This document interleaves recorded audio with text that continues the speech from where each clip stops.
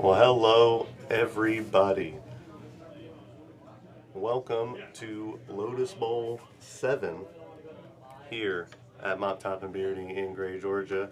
I am your host, as usual, Daniel Darity at the King8426 on social media, and we're glad to have you here. And today we have an exciting Top Deck GG Gold event for you. And we have 71 entrants today for our 7th Lotus Bowl in this new Top Deck season. The winner will be getting a customized playmat plus a Mox Diamond plus some in-store credit here with the rest of the top placing pod also getting a customized playmat with some additional freebies for that. Today we'll be having, I believe, 5 rounds with 71 people into a top cut, and we are currently getting set up for round 1. We have our feature match set up that is going to be heading your way in a few minutes, but just wanted to let everybody know that we are here. Rounds have started. And we are getting ready to go. This is a first for us post-ban, first major event. We've had a couple of weeklies here and there, but as for the first event, post-CDH ban, Dockside, Mana Crypt, some of the big ones there, Jeweled Lotus, we will be doing this for the first time since then. So I'm really excited to be here. I hope you guys are excited to be here, and we thank you so much for joining us. In a few minutes, we'll have our feature match area. Those players will be coming in at table. Let's see if I can tell you who they are. We will be having Riley, Nathaniel, Zach, and Lisa, all from our feature match table, coming in here, letting you guys know who they are and what commander that they are playing. Get a little bit of personality in here, a little bit more personable between all these players. So right now they're going through a deck check and getting set up for the feature match area. But we are here and we are at Mop Top and Beardy's in Gray, Georgia. If you would also like to be part of our future events, we have one coming up. We have Beardy's Holiday Bash, closing out the year, another Top Deck GG Gold event for some big points. So we will be putting out a little bit more information on that later, and some other events as the day goes on. But for right now, we'll be taking a short break, but we want to thank you guys for joining us here. If you want to be part of a future Lotus Bowl event, this is always available on Top Deck GG. If you just search up Lotus Bowl, any future ones will show up, and we would love to have you a part of the process here. All right, so we'll put it back on the commercial stream right now as we let our feature match area get set up, but we are excited to be here for our 7th Lotus Bowl. The rest of our participants are already playing. We have a few, I believe, 80-minute timer going on here, so we are excited to be here, and thank you guys for watching. Leave any comments. We get the live feed up, the live stream comments up. So read any, put any comments in as you go, and then we will be back for commentary on our feature match area with some of our 4 best players that have registered for this event. So excited to be here, and thank you guys for watching. Please stay tuned for the feature match as it comes.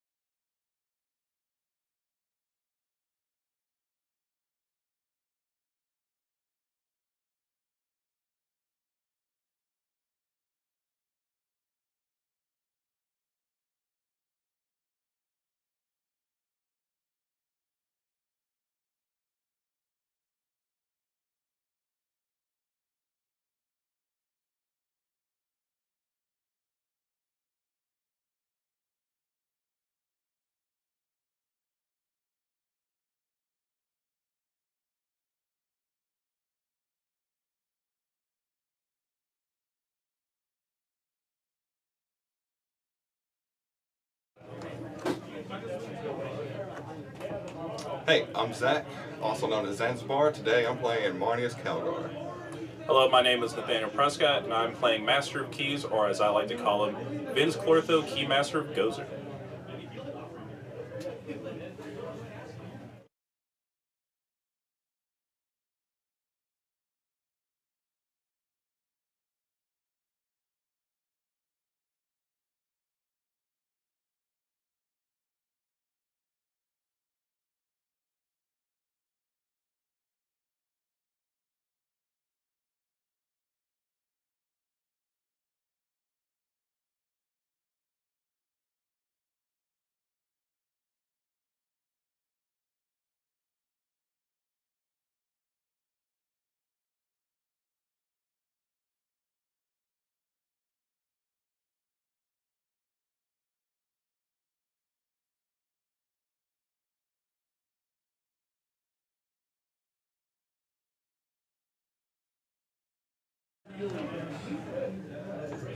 Hi, I'm Riley Elwood, and today I'm playing Timna and Thrasios.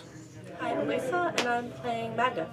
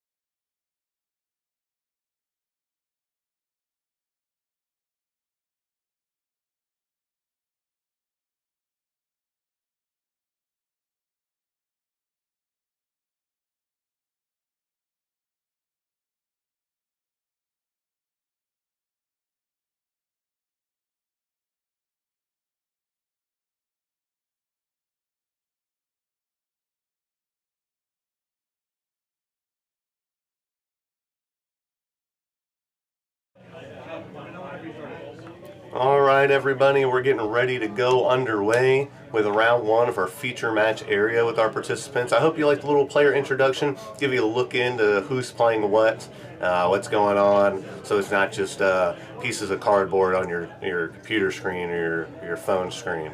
But right now, we're about to get underway. Everyone's sat down, they're getting their time extension, getting shuffled up, getting their mulligans resolved. But right now, just want to go ahead and give a couple of plugs. First off, to you, all the viewers at home, thank you for watching. I see you guys in chat. I know you guys said that we were having a little bit of connection issues. We're trying to resolve that. We're trying to get the gremlins out of the system, but they refuse to go away.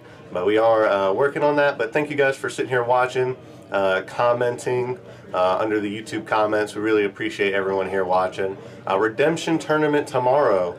We will be having for anybody who does not make or who does not do well today / does not win today. If you would like to participate tomorrow in the Redemption Tournament, that's what it's for. This is still a one-day event. It's not a two-day event, so you don't have to worry about what in day two.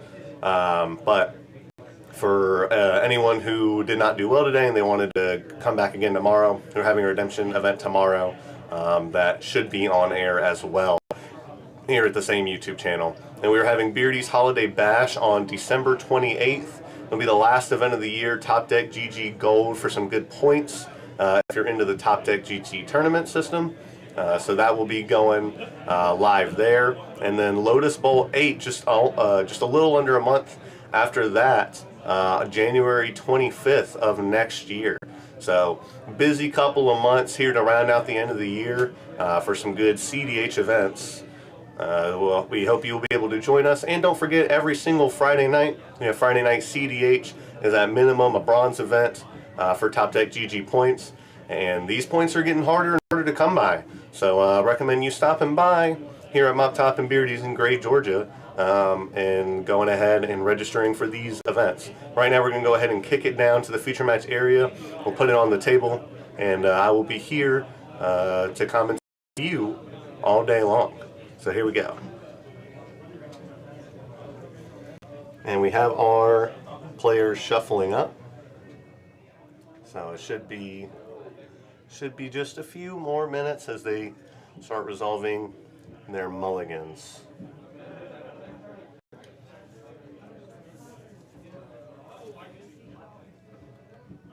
And so players have gotten their time extension, and we're ready to go. We see in our active player slot our seat 1.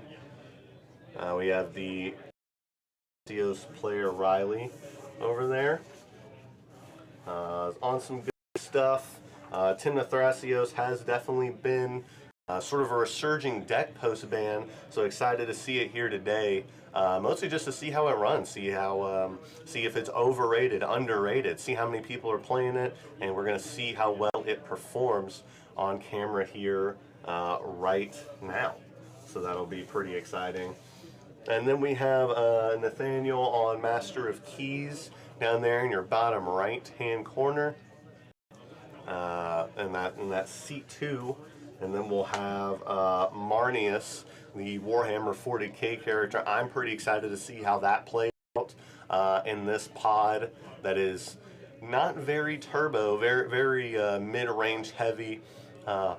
And I don't get a lot of face time with Marnius here, so I'm very curious to see how that works out. And then we also got Magda. Magda hit pretty hard by the bans with just Dockside and Mana Crypt alone. So, I mean, it's possible 3 out of those 4 bans are just kind of taking a kneecap on that deck. But we have a player here, Lisa, who is ready to take up the mantle of bringing back Magda Brazen Outlaw. So we are excited to see how that goes.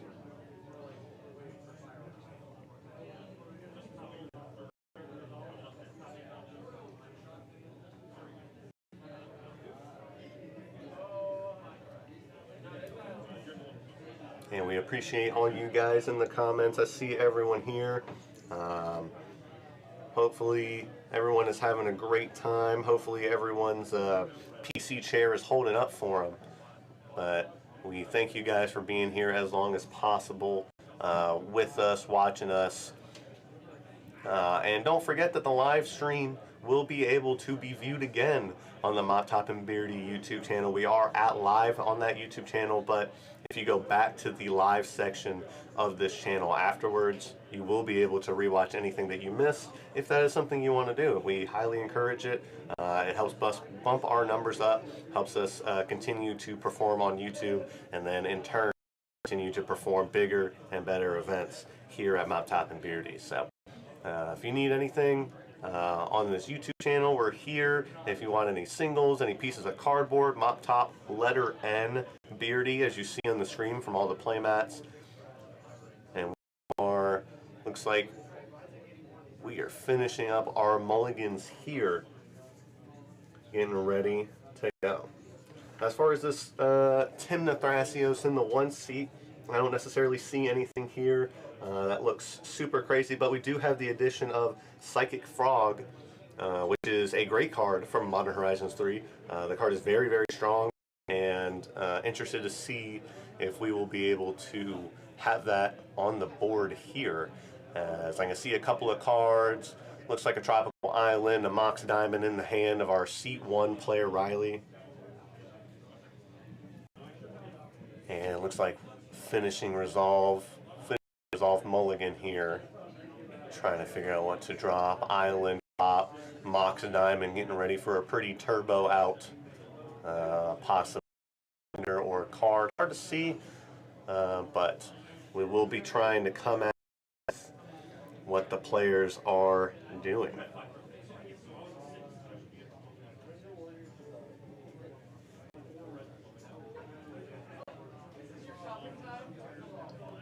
And looks like our players are getting ready. That looked like a mulligan down to 5, so a 5-card starting hand, active player. Looks like that one will be good enough for them. As we do have a draw on the step as we start the game. Hopefully they remember to pass the active player token around the board. That is incredibly helpful for everyone. It looks like we have a Mox Diamond. And just pass the turn. Postal looks to be a 40k Soul Ring. Hard to see with that card art. And active player token pass. Perfect. We love to see it. Love to see everyone helping out. And from the Master of Keys, see what they want to do here. And it looks like a crack into a Tiny Bones joins up. This card that everybody knows, and I know everyone knows it, but I'm just going to read it to you anyways. Definitely not an obscure card. When it enters any number of target players, start a card, and then static ability whenever a legendary creature you control enters any number of target players, each mill 1 card, lose 1 life. So it looks like the Flooded Strand crack. Let's see what they decide to get. Decided to get a Watery Grave Shock in. Down to 37.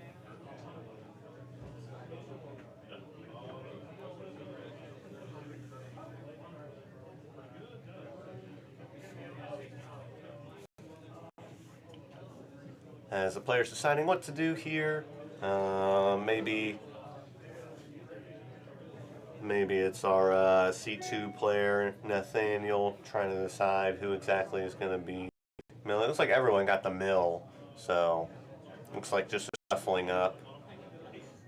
And a pass of the turn for Zach, who is our Marnius player, Marnius Calgar. Again, very cool commander from the 40k set. Looks like we got a shocked in. Looks like Godless Shrine. And we'll see what that card is in just a moment and let you know. And it looks like we're going with the One Ring.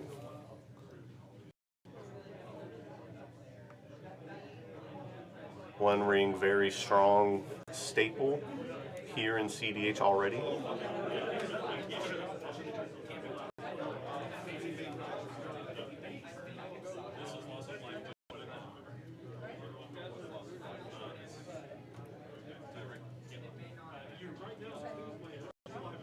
And it looks like the pass the turn over to Lisa on Magda after the One Ring. The One Ring just going to for a lot of advantage as we have Lisa playing a great Furnace into Mox Diamond into Magda. Just a very, very standard good play here. Just trying to get the commander out. And just looks like a turn over to our Thrasios Timna player, our TNT player. As we go with the Gemstone Caverns. Not quite good. Not quite as good as it could be. And in the tank, deciding what to do here.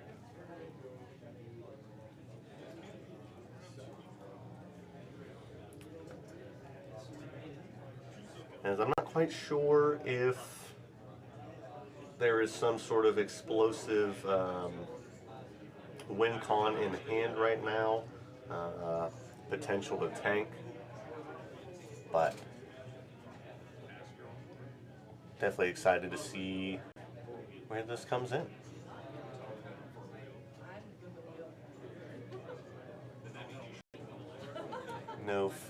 We have 5 mana in play, Soul Ring, Mox Diamond, 2 lands, but only 2 of it color sources as Thrasios does hit the board, and we'll pass the turn. Thrasios, a strong card in itself, CDH powerhouse staple for a very long time since it's printing in Commander 2016, as we see Nathaniel on our Master of Keys deck playing a City of Traders. And look to be a pass of the turn over to Zach on Marnius Calgar. Activating the One Ring on the end step.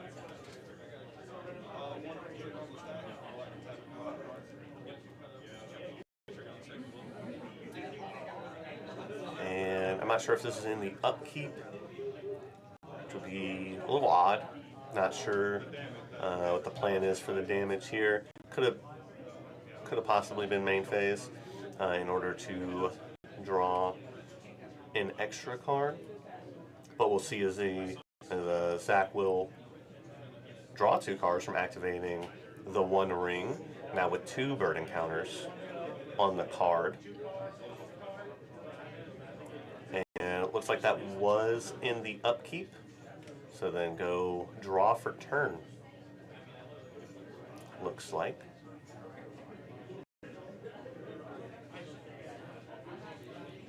And we'll see with a full grip what Zach on Marnius would like to do.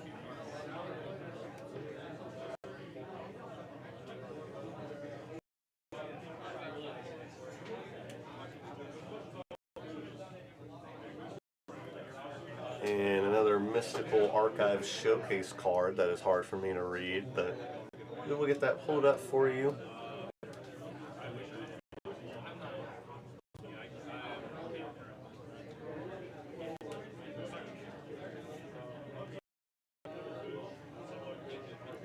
And looks to be resolved.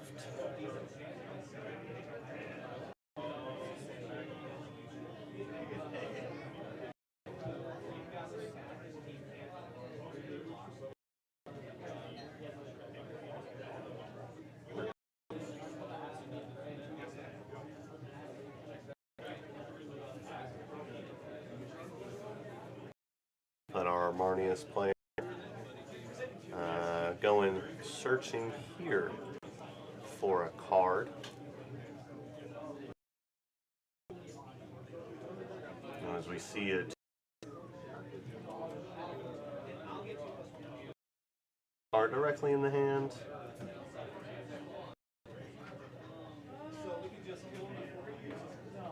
We'll see what we got going up here.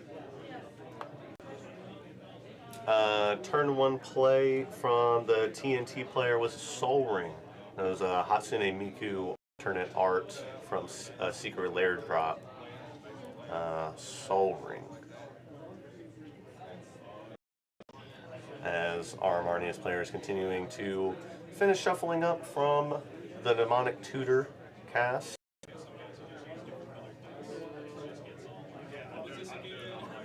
here on there too.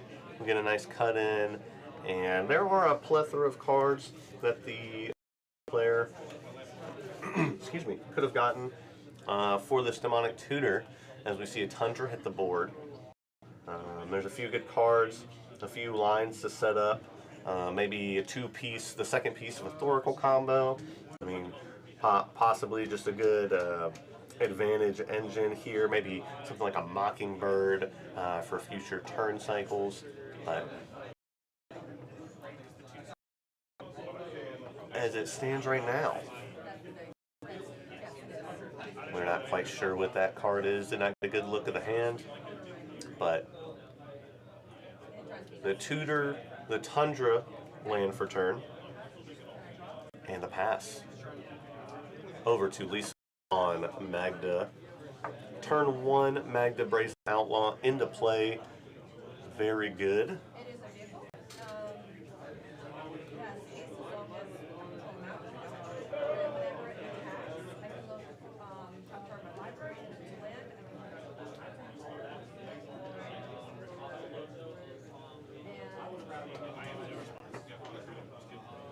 As we see Mobile Homestead, 2 mana has haste. 2 mana vehicle has haste as long as you control a mount, and when it attacks, look at the top card. If it's a land, you may put it into play tapped. So it looks like Magda with the crew becoming tapped, getting a treasure token, and then just a strict pass of the turn. Just accruing some more mana from the lack of a land drop or an artifact piece coming into play from the Magda player as they pass over to Riley on TNT, Timna, Thrasios.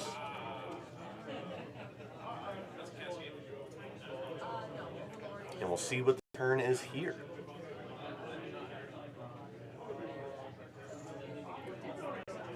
And again, still the, I guess, negative of what's going on in the board, not necessarily a problem, but not an ideal aspect, is that our TNT player here only has 2 color mana sources, as Thrasios does get in here.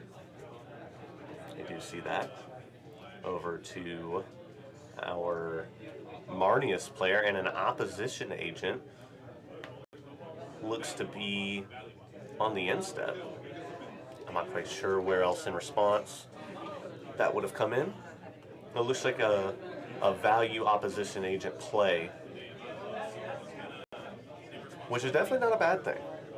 Definitely not a bad thing, especially when you are seeing a Magda on the board already, although it does require to sacrifice 5 treasures. We are a little far off, but with the demonic tutor, the opposition agent was not played. So interesting to see the process of our players on when to play, maybe expecting a future play come up, maybe also had a counterspell in hand and was trying to predict when to play as we get it on the end step. And now we see opposition agent coming in back over to Marnius Calgar, our 3rd seat, as they will hit their turn 3. Untap the 1 ring,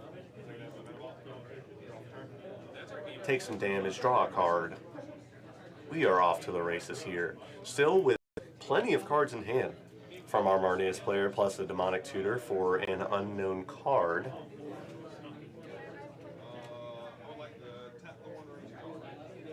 And let's turn up the volume on our table and let's see if we can't hear what the players are talking about right now.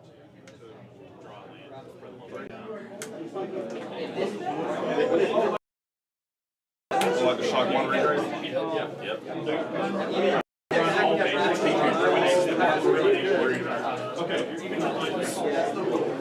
I'm watching. Okay, we've got you have your commander. All you need is an infinite mana outlet. You're good. She just needs, like, what's it called? Wandering Arcade. Not Wandering. Blue. Yeah. White. But it's not required. Floating with colors. Oh yeah. I like the Supreme card. Destroy all things. Verdict coming down here. I'm red. Seems to be a little frustrated with all the attacks coming in. We get a Thrasios activation here from Riley in C1. Scry 1, reveal the top card. If it's a land, put it in play. Otherwise, draw a card. And the reveal will be a deadly Rollick. One of the, if your commander is in play, it is free destruction spell. You see a couple of cards in the hand of our TNT player. And this Thrasios does have a way to come back down next turn as our Marnius player wipes the board, taking away a Magda, taking away a Thrasios, 2 commanders, plus the opposition agent. So we'll have to see if that pays off for our Marnius player here.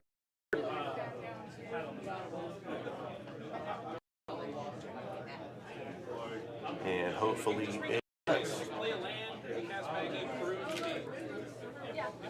As we get ready to see what's happening towards the end of the turn, looks like we're going to do possibly a discard situation and a pass of the turn over to Magda. So Magda on 3 mana in play. Now Saga, which is an incredibly powerful land.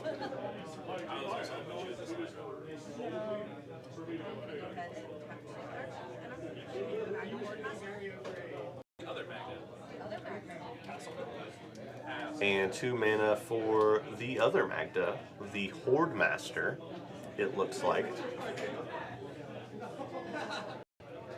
Which would allow you to sacrifice 3 treasures to make a 4/4 token into play. And whenever you commit a crime, you make a tapped treasure. So, a lot of stuff going on.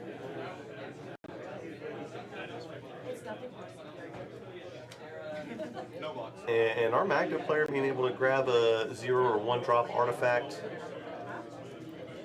does seem very strong, as we see that Mobile Homestead looks like it will attack.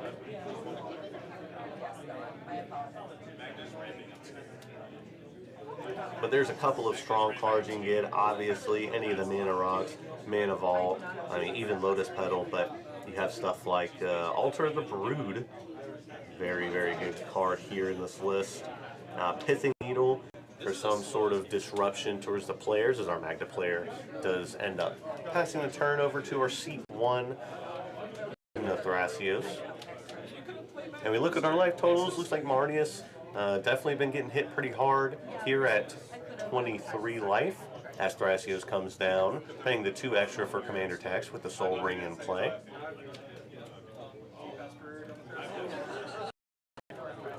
And we'll see what our Master of Keys player, Nathaniel, has in store for the end step. Looks like there is some priority being held.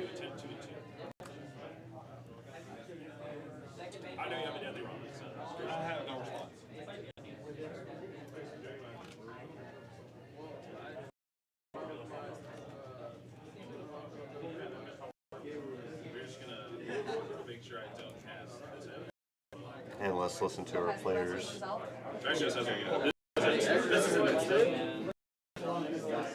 You could location in your 2. How do we difference? I'm sure you have a comment. Looks to be in an and it is just an it is an Entomb for Adrian, Abdul Adrian, I believe is the name of that card. Does, in fact, I believe make infinite 1/1 soldiers when paired with some sort of reanimate dead effect. In this list, we do have Animate Dead, Dance of the Dead, Necromancy, so possibly one of those all in the hand.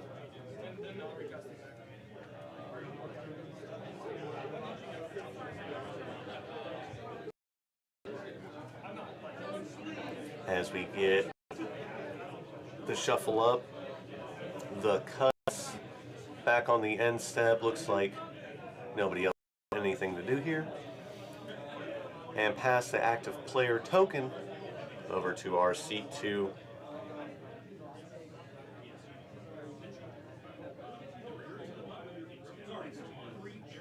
And this will be the second turn 4 taken here.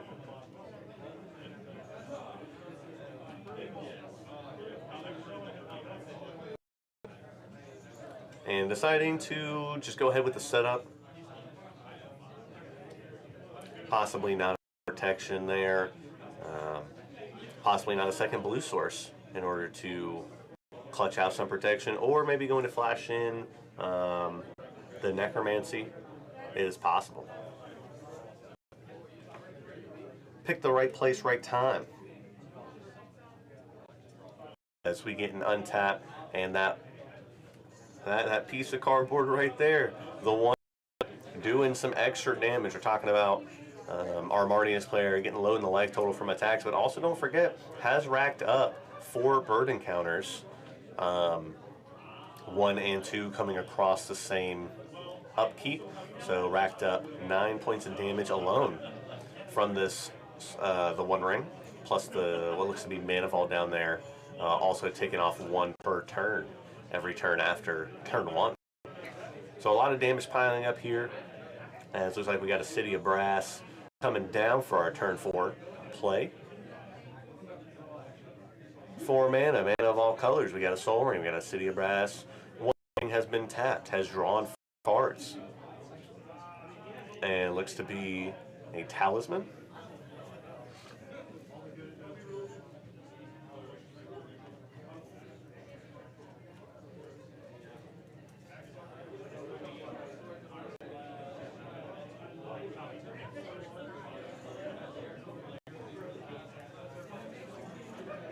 Still deciding what's going on here.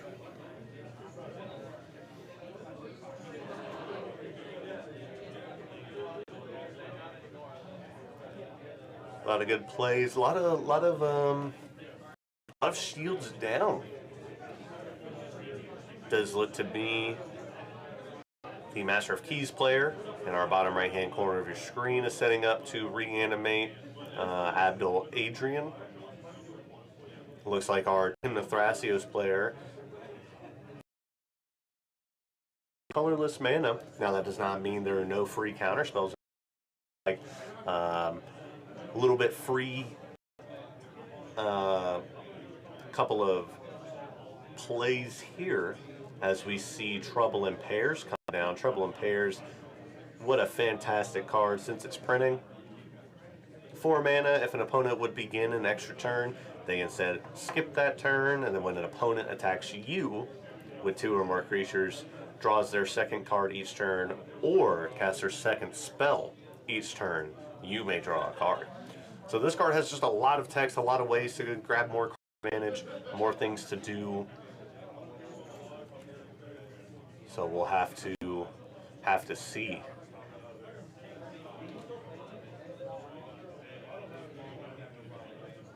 Definitely, it looks like our Master of Keys player here definitely picking the right time. I did see, did forget about that Tiny Bones joins up on the table, which Abdul Adrian is a legendary creature, so it would cause all the players to mill their library, take 1 life each time it gets blinked. Looks like we're going to discard here for our Marnius player down in your bottom left-hand corner of your screen. Trouble in Pairs. Is a great card here, definitely accruing more and more card advantage, but as the game goes on, they are at 19 life. Our Marnius player is, so 19 definitely not a great number to be playing with in this format. So we'll have to see where we go from here. Cards, very good at that part.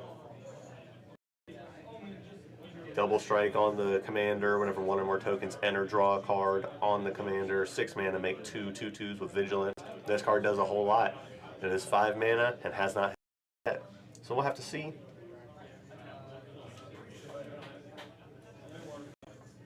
We'll have to see here.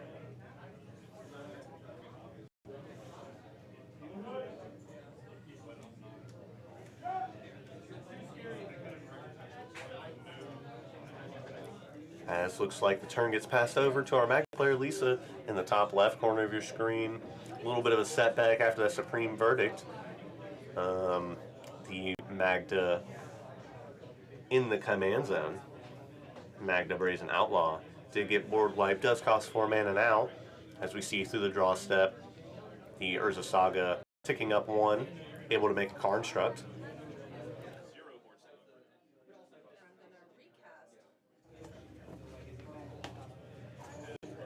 It does look like the 4 mana here will be spent on Magda Brazen Outlaw.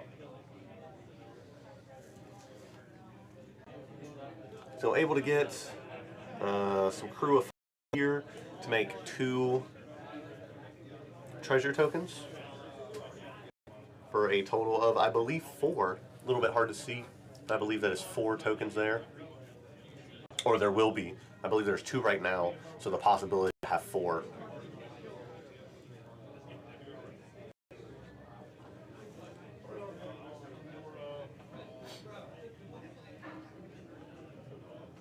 So it looks like our Magda player just setting up how their future turn is going to go. Maybe try and push a win across the next turn cycle. And it looks like we get the 2 crew for... it does look like that says 3. Double check and make sure that that's correct. And then it looks like the attack over to our Master of Keys player. That is from the Mobile Homestead for 3 damage.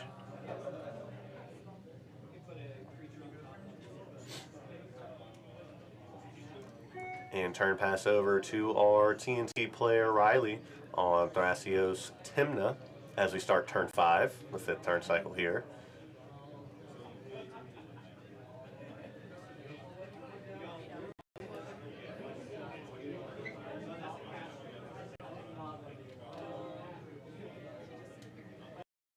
A couple of things to do in the hand here. Just trying to figure out the best play. With 5 mana available, only 2 color sources, so there's a little bit of a struggle here. There has not been a lot of lands played from, if we're being honest, most of the tables. It does seem like the table is bottlenecked on mana, and probably the most lean deck here in terms of what's going on board, in hand. What we can assume is going on is our Master of Keys player in the bottom right hand corner, possibly setting up for an in-step Necromancy. Possibly the player's trying to figure out how to stop this. Trying to figure out what exactly to do here.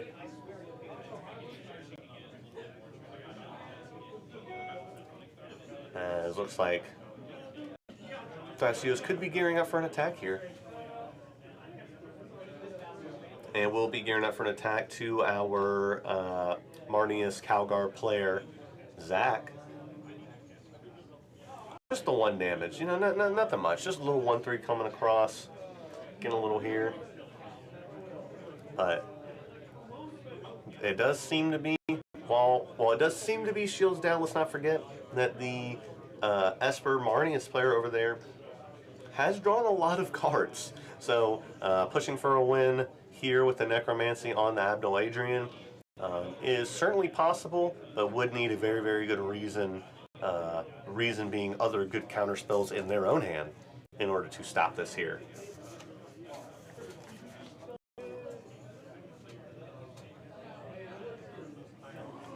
So we'll have to see. Looks like nothing happening on the end step. We'll play a land, and that City of Traders will go away. Looks like we're just gonna flip the 2 mana. I think everyone's here okay with that. And is that a Blind Obedience? That looks like a Smothering Tide alternate art from the one of the Eldraine sets. Maybe.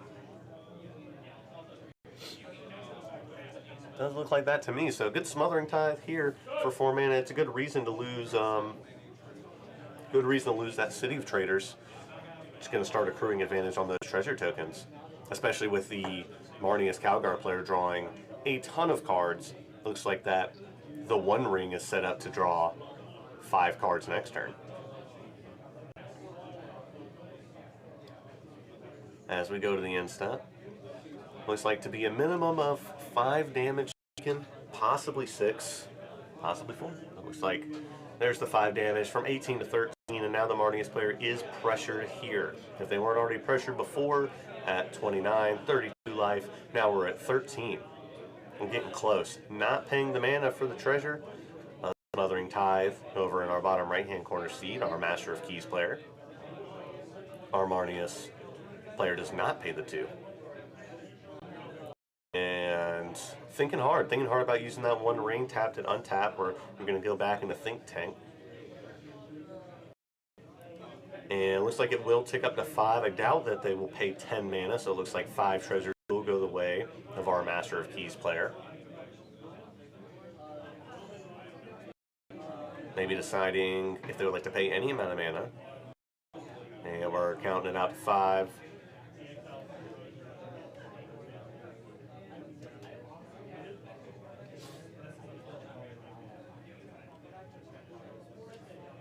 And does not look like anything's been paid here, so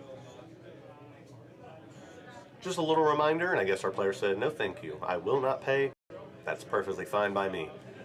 And now we start seeing the power of Smothering Tithe. I'm sure everyone here who knows about Smothering Tithe is very aware of the power of this card, but this card will just get so much mana damage. Combined with our Master of Keys, this X spell,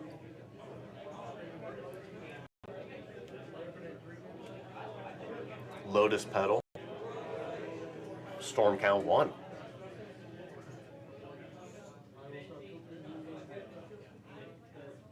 That is a Rector, Academy Rector in the graveyard of Marnius, is true.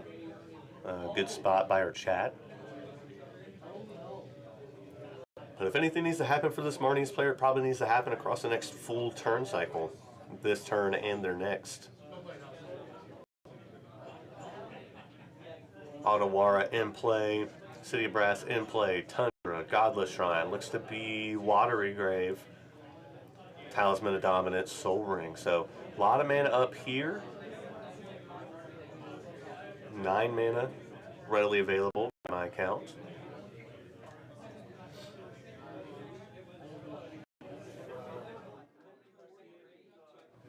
And with a full grip of 7 plus a draw step plus 5 cards, there are a lot of decisions to be made here as we see the Godless Shrine being tapped and a card potentially played, looks like an Esper Sentinel. Esper Sentinel, always a great card. Could be a little late here, but more card advantage. Could potentially draw out this Marnius player. We've already seen it among Tutor. And the Thoracle hits the board, Thassa's Oracle, for our Marnius player as the rest of our players grab their hands and decide, what do we want to do about this here?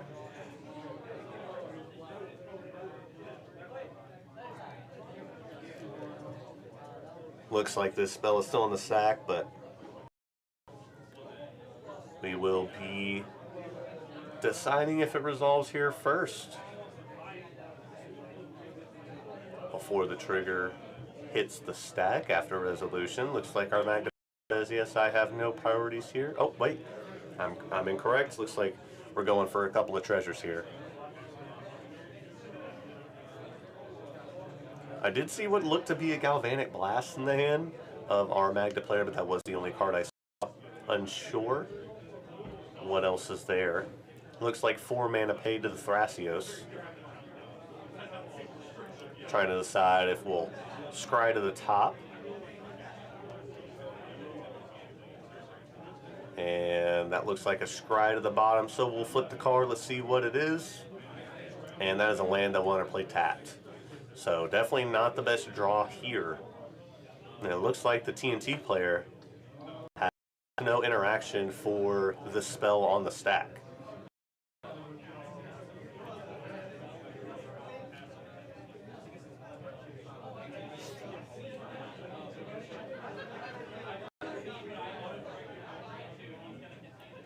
And it looks like we're getting a little bit of discussion here on the table. Let's boost up the table audio. Let's see what the players are saying. Hear their discussion. It does look like that Thassa's Oracle has resolved in response to the ability placed on the stack. Our Marnius player will hold priority, cast Demonic Consultation with a Galvanic Blast, hitting the Thassa's Oracle. So the issue is these nature ATBs already on the stack. Because devotion level is 0 and size of his power is 0. Like, Thassa's needs to get out in order for it to do it.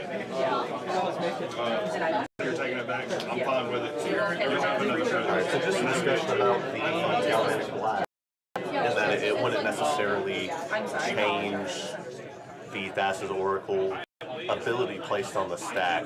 So just a little discussion between our wants to win, but everybody wants to understand the game as it is, and everybody wants to perform at the peak that they can. There's a little discussion there. It looks like the Thassa's Oracle from our bottom left-hand players, Zach, Marnius, Calgar. Thassa's Oracle has hit the board. The ability on the stack, held priority, Demonic Consultation. And let's see if that's a first round. You didn't see how you put it together. Isaiah was like, I'm passing on. Isaiah had the Death Ray Shaman to stop. But then my Thrasios activation was put into Stop and Reach. I would be like, can you try So then Isaiah was like, well, if I stop you, he just went up. So I proposed it. Well, Target with decon. well, for this turn, it wasn't free. Sorry, that was. Or no. 5 for free. Spells this turn you pass for Lotus Bowl. I like drawing that first game. I feel like 5, you cast 1d6, and I cast 1d6. So, mental missteps targeted. And we're talking storm count here.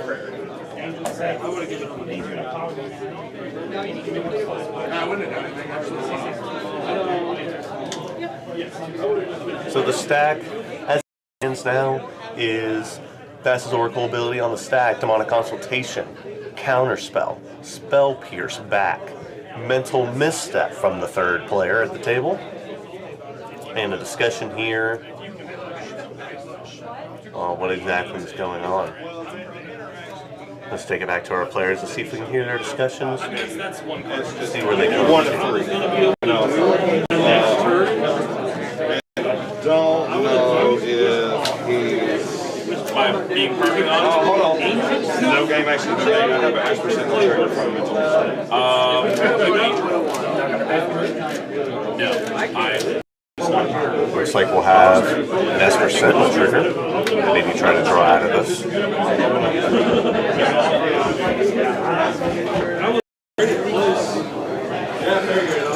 You kept giving me cards.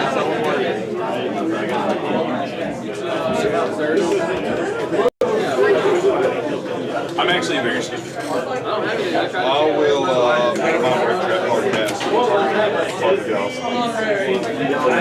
And a Mind Break Trap to the counter spells at the table.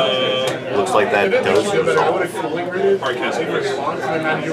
And 3 mana for a Fierce Guardianship. I believe that will be on the Mind Break Trap. Also have a trouble. Actually, no game action has been taken. I'll just let that resolve. Alright, MBT resolves. Okay, like the Mind Break Trap, Fierce Guardianship interaction is just showing our opponent cards in hand for no reason. Decon on the stack. That happens. Has priority on.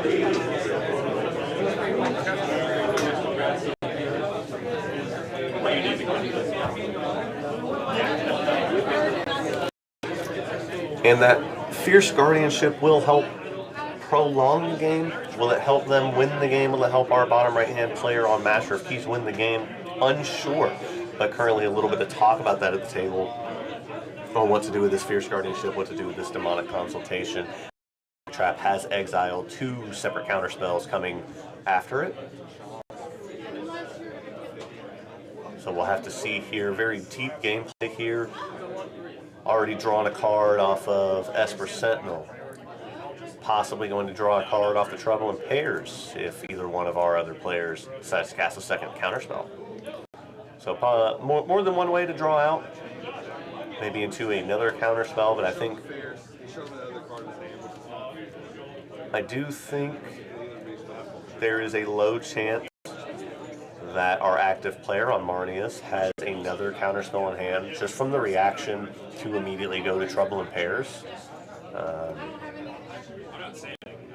when discussing the Fierce Guardianship play. So it is possible that they are looking for an out, although unsure. I can't really see their hand right now, but definitely interesting here. Demonic Consultation still remains to be on the stack.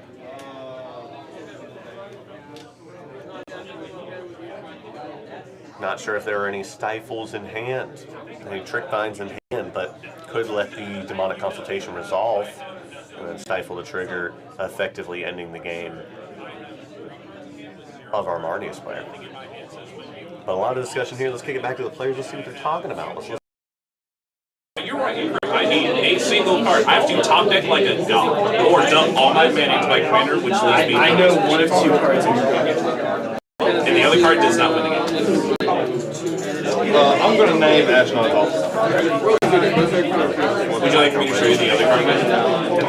I'm not paying. Good result. Yeah. 1,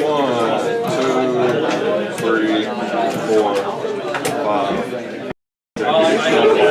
You take a priest blue shelf inside and one sweat and straight streets. Do you run, you said Ultra Dimension? Ashnod's Altar. That's the reason I named it. I don't want to take the chance. Delay. On Demonic Consultation. And that card is in fact in the deck list here, so we'll see an Ashnod's Altar to hand. In response to our Thassa's Oracle trigger. This card could possibly be even further down than what was anticipated. Looks like full ISO Rev combo out of here. Full Zulaport Cutthroat combo out. Silence gone. 3 Fairies gone.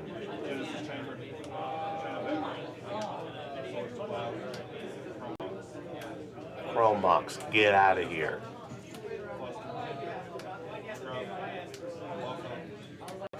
A lot of cards being exiled here.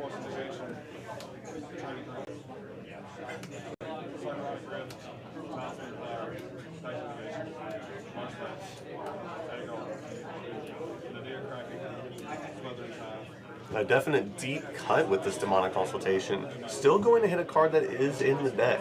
So the name being Ashnod's Altar.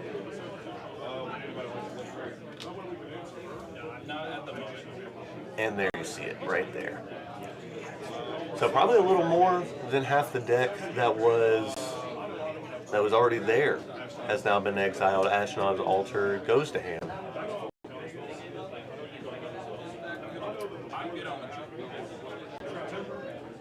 And looks like a value Thassa's Oracle. So no game time win here. Looks like that could have been part of the discussion for not having the Fierce Guardianship counter the Demonic Consultation. Look real quick. I don't plan on winning the game here. I plan on getting a piece. As everyone that plays Commander knows, that is certainly a great possibility, in fact, that discussion held on the table to try and get something to resolve. So unsure if that was actually what happened at the table, but it wouldn't surprise me in the least. And looks like 3 mana for an Amphibian Downpour with storm count approximately 1 million. As Trouble in Pairs will draw a card because that is the second spell from our Master of Keys player in the bottom right hand corner of your screen. The storm count is 10. So an Amphibian Downpour looks to be for about 10.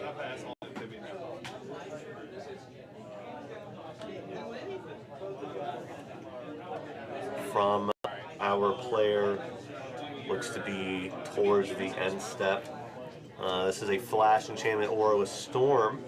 That enchanted creature basically becomes, basically the aura is a humility. Equipped creature or enchanted creature loses all abilities, becomes a 1/1 blue frog.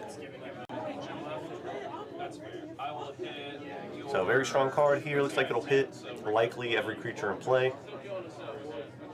A couple of them multiple times, since the storm count is so large.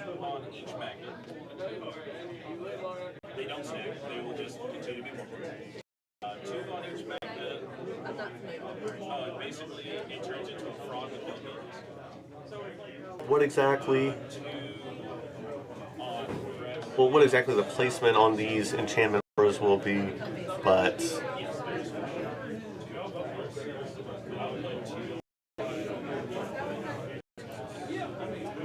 it does seem like every single creature individually will have at least one of these miniature humility auras.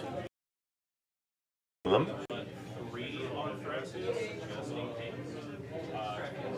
And it looks like everyone has effectively passed priority on this. Since the Mind Break Trap has already been used, it does not seem like that's the time here in order for another player to do it. So it looks like that will be the turn for a bottom left-hand player on Marnius Calgar. Explosive turn, to say the least. Approximately half the library size. Exile from a demonic consultation that grabbed a piece and did not attempt to win the game with the Thassa's Oracle. Trouble in player's activation. Esper Sentinel played. A lot of things happening. For a player to 11 life, let's see if they can find a way to dig out of this as they are moving to discard. With our Magna player, it looks like 3. Looks like 2 artifacts and a couple of spells in hand.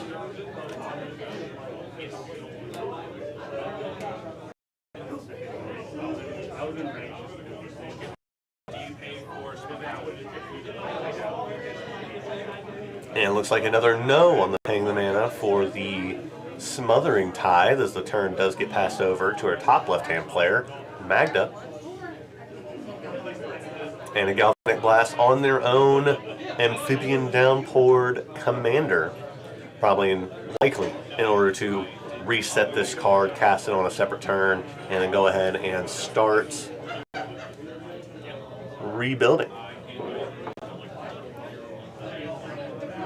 And it does look like that gets the chance to resolve here. As I find it hard to believe that this Master of Keys player is not going to be able to set up a turn in which they will be able to win the game.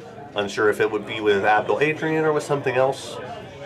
But only a few cards in that player's hand, so only 3 cards. We know one of them is a Fierce Guardianship. So would have to find the second piece of the Abdul Adrian combo and Necromancy, Animate Dead, etc. Because I believe our players have maybe an issue about this Urza Saga. I know for sure the Urza Saga was on 2 last turn, so looks like they're going to talk and then maybe bring the judge involved and see what's going on here. As our players do decide a way to fix this, bring up.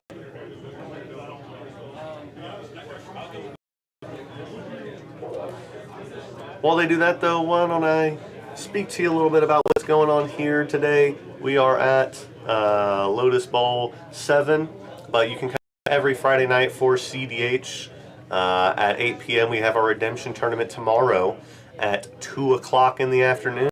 So if you played this Lotus Bowl 7 and you did not do so well, feel free to come back and we will be able to play our redemption event tomorrow. And it looks to be 3 mana here from our Magda player. And a Trouble in Pairs draw plus a draw. A lot of draw.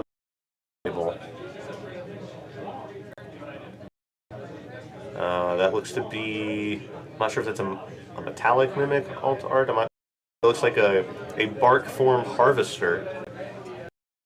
3 mana, 2/3. Changeling Reach, 2 mana, put the target card from your graveyard on bottom of your library.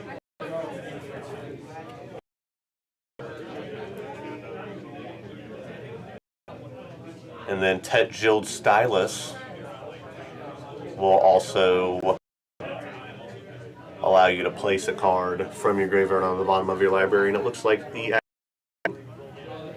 will do that.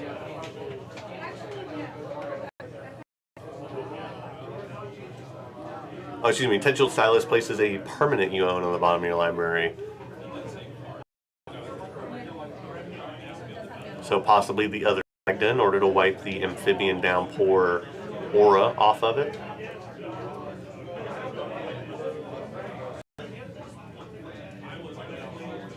But we'll see here exactly what's going on. It looks like we're winding down towards the end game here. We do have a couple of, I'd say 15-20 minutes.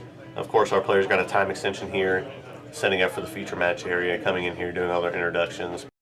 It does feel like this game itself is nearing the end.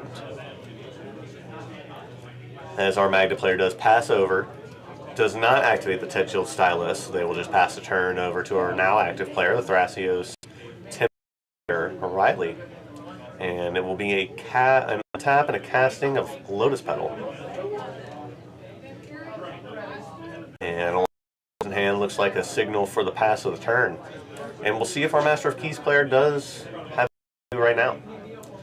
See if they have a Necromancy. See if they wait till their turn. Let's see if they have already presented the fact that they do have a Fierce Guardianship, and they have more than 6 mana available in treasures. So we will see exactly what's going on.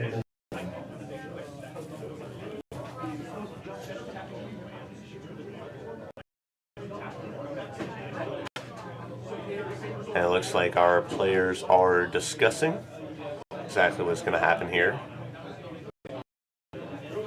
Now let's turn it up. Let's try to listen to our players here. Let's just turn up and on them real quick. Yeah, I misplayed that. I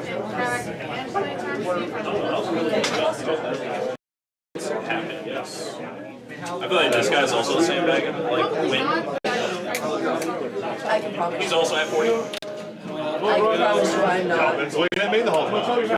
I'm off my own. I do not respond to that. Looks like we are not going to the end step on our Thrasios Tymna player. Looks like they will be casting at Tymna, as that is their second spell for the turn. The Trouble in Pairs will trigger from our Marnius player, triggering the Smothering Tide from our Master of Keys player. A lot of things going on. A lot of permanents have hit the board. A lot of things are affecting other things. A lot of cards played. Tymna trigger will draw a card, lose a life, grant a treasure to our Master of Keys player.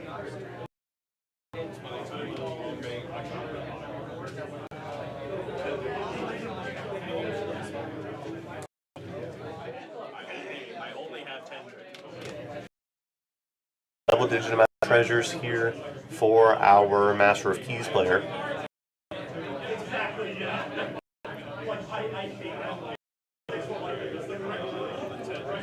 And turn.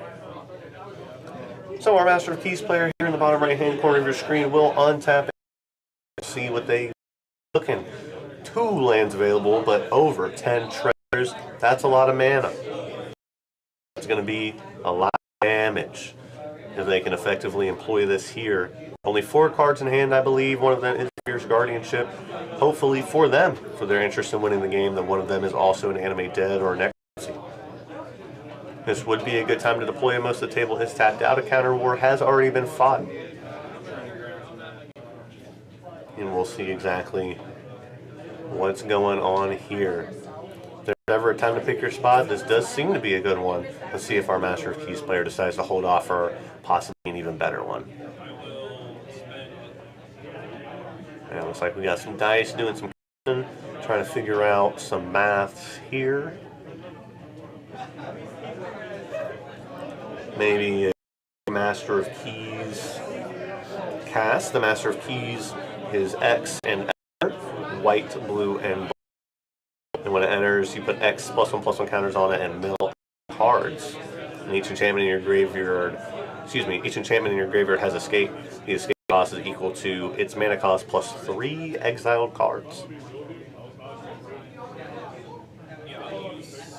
So possibly maybe X equals 5, X equals 6. Come down here. I don't recall any fantastic enchantments already in the graveyard, although getting something like the animation Necromancy in the graveyard here would do wonders for winning the game, especially with Master of Keys out now, no longer having to hold up 3 mana for the Fierce Guardianship, can just be used for its alternate casting cost of 0, as long as you control your commander. So we'll see how many treasures they are ticking down, our Master of Keys player, and deciding if they would like to mill.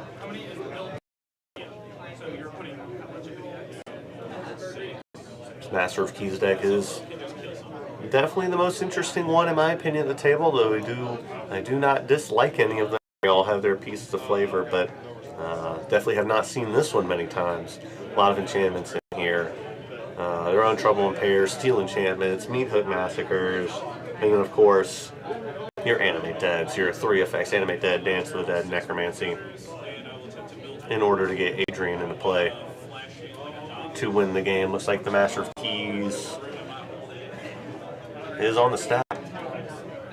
Looks like it does resolve. That looks to be 6. 1, 2, 3, 4, 5, 6, 7, 8, 9, 10, 11, 12. So it looks like X equals 6. As it does mill twice X. So we're going to get a good pack here.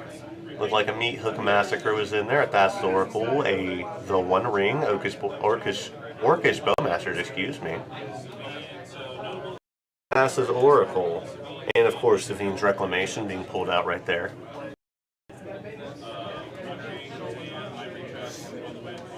Which is a card already has back. Couple of lands, looks like to be a Talisman there. Nothing that's necessarily going to get brought back, but the Meat Hook Massacre is an enchantment that can get brought back. Absolutely.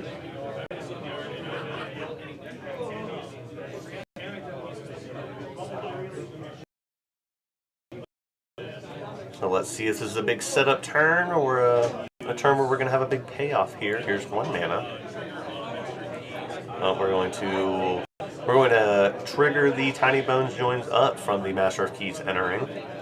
So it looks to be every player will mill 1 and lose 1 as a Minamo. School of Water's Edge hits the graveyard for our active player. Karn TCG for our Magna player. Misty Rainforest and for our Marnius and TNT player respectively, as we get 1 mana here. Excuse me, 2 mana here for our Malevolent Hermit, which does give the ability to counterspell here with a permanent based effect, as the Trouble in Pairs will trigger from our Marnius player. Again, triggering 5, cannot pay for it, so another treasure. So this Malevolent effectively costed 1 mana here. Oh, looks to be a turn. And that did look to be a big setup turn here, although not a bad one. The one is our game is reaching its natural conclusion here, as our Marnius Calgar player will take 1,000,000 points of damage approximately, down to 4 life from the Mana Vault tap and the One Ring upkeep trigger. So 4 life, draw 1 card for the turn. And a Smothering Tide from our Master of Keys player. And we're going to see exactly what's going on with our Marnius player. A lot of cards in hand. Constantly has been at 7 cards in hand all game. And we know last turn the Demonic Consultation for an altar. So we'll see if that comes into play here for a win con necessarily.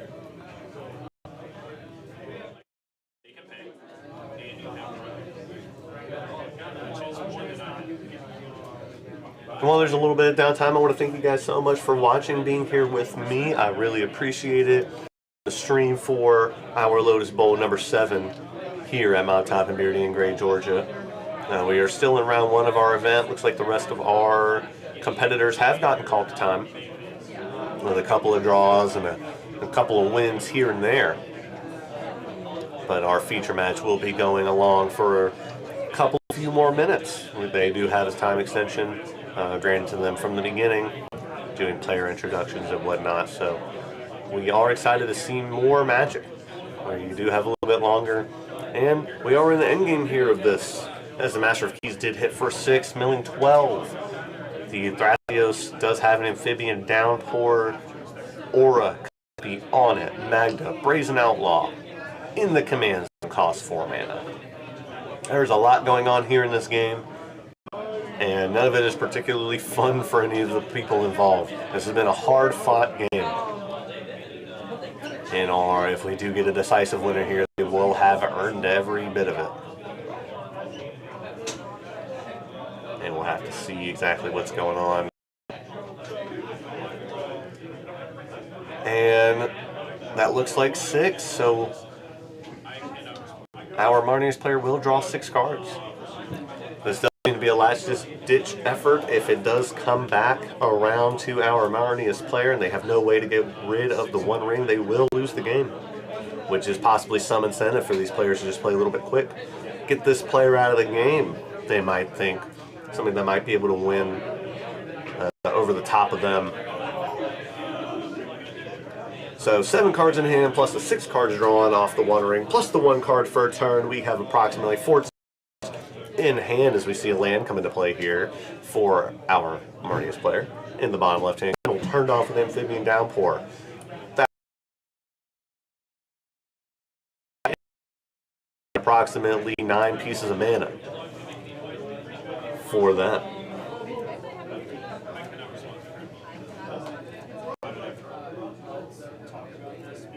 And it looks like a Grand Abolisher in play. This is an interesting card here to see. It does look like a game-ending effect here. Possibly some sort of Thassa's Oracle. Blink, maybe.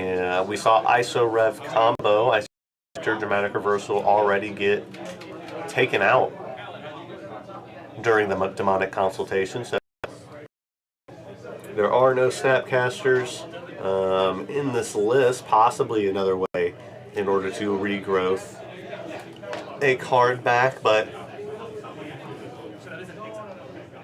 Deadly Rollick in response, I believe, to this Grand Abolisher. Grand Abolisher on the stack from our Marnius player. Deadly Rollick on the stack from our TNT Thrasios Tymna player. Targeting, I believe, the Thassa's Oracle.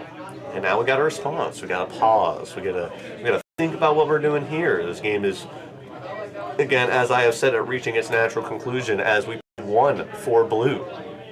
From our Marnius player down to 3 life for an offer you can't refuse. A bolt can sweep up this player. 3 life, likely attempting to win the game here with the Grand Abolisher coming down. And the 1 ring being on 6 for the next turn. If there's no way to get rid of that 1 ring, they do lose the game and will lose all their life. Take 6 damage at 3 life. That's not a combination for winning.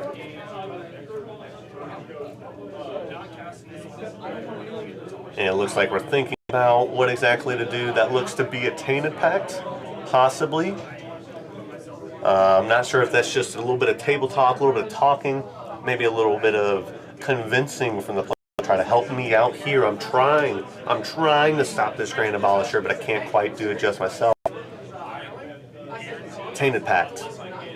Not sure if that's quite on the stack or we're just talking about this card. But that does look now to be on the stack as I pay 2 mana. Looks to be a Tainted Pact on the stack for our TNT players a pair from our Marnius player. And they will draw a card, potential response. They currently have 6 untapped mana on the way. And again, not very good. City of play for our Marnius player. That's 1 more life. Put him down to 2. I mean, there's so many ways that this player here effectively stifled into a loss here. Life total so low, but this one ring has accrued them so much card advantage over the course of the game. It is currently at 6. It has drawn over cards for them. This is a powerhouse. This is a card that could potentially win the game.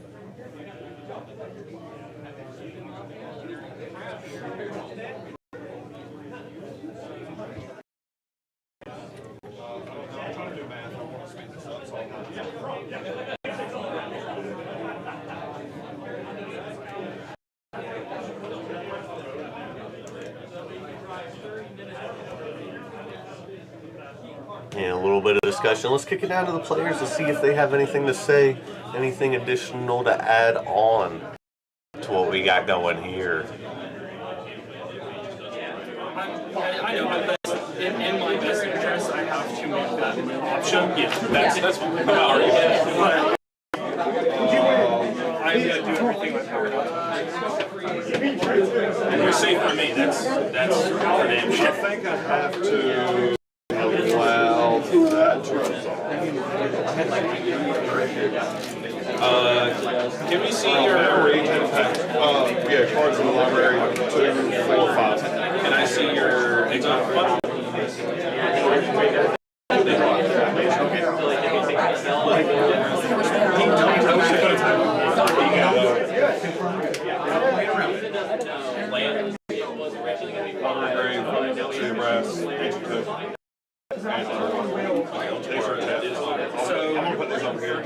I am good to start resolving 10. I'm just like potential things. So it looks like that tainted tag will resolve.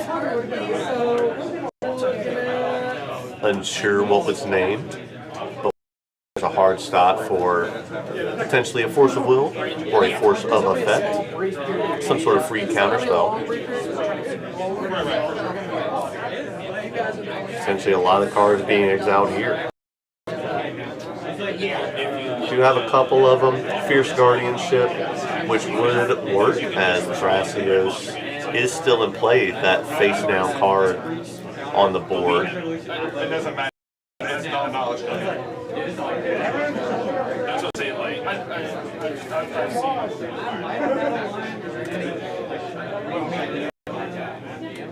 And a lot of flips here as time is winding down for our players.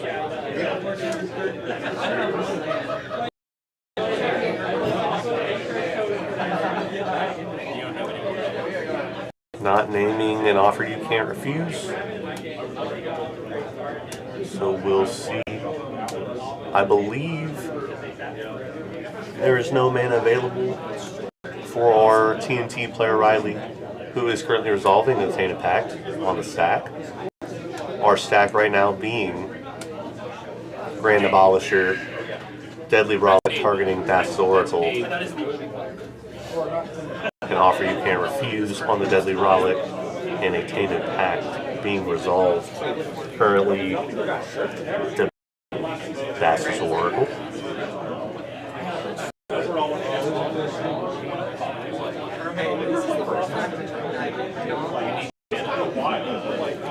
As Tainted Pact does not name, it does just let you exile and then pick. A Malevolent Hermit still in play, being noted by our Master of Keys player. But Malevolent Hermit is not a hard counter. It is 3. Granted, 3 mana might be enough in order to stop our Marnius Calgar player from winning the game here, with just the Grand Abolisher being on the stack. 6 mana available. 3 is a lot. There's a lot to ask for. Could be something of Ephemerate on the Thassa's Oracle, but likely not, considering the Deadly Relic has already targeted the Thassa's Oracle. And it ate a counterspell versus eating an Ephemerate. So we'll see what our players are thinking about. Looks like Thassa's Oracle, the debate here.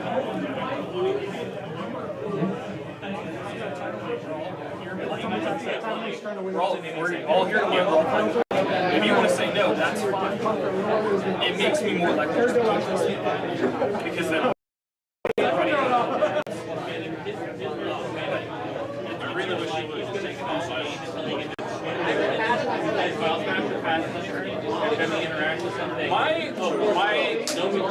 Resolving historicals, exiling historical is still the best feature. Again, our players still trying to eke out a win here. I'm thinking of what he could possibly. It's possible if the top of the table does go on for too long. It's possible that He doesn't have the our players would reach a draw. I'm not sure that would benefit. Everyone's looking for a big win. Nobody's looking for a big draw. I'm just trying to figure out what exactly he's going to do. Especially with a player at 3 life, you can easily eliminate this game. I don't want But our Marnia's Calgar, because they're at 3 life, is doing a great job of holding on here. And doing a great job of picking the spot in order to try and jam the win. Again, Tainted Pack resolving. Currently thinking about the fast top side of the table. Underneath the Tainted Pack that's currently resolving, we have an offer you can't refuse targeting a type of draw like that.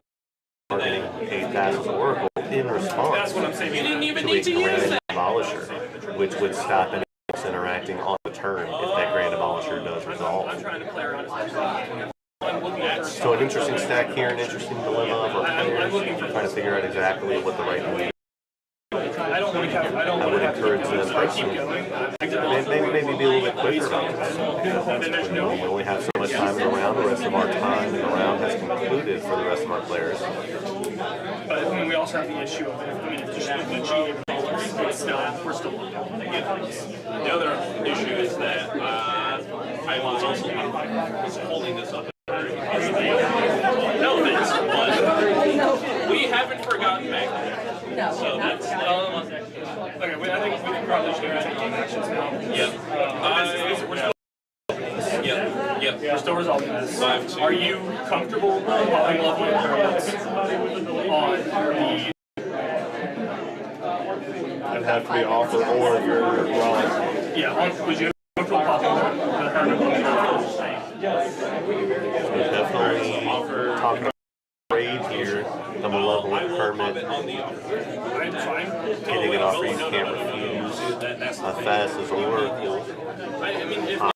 Take him from this Tainted Pack. Because of the Grand Ultra, I can't interact. You can't, so. A little bit of a slow moving turn, but a lot of decisions going on. Definitely something that could possibly end the game if that Grand Abolisher does come down and resolve. And then you get the treasures that you A lot of untapped mana in play. Yeah, I mean that doesn't. We're assuming what permitted tutors are in his I think he used consultation in his yard. So his Tainted Pack's in. Tainted Pack's either in hand or is this a way to draw the rest of the deck? untapping this draw summon. Yeah, he's Germanic reverse. Dramatic. Talking about a few cards that have been exiled with demonic. So is this Tainted Pack? No, Tainted Pack is not in there. Tainted Pack is either in hand or in. That's all for the summing. Yeah, so my thing is that he definitely. I'm just. Alright, no, here's my thing. He either has Chain of Eight or he has Diabolic Attack. I know Cypress in there. So I'm trying to. How many times in our. And man, if you're new to CDH here, welcome to the politicking side. This side does still happen outside of casual. A lot of decisions here being made in order to protect the table, protect other people's wins. I know our TNT player would like to see Thassa's Oracle in their hand, but they have skipped over it. That looks like a force of effect. So that will likely put in the hand. Looks like that was Snap Kept. I would to be maybe a mystical tutor. I couldn't quite tell that artwork. Didn't look like it had enough CMC. Oh no, that is Force of Will. Okay, so Force of Will, exiling blue card, targeting likely the Grand Abolisher, although I did not hear.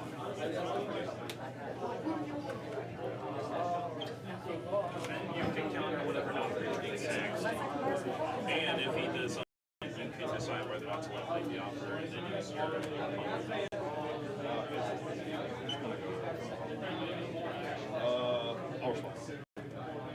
Floating colorless. Looks like 2 mana response. Born upon a wind, holding priority.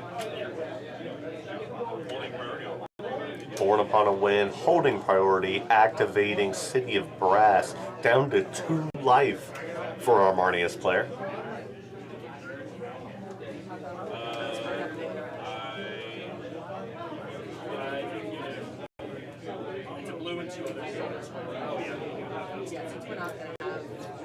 And a tutor placed on the stack.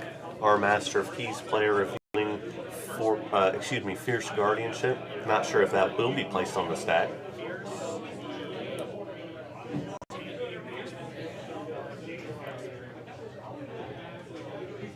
That also looks to be a Vampiric Tutor, which would cause that player to lose 2 life.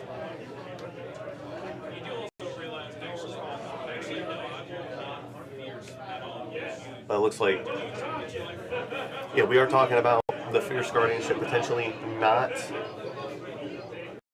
being cast at all because the Vampiric Tutor would cause the Marnius player to lose 2 life. As they are at 2 life, it would lose them the game if that card resolves here. So Fierce Guardianship kind of picked up in hand, not necessarily declared as being cast. Looks potentially a draw. It looks like all of our players have drawn here.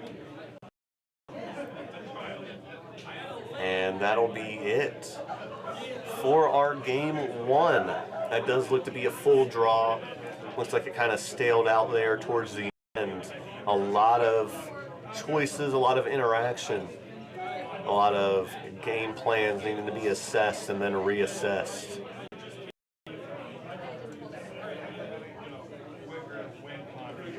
But that will do it for our round 1 feature match area. Excuse me, sorry for that being loud. We're having a little bit of announcements for the rest of our contenders, but that will be round number 1 at our feature match area. Very soon we will come at you number 2. I want to go ahead and remind everybody here that we do have a redemption event tomorrow. This is a 1-day event, a 5-round event, but we will have another one, smaller scale, smaller price pool tomorrow at 2. But you are watching Lotus Bowl 7 here at Mop Top and Beard. We also host weekly Friday night CD F&Ms at 8 p.m. And we are here. We're getting ready for round number 2 to come set up once all of our players have gotten their standings out and their next pod. We'll bring the feature match area over, have everyone set their stuff down, and we'll be back again for a player introduction. So hopefully that exciting match with TNT, Master of Keys, Marnius Calgar, and Magda. Very wide open meta. It looks to be from just our feature match area.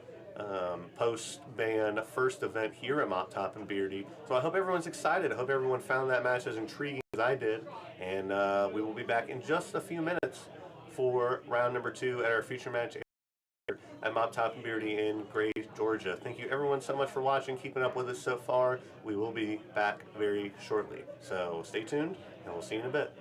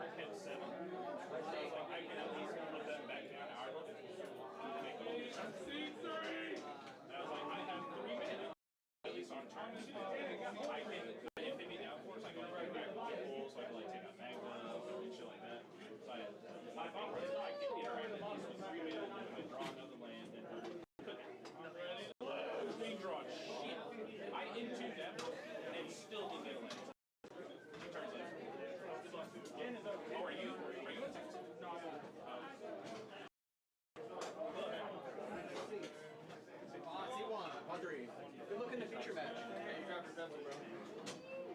That's not me. You want to see the table light? Oh, shit.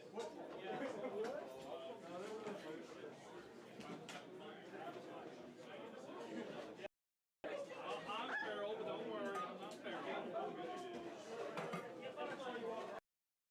I'm taking this loss, I guess. Where do you want to sit? C2. C2, I'll just sit here then. Right, C2, so over there we go. I've also got some ash, got the cherry grass. Hey guys, real quick, let me make an announcement. All right, so my apologies. Because there are 72 registered in, even though we did have some out, it will be 5 rounds. So because we did have more than 64 registered, it will be 5 rounds.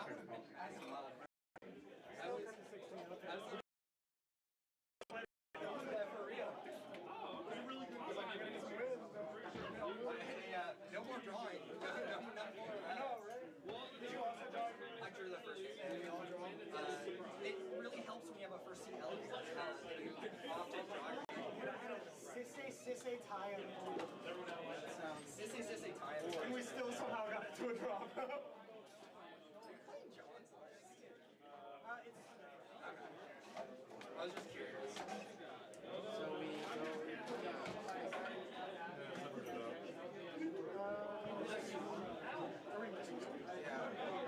Because we already took this deck, so we'll have to see you.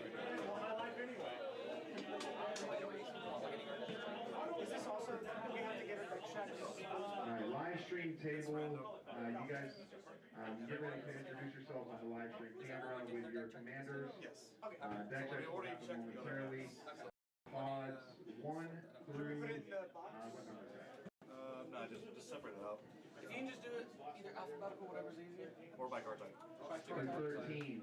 With the exception of Pod 7, you guys can go ahead and resolve your mulligans.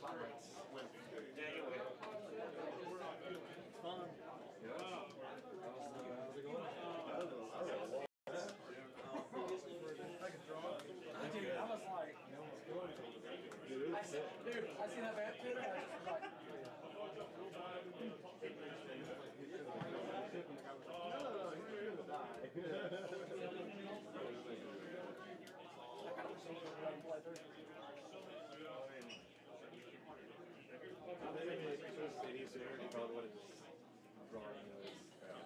Missing a player named Cameron. As in our worker? Cameron as in the worker. I don't know. Back here again. We've already checked your deck. Oh, okay. I literally didn't know if we were playing my wife. I'm trying to make it.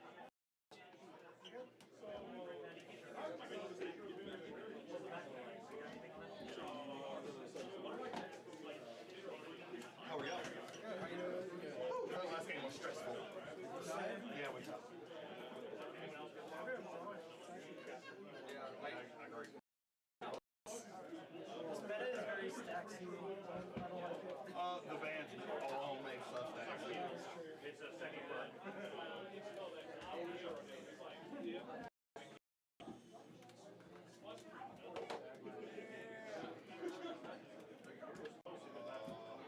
Hold on. Judge! I have his, Which guys? Which, you know? Nathaniel, where are you at? why does tie have to have so many different types? Who do I do now?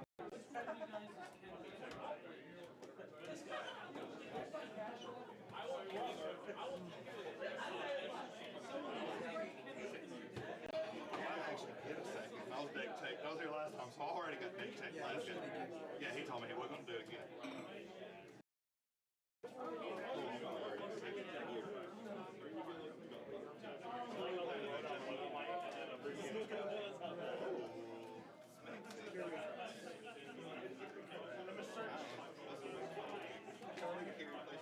All right, gentlemen and ladies, you are good to begin.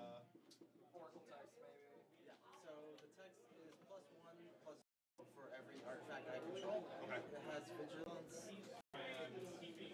Remarkable. I always forget it's in this shit. Oh, okay. I think it's first believe it's first right. That sounds like right. what it was. It wouldn't make sense. First right vigilance gets +1/+0 for each artifact I control. Partner. Thank you, sir. It was on time. Tie on. Oh, while y'all doing that, I'm gonna go finish my cigarette. Congrats, you guys. Yeah, you're good. You gotta do your stuff. Yeah, go take a smoke break. Yeah, you guys were. Check paper. Oh man, that's check paper? Yeah. We got a it's a limited edition mop on beer check paper. Check nice. You gotta keep this. We just going to sort it out together. If you guys are done sorting, 2 at a time, go in there and do your interview. Sebastian can go first. And then I'll take do what? Yeah, you take your commander. Just let us know what commander it is. It's not on here. Oh yeah, it's on there. So just wait for him to get done and then y'all make sure you go. Because this man here has already done his interview. Do you want to do this, guys? It's just a little job, please. I was there with him last night while I was yelling at him to go to that guy. Luckily, I know what most of these ones are. Like picture of it. You're definitely better. Free games and stickers.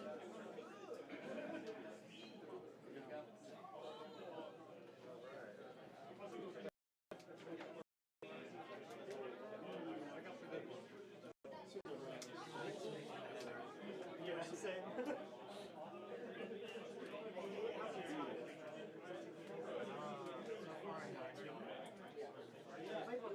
This one again? That's another version. I can tell. I thought that's what it was.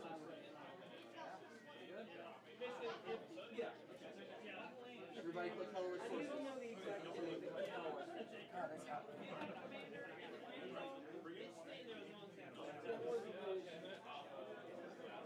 You know, fetch it where it says.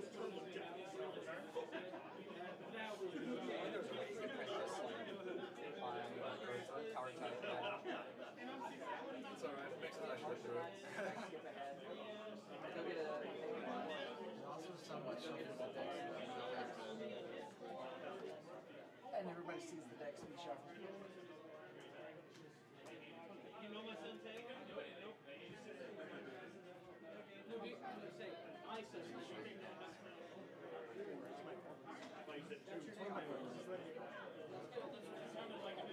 A foil down line tears. Yeah, I figure we'll just wait till they're closer to done with the... Do you know John? Yes. I'm pretty familiar with that. I've played against it. I changed some things around. Did you like make it more mid-range? Kind of. Okay. I know John just likes to gun it. Like, Yeah. really, He's on like J-Will, Brody before. Yeah. Changed a few of those things. I've seen your playstyles a little bit more like conservative, mid-range. That didn't take long. I'm terrible at searching my library. Third from the last card of the week. Yeah, that would be my turn.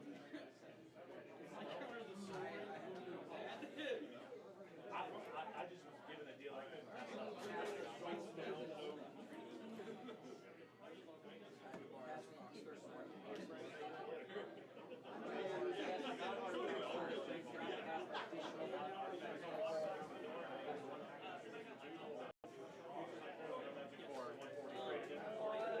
Yeah, I was like, one pack, but yeah, just count the pack, I think. You were not going to find it. Or it's fine. Even if it's so long, it's like the only one that. No matter.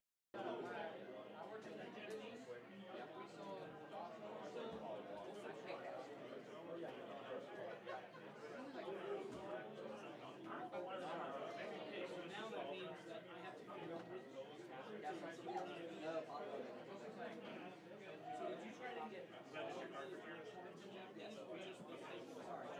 Sorry. Go to my turn.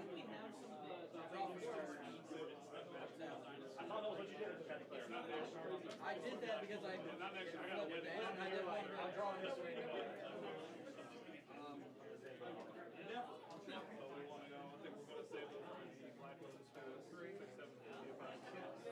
Display luxury suites.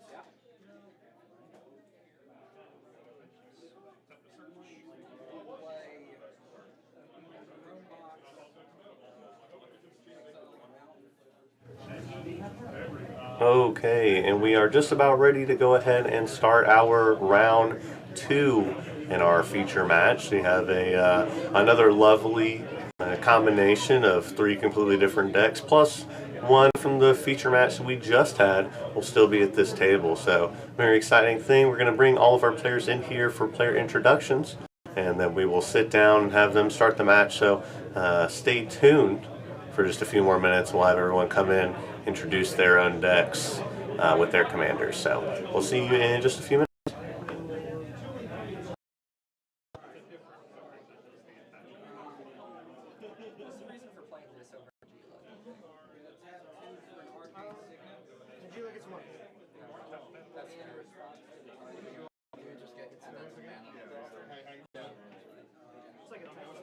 The nice thing with this one of those is you look here, you open up stacks of instants. We can go ahead and do 2 interviews or whatever.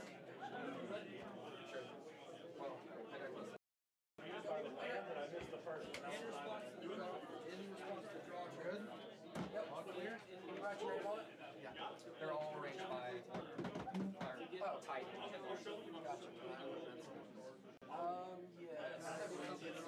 Yes. In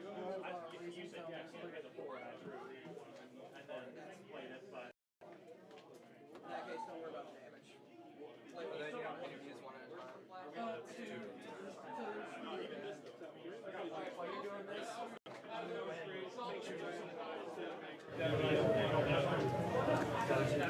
Hey guys, it's Zach again. I'm also known as Zanzibar. I'm playing Marnius Calgar. Chat. I'm playing Asika, God of the Tree today.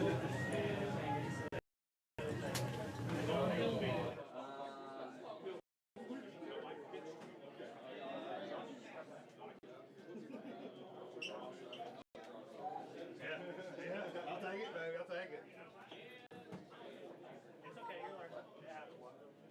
this is my first CDH tournament. I gotta get yours. Did you give it to him? What? I gotta get your necklace. That's okay. It's good. He said he took. He said he's good. Well, no, I got. Oh no. There was another video. Okay.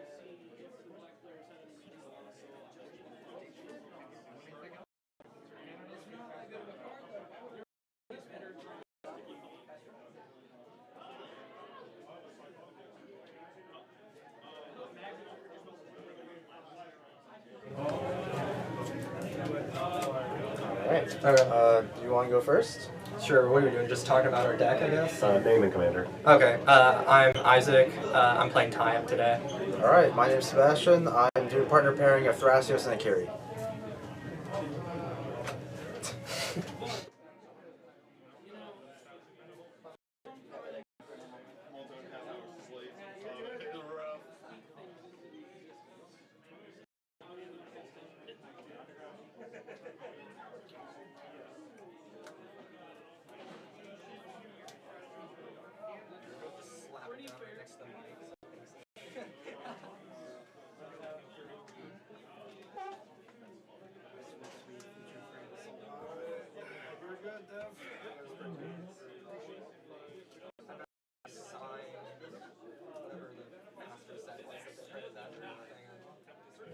So yes, as you just heard it, we do have a repeat Marnia Calgar player coming in. They will be at seat 1 again, and then we have the combination pairing of Akiri and Thrasios, and then Tayam played by Isaac. So should be a good, wide open game. I believe all of our deck checks are either done or finishing up here, so our players are just shuffling up, getting ready for a wonderful round 2. So let's go ahead and revisit a little bit of the standings here, and let's see if we can't give you guys an update on what's going on here.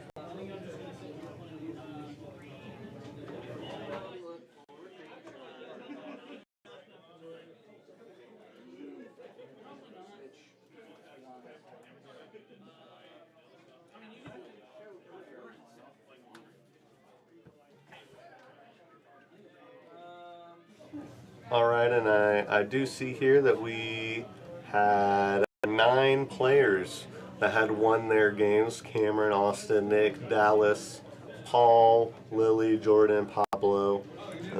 They had all won their games, and then the rest of the players had either drawn or lost. So definitely a good round 1. In our round 1, we had 13 pods, so only 4 of them going to time for the draw, or possibly an intentional draw.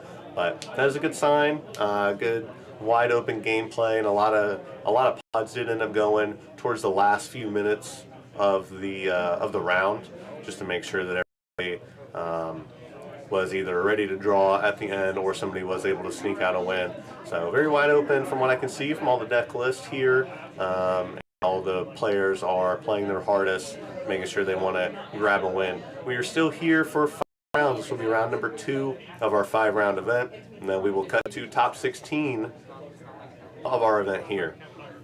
I want to go ahead and continue plugging that we have a redemption tournament tomorrow for any of our Lotus Bowl number 7 here at Mop Top and Beardy in Gray, Georgia. And join us every single Friday night on stream in person for our CDH event as a bronze level Top Deck GG at 8 p.m. We also have our redemption tournament tomorrow. As I said, we have Beardy's Holiday Bash, the 28th of December this year, so coming up in about 2 months. It will be another large CDH one-day event, and that will be preceding Lotus Bowl number 8, which we are announcing will be on the 25th of January next year.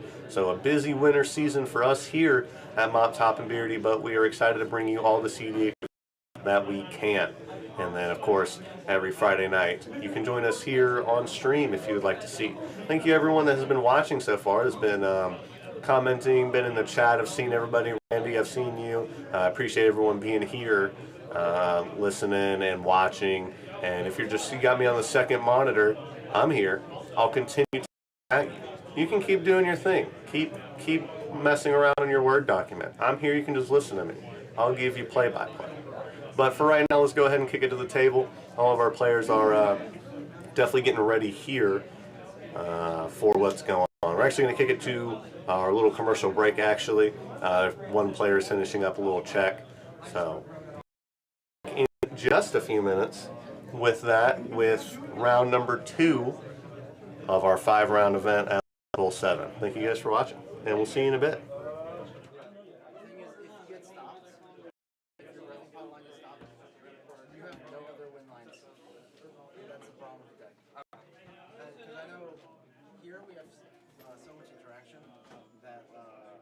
Someone's gonna stop the line first, and then like another way to win.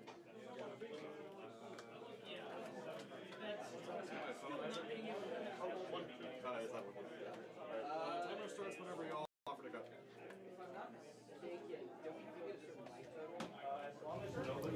Okay, short break here.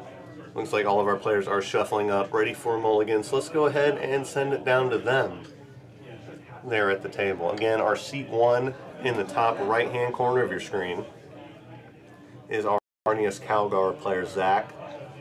You may know him from last round, as he attempted to put Zach with just a few minutes remain, and then the table did end up deciding to draw here at our feature match area last round. In the bottom right-hand corner, we have our, looks like the Tyam player. I want to make sure we get that right, that we're in the correct seats, but we'll go ahead and do that. but we'll have our tie-in player, Dev. We'll have Sebastian with on our bottom left-hand corner with Thrasios Akiri, and then Essica. But we'll make sure spot getting ready, or at least that I know that they're going not clockwise and they're going counterclockwise. So I'll boost up the gain on the table audio. All of our players are still getting their hands ready, getting their mulligans ready. So let's go ahead and listen to them for just a little bit.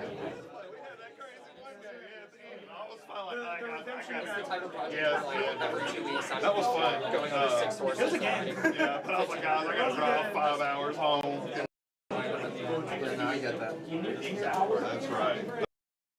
I just tried to just going that way. You guys are good, I think. Thank you, sir. Are you second? I'm first. He's first. Oh, he's first. I'm third. I was going by here. Yeah, it's supposed to be first. I thought you were. Y'all two go slow. Sorry, cool. I was the last one out of the last round, or last table done, so I needed a breather for a minute. Makes sense. Alright, so I do have a little bit of clarification. Looks like they were planning on going counterclockwise. It does look as they are switching around. So, just to be clear, we have Zach in the top right-hand corner of your screen on Marty's Calgar. And then in the bottom right-hand corner of your screen, we'll have Dev on Essica. A little turbo Nas, a little mid-range Nas action coming from that deck. Then Sebastian in the bottom left-hand corner of your screen on the partner pairing of Akiri Thrasios, trying to get some advantage with some artifacts, maybe some infinite mana outlet, maybe some infinite mana making for the outlet of Thrasios in the command zone. And then your top left-hand corner, Isaac on Titan. So definitely excited to see all these players. Definitely some cool cards in here, for sure, for all of these players. And we're excited to see if we can get another instant speed born upon a win on the stack from Marnius Calgar, or if any of these players will be able to stop. Does it look like, well, it does look like we do have one turbo player, in fact, in our Essica, if they do get the hand in order to turbo Necro or turbo. But definitely a lot more mid-range here in the meta post ban, the ban that kicked out Mana Crypt, Dockside, Jeweled Lotus, and Nadu has been definitely a spicy point of contention for most in the community here. And everyone has brought their best brew in order to find new ways of interaction. Find new ways to win the game, maybe ways that they weren't going before. So it was very nice to see a bunch of different deck lists here at our Lotus Bowl 7 event here at Mop Top and Beardy in Gray, Georgia. So thank you guys for watching. I see every one of you in chat. I appreciate you guys being here. Hopefully we've gotten out all the gremlins from our stream. But if not, feel free to let us know. We'll again try to get back on it and fix it as always.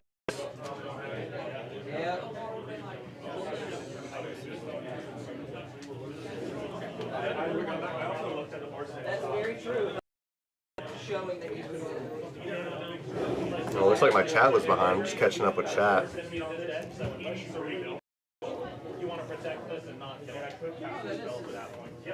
So. I didn't recognize the yeah, I remember what she does. I think I'm mostly excited for this Akiri Thrasios pairing. I feel like we got a good glimpse at Marnius Calgar, plus Marnius Calgar has definitely been played a lot since it's come out. Maybe not necessarily here, but I have seen it a lot personally, personal experience. I like the deck, very neat. Tayam, great card. Essica, great at what it does. But the Akiri Thrasios deck, I am personally interested to see because all these partner commanders from C16, Commander 16 set, you can build them in all sorts of ways. Of course, there are people that like to say, like, you should build it this way, you should build it this way. But at the end of the day, it does bring you a lot of custom deck lists that maybe aren't cookie cutter from some of the other single commanders, your core volts, which seem to be doing a lot of the same thing with maybe 4 or 5 cards different. This Akiri Thrasios deck can be a lot more different, a lot of different things going on here, but there are definitely some cool cards in all of these deck lists, and absolutely excited to be here bringing you this coverage. I believe all these players drew last turn as well.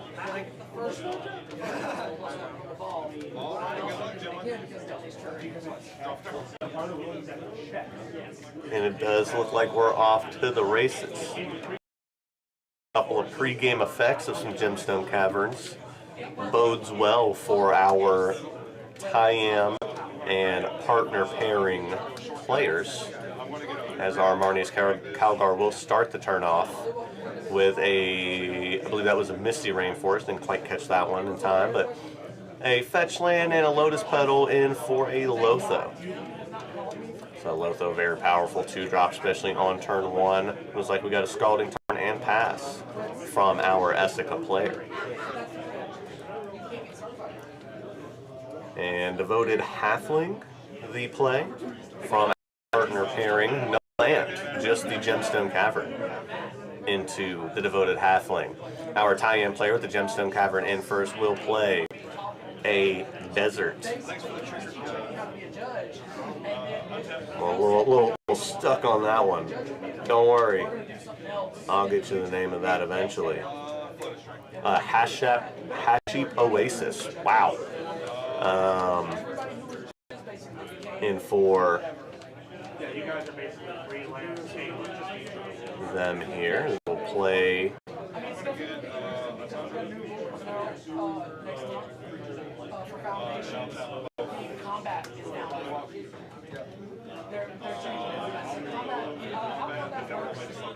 an Armored Scrap Gorger pass. Looks like our Marnius Calgar player grabbed with the fetch land and Underground Sea. I say we'll be attacking the Essica player, who, as we all know, likely on ad nauseum. We know in the booth, but as I would expect a blind player to know, that is definitely a big, very big possibility here.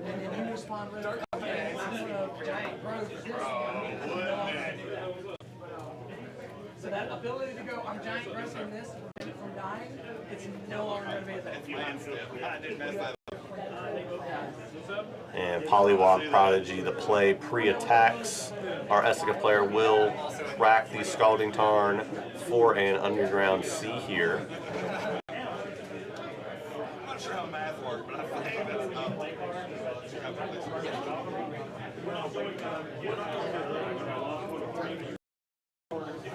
And can't quite tell what that card is that was played, but we'll get that for you in just a moment. Doesn't seem to be any responses on the board. Just looks like a tutor. And yes, that's the Vampiric Tutor, just to be clear.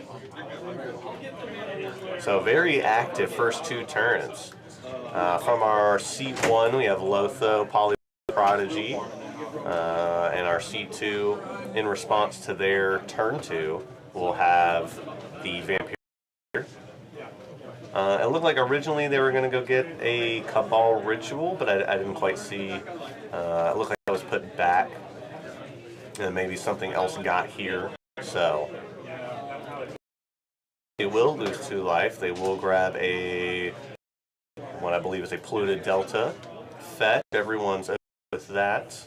No opposition agents here. And then we are off into a tropical island.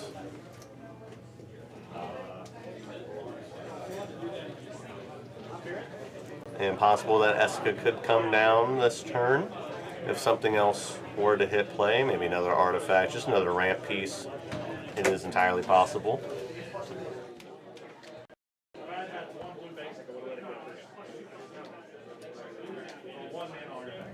And here's 2 for a Cabal Ritual. Yep, so that is in fact what they grabbed out of the Vampiric Tutor.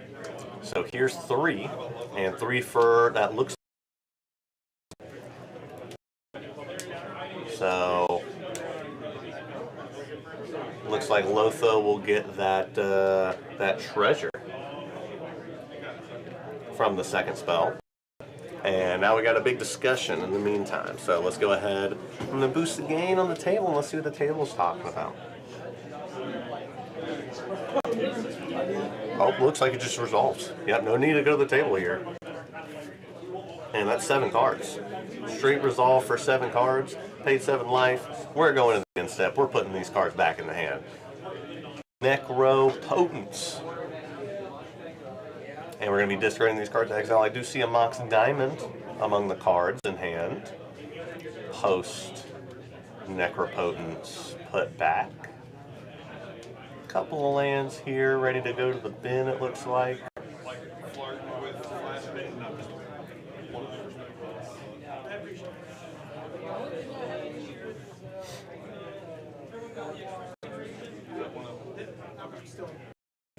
And as I discussed pregame here, that Turbo Adnos / Necro does look like they got the hand for a Turbo Necropotence here, leading into a lot of advantage, especially off that Vampiric Tutor, turning 1 black source into 3 black pips in the pool. And we're going to be discarding into exile here at the end of the turn once our Esca player decides what they would like. And there goes a couple of cards out into exile, and we will pass the turn.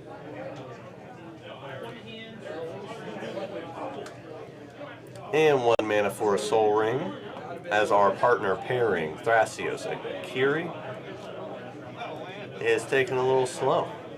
No lands besides the Gemstone Cavern to start. As we'll pass over to our tie-in player, Seed Isaac. They will play a Misty Rainforest and fetch.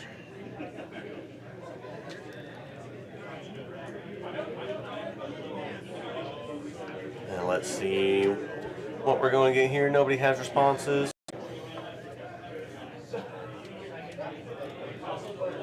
Looks to be a very powerful start from 2 of our players. Our Necropotence in play on turn 2 from Esca, and Polywog Prodigy plus Lotho has already gotten a card and a treasure.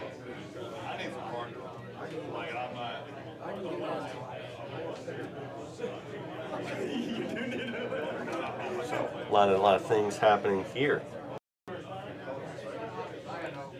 And that Misty Rainforest will be resolved by our tie-in player in the top left-hand corner of your screen for a Bayou.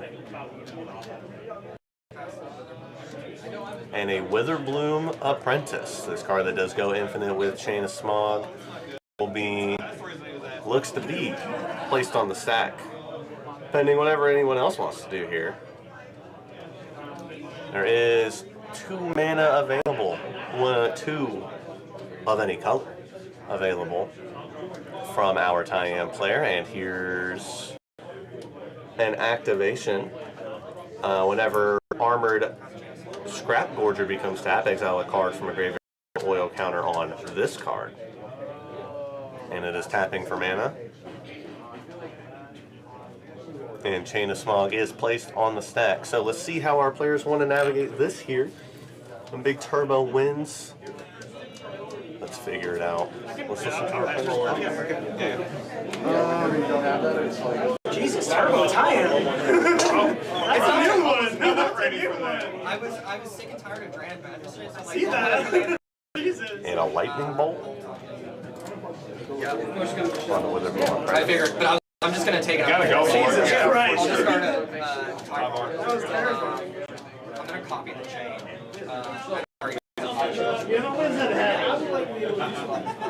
There's one Magecraft trigger, so. Alright, so I don't know if you quite heard that, but we'll be Chain of Smog targeting themselves, Lightning Bolt hitting the Witherbloom Apprentice. And then Chain of Smog will resolve our tie-in player, will discard 2 cards and copy the chain, targeting our Necropotence in-play player, our Essica player, down there in seat number 2. So just jamming it feels real good. But it did not happen to pay off this time. So unfortunate, but very cool win attempt, very clean, compact turn 2 win attempt from our tie-in player. So things will be going back over.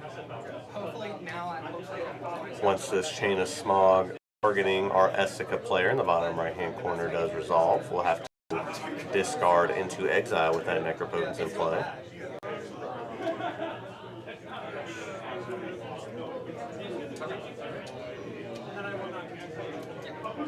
And a mental misstep, and didn't quite see what the second card was. That'll be all for our tie-in player's turn, as after sniped by a Lightning Bolt in hand, we will pass it back over to Marnius Calgar. They will draw a card, they will play a Scrubland.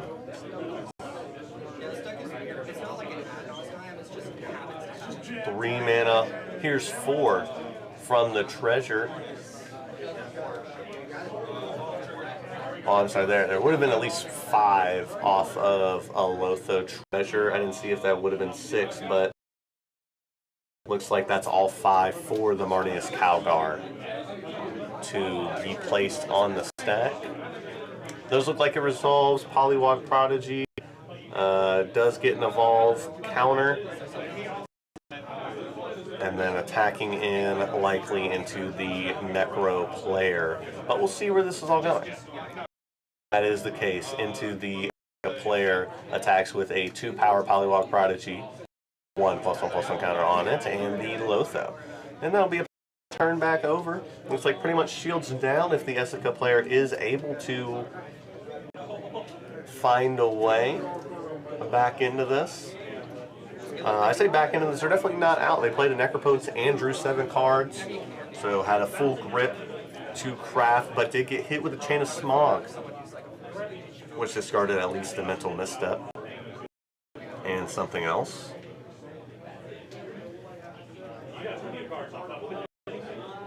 But a Polluted Delta coming down and the fetch for a Bayou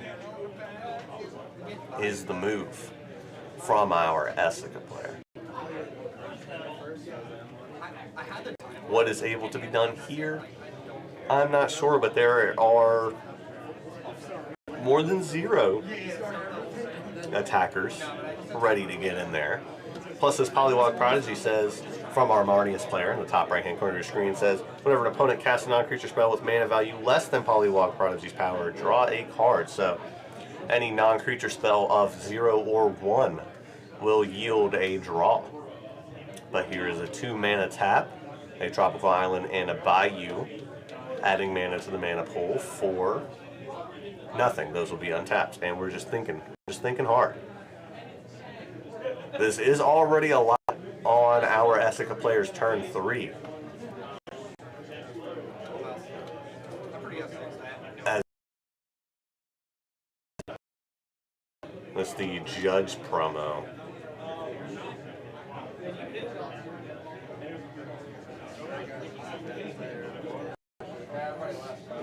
That's the Demonic Judge promo. So looks like that resolved. Did pick up their deck. Going to take 1 card.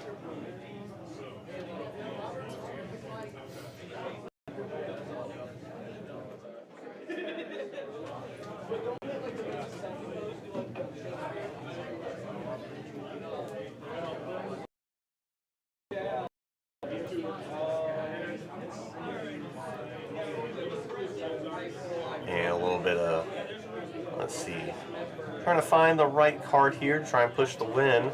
Demonic Tutor is a great one to replace itself in the hand for a potential win here. Probably ad nauseum out of the question, I guess, although not impossible for a card to get, but definitely that doesn't seem like the right move here, as our Essica player does already have the Necropotence in play, is at 22 life, so potentially a much neater compact win con here, maybe a Thassa's Oracle. I don't believe they're playing their own version of Witherbloom Apprentice, so that's probably not a question. But a lot of stuff still here, being able to be resolved.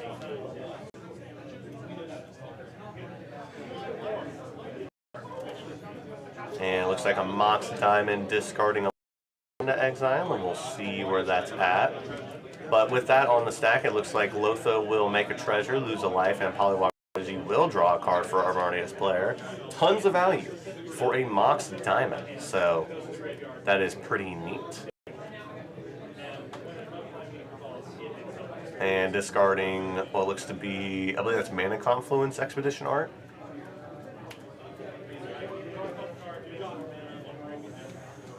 I didn't quite see what our Essica player grabbed. Looks like a Tainted Pact is in hand though. I did see that on the flicker. So possibly you're gonna jam next turn for Tainted Pact Thoracle. If Thoracle is in fact what they did get with Demonic Tutor, Tainted Pact in hand is a great showing for that. May not even need to pay a lot of life. Maybe 3 or 4 life, draw 3 or 4 cards.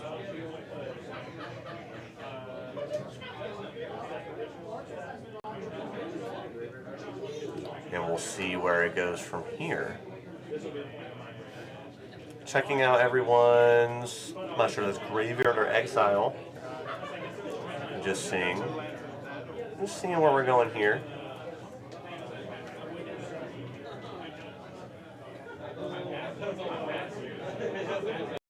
And some interesting decisions being made. Maybe going to activate Necropotence.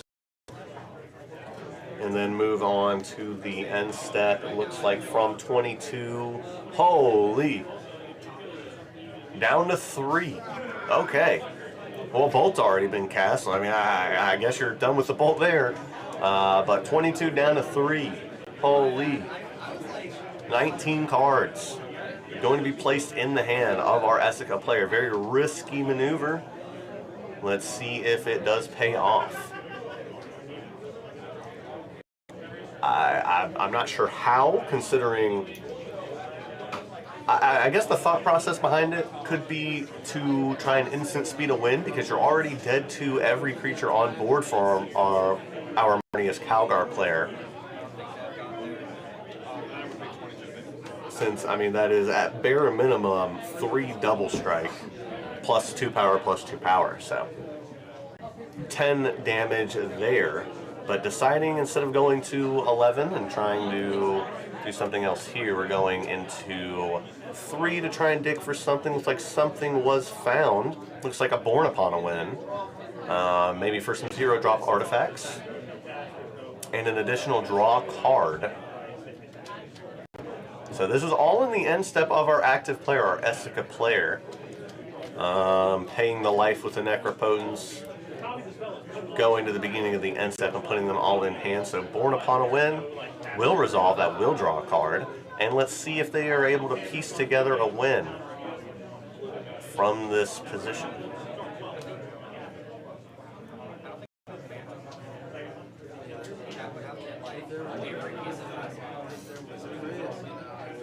And a lot of decisions have to be made here.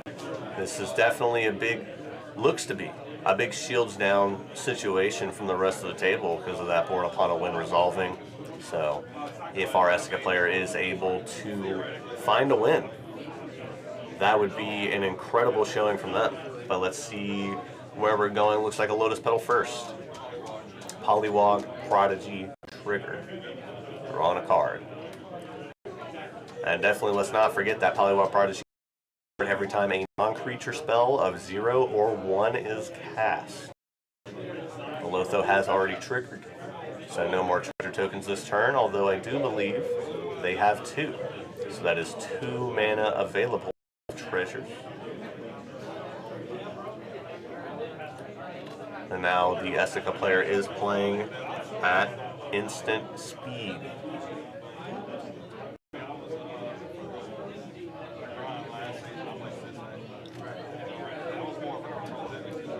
And I believe that's a Climax. Oh, sorry, I'm wrong about that. I think that's Mox Opal, which would be turned on already with the Lotus Petal, Mox Diamond, and the Mox Opal itself. So already Metalcraft here.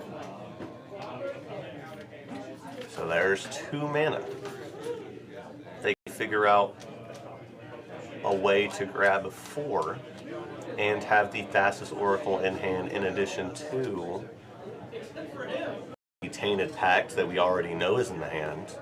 That would be a very compact win, barring no counterspells from the table. But a 0 mana artifact being cast will trigger the Polywog Prodigy, feeding more onto our Marnius Calgar player. Not sure if there's anything going on with that just yet.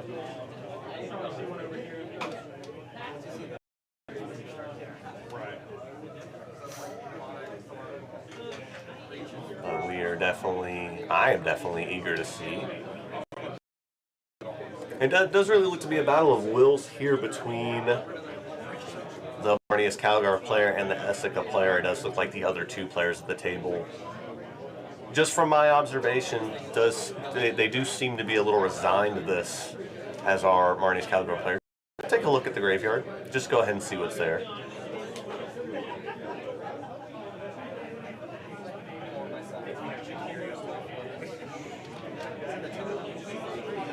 And there's a Mox Opal and a Lotus Petal for, I'm not sure if that's Underworld Breach. That is another artwork that I'm on. Yeah, that is Underworld Breach. That is correct. So, Underworld Breach being on stack does not trigger Polywog Prodigy, so let's see if that resolves. I believe that was an OK symbol from the table, so here comes Lotus Petal out of the graveyard for 3. 1, 2, and 3.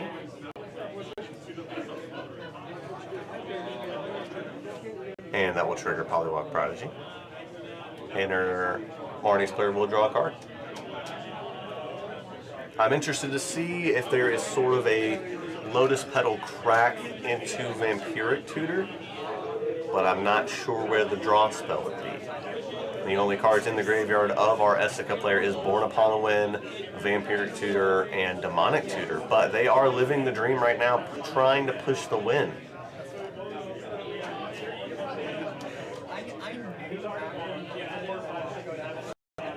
And the table is talking about how best to from resulting in a sweet 5 points for 1 player and 0 points for the rest. As the Lotus Petal does get cracked here. Possibly a recast of the Lotus Petal for 2 mana if that is something that is desired from the hand. Although there was already 2 mana available pre-breach. So possibly a storm element here coming in, maybe like a brain freeze. That is entirely possible as well. Brain freeze is run, so maybe a self brain freeze.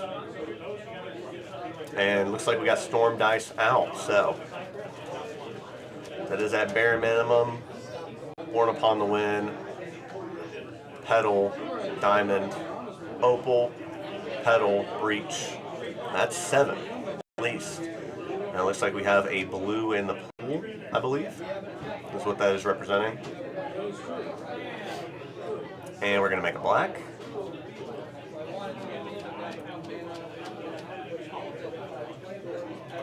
Again, not quite sure what for here, as the graveyard is pretty empty now. A Lotus Petal alone lies in the graveyard of our Breeze player and a Tainted Pact. So that there is a Tainted Pact being cast. I wonder what it is going to be targeting. Well, I guess Tainted Pact does not need to be, does not need a name. I guess it does not necessarily need to target anything, but I mean, this seems like a good interaction point unless that's the greatest sandbagger. the top cards will be exiled. So, no graveyard fuel for this Underworld Breach. But Underworld Breach, I believe, will stick around. As here we go, Soul Ring Silence, Savine's Reclamation, Taiga. These cards being exiled here, along with the DRS, Oppo, Age. We're just going through the cards here.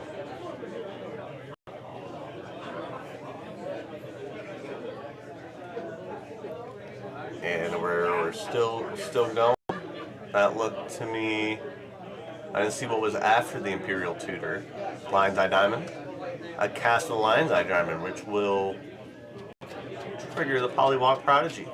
And there may be life in this yet. There may be life in this deck yet, with Lion's Eye Diamond being able to fuel the entire graveyard to continuously bring back a Lion's Eye Diamond and potentially a Wheel of Fortune, which I thought I saw in the hand of our Esika players. So that would be a very cool way to get this combo back into play. So 3 of a color. I'm not quite sure which. I'm not sure if they're saying that there seems to be discussion about Lion's Eye Diamond and Necropotence, though. Discarding cards into exile versus the graveyard. So I'm not exactly sure what's going on there. If there is some out for that. But it looks like our players are talking about it right now. Man, that ball would be nice. Or C, it's either this happening later for me, or like I can manage to sneak in a one in the festival. I would probably keep it. So here's the next one. This. No, all I need is one hit. It looks like we are saying these cards discarded Lion's Eye Diamond are going directly into the graveyard. So it does seem to be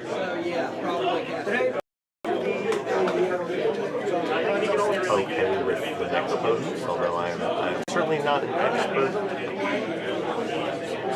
We all know it's going to probably come out for intuition and stuff. But a recast of Intuition here. And we will pay for the. And we're searching for 3 cards.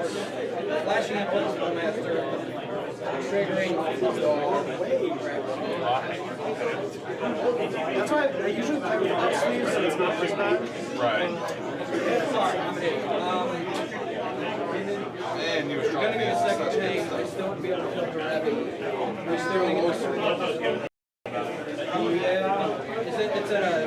It's like Brainstorm, Swords to Plowshares. So yeah, let's do Third card coming down.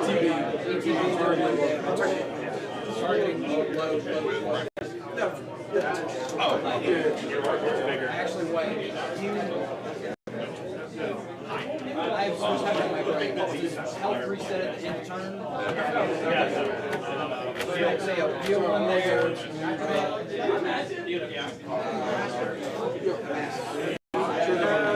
Trigger another one. Targeting and a mask. Rebuying the Lion's Eye Diamond.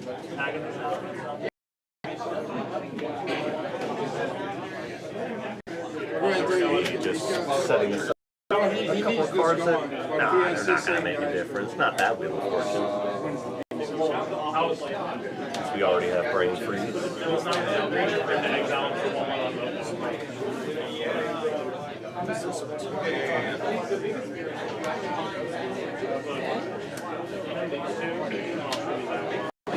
Ladies and gentlemen, there are 30 minutes remaining in round 1, 2. 30 minutes remaining in round 2.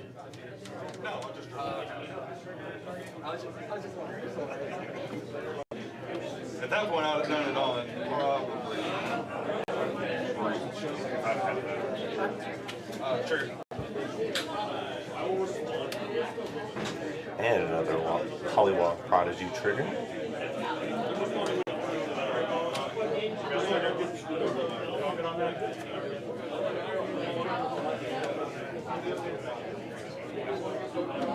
Fierce Guardianship being countered.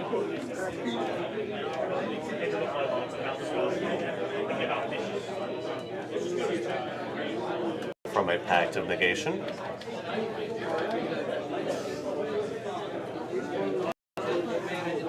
And our Essica player is back off to the races, being able to piece this together. Now, I'm not quite sure about the Necropotence plus LED. I, again, am not an expert. I don't think I've ever encountered this in a game. But it looks like the table is collectively agreeing on a ruling that these cards discarded from the hand from lines like Diamond are not going to get exiled from the Necropotence. This is what I do.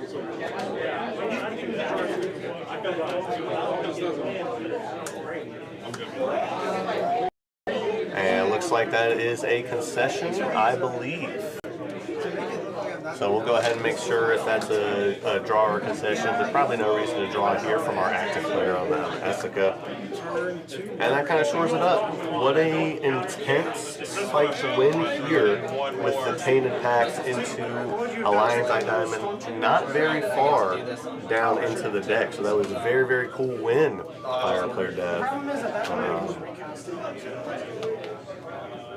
And we will see them in future rounds.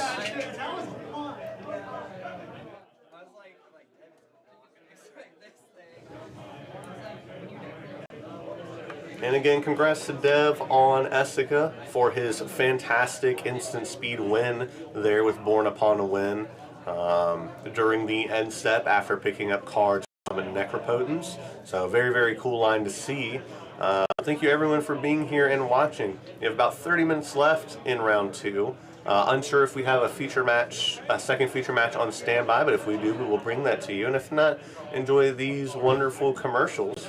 Go ahead and get some out to you here. Don't forget that every Friday night we have Friday Night CDH at 8 p.m. and we live stream it here on YouTube where you're watching right now. Tomorrow, we have a redemption tournament for everybody that did not do well today or did not win today. Even if you did well, we were able to come back tomorrow at 2 p.m. And today we are on Lotus Bowl number 7, bringing it to you. Don't forget that Lotus Bowl number 8 is coming to you January 28th of next year. And let me go ahead and double check that date. I wrote it down. January 25th of next year, 2025. Wow, that's a weird year to say. But we hope to see everyone here for that event. These decks are always top deck gold for your points consideration, and we would be very happy to just have you in the store. And remember, if you need any pieces of cardboard, you can go to moptopletterNbeardy.com for any of our products that you would like to buy from the website. You can stay here on our live stream and catch more live streams if you subscribe to this YouTube channel. But if you stay here, we will be back in approximately 25 to 30 minutes with another feature match coming at you with round number 3 live from Mop Top Beardy in Gray Hwy for Lotus Bowl 7.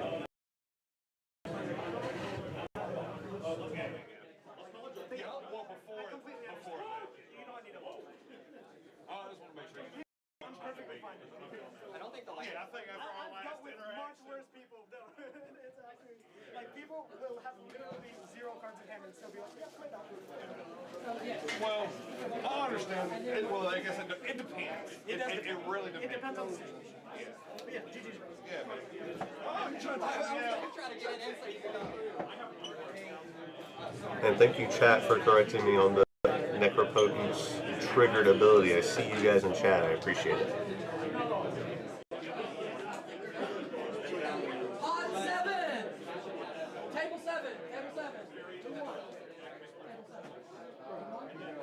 make sure you go there. Free sensation.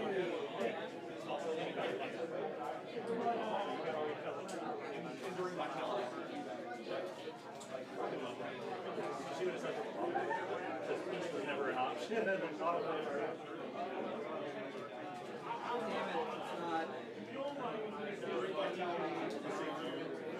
Gemstone, caverns.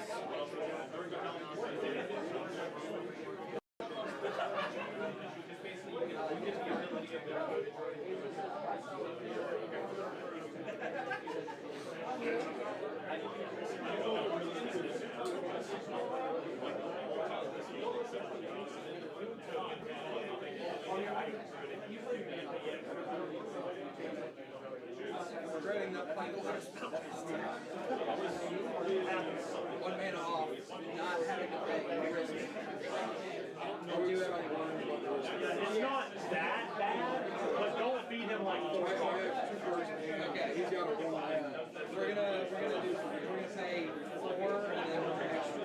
And you need to make sure. Yeah, so actually 1, 2, 3, 4, and then 1.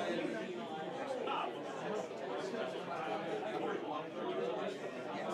So 4 and then 1 for the wrist stick. We're going to attempt to recast Godblock.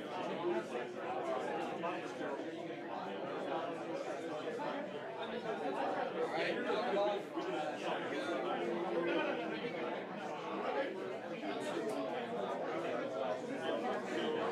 Go to combat.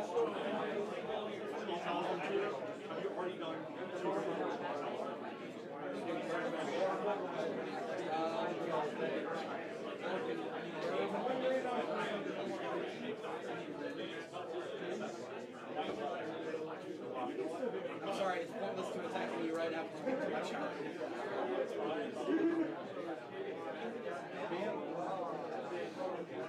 That's gonna hurt.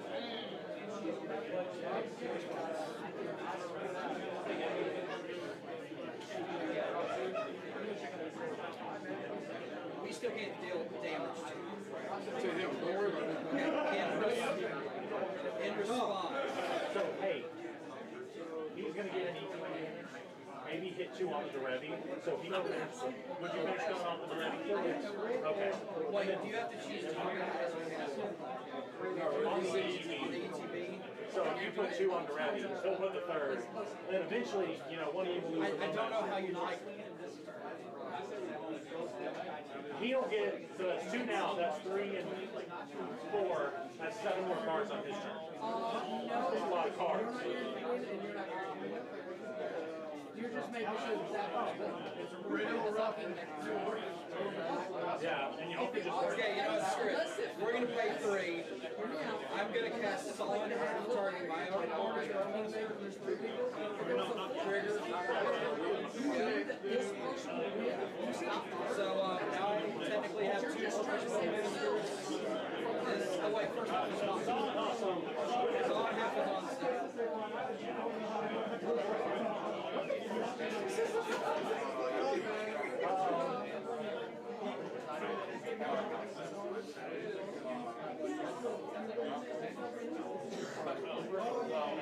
See, I wouldn't get rid of red right now.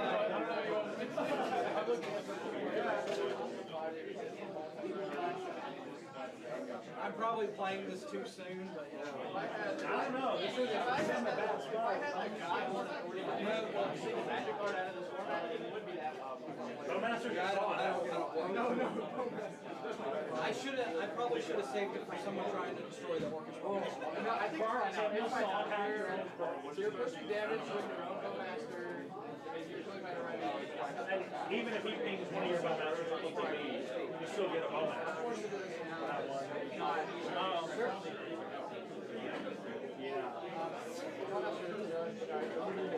I guess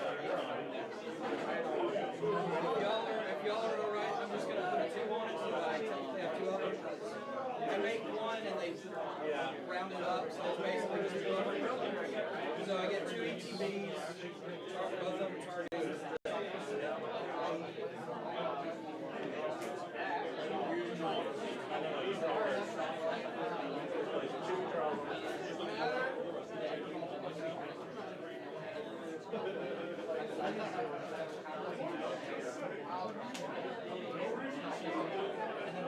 two, you get 4 triggers. Yeah, but 2 more now. The first trigger's already happened.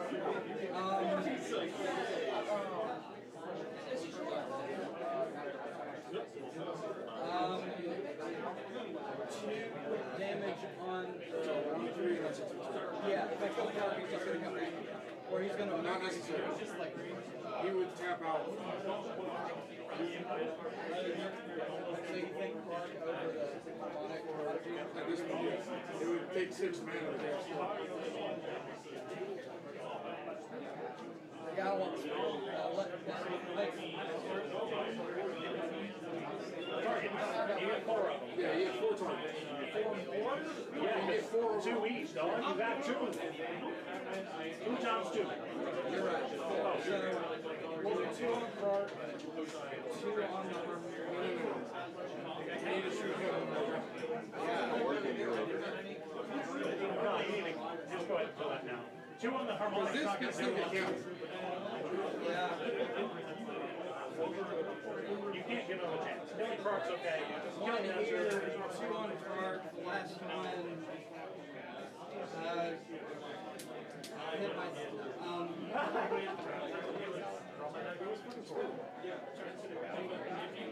Killing the spirits. take a damage. No, I can't take it.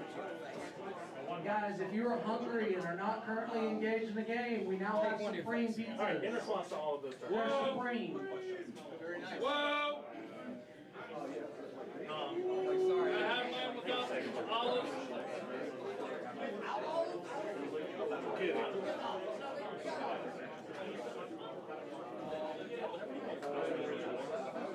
Loading gears.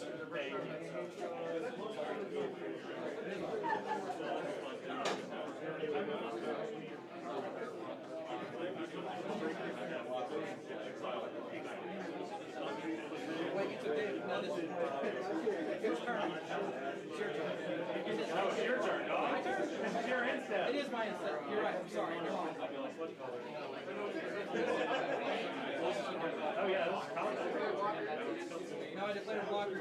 I cast Babylon after block. Oh, so I haven't taken the 2 feet. No, you have taken 2 more. I cast Babylon off this turn. You cast Babylon. You cast him before combat. No, I cast Babylon second main. Because you swung the orc at him and you flashed in his round. So I'm still at 7 with 2 swing. Yeah, I guess it is. That's actually a lot more than 6. Yeah. Yeah, because it was, I missed the triggers. I'm doing 4 right now. Are we good on the flips on this? Even the top.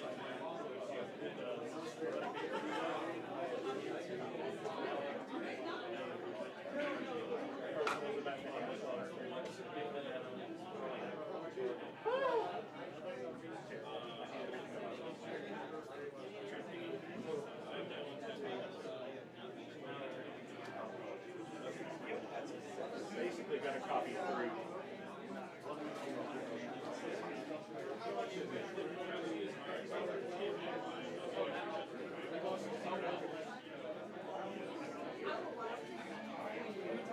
Gotta get into this. It's very interesting. One to risk.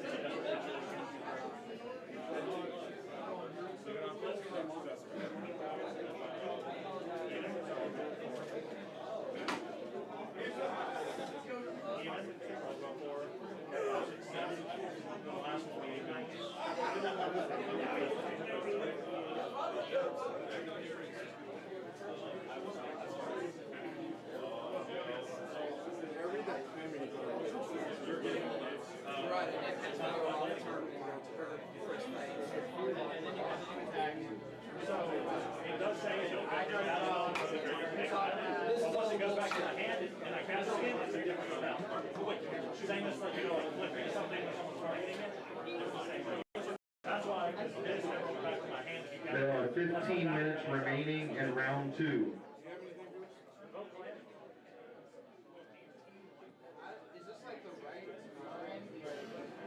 So bounce his 2 bowmasters with this plug on here.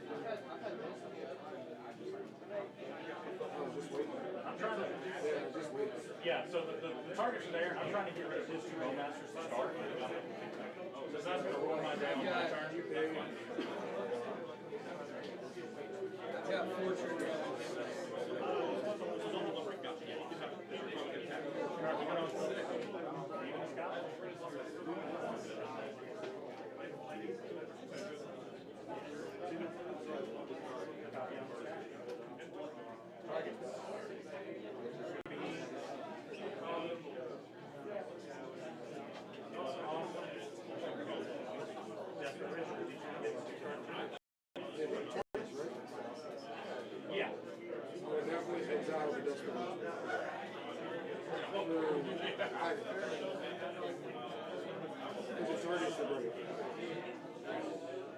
He can get back to flood now, but you suffocate him on a minute.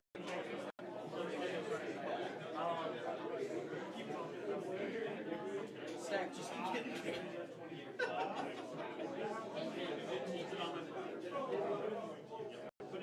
This gives me so yeah. Are you exiling that?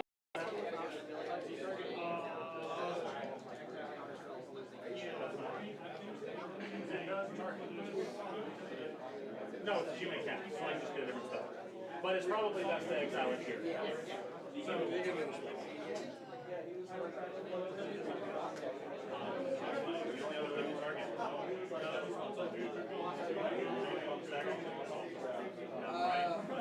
alright, do the sea red. Fancy 2. I got 2 triggers.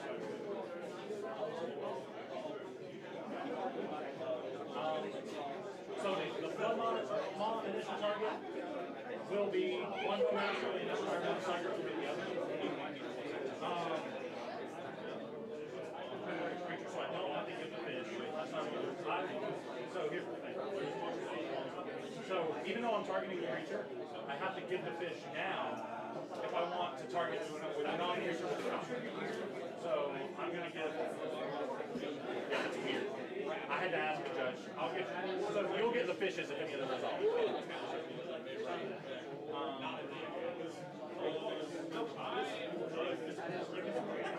Yeah, so I'll represent the 30, okay?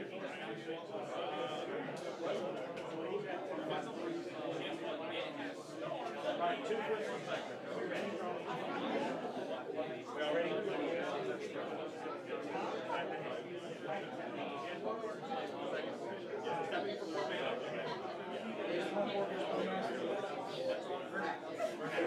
Alright, flip on flip. That's a copy. So I'll bounce on your Bowmaster, go for fish. Tap fish. Here. Fish. And one of your Bowmasters just bounce the hand that beats these to exist. That's an even, I'll target. I will target, so I will target the original study, and this last original will be on the last one. You get 2 more fishes. That's why I had to get the fish. And then this will get exiled because the original did make it back to the graveyard. And invoke the original.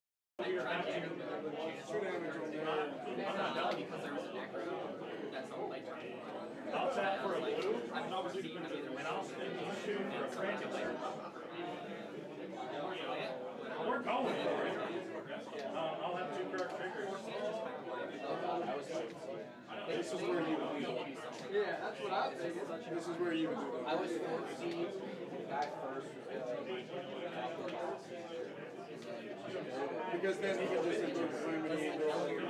Yeah, and so I had to play like some different plan, and then I lost it. Overload Cypress, and had just enough to play a bit more content.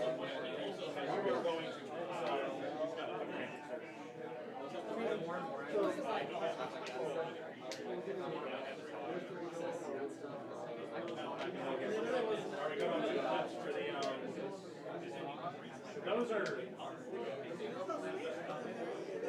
I'm not. Those are now. I'll have them down there to remember there's something else on the side. Are we good on 2 flips on a frame? That's a copy, so I'll draw 2 and attack 3 lands and discard it. not in that one. We can on that one. I can draw 2. I can probably draw 6. He's going to pick 8. With the no, I bounced them all. I had 3 blood moths. So the original starting one one copy. Because they use other matches for evaluating. And then I sit on that evaluation until I draw into After like going through everything, like seeing all these decks and stuff, it's like if you're not just chipping up a turn 1 or 2 aggro and then going for a turn 2 or 3, like you're not playing the game right.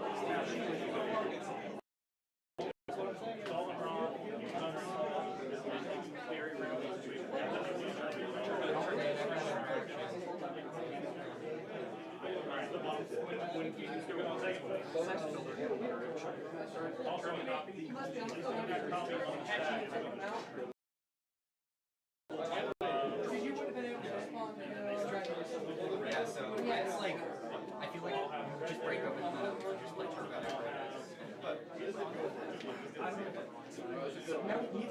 I don't want to see any grit. I did end up thinking that that's just my house or if he's. I still feel like I should have waited and held on to it when it was about to come.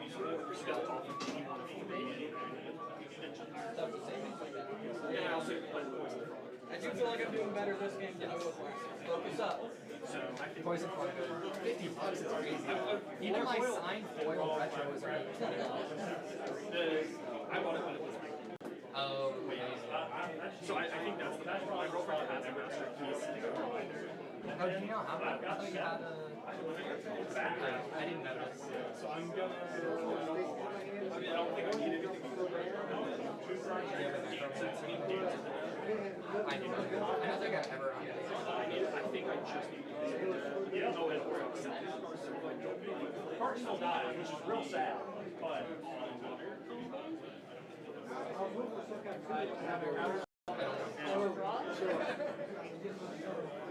I mean, LED can make your wins. I'll offer the draw to 7 for that. 3 big feudalists when you can. I don't think I'll come back.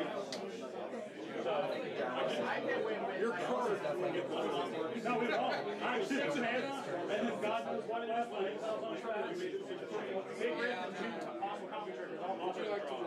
Yeah, I'm not. The draw would be very good for all of us. He said you're the draw for it.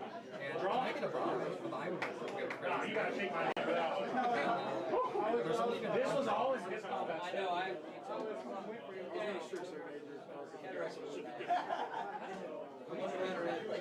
would have swap. This is the part of my fish.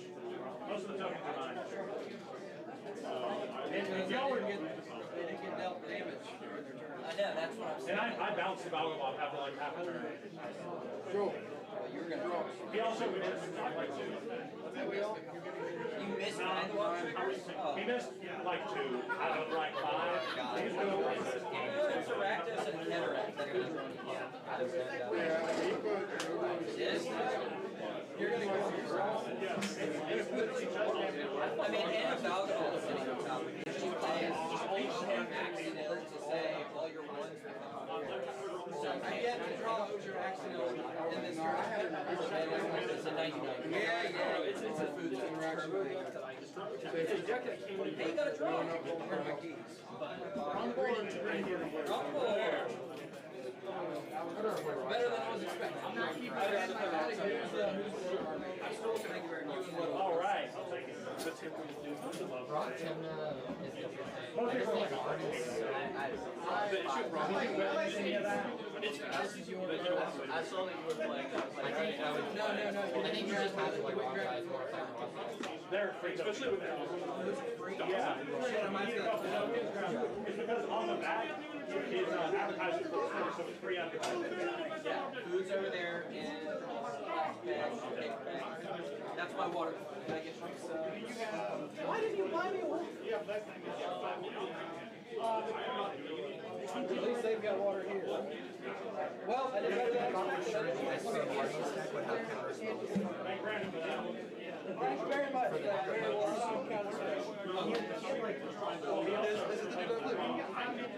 Yeah. like, it's 10 cards in hand when dead has to take a time for And then card was dead. I'm not crying. Like, kind of feel what was going on. But Mark was 6 mana. I didn't know. You're already behind at that point. I have to say, I'm really surprised. I might have won that one, but not after. People have been doing things in winter. This is better than what I draw. So Because you got to think, my hand always.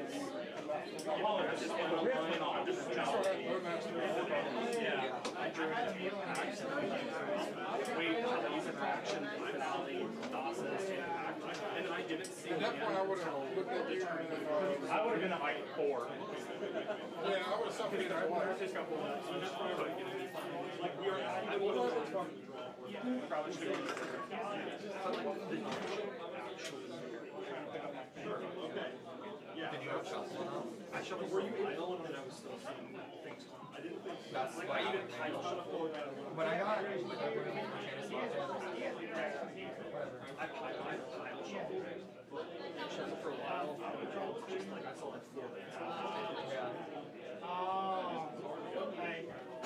I had to go to 6 because my first 2 were just all features. I want mid-range. Brain freeze was my only interaction. See, I've had 2. I want 5 pushed away.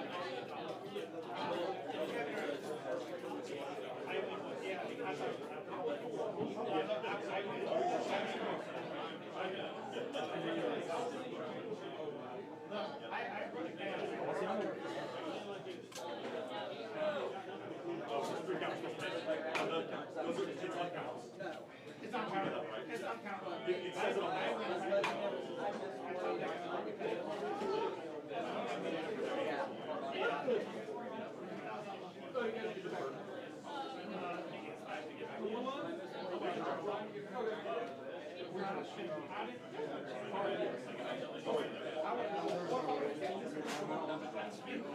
I was like, why in the world did you flipper your one right here? Wondering would have won the game before you died. That card drawing 5 cards and then 6 cards, there's no way to lose the challenge.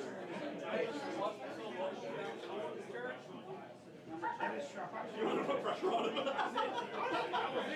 Doing a good job of it, man. Doing a good job. Had a good run.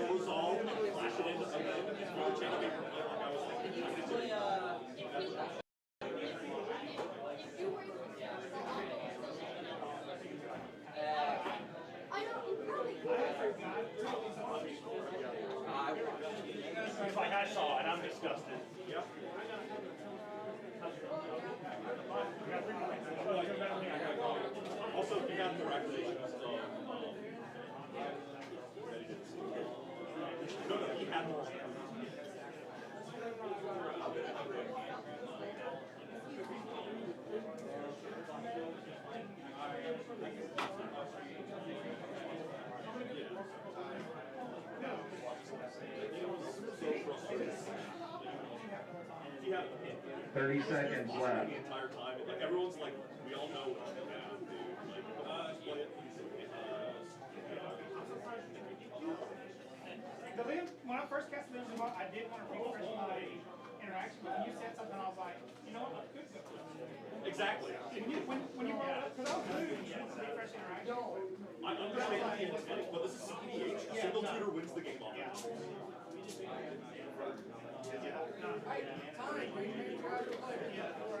No, I mean, because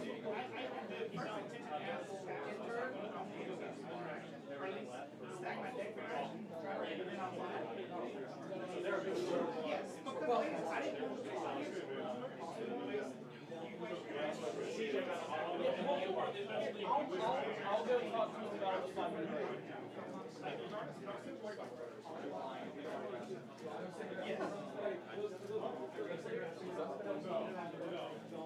Just need to be allowed to smoke during the game.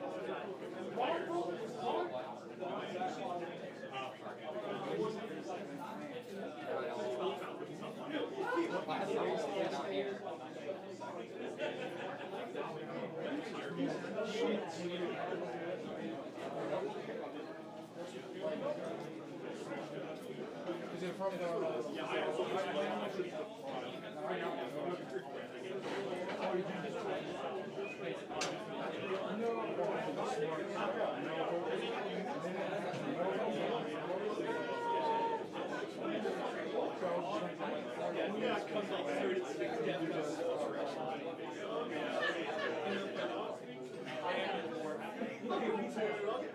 Treasures first cycle. You know me. You might put it in.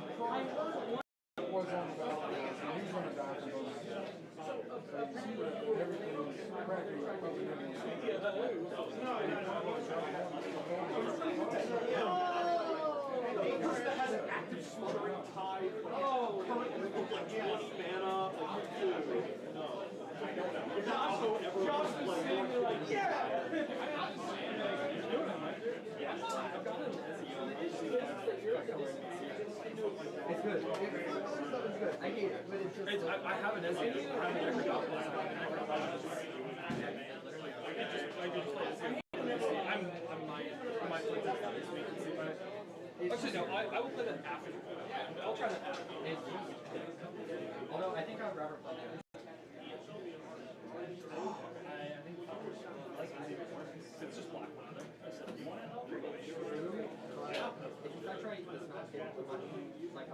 So why do you even play? Is it just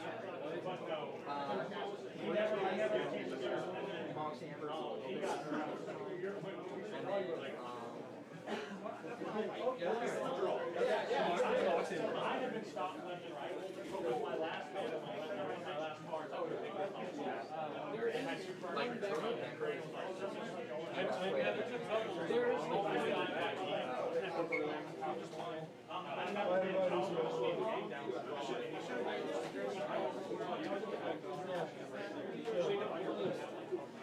Yeah, I've been trying a bunch of stuff.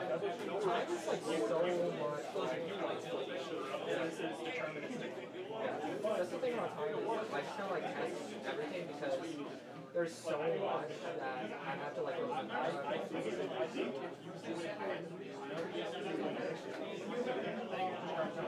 I'm just gonna keep trying a bunch of stuff. My sideboard. I want to try to change some metro stuff. I know. I feel like it's good. I do like the way the people like. Well, I can jam it.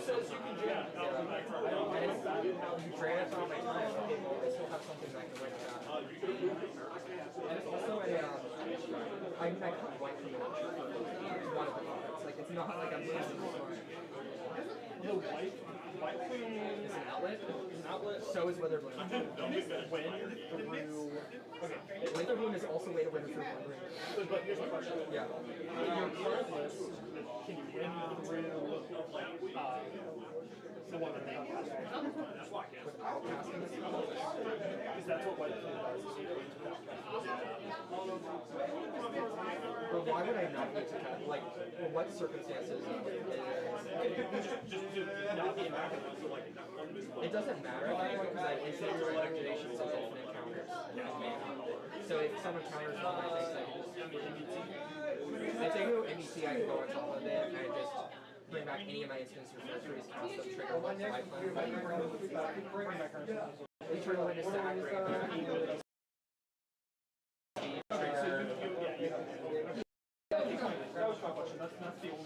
I was looking at that too, and I was like, can I do this? It works. It's just more complicated, but it works. that was my only consideration. The only real cut I had to make was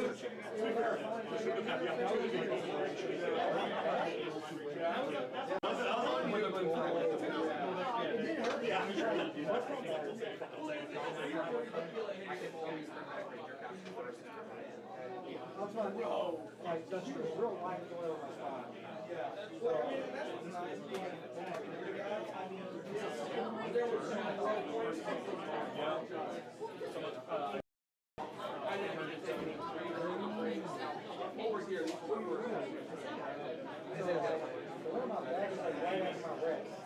So, like, we never do this for a long period of time.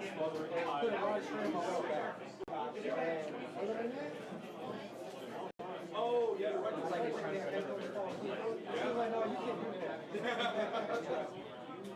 I know. I like the way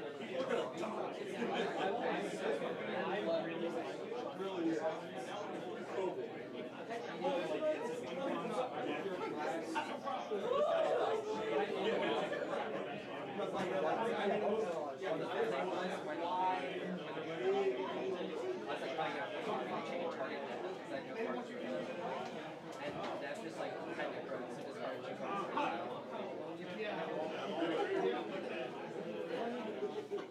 Get that out of here. And of course, he stops at 3 life and smashes him. That is all.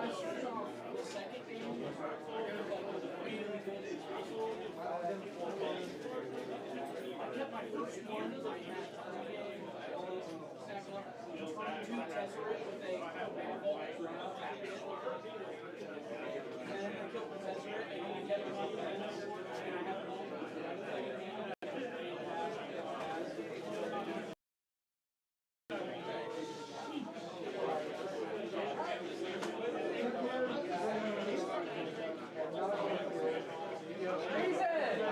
Table 6, Isaiah.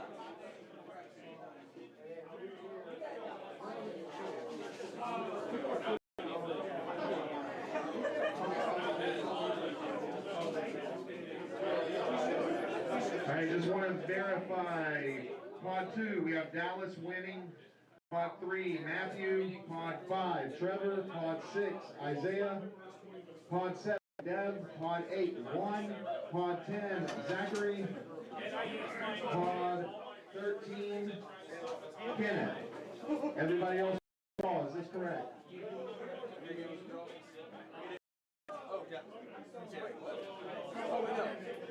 All right, we will take a 5-minute break.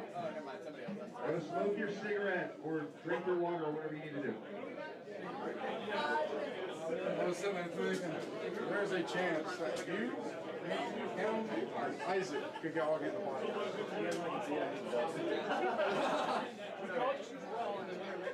What you guys want, Joel? You gotta win 2 of them. You have to win 2 of them. Honestly, to be safe for a moment. After my first game, double time. After my first game, went straight. Oh, you were in another time after? Oh, no, I'm not even at time, but I'm watching a player, and they were just fighting against the whole time, and then,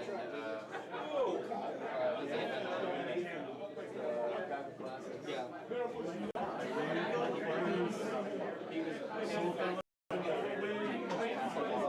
I'm getting the box diamond! Yeah.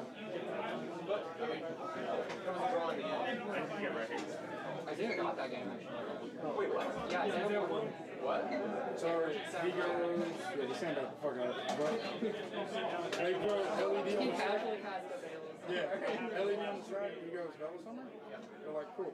He draws a card, goes pop rock, get ease on him, crack ease on him. Played, I guess the Craters got somebody, but he played him on the trail. See that he has down. So funny. He had a bunch of metal rocks. So funny. Played him on the trail, played a bunch of shit, and then played Sabine's right to get us under the breach from his graveyard to the battlefield. And then they tried to counter it, and then Vail was like, nope. I did put him on the side, on top of Nathan, and Nathan. The guy was double range guy. He got I think it was in response. I think it might have been in response, but I don't know. Hello, Dad.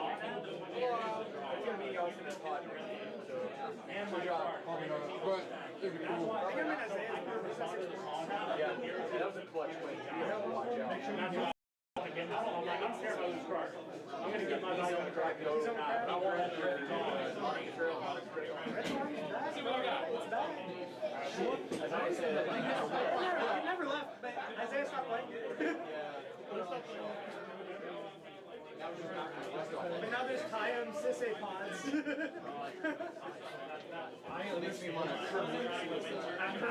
After playing Sisse in the plane, Sisse, I think I just then I would have been able to anyone just would have looking at the side and hit it and it out.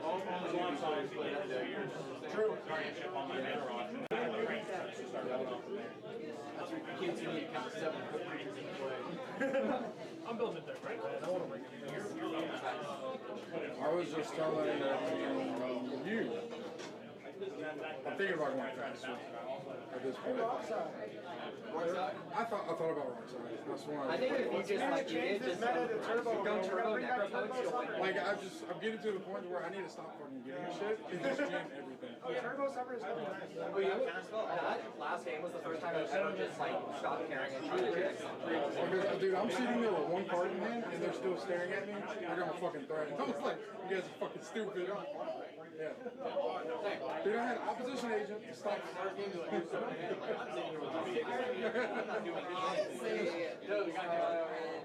No, not you. Yeah. And I mean, there wasn't wrong. I was holding it. I was 5 rounds. Certainly did. But like the. Hey guys, it's hard for 10 followers. I'm still going to give you a couple more minutes before we begin, but if you want to go ahead and start making your 2 o'clock. I got a strict sign for that shit. Isaac! Hey, didn't you talk for the cookout? There we go. Gaslight. Didn't you win? He did talk for the cookout. Tim! Isaac, didn't you win? I have a match in the pod. We can't do this.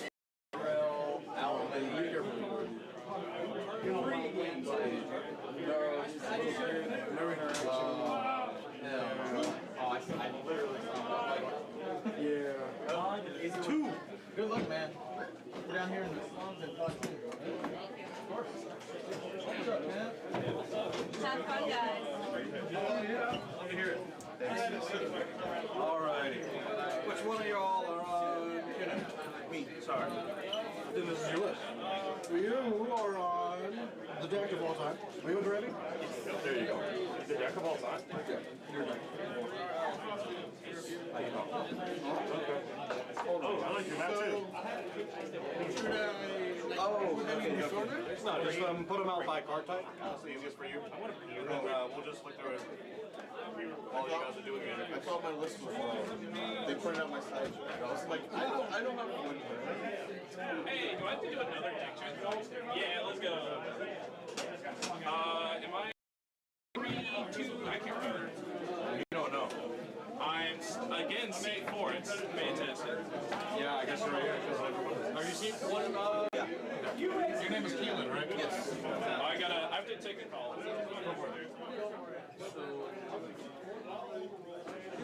Sorry, guys.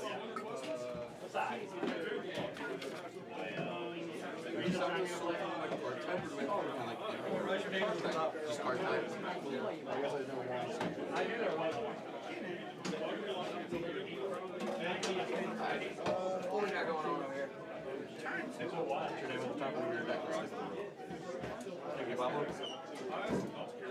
tequila afterwards. Name your ones here. One's here. That's we were to No, this is okay. This is one. Oh no, but one. That's one person. Yeah. On. Yes. Oh my god. That's fucking hilarious. Yeah.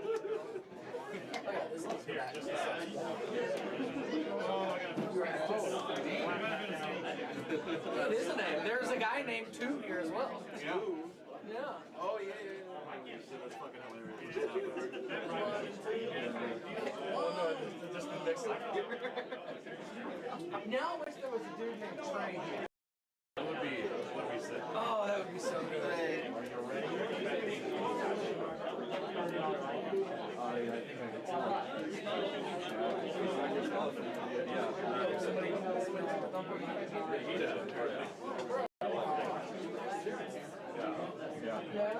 Great job. Yeah, I did. Good game. It wasn't. Good game. Did you eat pizza? Here. Korean barbecue.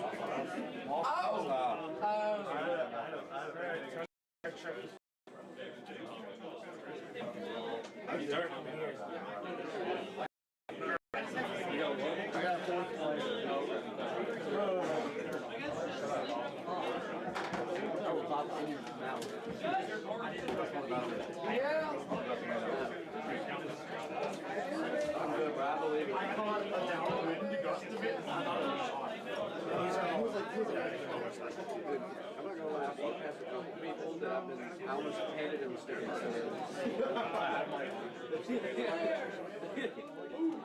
can't be put in the group with these people.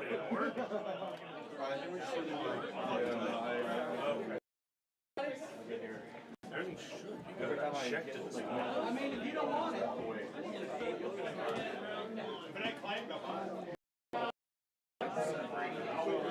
Play a game and now come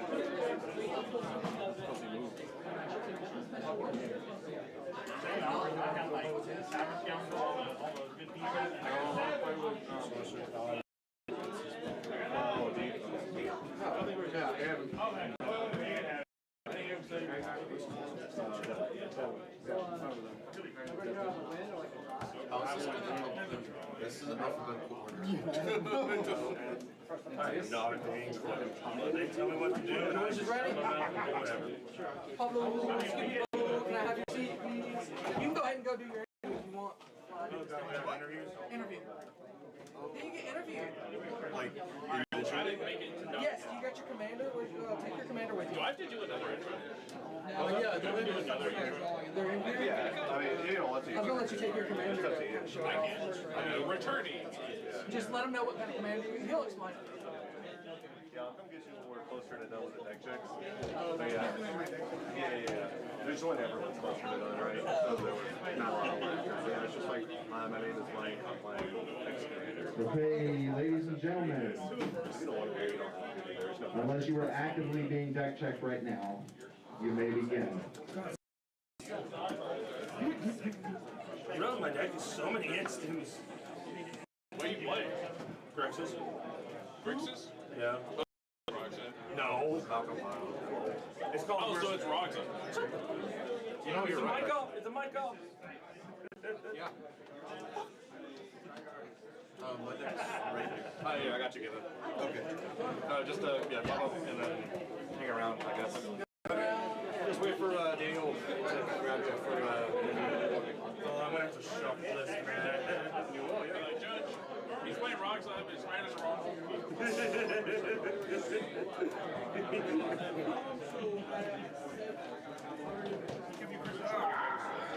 Pulls out his back pocket. You're right, here. You're right, man. Sorry, I forgot. I don't even have a rod. It's a flying Silas, this one. That actually was a flying rod, which I think is scarier.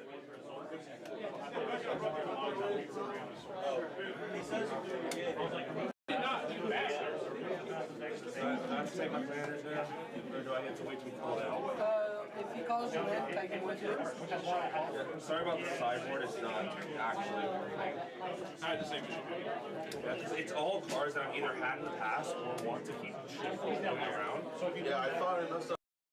That's not in my deck. Like one hair. Yeah. I did myself the wonderful favor of not touching my back for like 4 days before this tournament. Because I know when there's a tournament, I start going this, like change. Literally last night, it was just like changing. Oh, that ain't me. I literally said Friday I ain't touching magic at all. what my buddy does. He'll like, if we're tournament, he won't even like talk about magic. Yeah, He'll just like do something. I basically play D&D with friends, play some video games, and I don't looking for like probably my whole life is just magic. But I actively play bad decks because I don't like meta.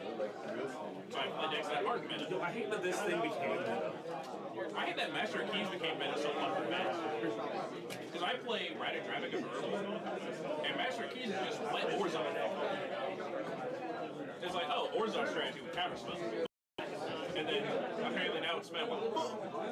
I'm a statistic. There's a joke in that.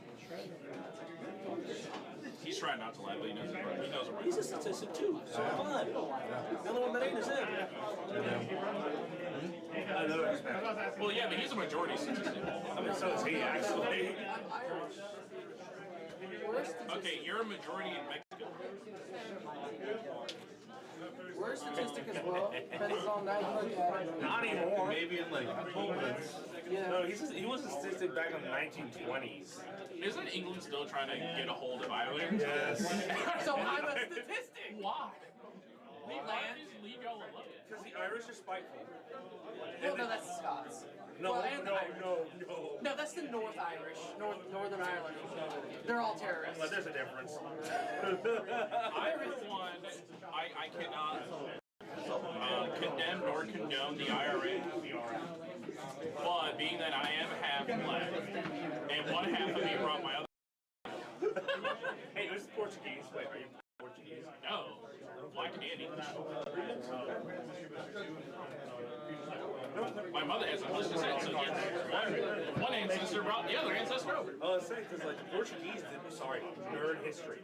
Portuguese was bringing most of them over to Brazil. Most of the Brazil, but they also moved a lot into the U.S. because it was such an easy movement. But the Americas and the English got their slave practices from the Spaniards. Yes. Which to me, I think the English just took it too far because they weren't that bad. No. The Spaniards were married. Spaniards did their thing, and then the English was like, let's just fuck them over even. Let's just be even.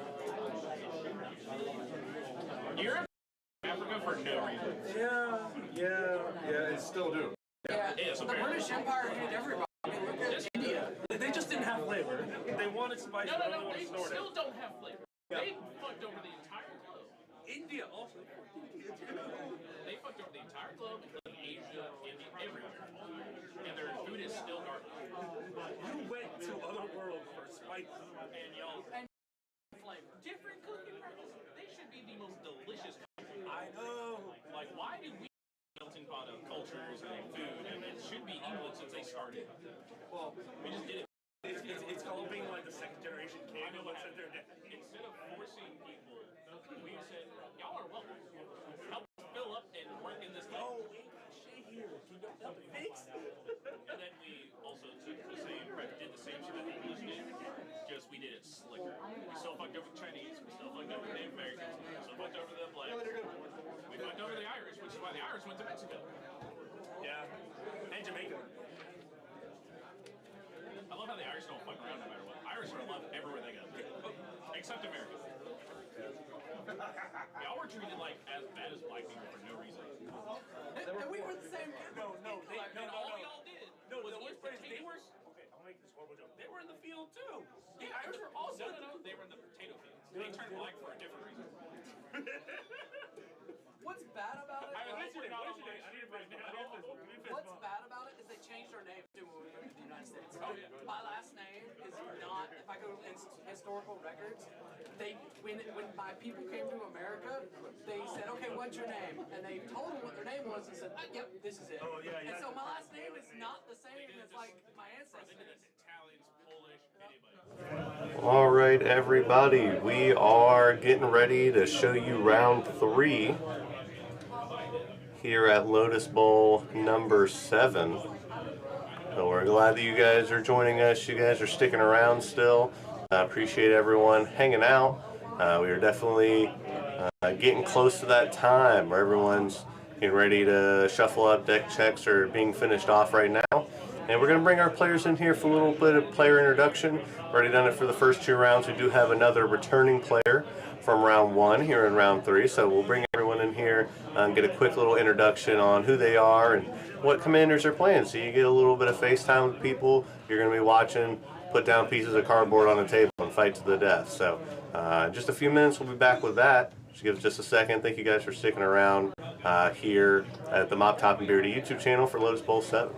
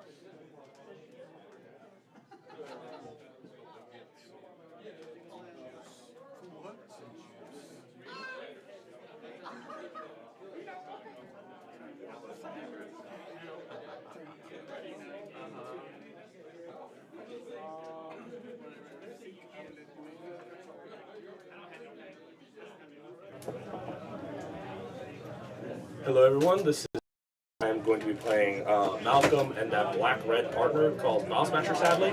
I hope I do well, especially since I have a returning vendor here. Yes, I am, once again, Nathaniel Prescott, returning with the Keymaster.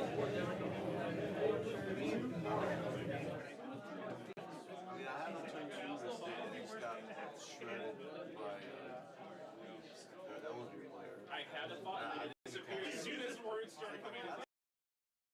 Playing this. He asked this, and I went open a lot of doors for myself today. Yeah.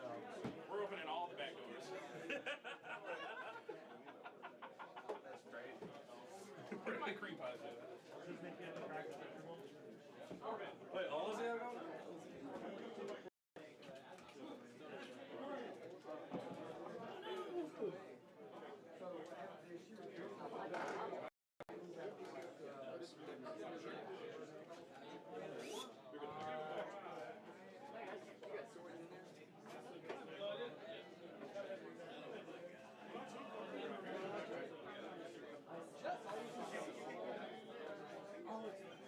What is your name? I'm sorry, I literally heard it.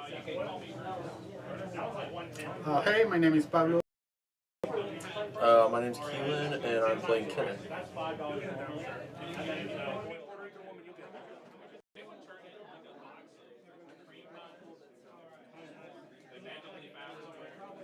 are my snacks. Hey Luke, are there any cream pies up there? Rolled up box of cream pies. Oatmeal cream pies. Grabbing interactions. You might order my snacks. I love that also. Everyone's got good snacks. Yeah. They should have been Alright, whenever y'all present to cut your decks, that's when I start the timer for y'all. Okay. I need a hard shuffle, I think. Yeah. Go for it. I want a hard shuffle, but I'm pretty sure I played with you on spell tape. Before you present to cut. All right, so we just got an intro from our lovely players. So I hope everyone is ready for this round 3 here at Lotus Bowl number 7 at Mop Top and Beardy and Gray. I am your host, Daniel Darity, King8426 on social medias, and right now we have Kylan, Pablo, Juan, and Nathaniel playing a bunch of different brews here. As you heard, we got Kenan, Derevi, we got partners, Malcolm, Vial, and then the Master of Keys. So very exciting group that we got here. Maybe some turbo, maybe a little bit of mid-range hell, but regardless, it's going to be a really good game, and I'm excited to see how it plays out. So I think our players are getting ready, shuffled up, so we'll go ahead and send it down to the table. And in turn order, it will be our Kinnan player, Kywin, and then it'll be in the top right-hand corner of your screen. The bottom right-hand corner will be Derevi, Pablo. Bottom left will be Juan on our partners, Malcolm, Vile, and in the top left will be our returning round 1 player, Nathaniel, on the Master of Keys. And we saw a little bit of the Master of Keys in round 1. Excited to see it return and see if that can't get itself a win. Try to maybe go with Abdul Adrian for a little the X Esper Commander that mills twice X cards and allows you to recast enchantment cards from your graveyard as if they had escape, which would be the mana cost and +3 exiled cards. Pretty stock for that effect. And then also we have Malcolm Vile, which is a great one. I mean, obviously Glinthorn Buccaneer combo is going to be phenomenal, but just some great. I mean, we got even Niv Mizzet Perrin in the list, plus just a lot of very good cards. The Polywog Prodigy, and probably the card that I've seen the most that I'm excited for personally is Valley Floodcaller, the 3-mana 2/2 rare from Bloomburrow that has flash and gives your non-creature cards flash. I've seen that pop in a couple of deck lists so far, and honestly, I can say I'm pretty excited to see that hit the board days. It is a very, very cool card, and it's already going to make a play in the CDH list that we've seen today. Hasn't hit the board in these feature matches, but I am excited to see it do so. And then, of course, Derevi out there in seat 2, just a classic Derevi, untapping permanents and the ability to bring Derevi back in with its activated ability. Got a couple of clone effects in here, which is a little bit more rare, I would say, than previously, because of no emphasis on Dockside, considering it is now a banned card, and this is the first major event that we've had at our store, Top Security in Gray, Georgia, since that ban. So it is definitely something to look after and to think about. These clone effects are still going to be as good as they were before. And then, of course, our seat 1 with the active player token in the top right-hand corner of your screen, we have our Kinnan player, classic Kinnan combos. That's just going to make a ton of mana, attempt to make hopefully infinite mana for that and use Kinnan, or any other cards as an infinite mana outlet, like usually Kinnan. And a couple of ways for it to get there. And again, still some clone effects in here, as we do see Machine God's Effigy, Phyrexian Metamorph, among others, in the list of the Kinnan player. But our players are shuffling up right now, getting their mulligans ready. And I can go ahead and do the point standings as it is while we wait on them. It looks like Dallas is the only 2 win with 10 match points. And we have a couple of others, Lily, Matthew, Austin, Isaiah, Trevor, Dev, who we saw on camera win his round 2. So that was pretty sick. And all those players with 6 points with a win and a draw. And then a couple of other people with, like Juan, who is currently in our feature match pod right now, along with Pablo, who also is, and a couple of others. So I'm interested to see how this goes in our feature match area. And So what do we have planned? We got Kinnan, Derevi, got Vile, and Malcolm, and then we got the Master of Keys. A lot of Malcolm Vile Smashers in this tournament today. Yeah, Vile Smasher is definitely still a great card. Never stopped being a good card, kind of fell out of favor. So to be able to see all these people trying to pick back up the card and figure out ways to break it even further is definitely going to be interesting. And we hopefully going to get these mulligans resolved here soon. We do have a couple of match winners in the pod already, a couple of 5-pointers, a couple of people with draws. That'll lead us to a great pod. Some definitely some competitive players that we have here at the Lotus Bowl 7 for our Top Deck GG Gold event that we have. So I would encourage everyone to come out. We have another one coming up on January the 25th of next year. That's our next Lotus Bowl. And we'll have another smaller event, Beardy's Holiday Bash, on the 28th of December this year. So within about a month's time, we'll have 2 sort of small-scale regionals here at the shop. I hope to see everyone here. And we'll have those live. If you're following the Facebook page or you're following us, by just looking around on Top Deck GG, you should be able to see those pop up when those events come up for you to register. So, and it looks like our player has decided they are willing to keep their hand. And looks like down tied for our 3rd seed, our Malcolm Vile. Looks like force of will in hand kept for sure.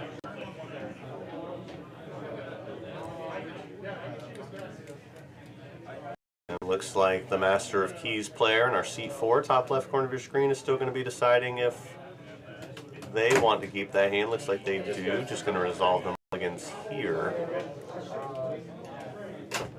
Passes Oracle among the cards and a couple of lands. Mulligan to 6, so 2 mulligans.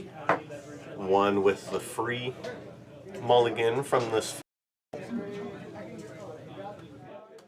no, I can hit it towards mid-range. Even possibly to 5. We'll see. Looks like they're deciding between 2 cards. Looks like it will be a mulligan down to 5, so down 2 cards, 3 mulligans for our Master of Keys player. And looks to be the same thing for our Malcolm Vile player. So, looks like we're about ready to kick everything off here. And I'm glad you guys are here to join us. I see everyone in chat. Feel free to drop a comment if you guys see anything super cool or notice an interaction or see some cards in hand. I definitely appreciate everyone commenting. If you're not subscribed, please subscribe, because that's how we continue to bring you these events. And if you would like to come out to one, well, there's always our website, moptopnbeardy.com, moptopnbeardy.com. And we get off to the races with what looks like a Scalding Tarn Fetch and a Birds of Paradise Blade from our Cannon player as he quickly passes over. To our Derevi player in seat 2, they will play what looks to be a Savannah alternate art. I'm not quite sure what that is. Looks like it's a Savannah proxy, which is totally okay. We're a 100% proxy community here at Mop Top and Beardy. And then they will play Noble Hierarch and pass. Volcanic Island to play for the Malcolm Vile player and a pass. Our Master of Keys player is playing a Command Tower into Dark Ritual, into Rock, into, I believe, Arcane Signet, into Mystic Remora. So a very large board presence already here on turn 1. I also believe that's a Felwar Stone, so 2 mana Felwar Stone, 1 floating, 1 from the Felwar Stone into the Arcane Signet, 1 from the Arcane Signet into the Mystic Remora. That's how that one lines up. And that looks to be a pass from the Master of Keys. Send it over to the Derevi player. Pathways on the backside, the blue-green pathway backside, playing it on as a blue source. And deciding what to do here. about this Mystic Remora, and here's just a Kinnan. That's a good way to get our Mystic Remora. Does not care about creature spells. And here's one from Birds of Paradise. Make it 2 with Kinnan for a Felbar Stone. That's a draw for the Mystic Remora player. And a pass of the turn from our top left-hand corner Kinnan player. Here comes an Elvish Spirit Guide from our Derevi player in the bottom right-hand corner of your screen after they take their draw step onto their main phase. Elvish Spirit Guide, Noble Hierarch, and land for a Derevi into play. Derevi will untap the Noble Hierarch. Looks like Noble Hierarch is getting in there. 2 for the Exalted Trigger.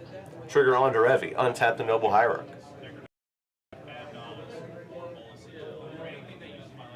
Suddenly, this Mystic Remora looks not as good as it originally did. Oh, a Mystic Remora for themselves, says the Derevi player. Says, I want some of this action. And there, Mystic Remora does hit. Effectively just giving 2 players cards anytime a non-creature spell hits, as they will pass the turn over to our Malcolm Vile player. A Watery Grave Shock the play, plus a Pollywog Prodigy. And a pass of the turn. Over to our Master of Keys player. It hits the upkeep. They're deciding if they would like to put an age count on it for cumulative upkeep. They do not. It is sacrificed. We will draw, play a Flooded Strand from Zendikar 3 Expedition Cycle.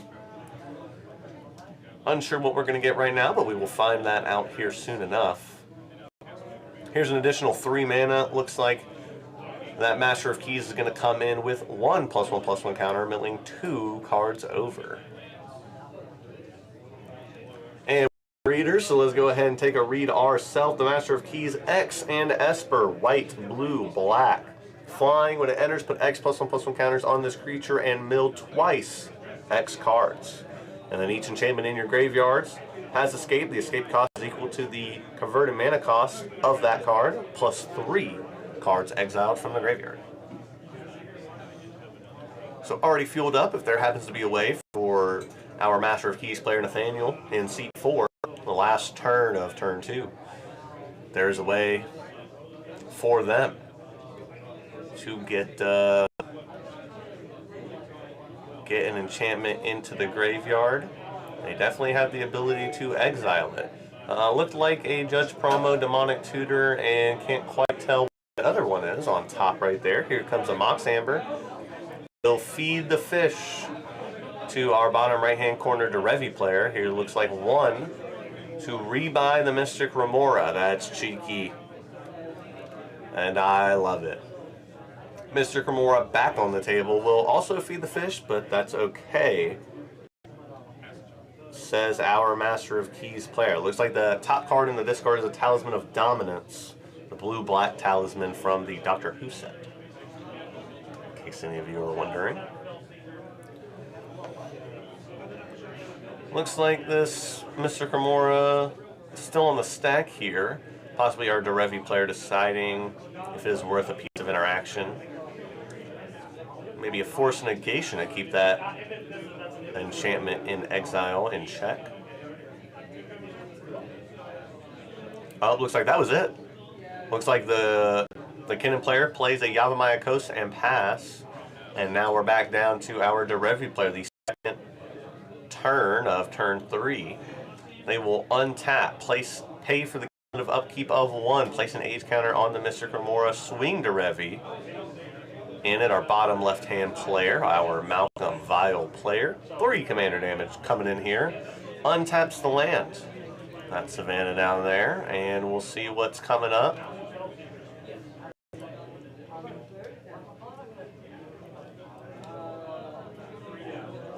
And looks like a rock, looks like a mana vault, possibly. And a Bloom Tender coming in.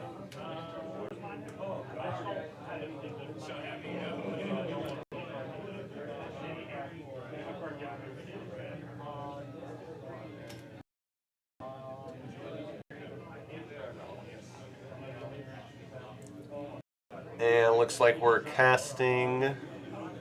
Looks like that's a pass on the Derevi player's turn. So with that there, that is all that's happening. figure out what that card could be down there in just a moment, but we'll pass over to the Malcolm Vial player. They will cast, looks like the, hard to tell with the gleam on the sleeves, but that looks to be Malcolm.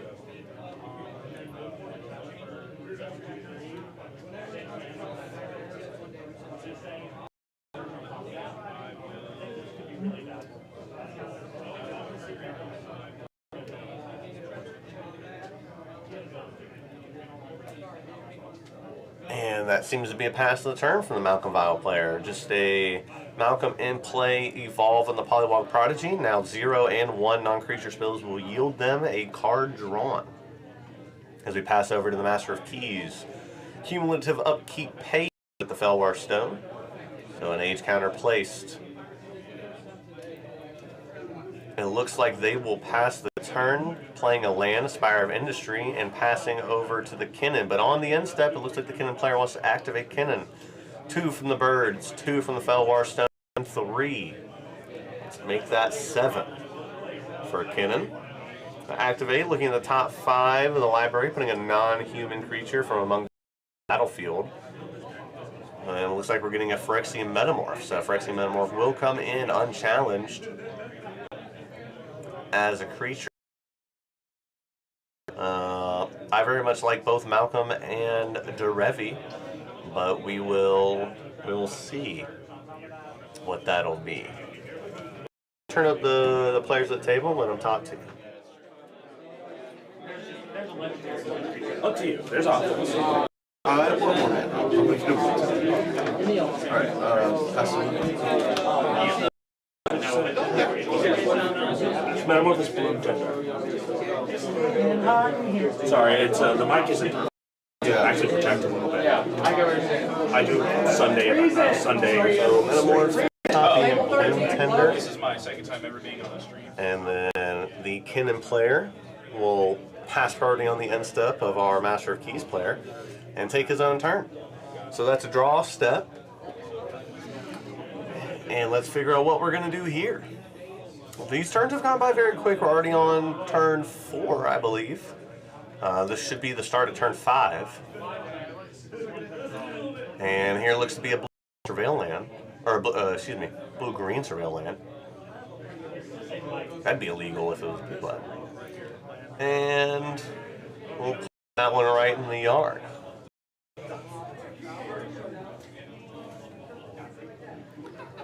And Phyrexian Metamorph, that is the Bloom Tender copy. We'll give them 3 for the Manglehorn. Possibly. I thought that would be 2, but I am not good at this game. Unless Manglehorn is not 3. Manglehorn is 3. But we'll see the Manglehorn will destroy the Arcane Signet of our top left-hand player, our Master of Keys, how they used to ramp so hard on turn 1. A lot of creature spells being played as our Kinnan player decides to pass it back over. Still leaving up 7 mana to activate Kinnan at instant speed. As they pass over to our Derevi player draws, pays 2 mana with, I believe that's a Soul Ring, to put 2 to age counters on the Mystic Remora. Still 1 land for this player, for our Derevi player, Pablo, and I believe that is Kutzel. And it is. So Kutzel says, for 3 mana, which is what that Bloom Tender tapped for, your opponents can't cast spells during your turn whenever 1 or more creatures you control, each with power greater than its base power, to a player, you draw a card. So really the first line of text, incredibly relevant, just another grand abolisher effect. Your opponents can't cast spells on your turn. So trying to see if this does resolve. I believe this is still sitting on the stack. Now we're partner pairing player all tapped out. Our Master of Keys player and the Kinnan player do have to respond. But we'll see what they'd like to do here. A Fellwar Stone, a Mana Drain, a Force of Will in the hand for our partner pairing. will cast the Force of Will, exiling Mana Drain. Our two Ristic players, Remora players, Mystic Remora, will draw a card each off of that Force of Will, and Cutsil will be counterspelled. Now, the Derevi player will play their second land for turn, on turn 4 here, or turn 5. Minamo School at Water's Edge comes down. Who do we have playing Derevi in the bottom right? Well, thank you for asking. We have Pablo playing Derevi in the bottom right. As it looks to be, we're getting in there with Derevi, trying to see if there are any responses to the Derevi attack. Possibly untapping this Bloom Tender. Let's get out of it. And it looks like we're just taking 3. 3 more. That's 6 command damage down to our partner pairing in the left-hand corner of your screen, bottom left, from Derevi itself. Derevi itself will untap the Bloom Tender from its triggered ability. Bloom Tender in the second main phase will be tapped for 3. Here comes a 4th from Savannah. Let's see what we're working with for 4. Ranger Captain of Eos, so we needed that double white. So floating 1, either a green or blue. Ranger Captain does come down onto the stack. Does have the ability to sacrifice itself and silence opponents. Plus, when it enters, you search your library for a card with CMC 1 or less and put it directly into your hand. And it looks like that gets a thumbs up from our Malcolm player. And it looks like it got thumbs up around the board. So Ranger resolve after that Cutsil gets countered. And what is that? Looks to be the one which, for 4 mana, will draw a card. So ideally a little infinite mana outlet here. Draw X cards, where X is my deck, and then try to win the game from there. Possibly being set up here, and Spectral Sailor does have flash. It is a 1 blue drop, so just blue, 1 CMC. And Minamo School at Water's Edge plus Noble Hierarch are currently untapped, able to flash that in at instant speed.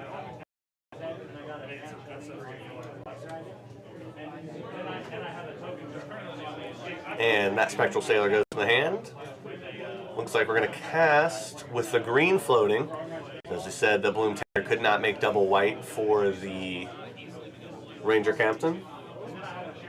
With the green floating, we'll cast an Avacyn's Pilgrim. That's a pass of the turn over to our partner pairing. Malcolm Vial Smasher with the Polywog Prodigy at 2 power, meaning non-creature spells of 0 and 1 CMC will yield them a draw. Malcolm deciding where they want to go. Our bottom left-hand corner wants to think.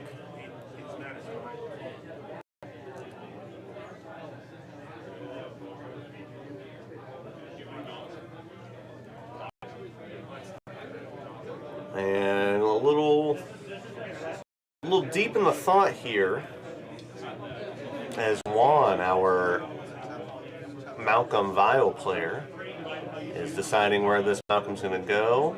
And it looks like across the table at our Master of Keys player, Nathaniel. Which definitely isn't a bad choice. Looks like they will grab a treasure token. That's 4 mana in play. Let's see what they'd like to do with it. Force of Will, exiling Mana Drain has already been removed from the hand, countering the Cutsil on the prior turn. So counter spells could be light here, as here is 2 mana for a Felwar Stone. And you see all these artifacts coming in tapped. Don't forget that Manglehorn has a second line of text where it enters, destroys an artifact, and that artifact was the Arcane Signet from the Master of Keys player, but it also makes all other artifacts come in tapped. So that ends the turn of our partner pairing, Malcolm Vial, being played by Juan, as he sends it back over to Nathaniel on the Master of Keys. Here's 3 mana, paying 3 H counter for the cumulative upkeep of Mr. Cremora. And a draw step. Mana Confluence to play. All colors available. Painful mana base currently. With a Spire of Industry plus a Mana Confluence. It can get dicey. Here's a Talisman. It's not the Talisman of Dominance, that's Talisman of Progress, the white-blue. Comes in tapped. That could have thrown off Nathaniel, and I believe it does. I believe that's just a pass of the turn. Here is 7 mana, 2 for the bot, 2 for the Fellwar Stone, and 3 make that 7 for Kennen to go spinning. Look at the top 5. Put a non-human from among them into the battlefield, or onto the battlefield.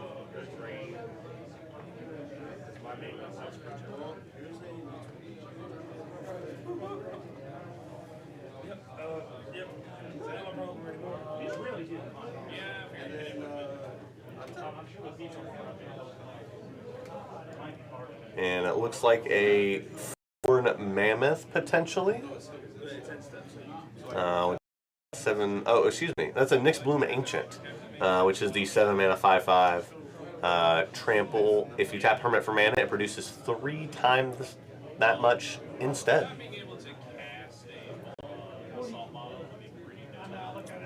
So this Birds of Paradise will be tapping for 3+1 off of the Kennen. So this Birds of Paradise and Fellwar Stone will be producing 4. Plus, don't forget about the Phyrexian Metamorph in play that is currently a copy of Bloom Tender. That would also be producing a lot of mana. We're doing some math here. Here's a Guy's Cradle for turn. After the Kennen passes priority on the end step of Master of Keys and goes to his own turn. Here is 1, 2, 3, 4, 5 mana from the Guy's Cradle. Nyx Bloom Ancient makes it 15. Because Nyx Bloom Ancient says a permanent. And we are off to the Kennen races right now. Alright, here is probably 6 blue, if I were to take a guess, and it is. And we're going to start using Kennen. Here is, looks to be plus a lot of green. That could have been 3 blue. It's a little hard to tell with the dice. Nope, that is 2 blue and 5 green for 7 mana off of Kennen. We're spinning. And don't forget the Ranger Captain of Eos does still exist on the board, but it only says non-creature spells. The Cutsil is, or excuse me, the Cutsil itself is gone from the board, so no worry about going back over. And wow, that's a good one to hit, Hullbreaker Horror, for the 7 mana flash uncounterable when you cast a spell. Choose one, return target spell you don't control its owner's hand, or target non-land permanent to its owner's hand. So this is going to be very, very good, especially if our Kennen player can continue to cast creature spells.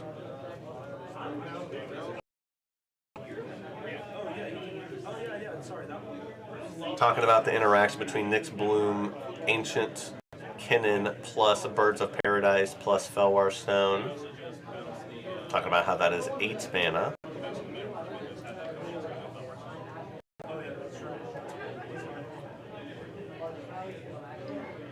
That could be more if the Kennen works with Nyx Bloom Ancient as well. Because Kennen adds mana.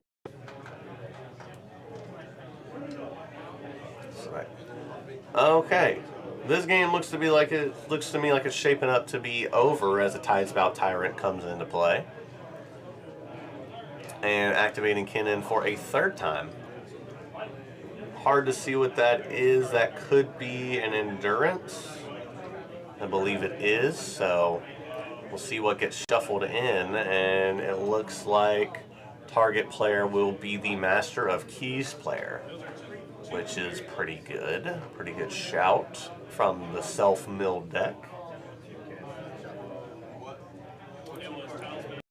Now it seems to me like they're just kind of talking it out, but I do believe that Kinnon's got this one wrapped up. It is definitely possible for the other players to make a comeback, but just being able to activate Kinnon, not only at instant speed, but just to be able to use the effect as an ability, not something that is traditionally counterable with your Force of Will effects, right? You're getting a little more niche, getting into your stifles, your trick binds, your tail's ends. That is the strength of Kinnon, and I believe everyone here not only knows the strength of Kinnon, but expected Kinnon, in fact, to be even more populous today in the metagame, as we see a rapid hybridization.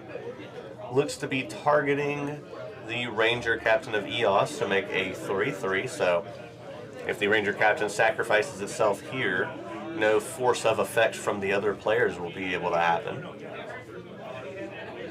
It looks to me like the Kinnon player, though, in hand has 2 lands, so that's obviously not good.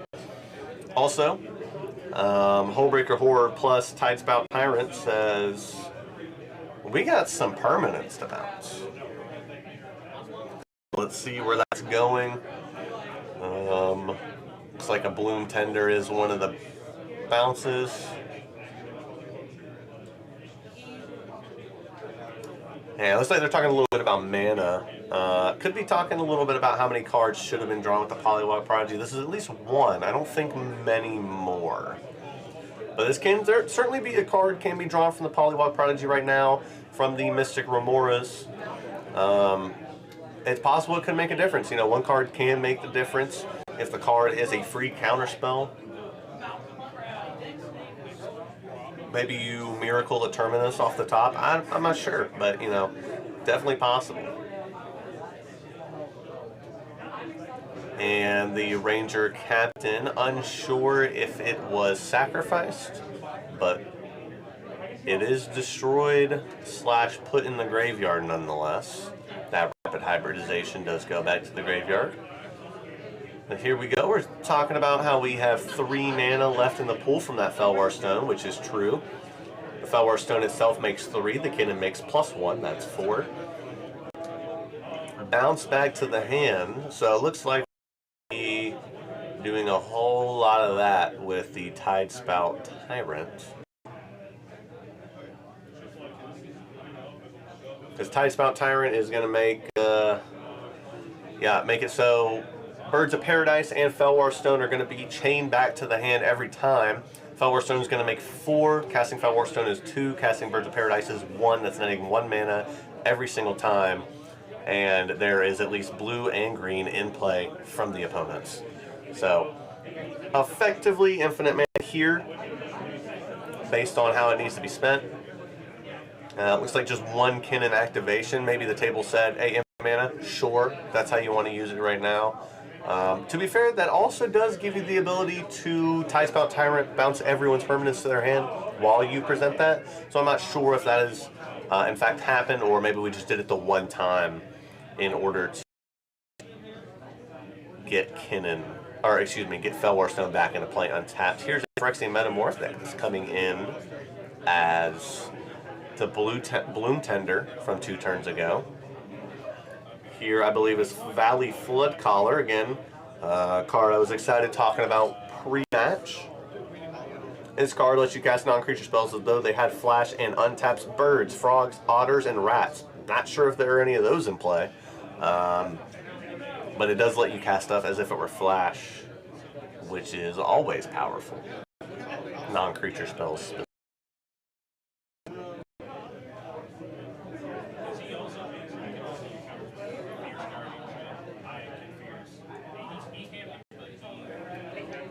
And it looks like a little bit of table talk, but I'm not too sure how the opponent's going to shore this one up. I mean, maybe drawing some cards off of the Mystic Remora into a couple of free counterspells, some Mindbreak traps.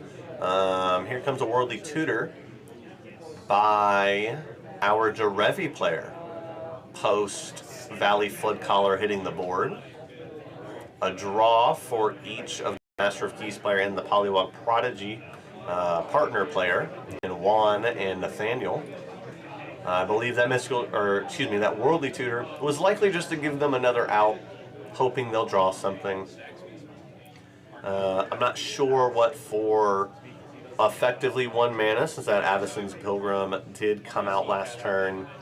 For this 1 mana from Minamo, School of Water's Edge will get them, but it is worth looking at least, and it is worth giving your opponents each a card in order to try and not lose the game here.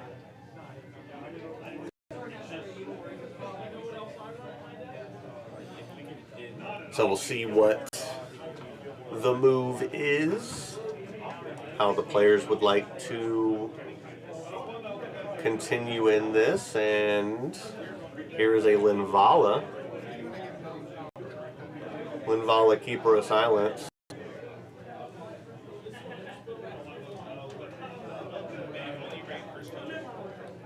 Onto the top of the deck. I'm not sure what the play is for grabbing this Linvala. I'm not sure if there is a way to get it into play right now. Spectral Sailor does come in for 1, as we knew that card was in hand. Oh, it looks like it's going to be a pass for the turn. Interesting. So that's why the Linvala doesn't get searched, because the Kinnan player was going to pass the turn. So Spectral Sailor flashed in along with the Worldly Tutor cast for the Linvala on the end step of the Kinnan player. And as we're passing down the turn, again, it does seem locked up, but again, you definitely still play to your outs. Here is 3 mana, 2 colorless and a white, to pay for the 3rd age counter, the cumulative upkeep of 1 on the Mystic Remora.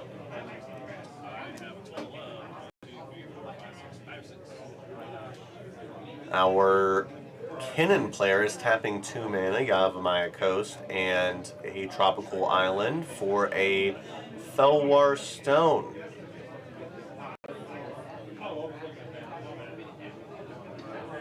Let's see what we want to counter / bounce with the Hullbreaker Horror and Tidespout Tyrant. Again, this Felwar Stone being cast at instant speed because of Valley Floodcaller.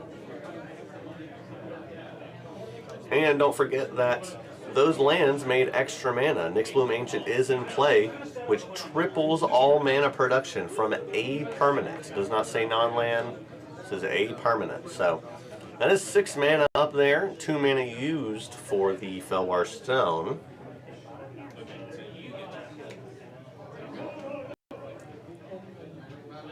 And so the Derevi players buys themselves some time.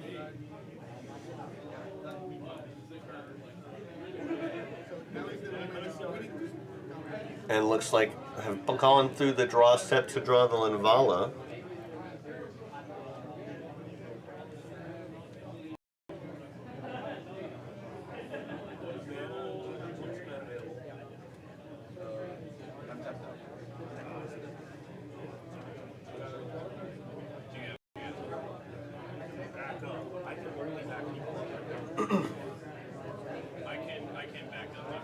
That Felwar Stone looks like a hit, so we'll go to the draw step. Spectral Sailor on the, looks to be the Flare of Denial. I'm not exactly sure what that's trying to hit. Possibly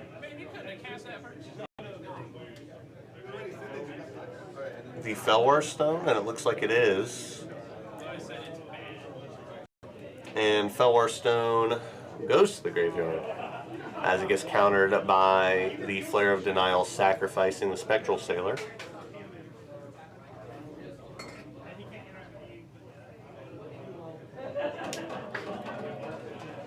And we have the ability to pay 4 mana for Linvala, Keeper of Silence, after this breeding pool gets shocked in by our C2 Derevi player Pablo.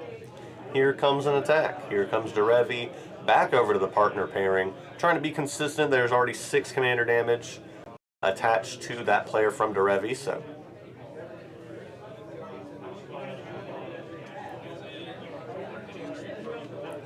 I believe believe the Spellskite has redirected the untap effect of Derevi. That's what they're pointing to.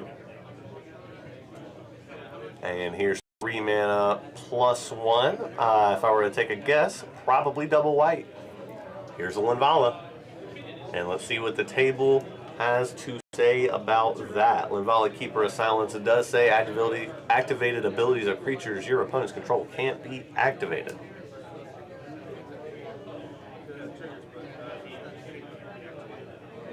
So that shuts off Kinnan, that shuts off Spellskite, Phyrexian Metamorph, which right now is a copy of Bloom Tender, and Birds of Paradise. So not everything on the board, but definitely some important pieces that have activated abilities.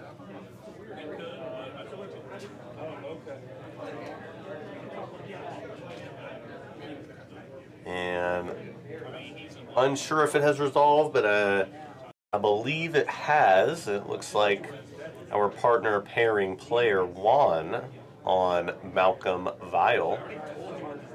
Looks to be attempting to go to the turn.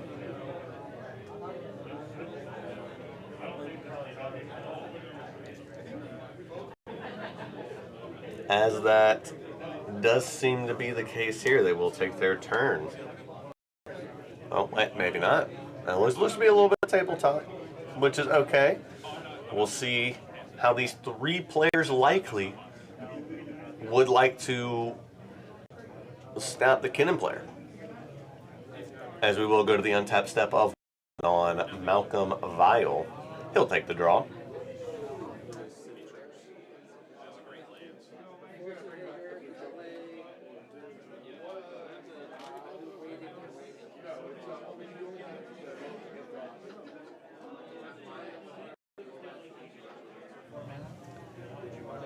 City of Traders to play.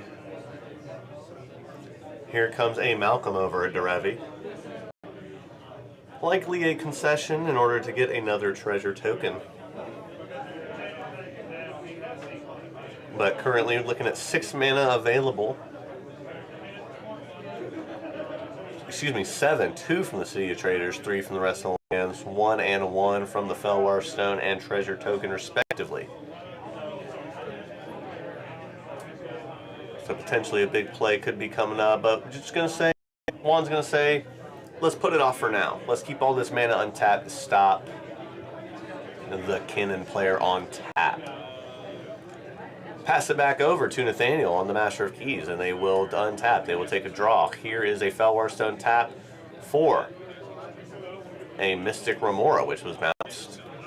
1 mana means a draw from the Polywog Prodigy for 1, a draw from Mystic Remora from Derevi. Here comes in a Flashed Valley Bloodcaller from Juan, our partner pairing player. Unsure if that is in response to the Mystic Remora or in response to, definitely not in response to the end step, so it looks like that Mystic Remora does resolve. Looks like we're going to get a Diabolic Intent, sacrificing the Master of Keys. Valley Flood Collar.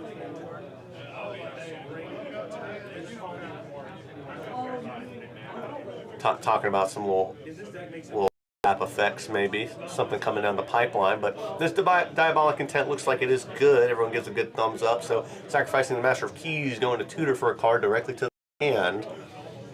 There's a lot of choices that could be given here. I'm not necessarily sure that our player Nathaniel is worried about the Linvala as it stands right now, as there are no activated abilities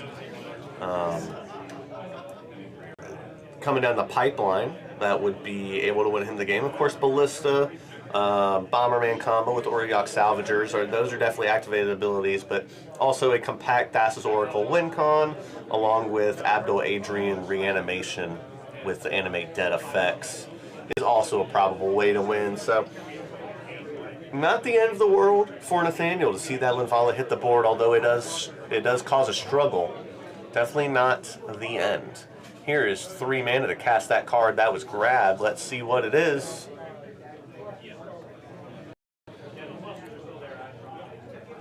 That looks like Agadeem's Awakening. I'm pretty sure it's not that.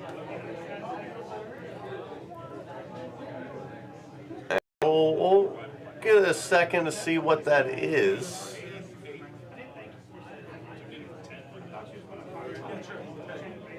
As doesn't look like any of the players have a response. Looks like a board wipe.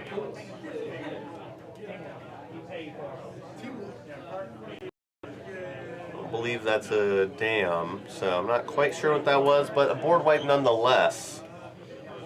But a very necessary board wipe here from our Master of Keys player Nathaniel.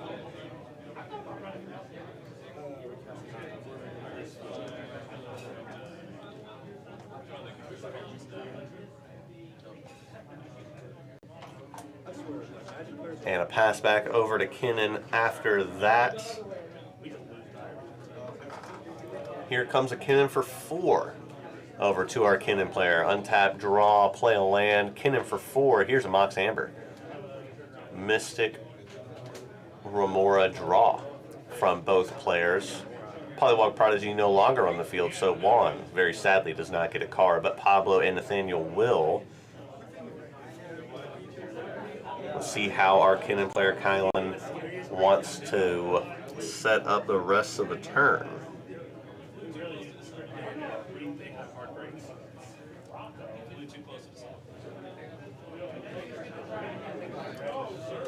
And looks like that'll be a pass of the turn. We'll pass it back over to Pablo on to Revi. They will untap Remora die. 4 mana for the age counters is a little too much, he says.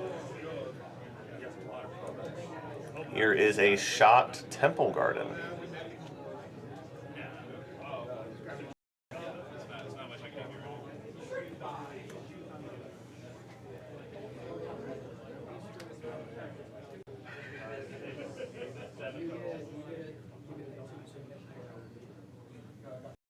Esper Sentinel to play. Here is 2 mana.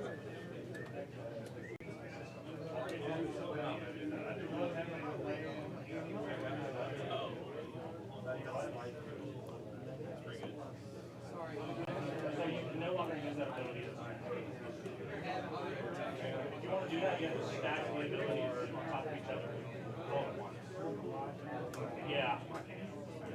So he's already turned into assault, so we can't turn it into something. And that looks to be it from our Derevi player as it gets passed back over to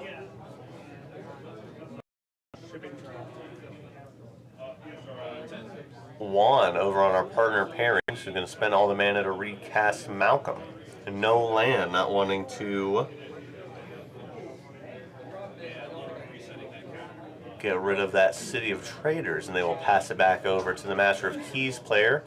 They will untap, pay 1 on the age counter for this Mystic Remora that has now been in play on their board state for 3 times separately. They'll pay that mana from the Talisman, play a City of Traders. City of Traders seeing a lot of play today. Probably a lot more than I expected personally, although it is a great card. A lot of mana likely to be cast on this Master of Keys. It's possible to give that X4. If I am tracking that correctly.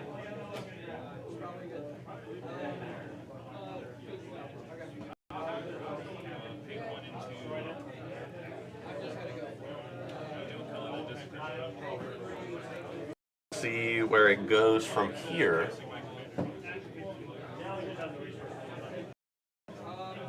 And Master of Keys, that is true. It will recast. Looks like it's for 4. Does look like it's for 1. So, also chat with a good shout out saying that the board wipe last turn from the Master of Keys player was an alternate art of Toxic Deluge. Good job, chat. Appreciate that. From the Commander Collection Black. As we see the Master Keys comes in with a +1/+1 counter milling over twice X, so X is 1, that is 2 if you're good at math. So a Marsh Flats and a Lion's Eye Diamond hits the graveyard.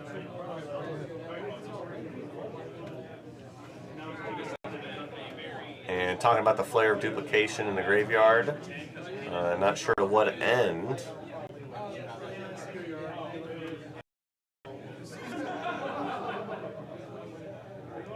And just seeing what's all in the graveyards here. Make sure everybody knows what's going on.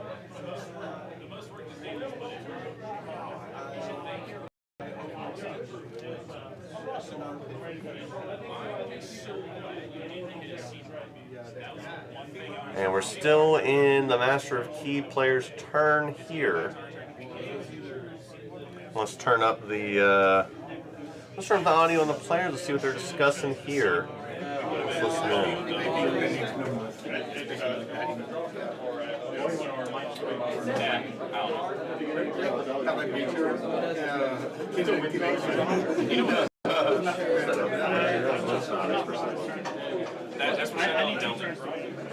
Sorry, I was outside handling, making sure there was no issues outside. Come on back up. I wasn't going to take that. So it looks like the players just have a judge call over, it looks to be. Not sure if it's a question about the game or maybe just about an interaction, but our judges are going to provide some wonderful insight to the players.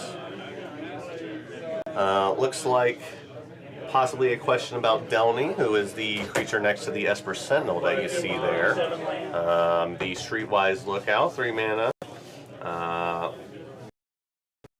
Can't be blocked by creatures with power 3 or greater, and if an ability you control with power on a creature with power 2 or less triggers, it triggers an additional time. It is a 2/2.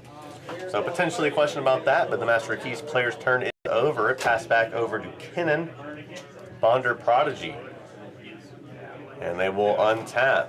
They will tap a Mox Amber. To what end, I am not sure.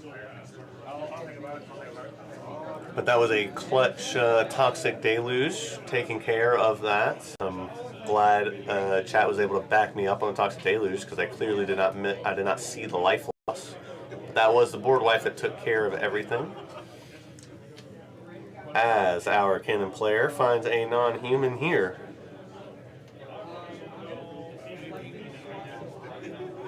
And Consecrated Sphinx is a good one to find. Whenever an opponent card, you may draw 2. Looks like a red elemental blast will try to take care of it as phases change to destroy it, since it is in play from Kinnan. Or maybe they're discussing the timing, but that is likely the intent of this red elemental blast. Esper Sentinel looks like sacrificed a treasure to not pay. Here's a Dispel from the Kinnan player. Dispel targeting red elemental blast. The red elemental blast itself is targeting the Consecrated Sphinx. Here's 1 mana from the Derevi player. Let's see what for. Manamo School at Water's Edge is tapped for blue. We'll see if there's a sort of response here expected.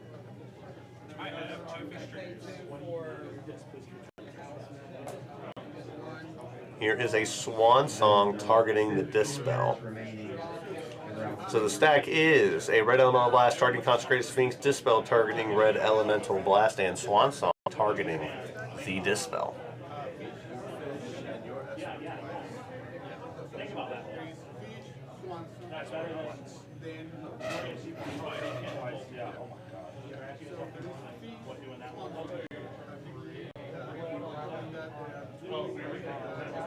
And let's turn it up. Let's see if we can hear what the players are talking about. They definitely got some communications going on. So I will decline the draw on the Swan Song. Okay. Go to combat. So I will get a 2/2. And also, you can no longer currently Dispel's countered. There's Now there are 2 Esper triggers and 2 Esper trigger and you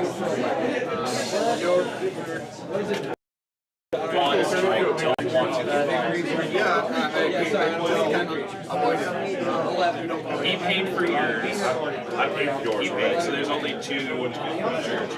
So we're talking about double triggers on the stack with Esper I will Sentinel. decline my triggers. Well, they are at separate points. Yes, I will decline all of them because I have to until that's gone. Otherwise, he will just keep drawing cards. Yeah. So he was. I understand I'm drawing cards, but as soon as this goes, I think Powers runs away with the game. With Dummy and that, he was just run away. So a little bit of table talk, trying to defend the choice to let the opposing players draw with this in order to grab some cards off the Consecrated Sphinx before it gets destroyed. If we try to interact and we can't pay, and then you will just draw more, and then you can stop him, and then we can't. It was just too aggressive. Respond to your triggers. So, you're a draw trigger. Yeah. I'm a cast over. Orcish Bowmaster. Yeah, I'm okay with that. Roll that up. ETB trigger, we're gonna kill S%. Targeting S% on the way in. And then you still have And here's one draw for a Consecrated Sphinx to draw 2. I'll have a Bowmaster trigger. Yeah, I got it. I just, where is my I need this. I have 1 point. We can all try. I can say this. We can all draw right now.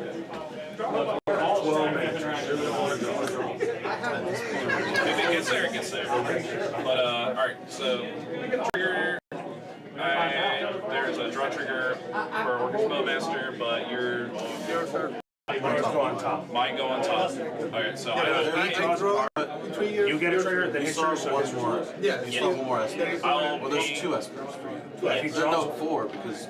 he paid for both of them? No, I paid for 1. He only counts Let me be happy. So there's 3 total. I will gain the first damage I can take. Alright. I tried to. So Kinnon's starting to take damage. You're gonna get cards. So if he draws cards, he's going to declare the damage, you're going to draw cards first, and then he gets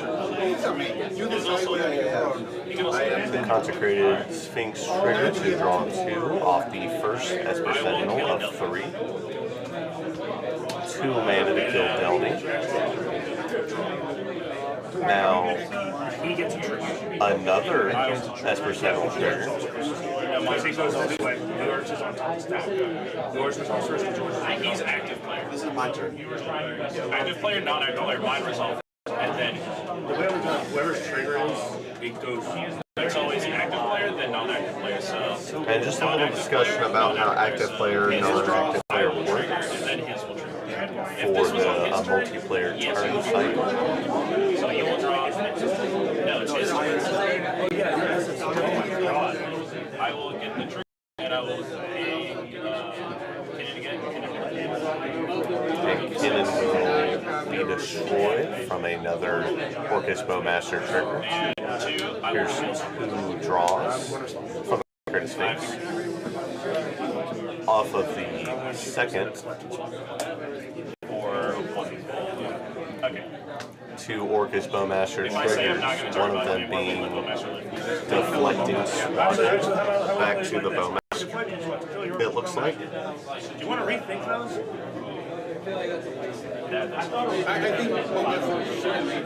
So the stack sitting here is this: Red Elemental Blast targeting a Consecrated Sphinx.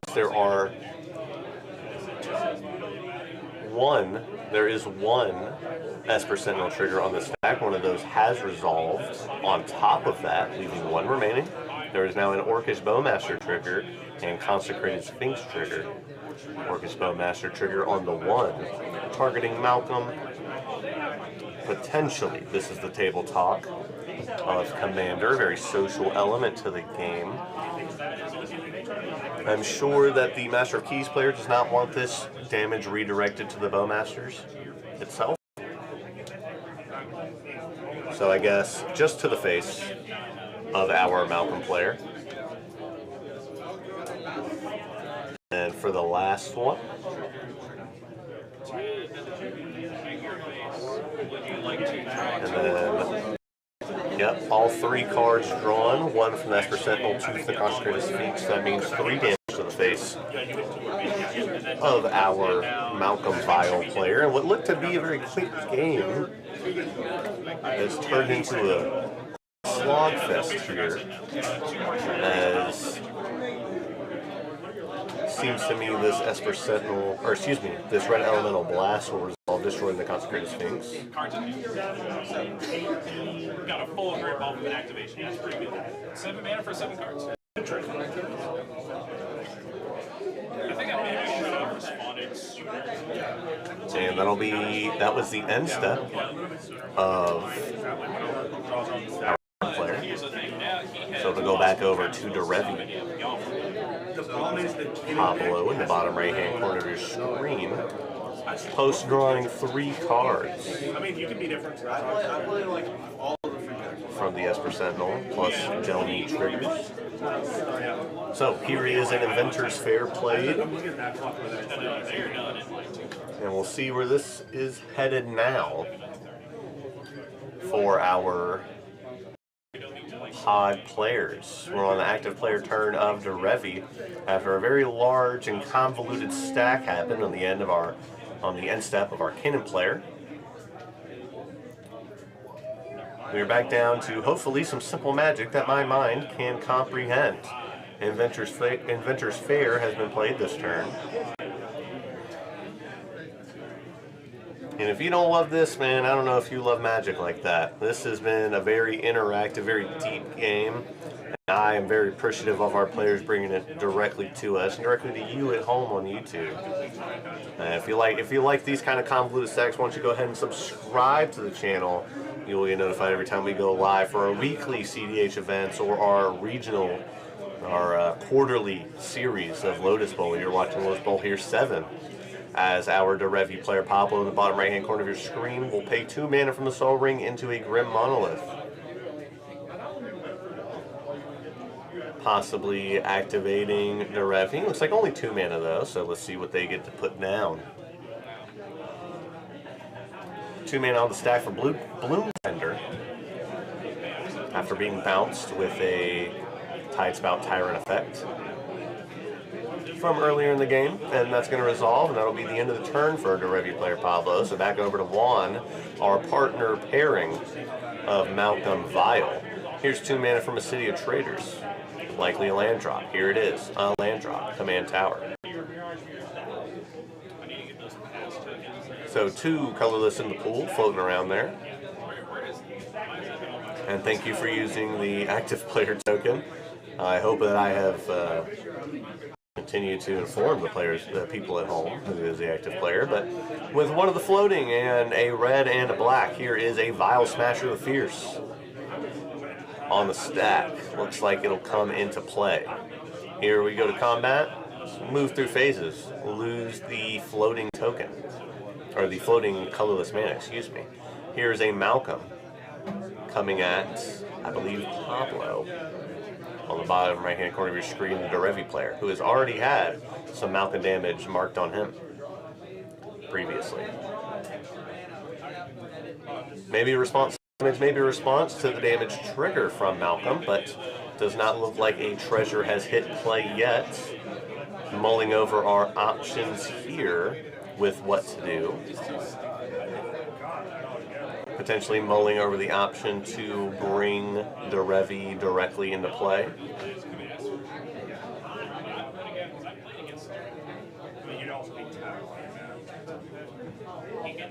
And here is 3 mana plus the Grim Monolith. I think here comes the bird.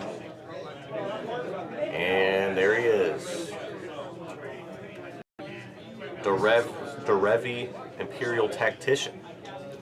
2/3 blocker coming in for the 2/2 Malcolm, who will die. No Malcolm trigger, as no damage was done to the opponents. And looks like Juan, our partner pairing player, decides that's enough. I'll pass the turn.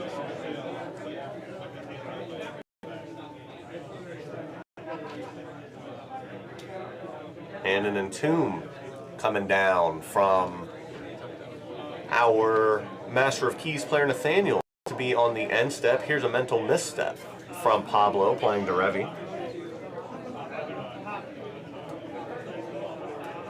Draw a card from the Mystic Remora trigger. And it looks like that mental misstep will resolve. No Entomb for Nathaniel here in the top left-hand corner of your screen. They will become the active players. They will go to their turn, untap, upkeep, and draw. But here is a Vampiric Tutor, likely in response to the cumulative upkeep ability. Oh, we'll just go ahead and pay for it. Don't want to miss that. We'll go ahead and say we will for sure pay for that. And then in response to going to the draw step, here's Vampiric Tutor. Will cost the big price of 2 life, but Vampiric Tutor has resolve. Let's see what they go and get. I've not seen much of the hand here of our Master of Keys player, but a couple of 2-card combos. Of course, that's Oracle, as is sort of necessary evil in these black-blue X decks. They sort of all kind of revolve around that at some level. ISO Rev, I believe, is in this list. Let me double check that for you.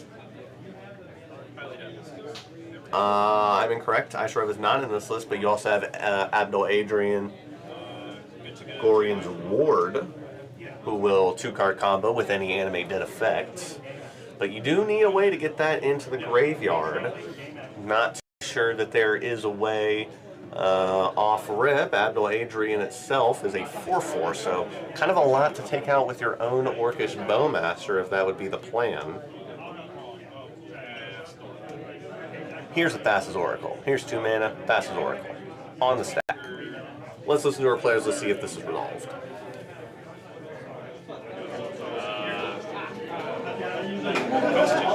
Thassa's Oracle resolve. Hold priority on the triggered ability, demonic consultation. Here's a Mind Break Trap. Activation in response.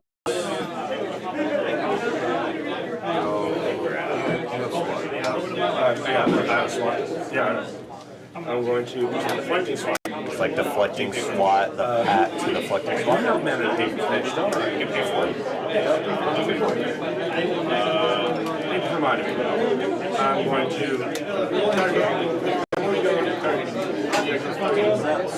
Swan Song. Yeah. Swan Song. I'm going to Swan Song the.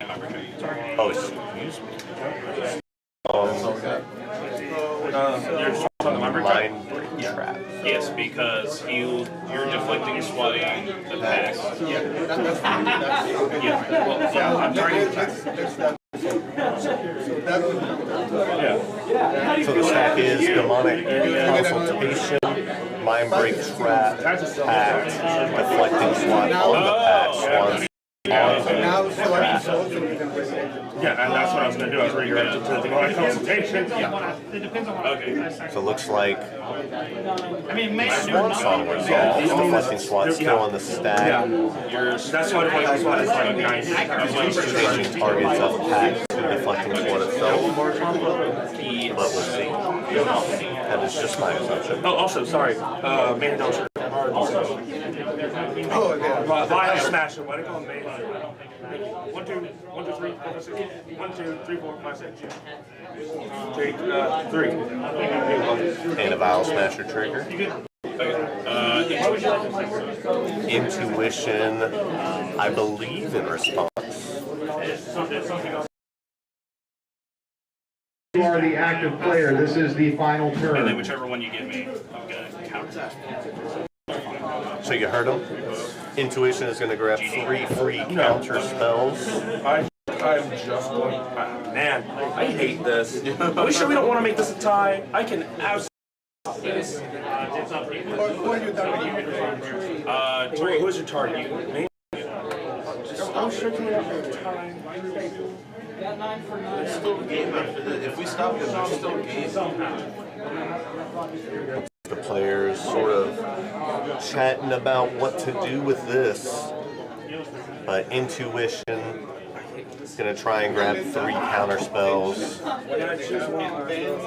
then counter spell the deflecting swat. I guess the deflecting swat would likely redirect to demonic consultation. I mean, that's fine. I'd rather you pay to beat the counter with the counter. Thing, or let it die either way and recast it. It's still fine. Well, you have another counter spell? Yes. Can I see? I'll show you one of them. Oh, that's wild. Yeah. As I said, I can go to mid-range real easy. What I hate is I have to now look here. So now we're thinking about if there are any future plays going on here. Maybe the players would be better off with a draw. Don't just want to give the game to one player, but I'm sure none of these players are going to be necessarily happy if they walk away with a draw. I mean, all these players did come to win today, and this is a 5-round event. We are on round 3, but it looks like it is heading that way. I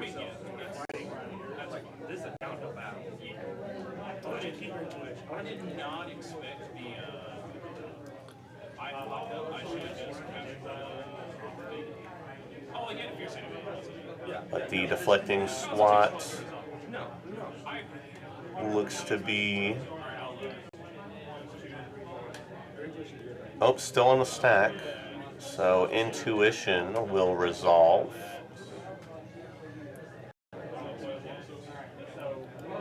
Grabbing a force negation, likely also force of will, plus another free counter spell, potentially a fierce guardianship. All of which are played in the deck, plus my break trap, plus I could also get misstep, but not necessarily for this situation. A couple of few free counter spells in the deck still for our Master of Keys player. It does look like fear, force negation. I didn't see a third come down yet.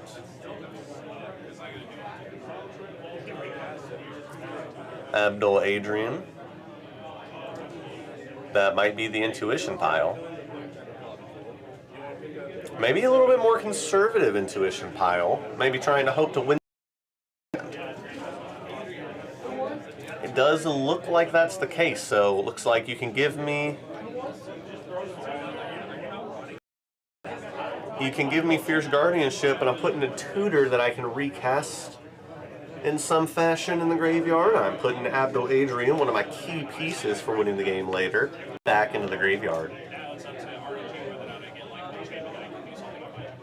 Or you can give me a counterspell. We can not do this anymore. So an interesting intuition pile. I definitely don't think there are any exile effects that I have seen so far, / I would be necessarily worried about. So potentially Demonic Tutor could have been replaced with a Necromancy or Animate Dead, just something easier for the Master of Keys commander card itself to get out from its static ability of being able to recast enchantment spells from the graveyard as long as you escape it for 3 cards and the same mana cost. But let's see what this Demonic Tutor is going to do. Maybe the Demonic Tutor goes directly into hand. Maybe we'll just get Abdul Adrian in hand, which I think would probably be the most beneficial for every other player. There would still need to be a way in the graveyard. Currently none that we can see. But it doesn't look to be cut and dry. Or at least as cut and dry as it did 5 minutes ago, 10 minutes ago. There have been constant win attempts from all the players at the table. It's been a very, very interesting game here.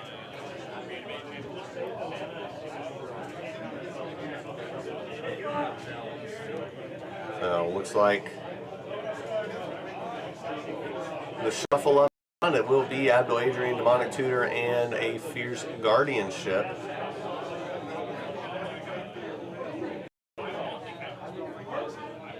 Trying to decide what goes to the hand.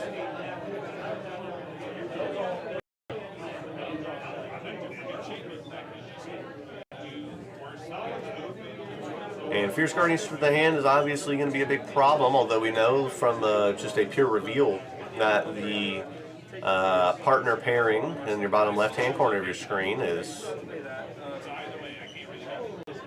already has a Fierce Guardianship. So it looks like Fierce Guardianship to hand. Looks like Fierce Guardianship is going to target the own pact. Make sure that Nathaniel, our Master of Keys player, does not have to pay 5 on his upkeep in order to not lose the game here. Multiple win attempts, you gotta love it.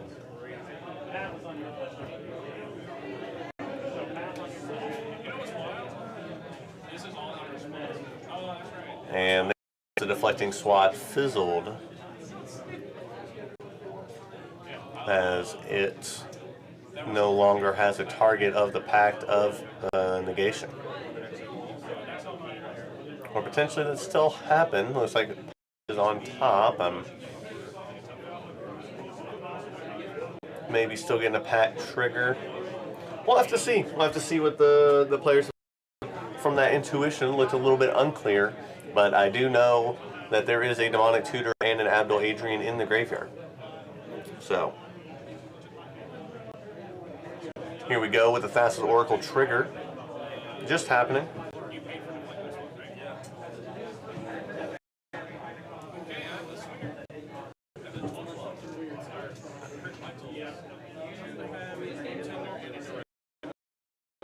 And it looks like a 12-12 Orc army will be smashing in. Looks like directly over to our Derevi player, Pablo.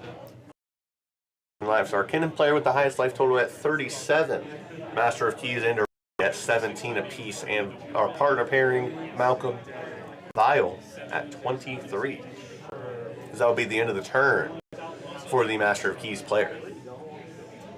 We'll pass it back over to Kinnan. We will untap, upkeep, draw. 2 Swan Song tokens are currently in play for the Kinnan player. Kylan.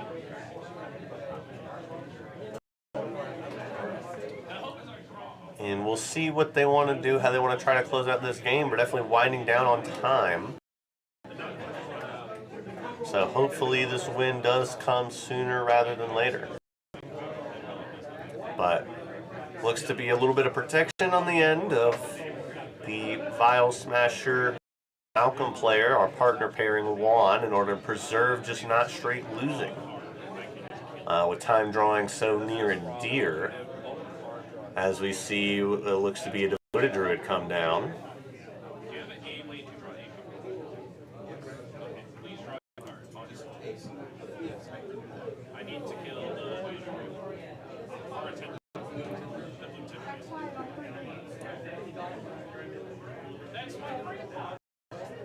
And here's one from a Yavamaya's Coast. Definitely trying to make sure that we make all the right plays. Here's a Elvis stick.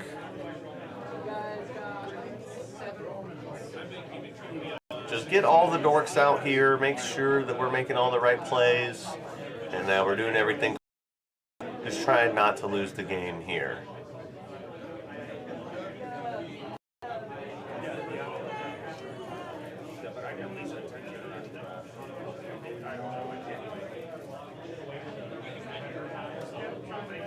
And here's a Guy's Cradle that will net 4. And here's the One Ring. Powerful. Cast from will get that protection trigger.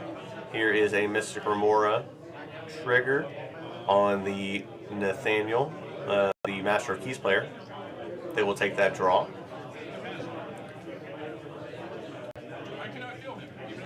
And doesn't look like any response to that. Oh, but a Mind Break trap will come in at a very clutch time here. Mind Break trap will not be able to target the ability, but will exile the One Ring. Maybe a little bit of talk. Just trying to figure out how to best deal with this, but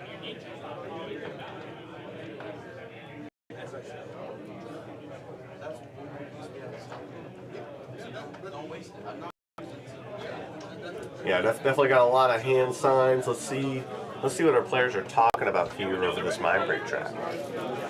I know, but like, so I think if you try to protect it that badly, then he needs it to win the game.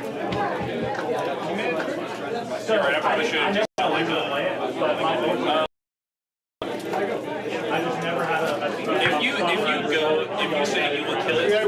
Yeah, wait, hold on. If you say you will kill it now, I will protect you. Because I have a fear.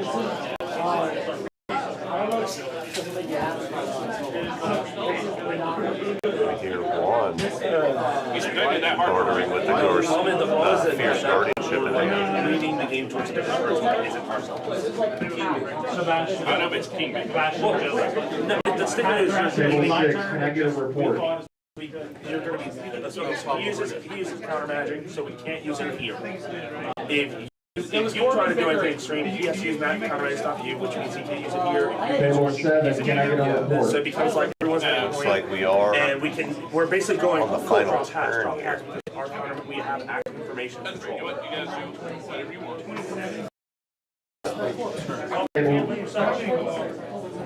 And a quick untap and draw. I should have let Fish do It looks like the one ring resolved, and I believe that'll be time for our feature match. So at the end of this turn, I believe this game will be over. We have about 5 minutes. 3 minutes, 22 seconds. That's what makes it. Okay, so you just heard the table judge. We have about 3 minutes left. Probably time for this turn, possibly start the next turn and let that turn go untimed until there's a finish, either a win or a draw. Direct, Bloom Tender, Soul Ring, and some Mana Rocks. Some lands in play for our derivative. I don't think you're going to say yes at this point. To see where they go with this, maybe there is a compact in here from our derivative player. But we'll have to see. There's definitely time left in the round in order to get that there.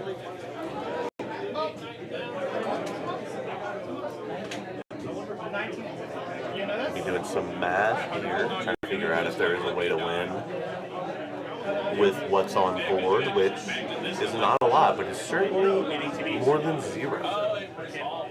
Yeah. I mean, if I had stifle, I would. Or if I would just have instant speed, make a draw. And realistically, with the one ring resolving, specifically the cast trigger on the one ring resolving, at best, this would be a draw for 2. If one person is able to eke out a win, effective win here, unless they have a card that the game, like Vess's Oracle, would not stop that player from losing. But here comes the Spellseeker, searching up a CMC spell or less, instant sorcery specifically. Notably absent from the Derevi deck is Vess's Oracle. So I'm not sure that they have a way to win the game outright. You need more time to do something than 80 minutes. But there is at least a Vess's Oracle on board. So maybe something could happen with that. We'll have to see.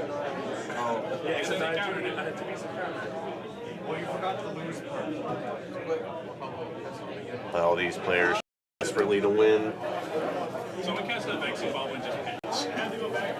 No one is necessarily happy with the tie here, but we all understand that it is the way it comes down sometimes. An Ephemerate looks to be the grab of the Spellseeker. This has been a much more chill pod than the. Yeah, usually people end up in this pod, they're very aggressive for no reason. The final pods are usually aggressive no matter what. Let's see where that Ephemerate goes. Serious? Yes, like everything viable. As we get the shuffle up. No chill whatsoever. You know, you got. I mean, the performance is a child's market. Again, I'm trying to look here to see if there is a true win con. I mean, there's Agatha's Soul Cauldron, but it just gives activated abilities. Not sure what an infinite mana outlet would do besides Spectral Sailor, but looks like Ephemerate targeting Derevi. We'll have to see.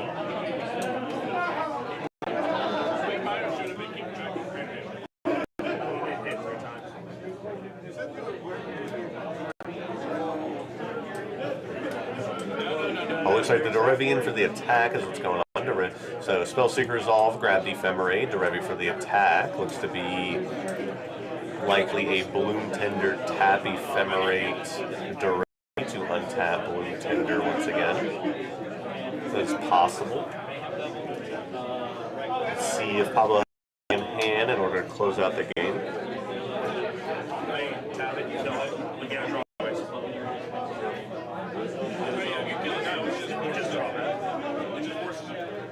Kinnan in the deck list could go a long way into at this point, getting more creatures into play.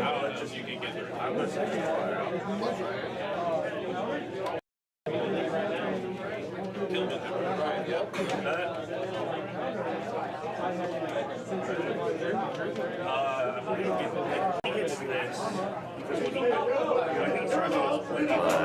not too sure. We'll just have to see what's going on. A Grand Abolish being cast in the second man. Again, but Pablo definitely knows his deck better than I do.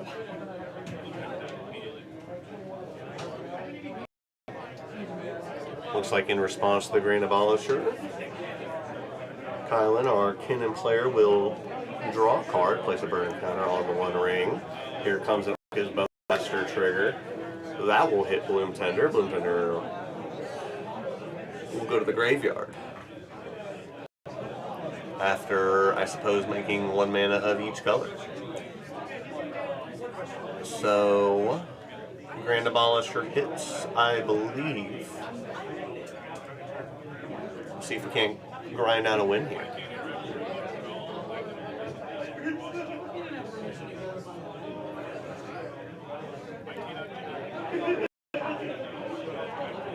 As looking at the rest of our standings here, looks like I believe every pod has concluded with a winner. Let me double check that. Looks like 2 pods had a draw, but every other pod has concluded with a winner except the feature match area, which of course, as you're watching here, is still going on. We're seeing to what end Pablo has, because they're certainly at time here. So the end of this turn, the end step, will end the game based on how we have decided that turns will go.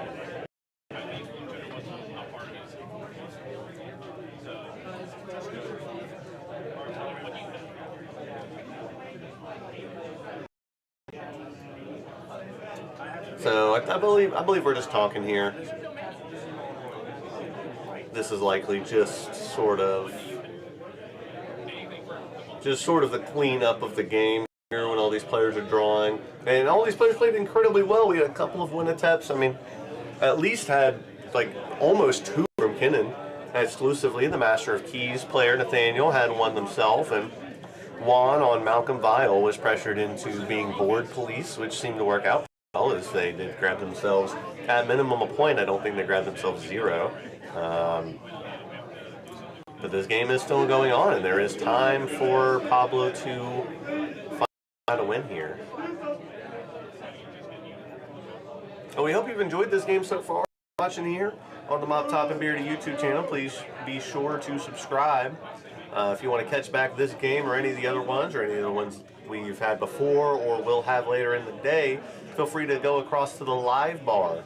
You're used to go into the video section, go to the live section. If you're on mobile or on PC, that will let you see this event in its entirety. As we see into the Floodmock cast by the Kinnan player Kylan on the Derevi, and I think everyone has just decided that this game is over. It's a draw, and that's where we're going with this. Well, maybe not. Maybe we're still trying to grind out a win here, but nonetheless, thank you all for being here.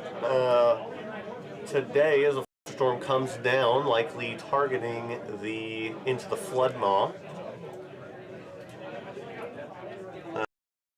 Support being here, chatting with me, giving me some insight into some things I didn't know, like last round with Necropotence and Underworld Breach, effectively, with a Born Upon the Wind, giving everything flash. So that was super cool interaction that we saw last game, and we had super cool interactions this game where Ranger Captain Vios was sacrificed in order to stop the Kinnan player from continuing to rebuy and recast Birds of Paradise and Felwar Stone into a mana every time. And then before it came back around, there happened to be a board wipe, a Toxic Deluge from the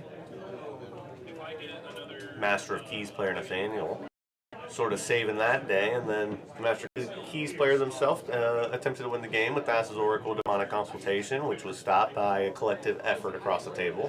And it's been a very good game, very hard fought, well fought game by all of our players here. If this entire event was untimed, if this entire round specifically was untimed, I'm sure that we would find a whole lot more action in the back half of this game.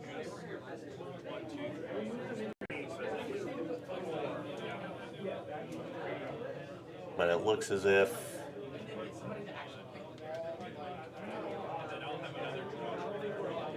Juan, our partner commander player, is casting a Fierce Guardianship.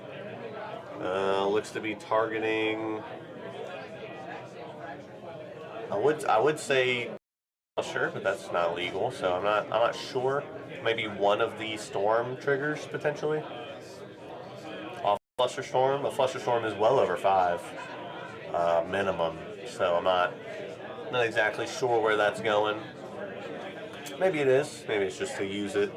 There will be no turns after the conclusion of this turn. This will end the game for our round 3 players.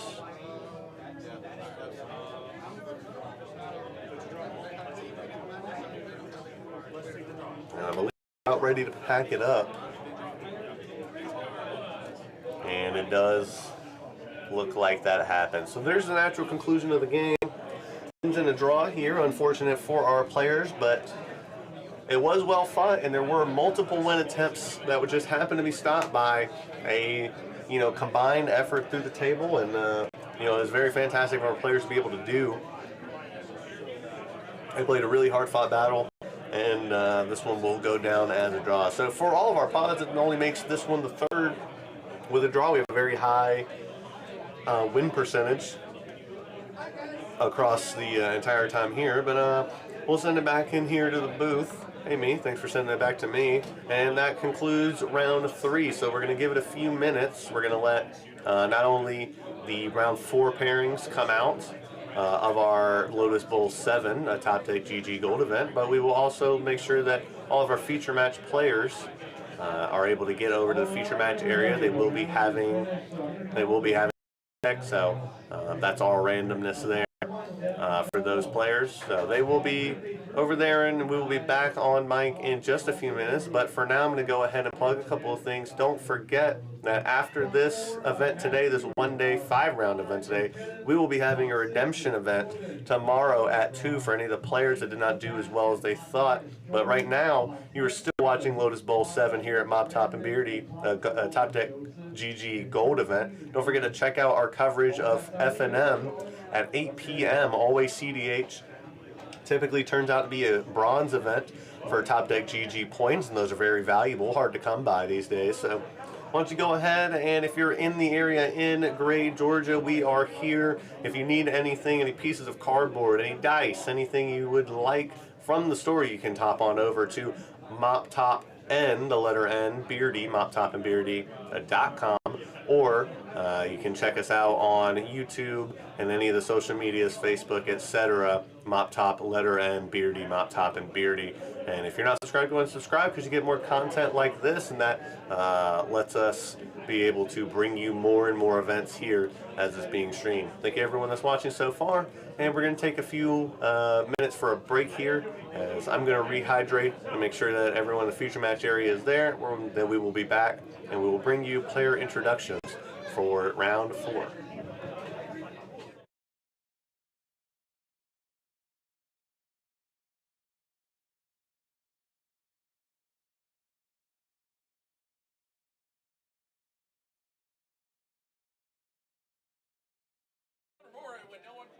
cards. I was like, yeah.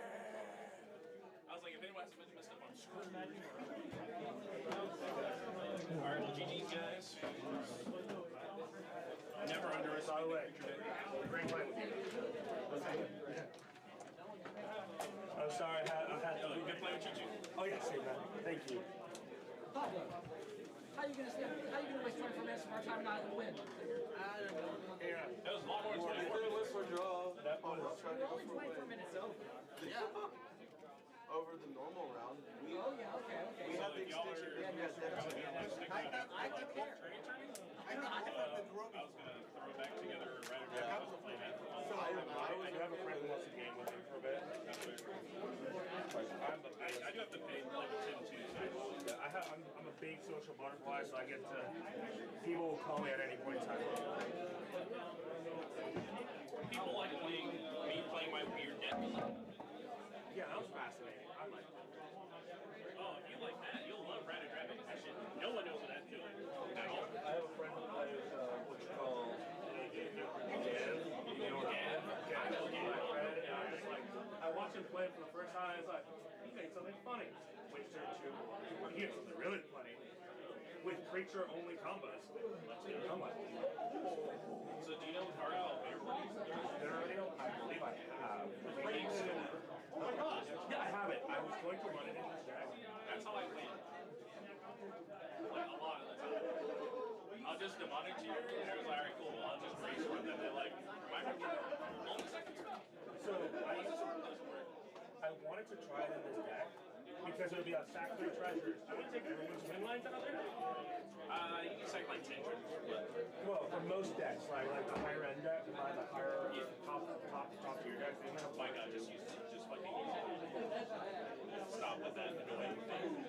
You.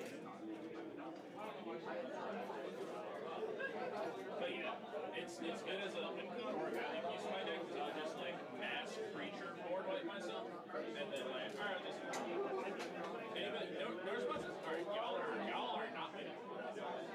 Would you like to draw? The auto draw card. Where are you from? No, I live in Aiken, South Carolina. Oh! I drove 3 hours to get here. Alright, so far I'm doing a lot better than I usually do in tournaments, which is like more losses, like normally be like 2 losses in a row, maybe get a win. And then the last round is like, if I can win, I'm in like top 4. This is what my board is showing. I like draw wins only.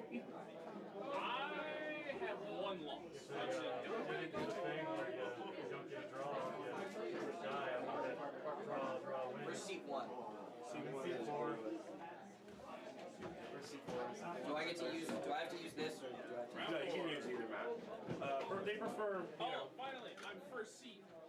I don't even know where I'm not looking at my phone. I'm gonna wait until that updates. It's already using like straight. Pablo, you're here? Yeah.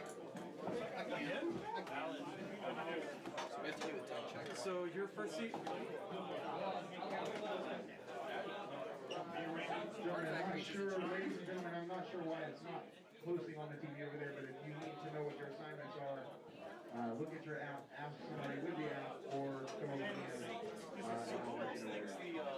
Did you die before the draw? It's kind of stupid. That's probably everyone else.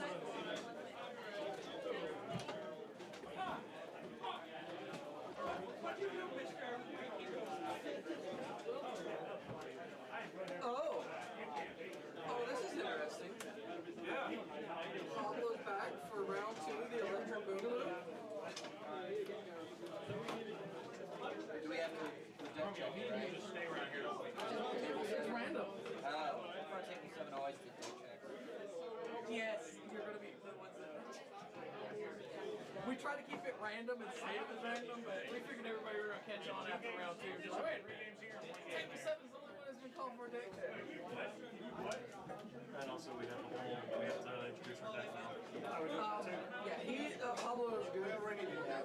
We already did If you want, yeah, sort it like he's sorting it, or if you know it in alphabetical. If you can sort it in alphabetical, that'd be even better, because it's just me just quickly going through it. I almost forgot we have deck check. Yeah. Do you want to check the tokens? No. Oh, by the way, that random spin on that is so rigged. We did the math on it one day. Is this live chat? It's rigged. It's absolutely rigged. Which we thought was funny. Me and my friends sat there and spun like 200 or 300 of them and did the math. And it favored like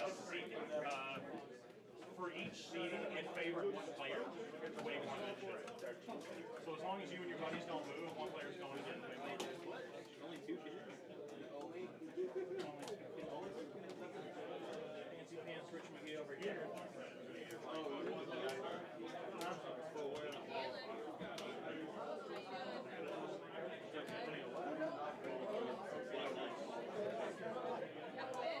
Go ahead and resolve your mulligans. Do not begin yet.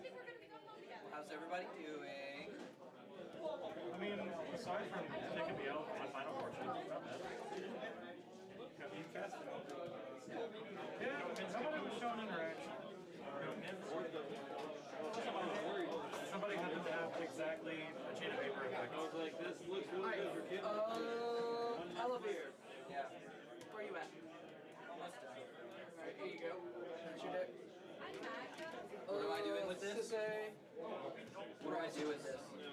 Once you're done sorting it, I just need you to put your name on top. That way we know who is who. Okay. That way it's kind of even when we hand it off to the commentator, he knows who is who. That's it. Yeah. Get to a land, drop and just turn it to the land. Alright, I got the deck ready for you. Yeah, dude. What order do you like the build? Whatever. No, you're good, dude. As long as you got them separated, we're good. What? As long as you got them separated, we're good. Okay, who do I give it to? We'll just hop up and we'll in your chair. You can leave them spread out, you're good. Bitch, I messed something. And then if you want to like wait by the door, he'll call you guys. Daniel will just come over. There you go. Alright. I'll be on the side. You'll be on the inside? Sounds good, I'll be on the outside. Do you not have an opportunity to win?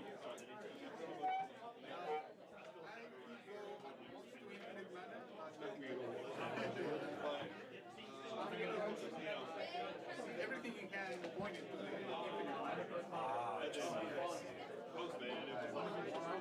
Oh, man, it's like right here.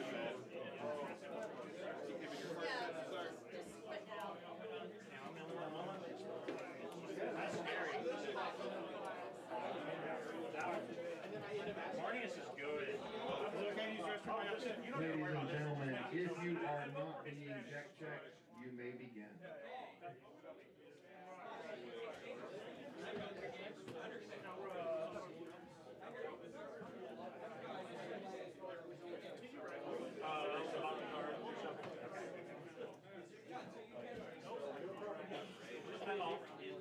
Yeah, I was deferring to you all to be able to do it.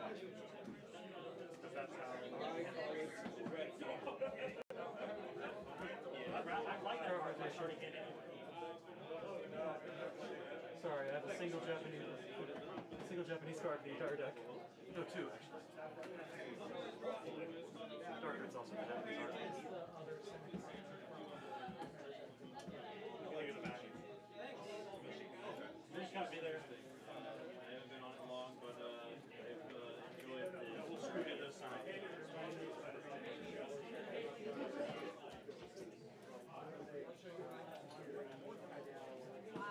No, I just lost to an Akiri yet.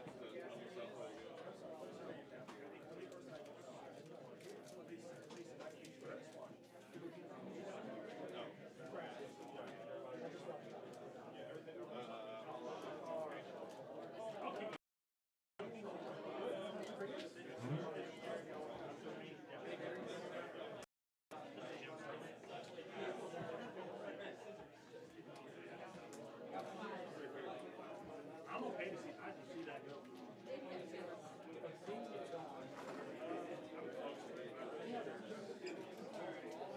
They should have told us to do it alphabetically. They told us to sort it by type. Well, It's easier for y'all to do it that way. It's easier for y'all to do it that way. Also, it actually forces us to look through it anyways.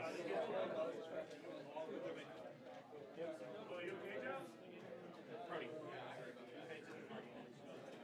Any response to the Noble?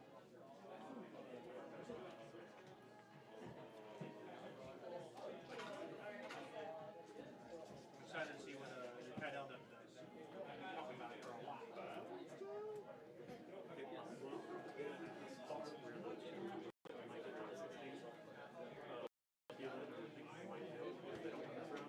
Would you mind giving me a rough device for this just in case we're in top 16, because I know you have to go that way anyway.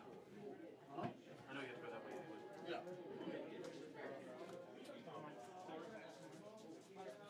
I will try and keep that updated, but always defer to my actual because that's what I'll make sure I give it updated too. I'm fine with that. I'm just so used to this. Very good. How many? Yeah, 6.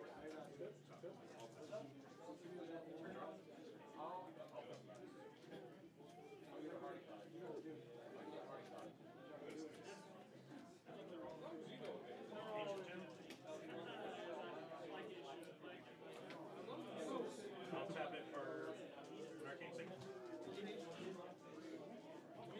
Play an LED one up.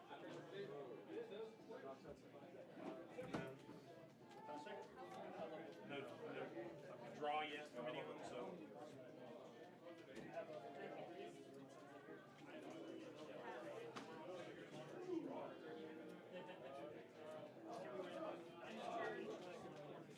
It's gonna be a menace when he grows up. How old are you, brother? Yeah. He's gonna be a 20-year-old playing Magic for 10 years. He's gonna be a beast. Yeah, that's almost like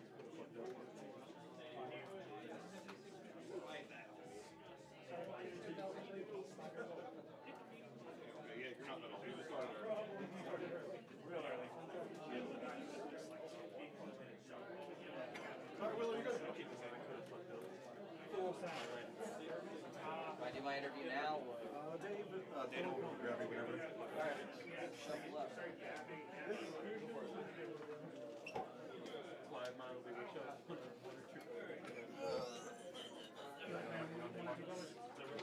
It's easy to keep track of. You had a bunch of left over when you started playing. Were you one of the ones who stayed? One of them that you stumbled on the 5 last two players I messed with was Aaron Hospitality. I just picked up a mechanic and I got a Trop Island. Like it has shots for storm killing and such. And you do like weird copy your own spells multiple times in a turn type thing. So you're gonna it's like kind of bad for Akashima over real. Because it's not a 1 + 1 = 2 situation. It's a we need to like combine different cards in different ways to generate the advantage I need. And there's like storm kill and such. Alright. I didn't fuck up, did I? No, not that I see. That was my entire worry. I was like, oh man, he's in the lands. That's like 100%. If I fuck something up, it's in there. No, well, I didn't see any like that. Just make sure you put your name on it. No, there was a Oh, I didn't see it. I mainly just keep an account as LED cards or look at the list. It's a fun list. Yeah, it's interesting. It's a weird list. Yeah, it's a fun list. Then 4 enchantments.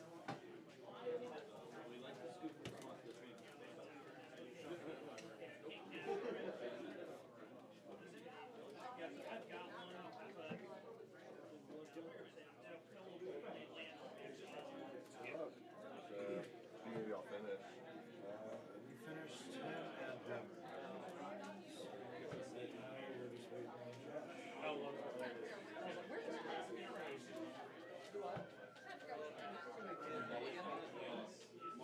You guys do your end first, and then I start the timer whenever you want. Okay, everybody. If you're still here, thank you for being here. For just joining us, thank you for joining us. My name is Daniel Darity. I am here commentating over Lotus Bowl 7 here at my Top and Beardy store in Gray, Georgia. And we are about to kick off round 4. We're going to have some of our players come in for just a brief introduction, their name and their commanders, as we've been doing all day so far. So give us just a few minutes. We'll have everyone cycled in through here, introducing themselves, so you can put some face to the pieces of cardboard they're playing. And give us just a few minutes. We'll have everyone on, and we'll get started with round 4 action from the feature match area.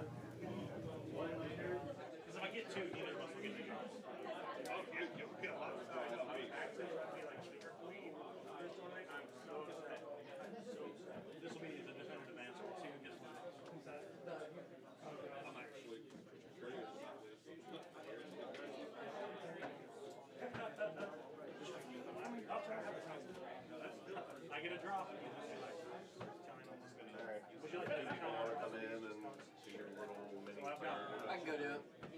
Maybe like 1 or 2 more shuffles and I'll be good. You shuffled in your 2 life battalion. Are you waiting on the deck trick? If you want to come in, if you're cool with me, I'll good. So I think what you can do is I'll try and remember, but I may not always. So I'm saying if there's a difference, defer to this.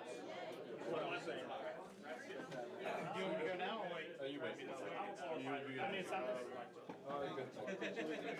So I'll just pass this way. Oh, never mind. Sheesh. Please don't miss. My thing was pretty deep. I hope it don't throw it. I hate to just play a land of pass for like 6 turns. Yeah, we were scared of that too. We had to reach up. Oh yeah, this is your 2nd time here. Yeah. Was you the last time we had this? You were playing Pentalaza, right? No, that was someone else. Yeah. Here they played how'd you like that? It was an old deal.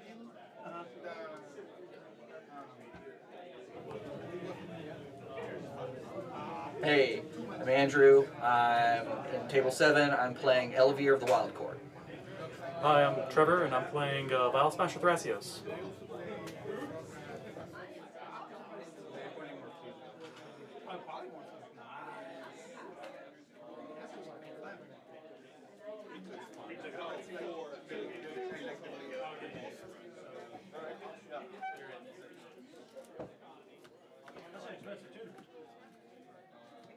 People still are your cool is. I already did. Yeah, you want to do it again or you don't want to? Okay, that's no problem. Yeah. I don't know, 1 minute and a half before life. Very good.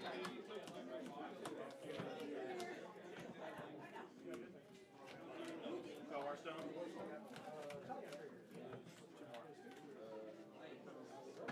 I have no idea how the fuck I did that perfectly. One more. Hi, my name's Josh. I'll be playing the CSA today. Actually, yeah. You see, we did the same. Have a seat. I'll get Jim's phone.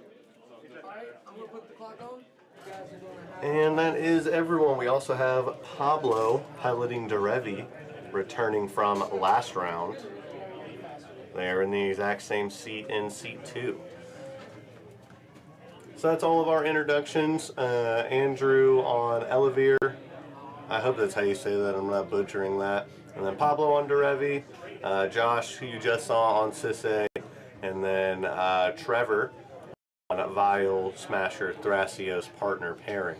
So all of our players are getting shuffled up. They're getting ready to go. But again, you know, a good mix of commanders as we have had so far with the meta here at the Lotus Bowl. So I'm glad we're able to showcase some different decks, maybe not necessarily different, but not 4, you know, of the same exact commanders, the exact same decks over and over. It's been a very great day for the meta, for these sort of experimental decks and these decks that maybe you might not have seen as often as these people will be playing them. But yeah, all our players are getting shuffled up, ready to go. Just want to thank you guys again for everyone being here, you know, messaging in the YouTube comments. I do read those, so keep them coming, and we'll send it down to the players.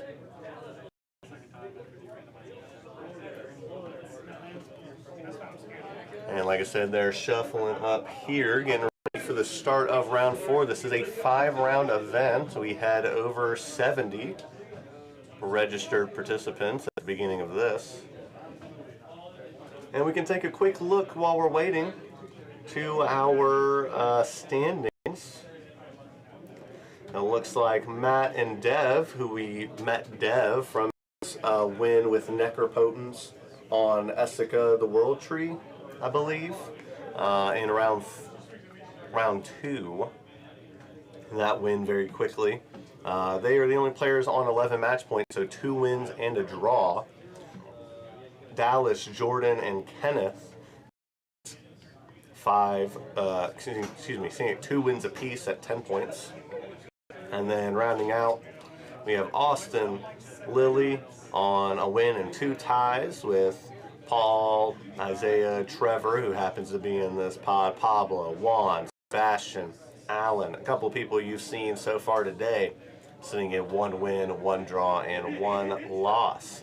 That is top 16 for you right now, sitting at 6 points on 27% OP dub. So we'll have to see where exactly that aligns for top cut, and our top cut is top 16 at the end of round 5 for 2 untimed top cut rounds. That will be finishing off our tournament here. But for now, let's kick it back down to Pod 7. Let's focus in on our players. Is again, in the top right corner, you have Andrew on Elevair, Pablo in your bottom right on Derevi. Looks like both of those players are keeping standard 7. Bottom left-hand, the left-handed Sisse, it looks like. And Trevor in your top left-hand corner on partner pairing Vile Pass. So, a sort of similar pairing that we had last game as well. We had Malcolm Vile last round, and now we get to add Green with Thrasios. So we'll see how that works out. That looks to be a little bit more of a evolution-based deck with your Neoforms and your Birthing Pods, etc. Just sort of chaining your way through the deck. Sisse, Sisse is just a great card all around. Very hard to stop once it gets going, and very hard to interact with once it decides it wants to play the game. Derevi, as we saw, throughout the game, even towards the end in turns. This deck does not have an outright win con, no Thassa's Oracle, but can beat you down and make you just not want to play the game, which is a part of winning. And then Elevair back in seat 1. They are deciding to drop a Cavernous Souls, likely naming, I don't know what the typing on Esper Sentinel is, human or soldier, probably human. And then pass the turn, a City of Brass from the Derevi player. In seat 2, Delighted Halfling, pass. Over to Sisse in seat 3, a Bayou and a DRS, the play. Back over to our partner pairing, Vile Pass. Draw a City of Brass and no plays. Pass of the turn. Looks like we have a pathway now for our turn 2 of Elevair, Andrew, who will play the green side of the what looks to be black-green pathway and we'll play Birds of Paradise. We'll swing the Esper Sentinel 4-1 at the partner pairing player in seat 4. And a pass over to Pablo on Derevi. Pablo will draw. We'll play a Polluted Delta, and we'll start to fetch. And we are off to the races here in round number 4, here at Lotus Bowl 7 at Mob Top and Beard. A gold level Top Take GG event. Looks to be a proxy Tundra, and that's okay because all of our events are 100% proxy friendly. So if you've ever thought about coming out, remember, keep that in mind.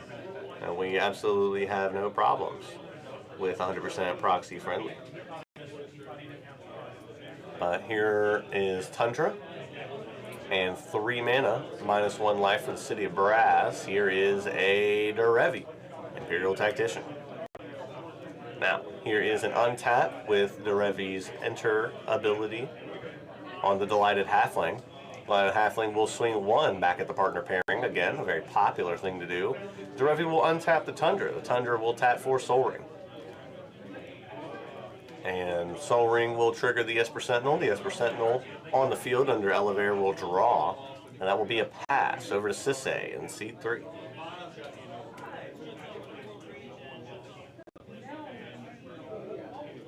And Josh on Sisse will play a Mox Diamond. Discarding a Marsh Flats. That's really good. Potentially 4 mana coming down here. DRS Mox Diamond, Bayou, and then now plays a Scalding Tarn. 5-color deck. Let's see what this Scalding Tarn is going to go get.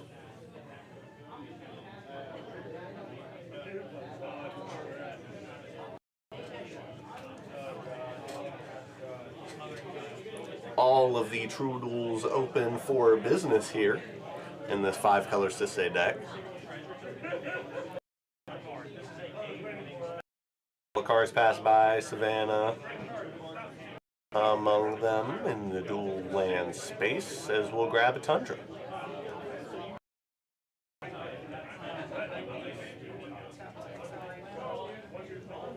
Tundra will come down here, is 4 mana for a ring cast.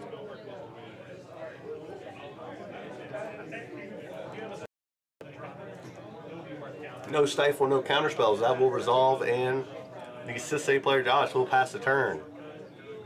On over to Trevor. Trevor on our partner pairing, Thras, Vial.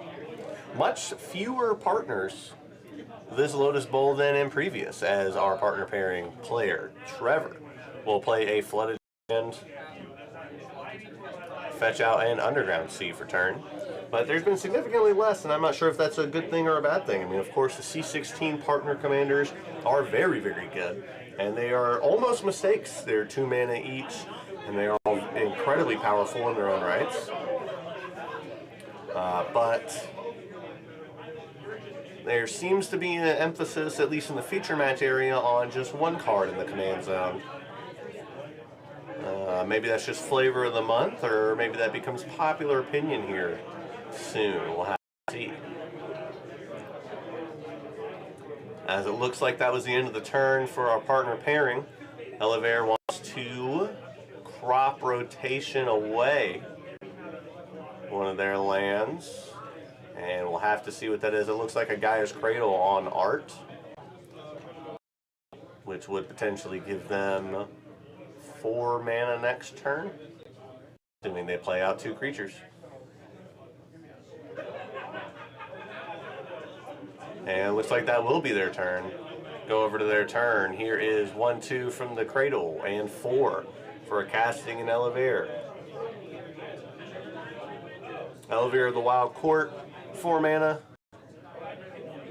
When it enters or attacks, when it titans, it creates a Virtuous Roll token. And then whenever an enchanted creature deals combat damage, you draw a card. And then Virtuous Roll is enchanted creature gets +1/+1 for each enchantment you control. So it makes an ethereal armor token, effectively. As for Sentinel will attack.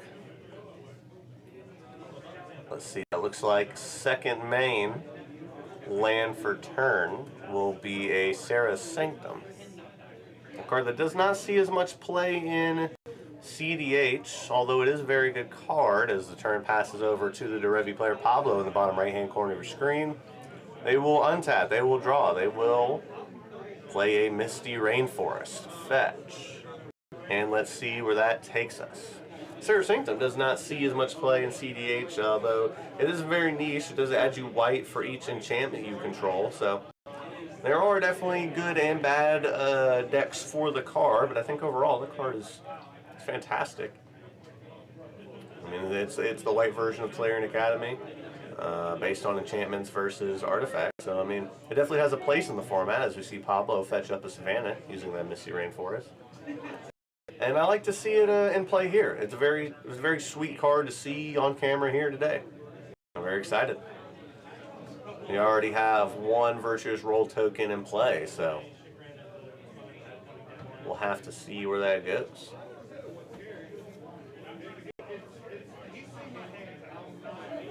As the Derevi player is done shuffling up, post fetch. Here is 4 mana with 1 floating, so here's 3. Ranger, Captain of Eos.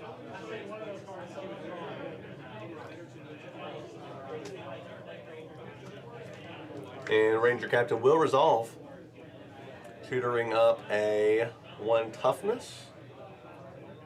CMC 1 or less creature. Excuse me.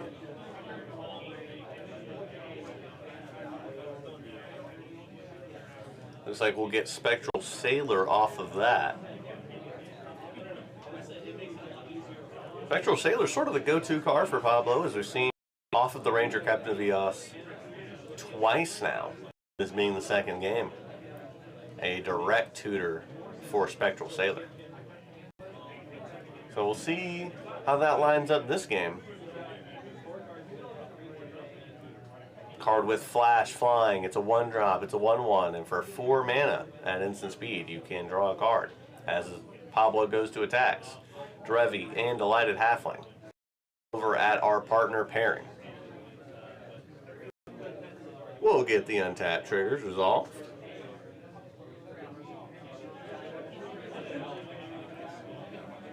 And we're going to untap Tundra and Soul Ring. So, see if there's anything going from there. That's 4 mana available. Soul Ring, Tundra, City of Brass. Here's 3 mana for a Spellseeker. Spellseeker searching for an instant sorcery, 2 mana or less, directly in the hand. You got a couple of options. You got your Eladamri's Call, Ephemerate, Angel's Grace, Silence Pact, Mental Misstep being some great ones for stopping your opponents, plus Swan Song. You always have Sword, Silence, and Worldly Tutor. Here comes in response a 1-ring draw from our Cis A player, putting 1 burn counter on the 1 ring. Looks like the card tutor will be Crop Rotation. And that'll be it for the turn of Pablo. Pass back on over to our Cis A player, who will take the 1 damage from the 1 ring as placed on it last turn. Here comes a card for turn. And does that look like a Kinnan in the hand of Cis A? It does. I don't believe they run that, so I'm not quite sure what that card was. Oh, I see Kinnan here in the deck list. Okay. And a Verdant Catacombs, played as a land for turn. Here is 2 mana, specifying some colors for a Kinnan. There we go. Caught it. Spiked it.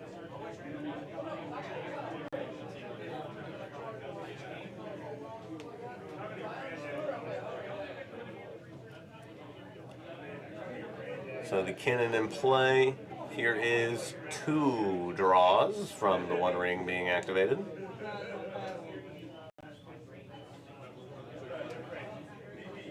Looks like a Fierce Guardianship in the hand, potentially. Didn't quite get a good look at that.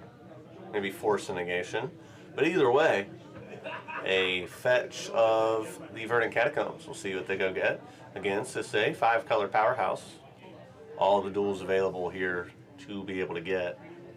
Let's see what Josh would like to get.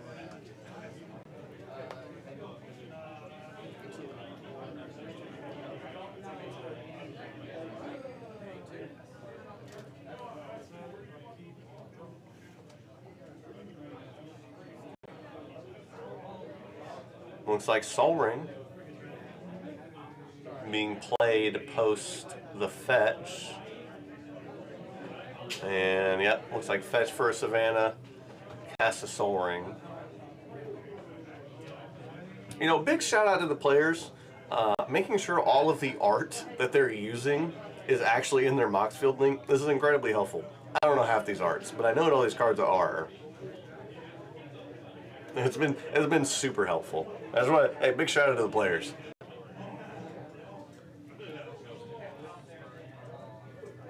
Yep, Wheeler up there in the top right-hand corner of your screen. Our seat 1 with Sarah Sanctum and Guy's Cradle being able to produce a bunch of mana. Pablo doing his thing in the bottom right. And we are on round 4. Looks like the turn did just straight pass through our Thras Vial player on over to our Elevere player. And here we go, attacking towards all 3 people. Elevere trigger. It is a Titan ability, ETB or attack. Put a ethereal armor token. +1/+1 for each champion you control. Each of those creatures are getting +2/+2 in response. Here's Mystical Tutor. Looks like we might have a in response to the Mystical Tutor. No Oppo agent, a threat here, but Archivist of Ogma is the play. Flash, whenever a player searches their library, you gain a life draw card, so have some free value here. Leaving a white floating, I believe, because I'm not sure why the cavern would be tapped otherwise. Maybe I'm just missing something. We'll see if the players notice anything about that, as the Mystical Tutor does seem to resolve.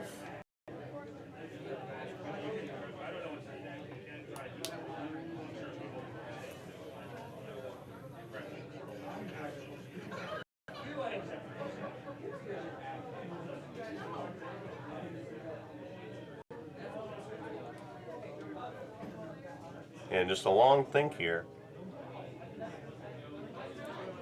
on what that Mystical Tutor will be.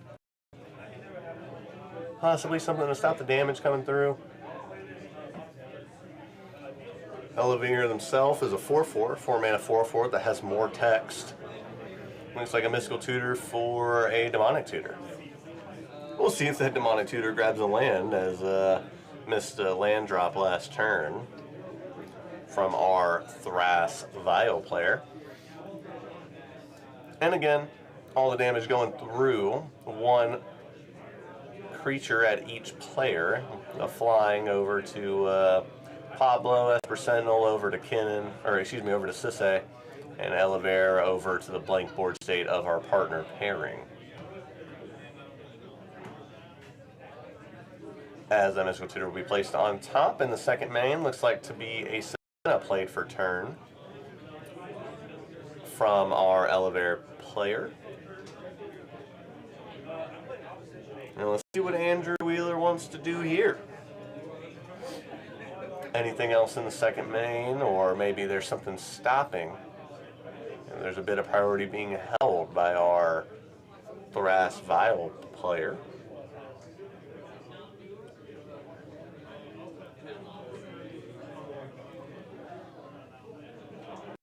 Maybe just the thought process of Pablo does have a Ranger Captain of Eos, and that does threaten the board here. Not a little bit, just do a whole lot. They can kind of do whatever they want on their turn in response. Here's a Guy's Cradle and a Savannah. Guy's Cradle for 4, Savannah for 1. Looks to be a Stony Silence. So Stony Silence on the stack. Activated abilities of artifacts cannot be activated.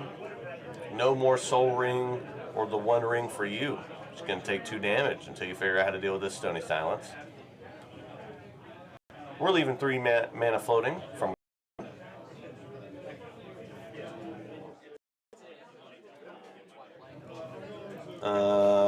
Stony Silence has not resolved quite yet. DRS exiling opponent's Misty Rain for us. Oh, excuse me. We're going with Trevor's Flooded Strain in the graveyard for a color of some sort. Here is 2 from the Soul Ring. So that should be with Kinnan in play. Well, more than that, but here's a Force Negation, which we saw in hand last turn. So that should be 5 mana out of that, so 2 floating, 2 colorless. But here goes into exile from the Force Negation, Stony Silence. Here's Soulless Jailer, I believe is that card. 2 mana, 0/4 artifact creature. Permanent cards and graveyards cannot enter. Players cannot cast non-creature spells from graveyard or exile. So very board control heavy list here with the Stony Silence into the Polish Jailer coming down. And that leaves the last 2 mana, well, 2 of the last 3 mana floating, and we'll move phases over to the end step. Pablo will take 1 from the City. We'll flash in the the Spectral Sailor. And we'll go to the untapped step with that Ranger Captain of Eos still in play.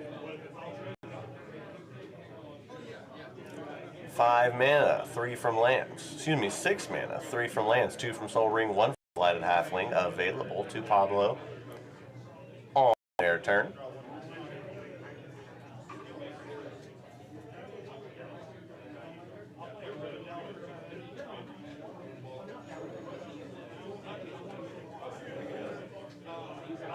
And we'll see what we got going on here. It looks like a little bit of a pause, maybe sort of talking it out. Hey, we're about to lose the game here. It's entirely possible.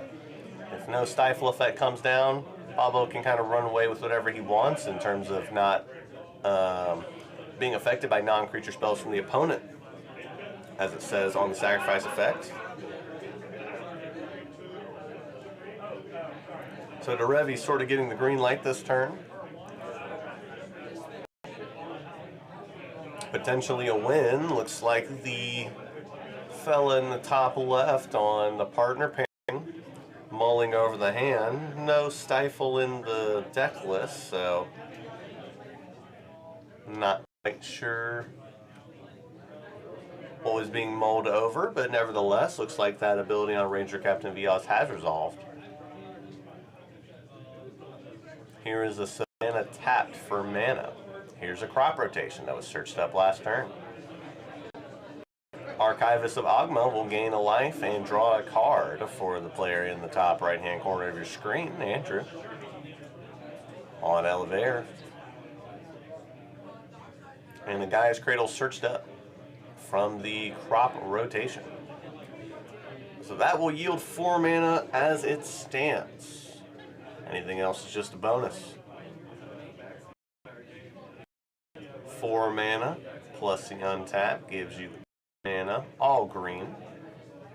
Only 2 blue available, however, if the hope currently is to use Spectral Sailor. But there's more going on to this hand with the Ranger Captain of Eos crack. But regardless, here comes some damage. Probably splitting it up. Oh, but it does look like a point. Look like everything coming into our partner pairing. So 4 untapped triggers. / tap triggers, tapping down a City of Brass. Interesting. And trying to think of the 4th that looked like Tundra, Delighted Halfling, City of Brass, and another card. Looks like Spectral Sailor will all be targeted here. Ephemerate on the Spell Seeker after holding priority. So the rest of those looks to be resolving. Looks like City of Brass resolved. And Ephemerate does eventually also get to resolve. Here's another search, another card, another life to Andrew in the top right on Elevator. But non-creature spells from the opponents, from Pablo's opponent specifically, cannot be cast right now, as there is a Ranger Captain of Eos effect overhead. So Ephemerate targeting Spellseeker. That Spellseeker should be untapped. Goes and searches up a Neoform. Here we go. Here's a blue. Here's a lot of green. 4 green. Take it down to 3. 3 in the pool. Post this Neoform. Neoform. And let's see. Sacrificing the Spellseeker for a meal.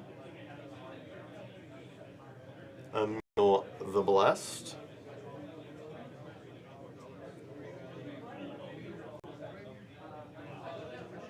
And so this will be 4 mana from the guy. So it'll be 3 mana from the Guy's Cradle, blinking Derevi, which will untap Guy's Cradle, which will make 4 mana. So netting infinite green, and then using the rest of that to continue to blink Derevi and untap all the permanents in play. Slash, I guess, tap all of the permanents on the opponent's board. So I have to see what the end goal here is. Looks like infinite mana. And then we're going to go probably drawing infinite, X cards, where X is how much is in my library, with Spectral Sailor.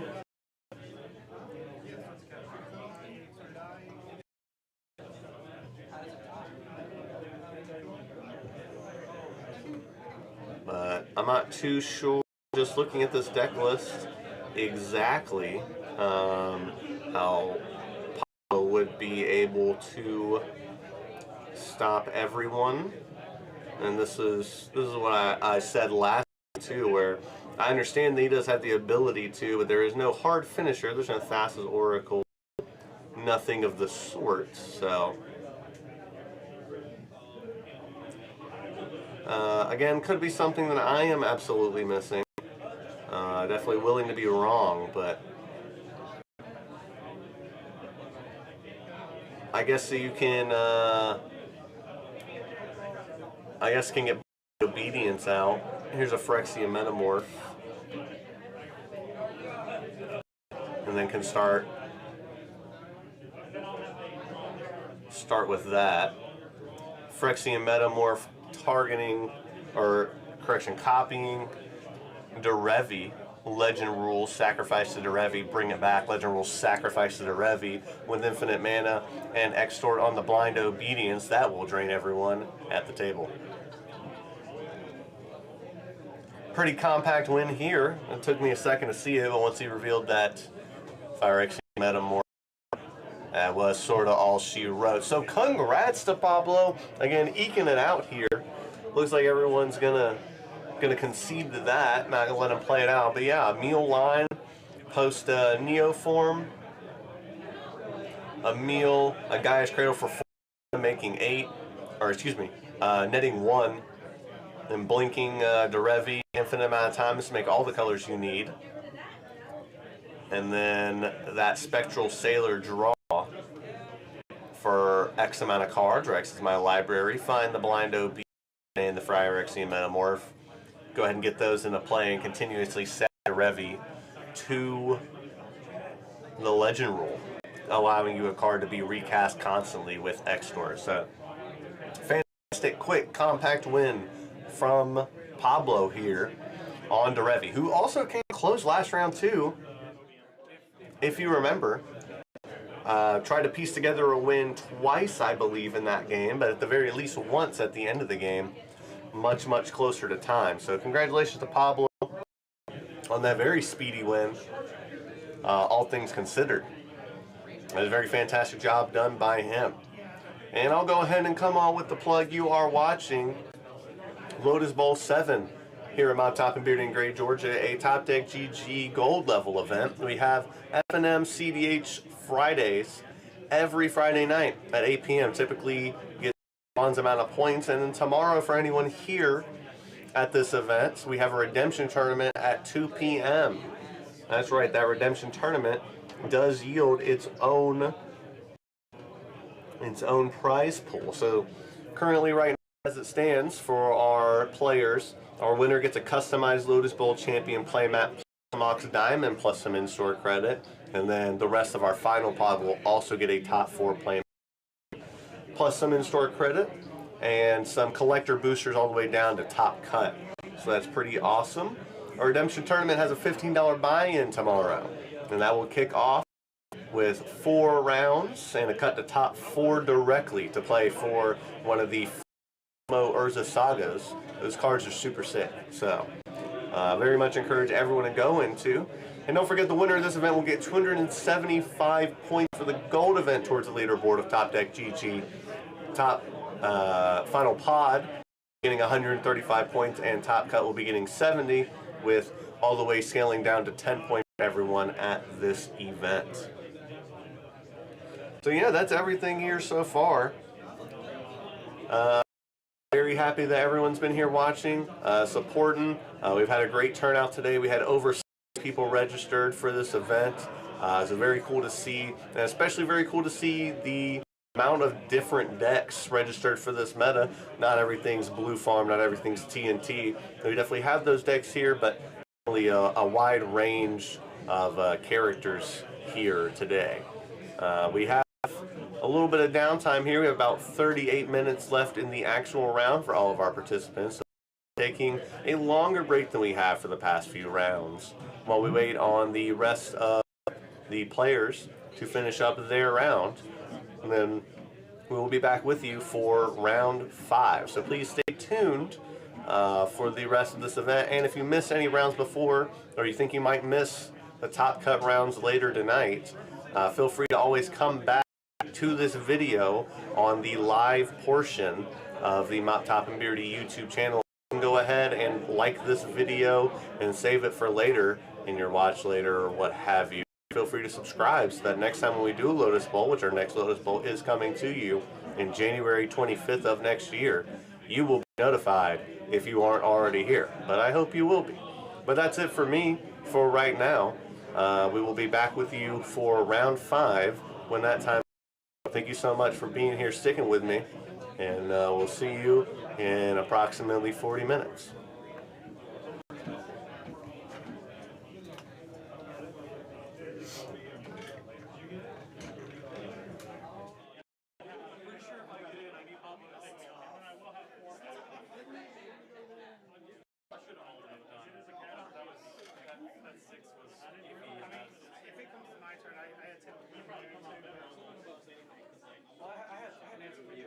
You did? Okay. Oh, yeah, yeah. No, good news. I was demonic tutoring, and honestly, was probably going to be grabbing some land or some sort. Yeah, he would have stopped the second time. A way to keep interacting. I didn't like the way it happened, but at the same time, I'm like, okay, if I cast over the K that early, I set myself back 2 turns. And them 2 jumped out the gate. They showed a lot of mana, especially they had a lot of mana and not just you got 2 turns. 4, I think. Yeah. You got turn 4, guys paired with Emil. So what happened to draw engine? But he was drawing crazy close to him.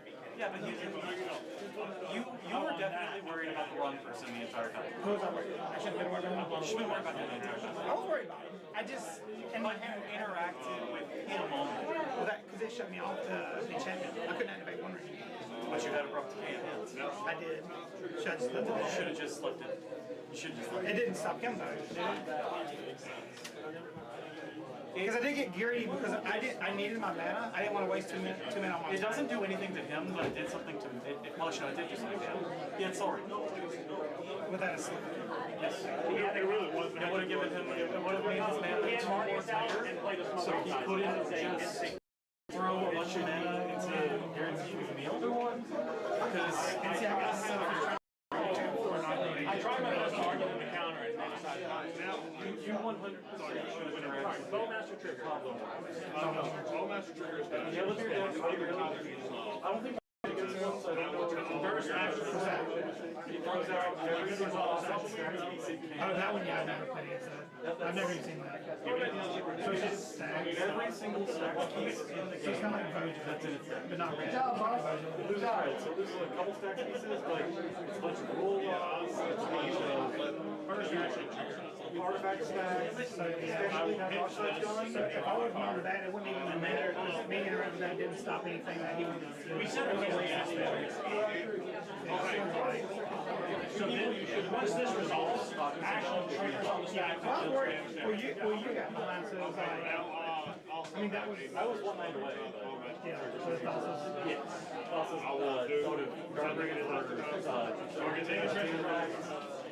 do you think Pablo had hours from him? Just like anything? He probably had 8 pieces.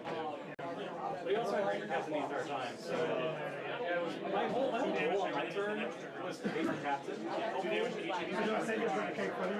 Actually, no. You should, third time, when you saw that he grabbed Prop Ride, you should have hit Ranger Captain right there. I thought about one more turn. Like before he cast Prop Ride, but as soon as he grabbed it, you should hit Ranger Captain. What I was thinking was like, okay, I can have one more turn. Third, Ashley. On my turn. You should never Guaranteed. This will draw and discard it. All we can say is if it is the last turn, it possibly can. It is always discarded, blown out like that. Like that, okay. That's what's happening for the 4 red. Play that back. In case you were worried about it. Ain't no reason to say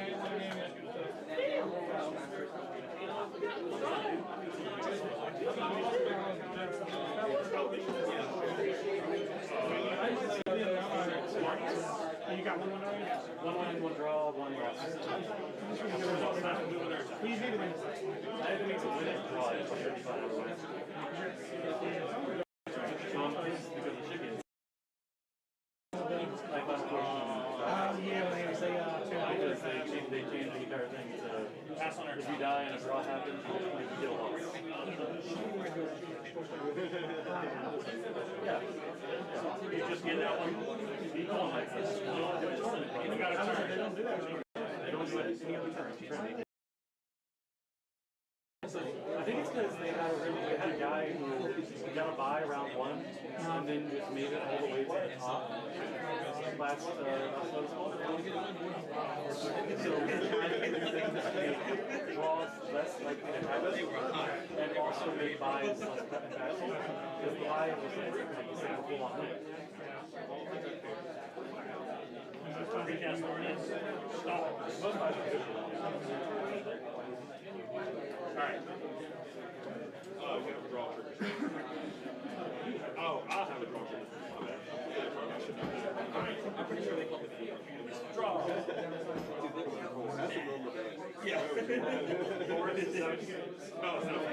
Okay. Ashley? So I will discard a single super, and I will draw this card. You've got it. Now that puts a trigger on the stack to make 4 red. Are we okay for this trigger to resolve? 4 red. Action trigger.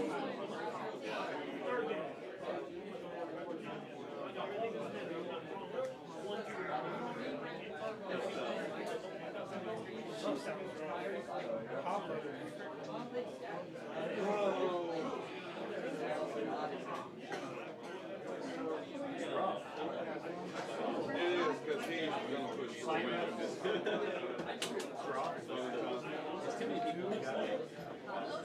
Not a red. Actually trigger? I was over there. Oh, did you never draw?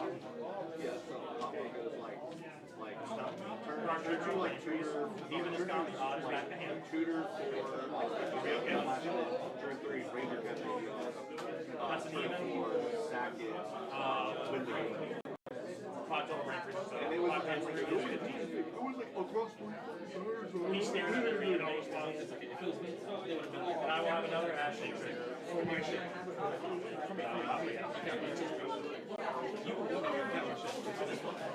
Your mind breaks on life. You should count negation.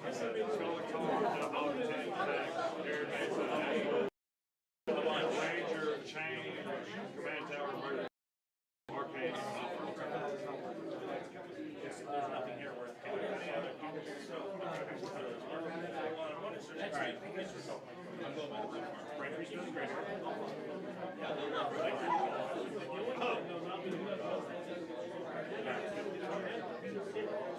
I got some webs. I'm going to use 3 per minute, alright? Relative legends. That was one of the draws. Okay. Well, I should have discussed that with you. Okay, you just had command. Yeah, this is so I can interact. Oh, but I was just going to say, because he's for sure going to push for a win. Yes. This is so I can interact. So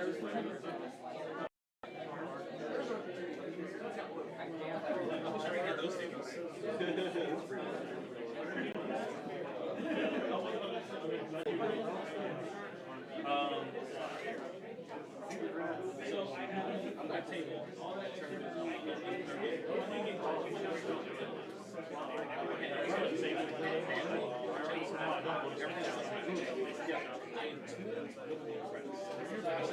Alright, so really good result.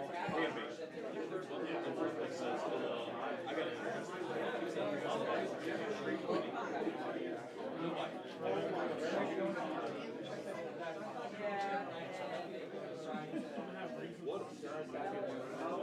When Kurt gets involved, he turns into an ass. I will pass. I don't think so.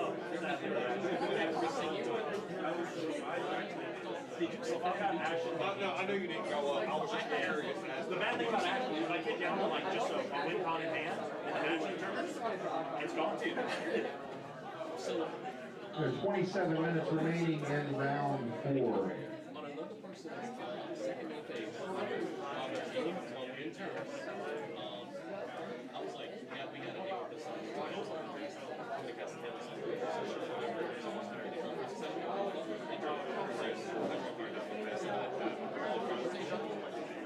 You take damage.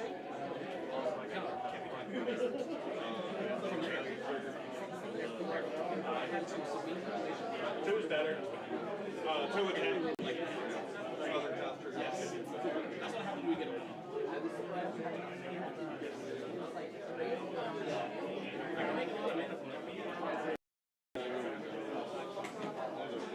Yeah. So glad all of that was a card. Everyone's not a fellow.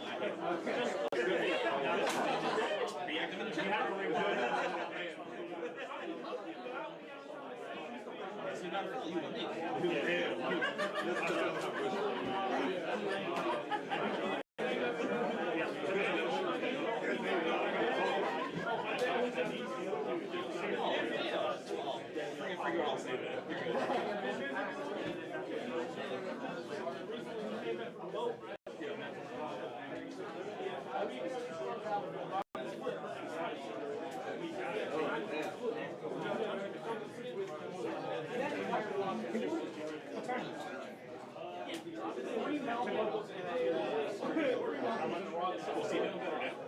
The first one goes to the second one goes to the third one goes to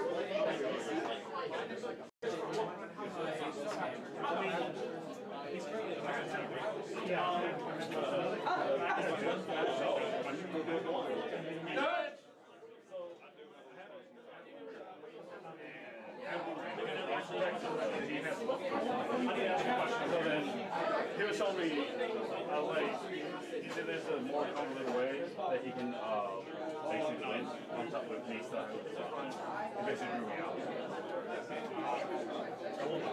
And I had endurance in cans. I should not have won that.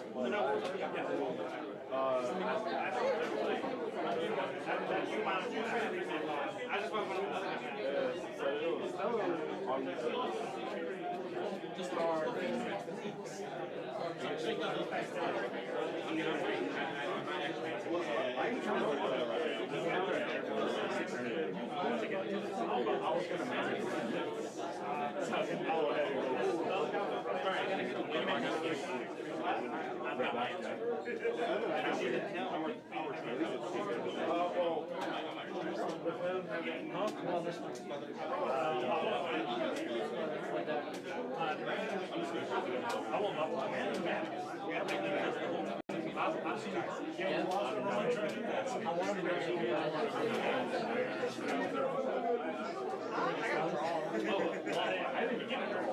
Really good shot. You what position? What position? Future got a little Burris right now. It's Lester Masterclass and it's not the 6 drops, the scarecrow, but the 3 drops. And you have a black resort in that. I got it to where, so I was at 35.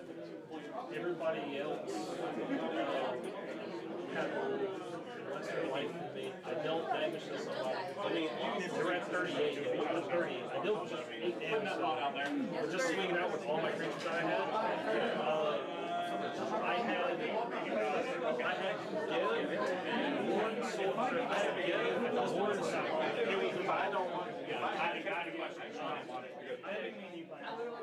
creatures already had outward gift, Warren Soldier, and Party Friendship. High five, Alan. Like on Earth, the impact trimmer. I walked over there and I said that man. And then one of the cards I got was Thrasher was the Scared. I'm not just so I got to play. So I played that for turn. He was just. I'm like, when this and one guy was already on it. He already had me at a bunch of interactions. So I heard this and I was like, non-creature okay. And I just was like, well, that's terrible. Like, sounds like I just thought it was like a winning thing. That was a I should not have won because they are. I know you can have it. I don't want it.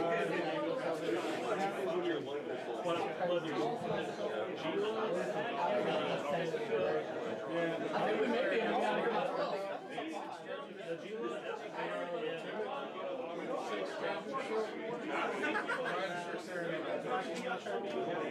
And it left me open for that way. I don't like the reason. So, because you like it, I never once I should not. I was just building this shit. But I had to use my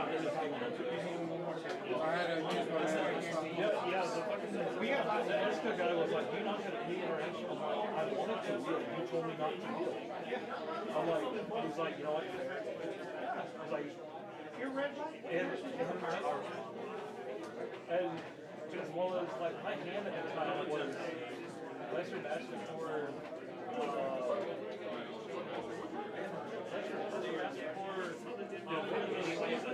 one of these forces in the capture around to one of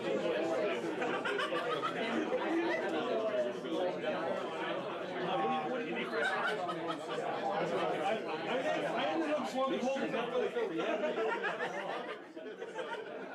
Well, if it copies it, he's quite a beat right now. So I'll put a snap on the stack where my target is this area. I will have a current trigger and a national trigger. Not his version. Yes, sir. Something smells good. Is that you right there? You always got the sprays. And he's got the aeration. Did you put an air freshener on it? Yeah. It smells great. Actually, the name of the city. I'll discard this really good.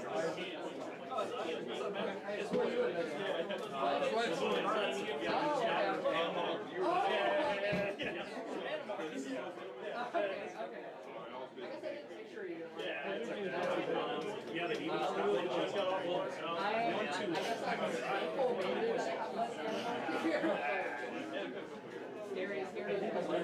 There's a copy of Talia. I got a buy this one.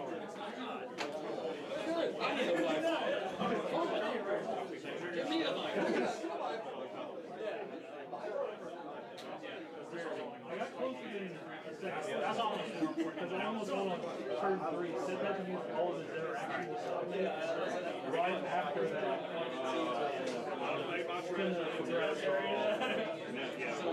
Are we good on my What's the second one? I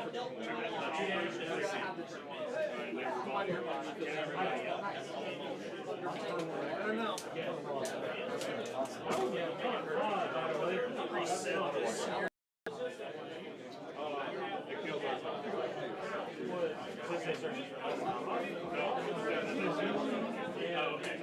Are we good on that? Discard. Yep, so discard. You got your time trigger. This is now naturally 2 damage to each of you and everything.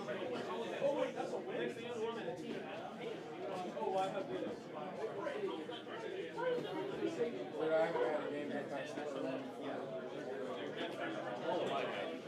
You're welcome.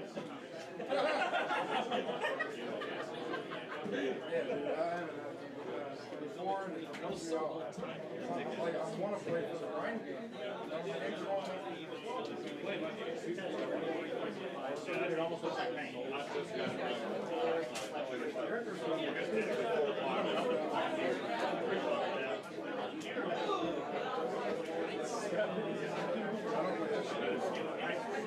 He should be able to out that and every round.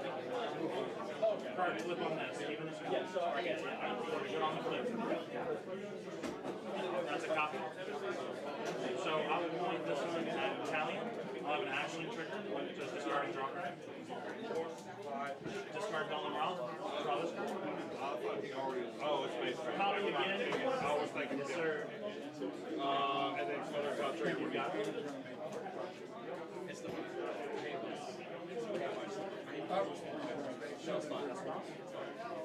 Ashley trigger to make 4 red mana.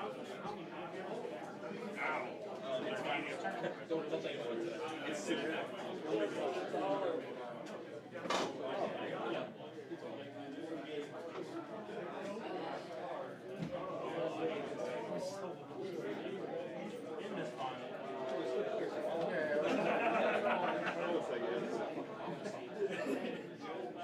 Park is not the best deck out there, but it's the most fun deck for me to play.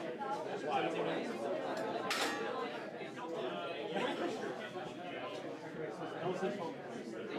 Well, we got leaderboards. There's no way. I'm fresh out of mana.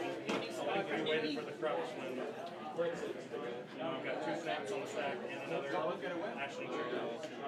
I'm going to fetch my different trigger tokens. So that is.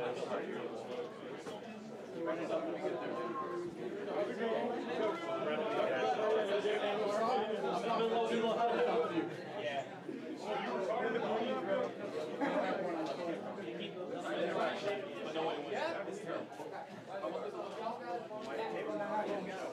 I'm good on this Brandon helped me get to that. He's gonna be mad about that forever, but yeah, we were never gonna let him, buddies. I drew a whole bunch of your names and I had and I'm like, they say so. Dude, Brandon, I do this, I'm sure that there's a chance that you still got 1 activation on this. See, I think it's a little white guy. How did you go one first?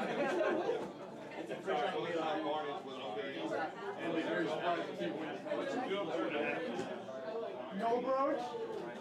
Dude, he's gonna broach your intuition and top 16, bro. It's a good game. Whatever card, I better see you.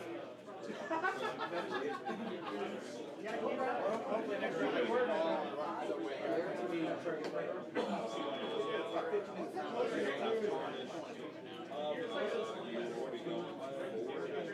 Yeah, I know. We looked at that.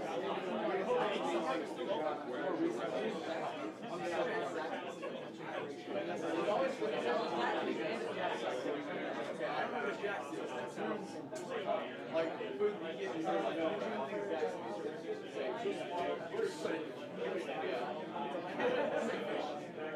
yeah. It's like, dude, the funniest shit is that he's in the top 16 and he has 1. Jax, he got a buy and 2 draws. Right? Right? Yeah. 1, 2, 3. Oh,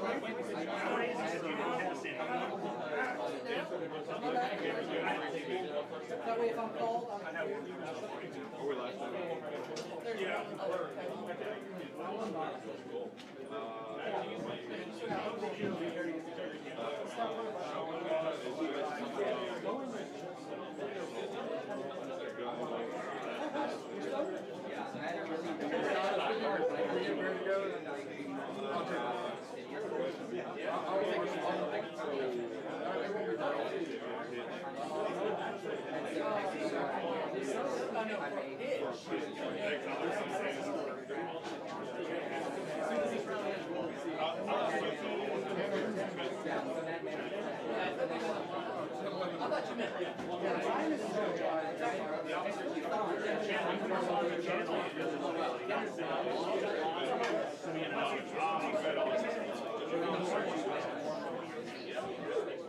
Sandbagging an Oppo over there.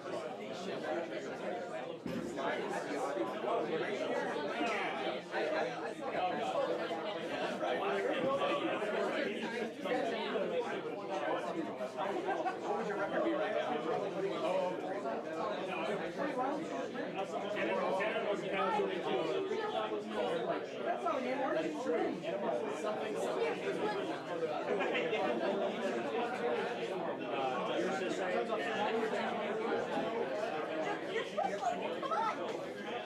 Italian specifically is getting better specifically. Sir should be I've been using last year. They made a change to the That was what my judge told me about. I had to make sure I'm not before I started announcing it. Otherwise, the original target would have been something else.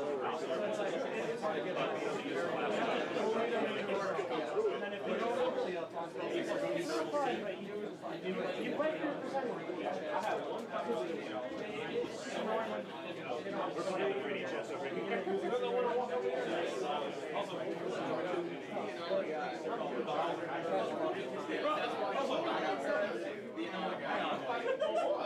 I have to use this now.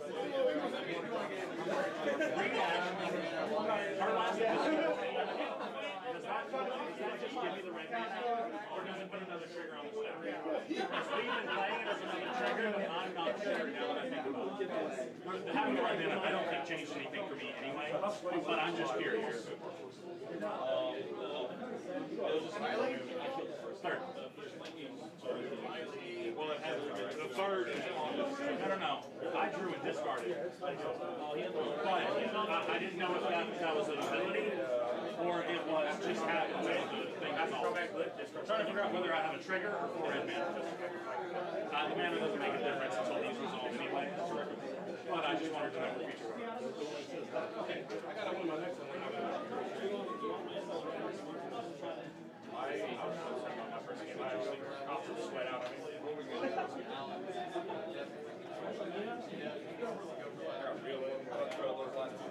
What I say?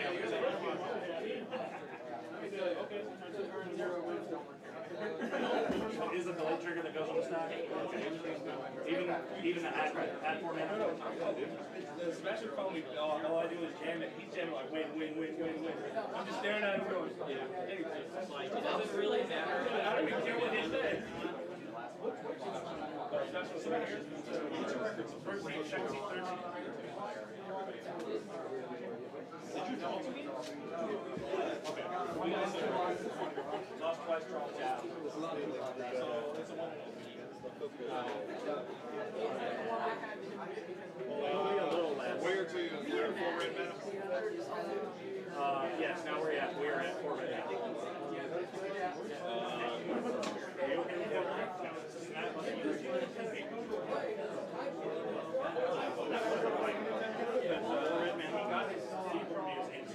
We're on copy of snap, targeting on down.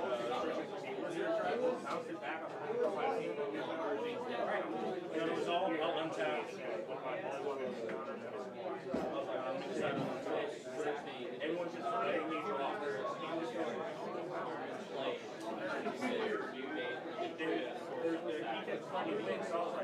I'll untap each 2 mana conflicts. I will use these 2 today. And then in response to my own snap, with a frantic search for that person that made their search.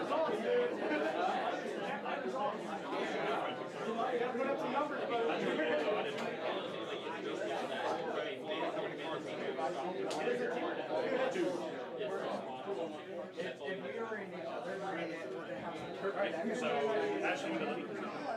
Useless minus desire, it's useless to draw the card. You got it? Card click on frantic search.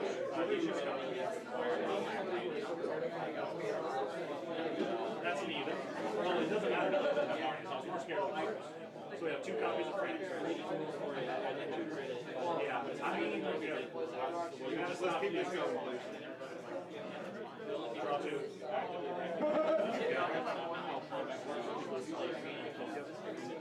Now just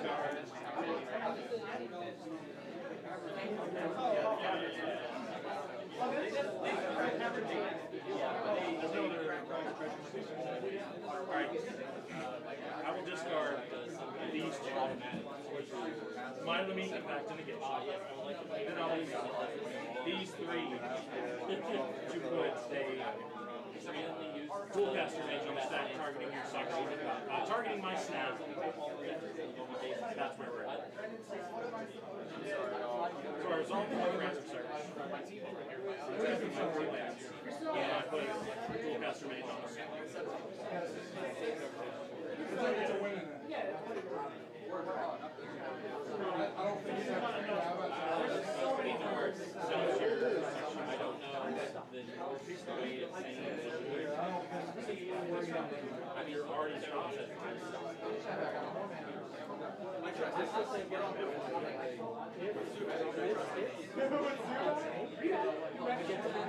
So you still have another search on the stack?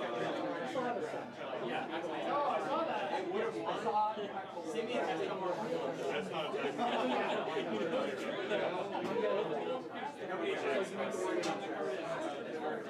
So, this with this SSA gone, how big is this system? Doesn't matter. You're still going to search off this one.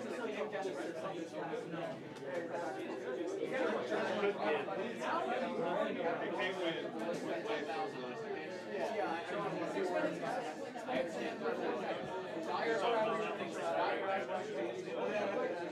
I'll go ahead and just resolve my other frantic search.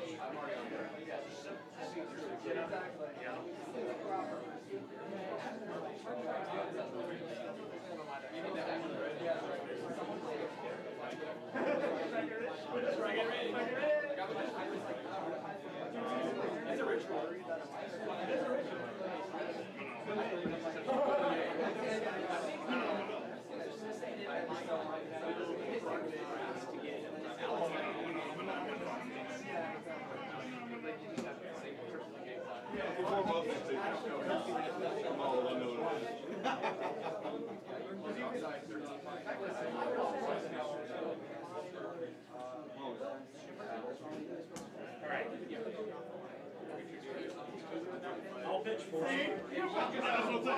I'll pitch Force of Will and Gemstone.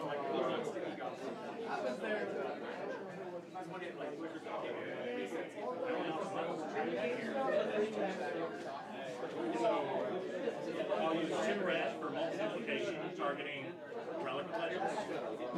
Full priority, use 2 red, and tap. Oh, never mind, that's a sorcery. Never mind.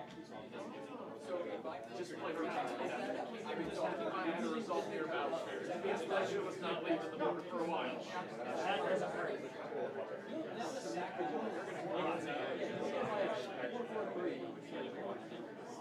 Fine, I'll go to the last snap on the stack.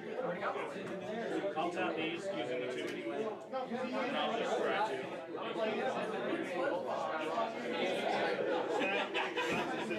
Yeah, pronounce this out. You have another search. I'm going to resolve all these.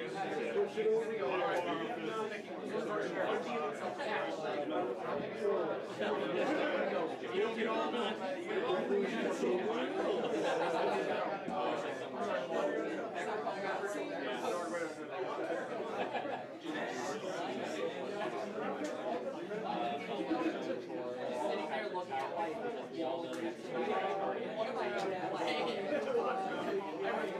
we got like an awesome one there.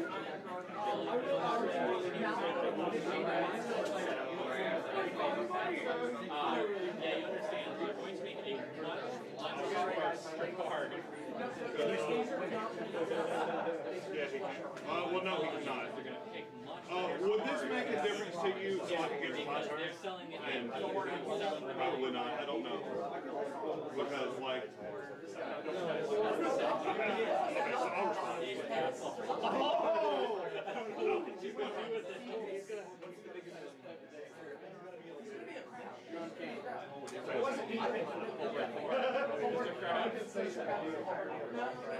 Well, my favorite is Mirror Shelf Craft. No,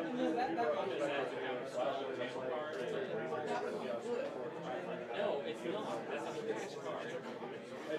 Yeah, I'm telling you, it's going to be a $40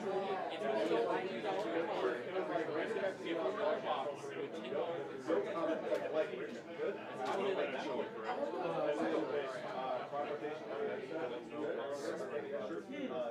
feel like you would be into it. Down with you. I feel like I've never had a game. He's like,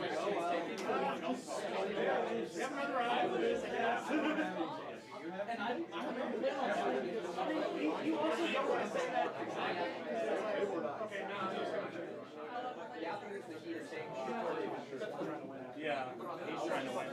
This is the most engaging Brody, please, when you're in a competitive tournament, you should try your best to survive. One, two, three,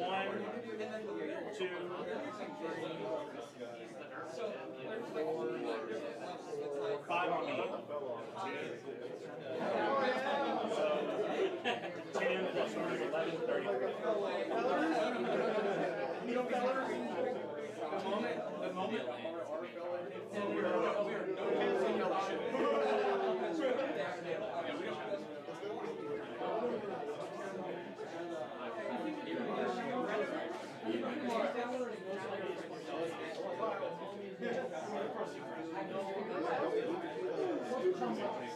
It could be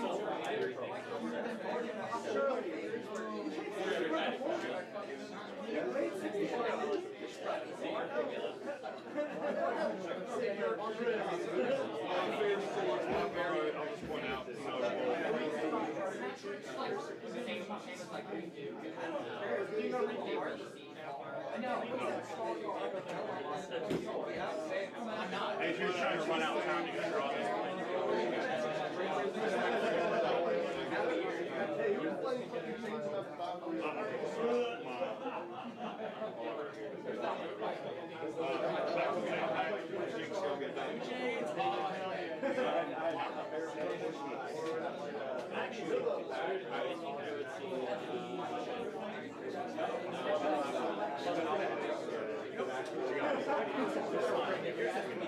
I was just thinking, so we still in the priority mode. I was just thinking if I wanted to take it back. Because this is still on your turn.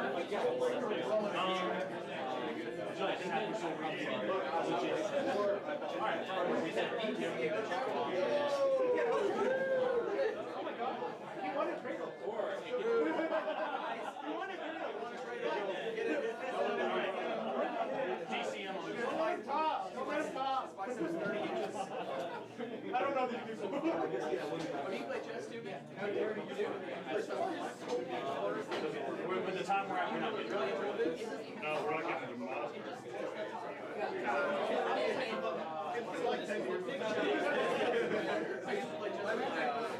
So dinner's copies, Ashley, we only do you got it?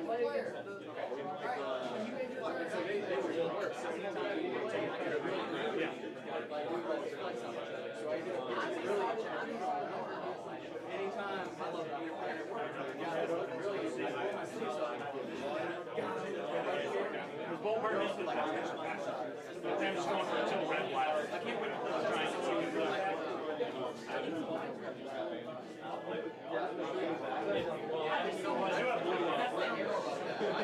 I will put flush over my hand, take some of these, and we'll flush over my hand.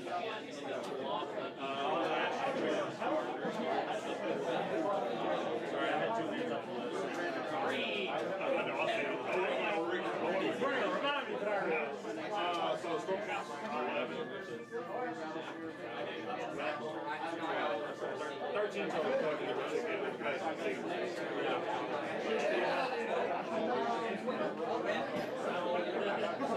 I'm okay with just because I'm just okay to go 13 cards down and I'll put that one in my hand.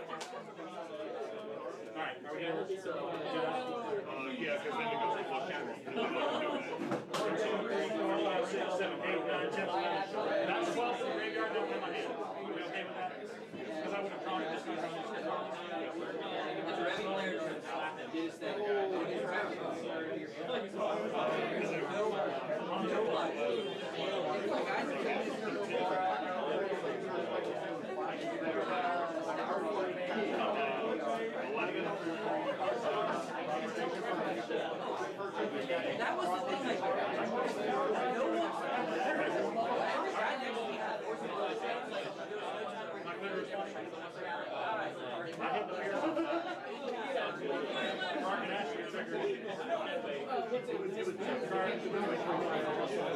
Refire turns all still holding counter.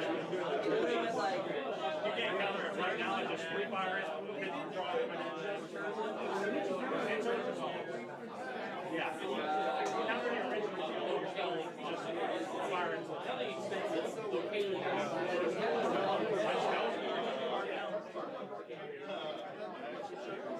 Was Breach in there? Ironically. Don't tell me you can't counter.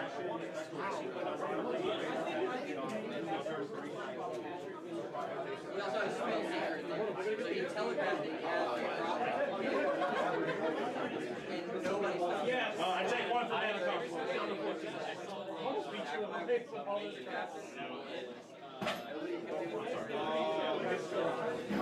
Is this data pack for your like more? Well, at this point, it's just like I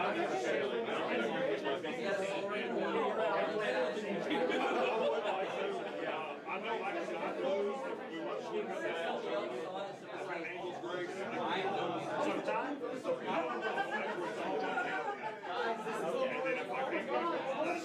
I have a counter attack.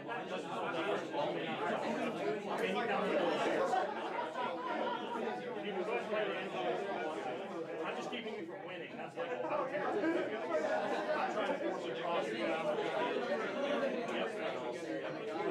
yes. You can't stop like it's just awesome. I still play. That was a good game. Good game, bro. Coming in. Bro, you came in clutch. That's great.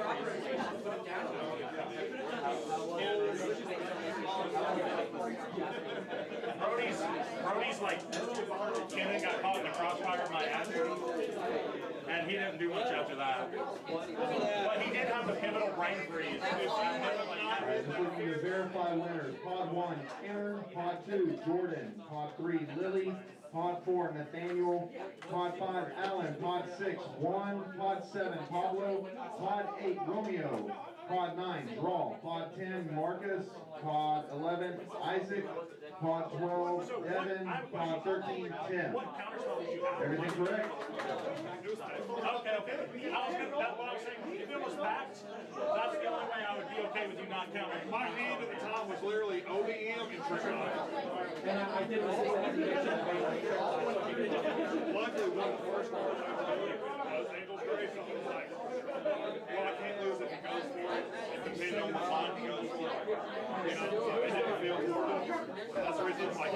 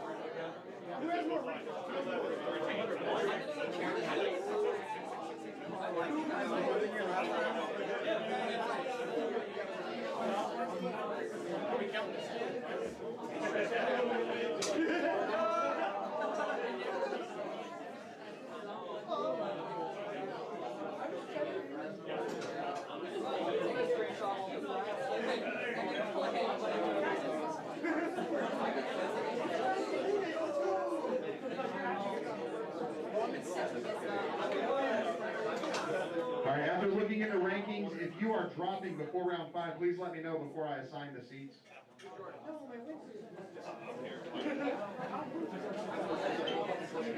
I have family in town. I'm gonna feel you.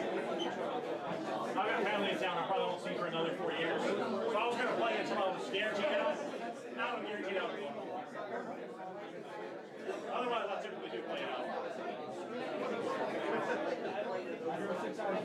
And that was a hell of a game, though. So what I thought when I kept trying to test you is I thought you had get a meal and you had something to pitch. Oh, that's why you couldn't either. Did you have a anything to pitch should get mad or another rock or anything. Because I was like, if he's got Simeon in hand and Emil in the deck, all I'm doing is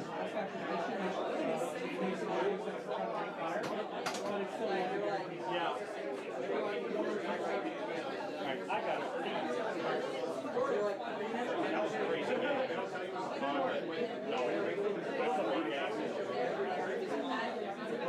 The last round was Pittsburgh. 3 of us were trying to win on the stack on top of each other all at the same time. Him as CSA, Yes. I learned how to fly. With Ashley.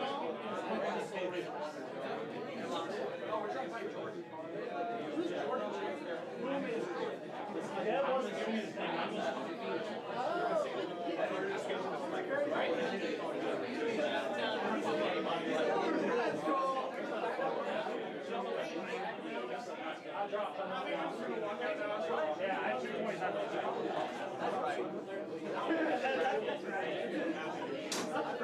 No one knows me.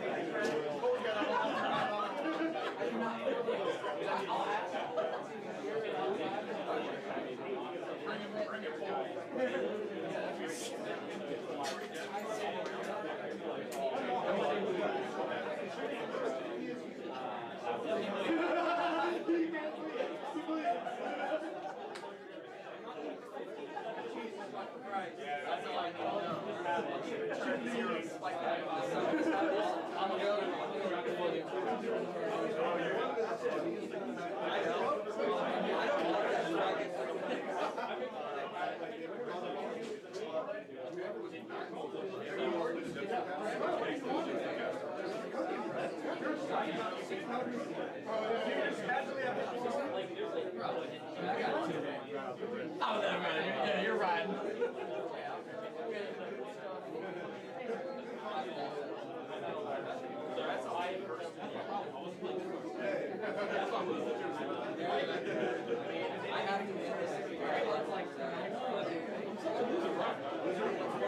All right, cards are posted on your apps.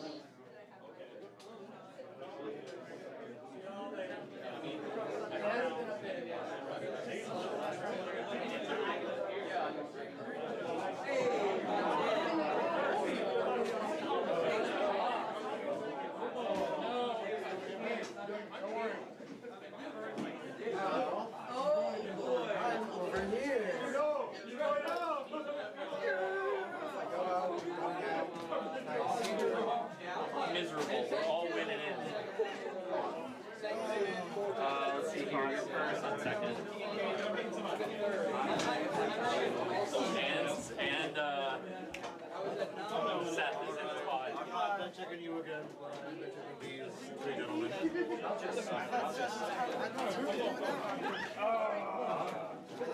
Back at table C. You didn't tell nobody. How are you feeling? Four seed Greece or 4 seed 6? What's the vibe? Seth! This was a pod. This is not. I haven't seen anybody I knew until this pod, and I think we're all winning it. I punched my last game. It's just not good. Hey, it's winning in, dude.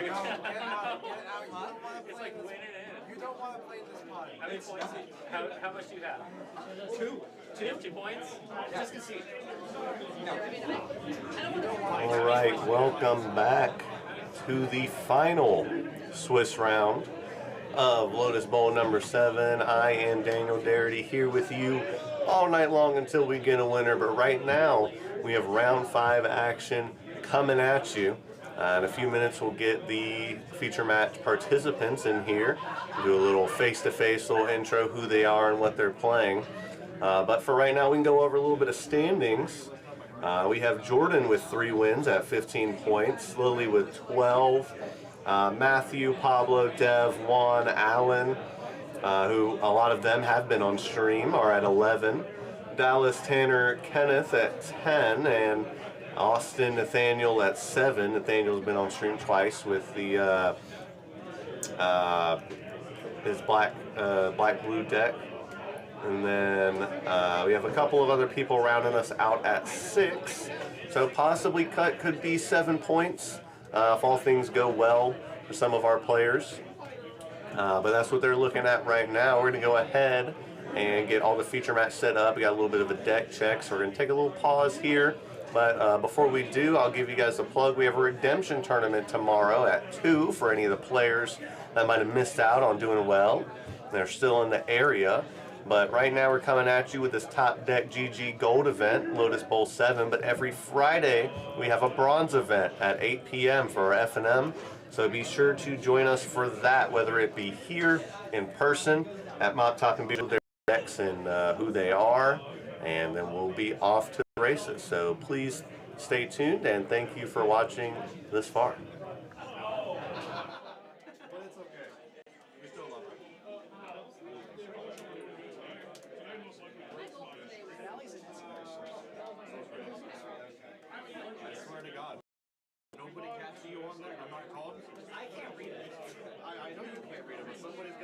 If you cast a finale at instant speed, I'm gonna look at you real funny and go, what?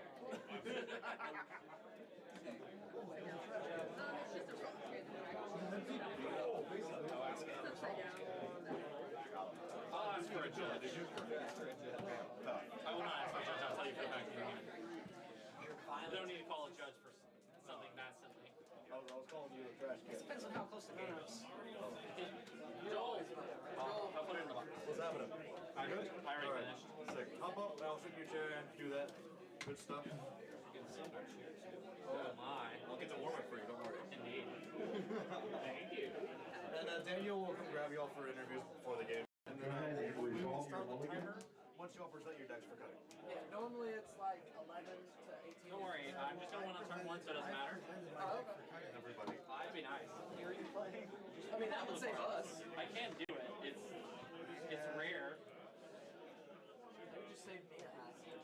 Save me a hassle. It saved all of us a hassle. I can tell you guys to go home. Show me the win.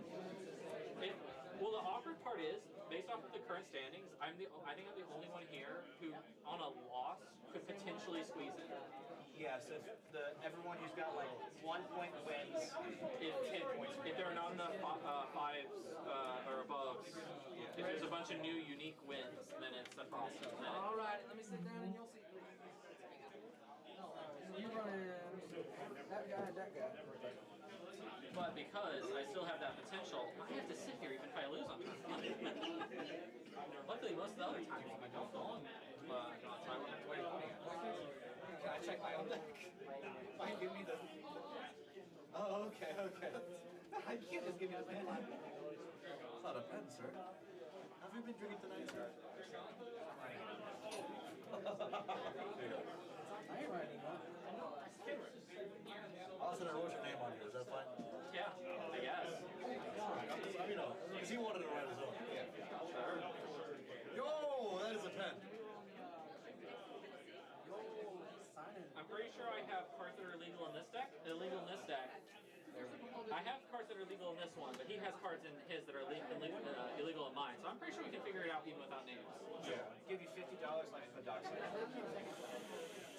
Yeah, what happens when you draw the dock side and it's dookie and doesn't do anything and you still lose? Dock side is good. I'll let you put it in, but then I'm going to give you an infraction. And then I'm going to take it out. And then I'm going to take it out. And then we still get money. Yeah, we still get the... Well, I'll let you put it in. Yeah, you did that. Yeah, but then you never specified on he's going to give you a warning, and then he's going to take it out of your deck. Yeah. We are in active deck checks right now. Yeah, what about deck check it, the dock side, get called over for infraction, then I give you the $50. No, I need money up front. Money up front. Money and card in deck right now. But I want to renege on my agreements. Sorry, man.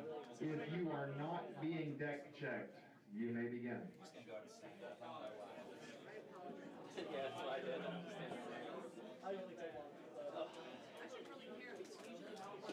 That's what I had to do. Sit down. I'm not standing up.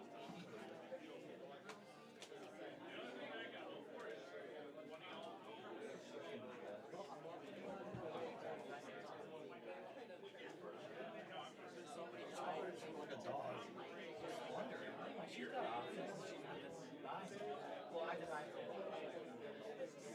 Bad matchup.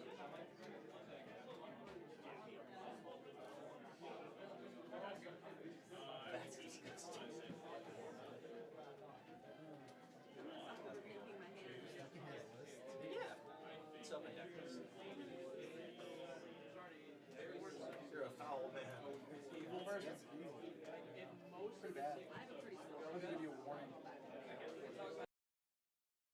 5 warnings. Then he gets again. No, he gets disqualified. That's fine. Chill. Racing game. Still got 2 more to go. That's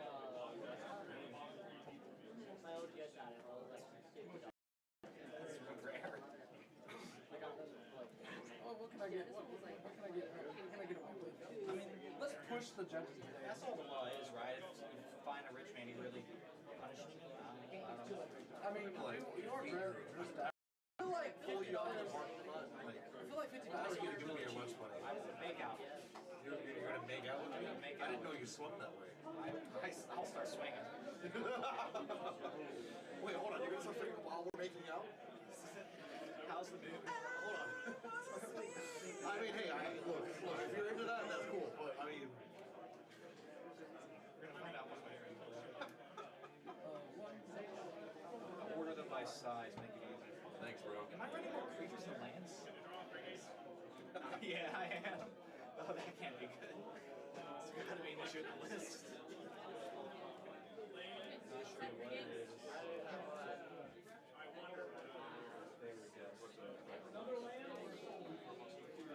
How am I running more creatures than lands? What? How am I running more creatures than lands? The list can't be right. Missing how I have to construct it, that's gotta be bad. No. Oh, I've got plenty of one. Well, when you run 27 lands and you run 30 creatures, you're like, oh, I have more creatures than lands, but at the same time, my creatures are good. Yeah. Especially when probably 3 or 4 of them are mana dorks, so they're also kind of just lands that you get to play a little faster. Alright, you're good, Mender. 31. Semi Spirit Guides are lands. I would say it's more of an instant. Yeah. 3 instant. Yeah, might as well get started on it. Yep. Alright, Fast. alright, man. I'll know where you're going to find the great Swiss Basket. Basket is Aura Shards and Gila. I do have Aura, yes, purple. That makes it less good. Did you just say it has purple rain? Oh. I was like, purple rain, you have Torment of Palefire in your Gila list? Crazy. I have a Japanese one. Do you want a Japanese one? I have a Chinese one? I can't read either of them. That was the cheapest on TCG. So I'm Chinese. Yeah, this would be hilarious. I will keep it.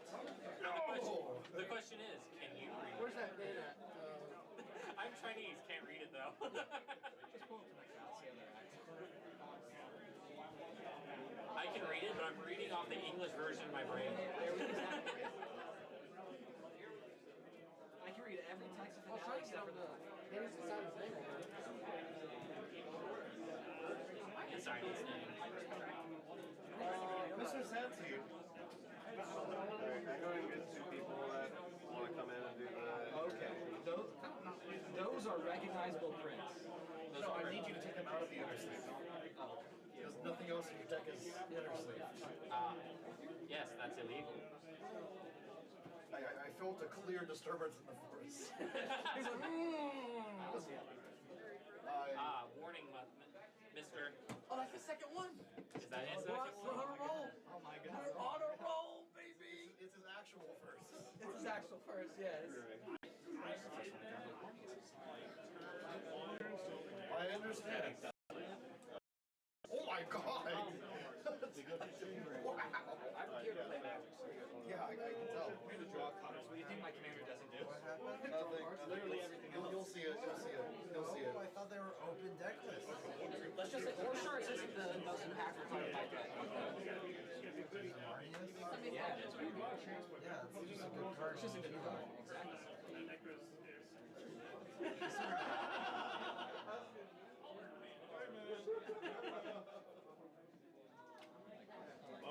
1, 2, 3, 4, 5, 6. Oh, yeah? You're a double Alright, hello. My name is Austin. I'm going in second seed, I believe, and I'm playing Blue Fawn. I'm Seth, and I'm playing Gracios Wild Smasher, going in third seat.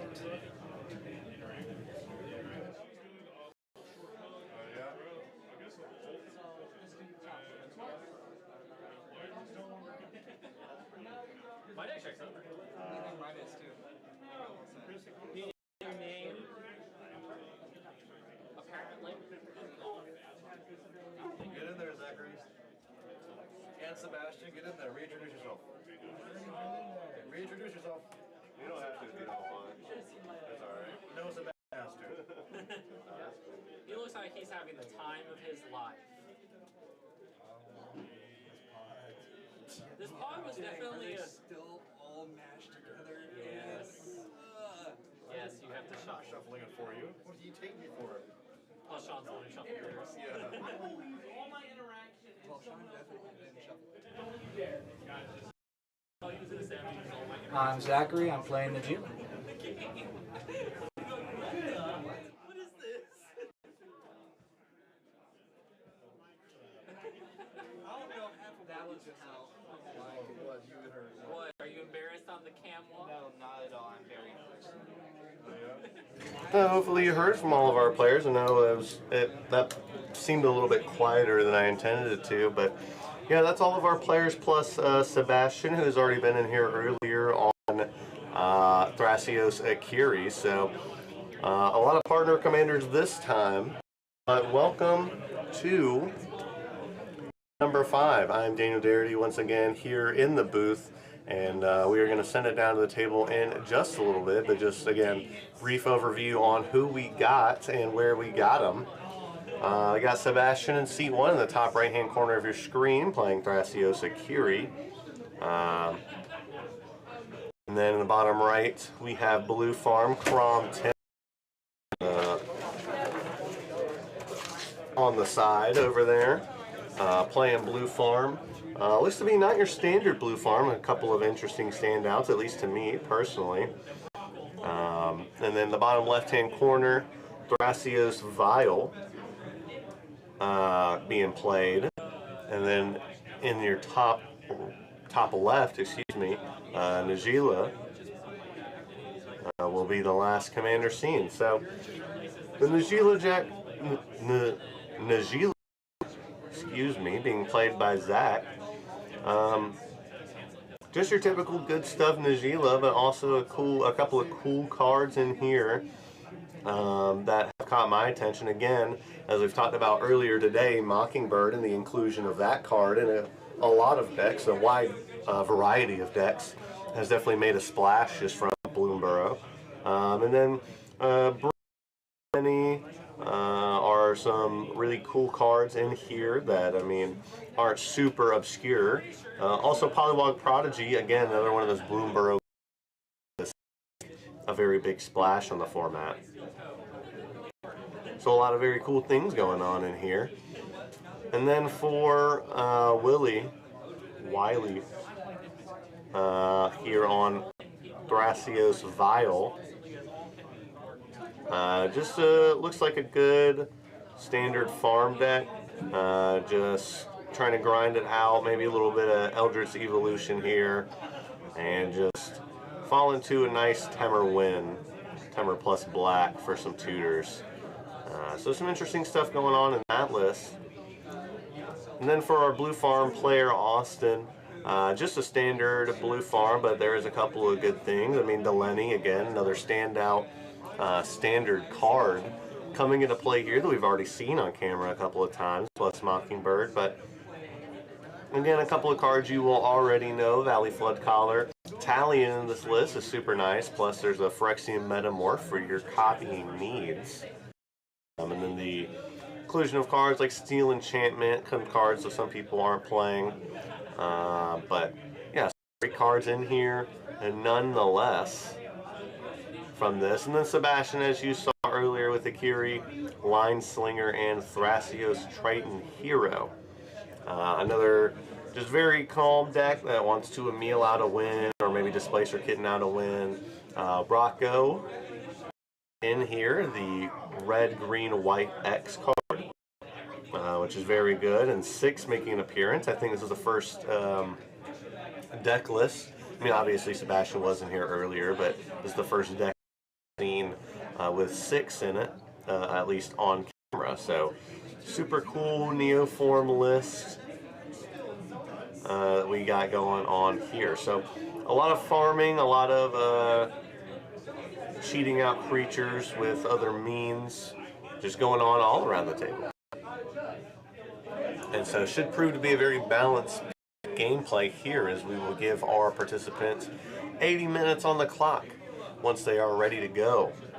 So I'm excited to see them resolve all their mulligans and play a nice competitive game here.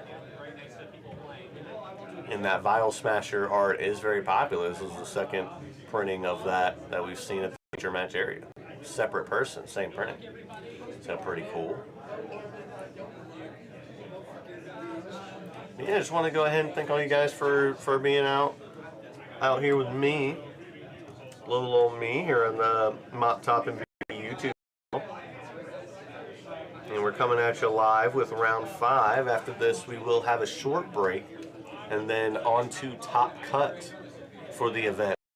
4 pods of untimed rounds. There must be a winner so that our final pod will have 4 players out of that top 16, as our players here are currently resolving their mulligans.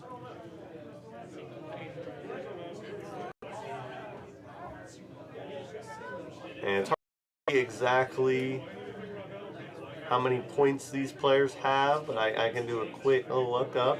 I mean, we're definitely sitting down a little bit further than I'm sure some of these players want to, but with a nice win here in this, that could shore up Top Cut for likely most of these individuals. Some of these people sitting at sitting here have 5, 6 points, so they could find their way up into Top Cut, even possible at 2 points. 7 points at the start of this round was down to 12. So it is a possibility, depending on how many draws happen, how many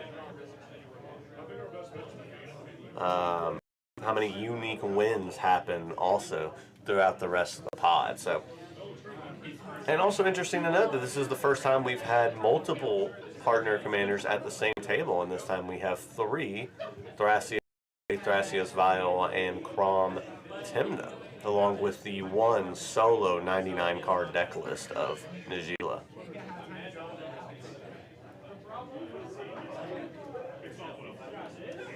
So an interesting time and a very varied meta that's happened so far, as we have the Gemstone Cavern exiling a card.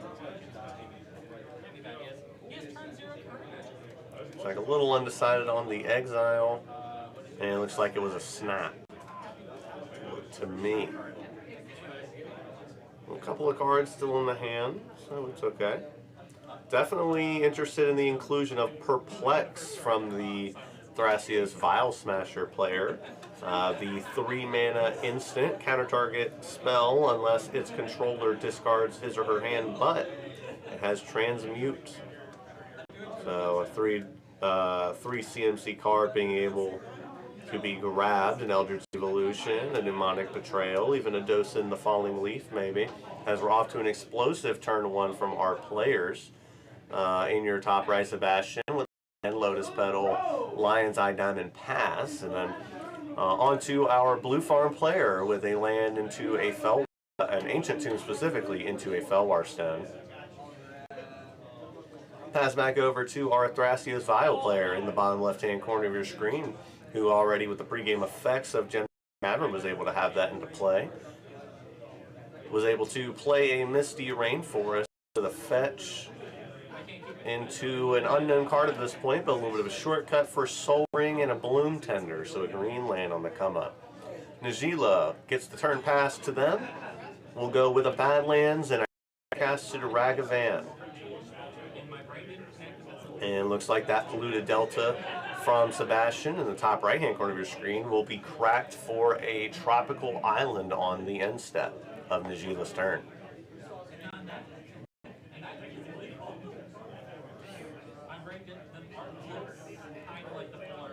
So again, very quick turn 1. Find out the search from the Thrasios Vial area will be a tropical island as well. City of Brass to play from the Thrasios Akiri player. And a Thrasios comes down, uncontested.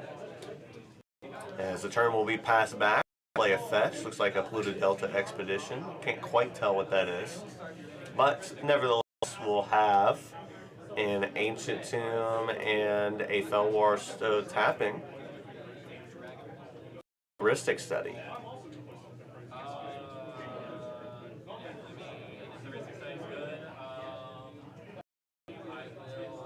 Also, that fetches a Misty Rainforest Expedition from the third Zendikar set.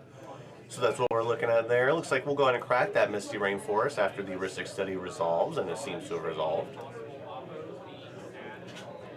Unsure what's going to be grabbed, but nevertheless, the turn will be passed over to the Thrasios Vial player, bottom left of your screen. And it looks like an Underground Sea was the eventual grab from the Blue Farm player.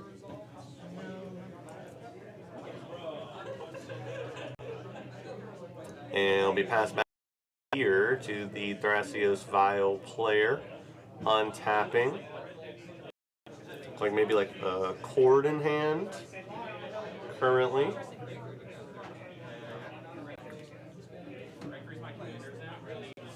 Among some other cards as Thrasios hits the table with the Gemstone Caverns and Tropical Island tap. Could be a quick pass of the turn over to our Najeela player in the top left-hand corner of your screen.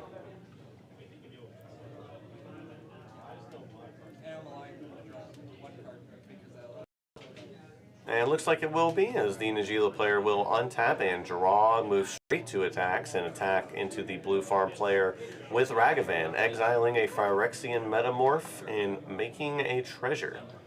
Now, Najeela did miss the land drop in the first main phase, so possible the second main land drop could come down, along with paying the Phyrexian life. And it looks like it does, and Misty Rainforest enters. And is immediately sacrificed for its ability to fetch. Not sure if anything's going to happen with that Phyrexian Metamorph. Could get themselves a Thrasios, but other than that, not a whole lot going on there.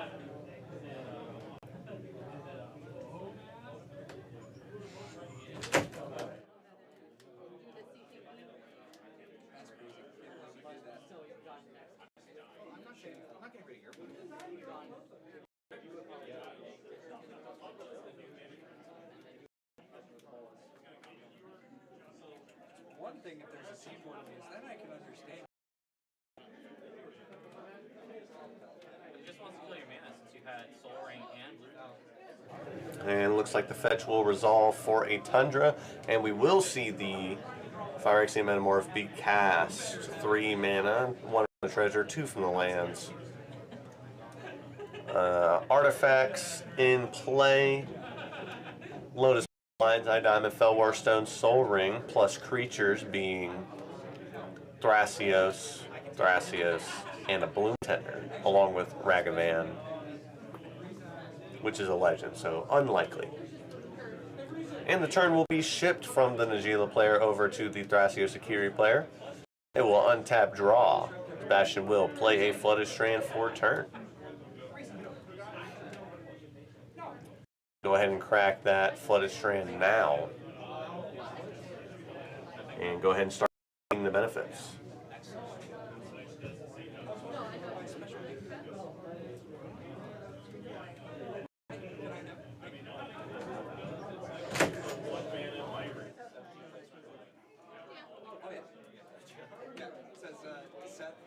Loser of the night. There you go. It's perfect. Just couldn't make it. Yeah, just couldn't make it. A couple of us.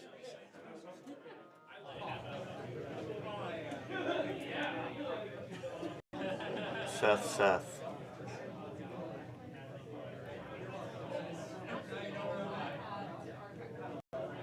And after that, Flooded Strand will grab a Tundra. Looks like here is 4 mana, sacrificing the Lotus Petal for the 1 ring. And a draw given to the Heuristic Study. Decides that's a good trade-off for them to make.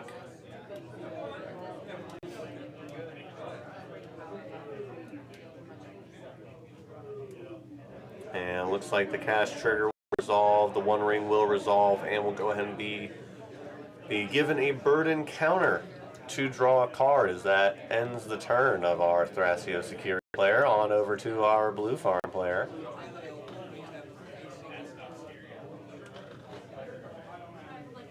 And also we'll go ahead and play a land to be maybe a command tower.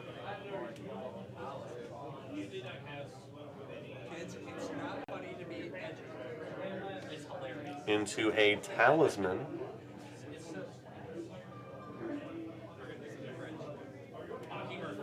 Into what looks to be a mockingbird for just one mana, possibly copying the Ragavan. That would be very, very good.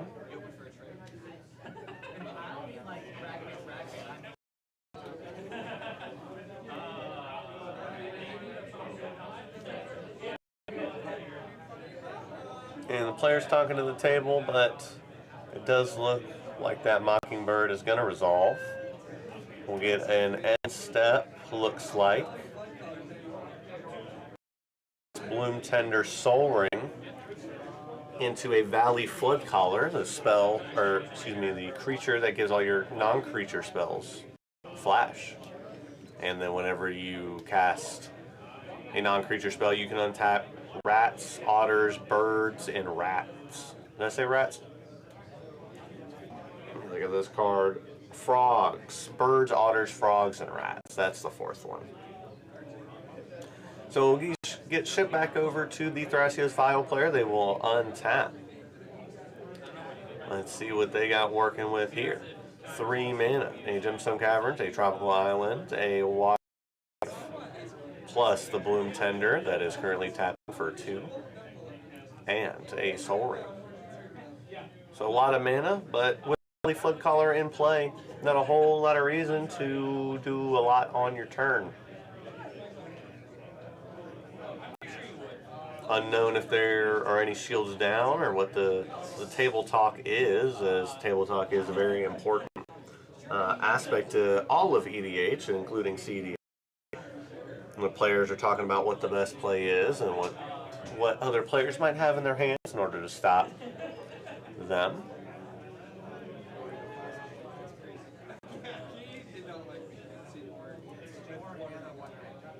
That's how you lose. So we'll have to see what's going on this turn. If anything else will be cast. And no wins attempted quite yet. Although it is a possibility for that to happen. Looks like it'll be a Vial Smasher with the red from the Gemstone Caverns off of the pregame effect, having it in play. Now, Vial Smasher hits the board uncontested, giving that Bloom Tender 4 mana to tap 4, leaving it available 5. Here comes Ragavan, blocked by Ragavan, looks like. And those take care of themselves. And the Gila player will play a second main, Verdict Catacombs, and fetch. Let's see what the play is.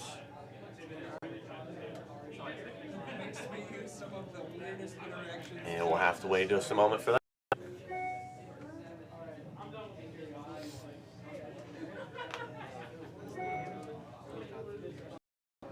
But a lot of table talk here. Let's go ahead and let's see if we can't turn up the volume on our players here and listen into what they're talking about. I had to use the Noxious Revival the second time I did it. Don't want to kill him. Yeah, I can just sit there. That's the government. They came to spy on our game. They heard us talking about double fisting. And... Yeah, I deployed a bird, and we all know those are drones controlled by the government. Oh, absolutely. Imagine though, my monkey was a flying bird that hits for 2 and steals the top card. That's why there were no birds during COVID. Clearly, they were recharging them. That's why they did COVID. They can recharge all the drones. They did. That's crazy. That checks out. I didn't see many birds. That's something to think about. Well, they do it in waves. They made sure everyone was inside, so that way when they were doing like a third So of I'm them not sure what the play is. We'll fetch up batteries work for a 20 Savannah. years. So that means in 20 years we'll have another, so they can recharge again. And it looks like there's 3 mana for Najila. Now played on the wristic, potentially. Card or tap the bloom tender. See, what happens is every other have that. So And it looks like no. But it does look like that Fire Exceed Metamorph did copy the Felwar Stone on ETB. And we now see a Deathrite Shaman. Legacy All-Star. Former Legacy. every other election year is a pandemic of some sort. And if you're just joining us here, we are on round 5, the final round of Modified Swiss, with 4 of our players here, all trying to squeeze out a win and see if they can't guarantee themselves in the top cut. Although a draw is possible for a lot of these players, a win would be much better. As we see a draw and 1 damage taken and 2 cards drawn off of the 1 ring with encounters on. A Guy's Cradle played for turn, and Esper Sentinel played off the Tundra, all on the main phase of the Thrasios Akiri player in the top right corner of your screen. Started turn 4.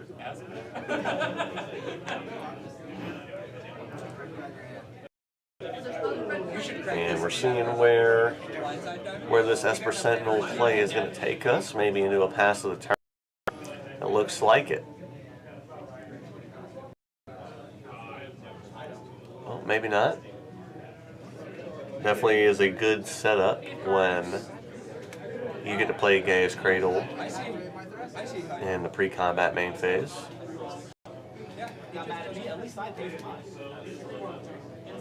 So 4 mana available outside the LED. Looks like it might be a pass of the turn. And looks like a value opposition agent played here. You're like, well, I was Evolution. I was going to be like, man, that's going to be insane. I'm not sure that it wants to any sort of library shuffle. And might have just been on the end step, as we see a couple of cards here getting tapped. Looks like we're making the way for a Court of Calling in response, as the Court of Calling is in of our bottom left-hand player on Thrasios Vial, as we saw from a little riffle shuffle earlier in the hand. There it is in the front. Looks like also maybe a Dark Ritual and another land.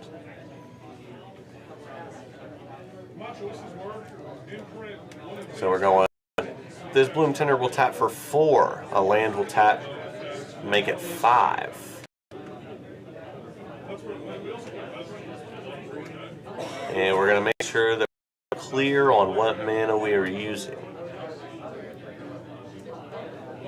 One of each color being tapped. Here's a for the Dark Ritual. Bang. Esper Sentinel trigger will be paying the 1. Vial Smasher trigger. Oh, I guess probably paying the 1 for Ristic. I'm not quite sure. There was a 1 paid. We'll see if it is on for the Ristic or for the Sentinel.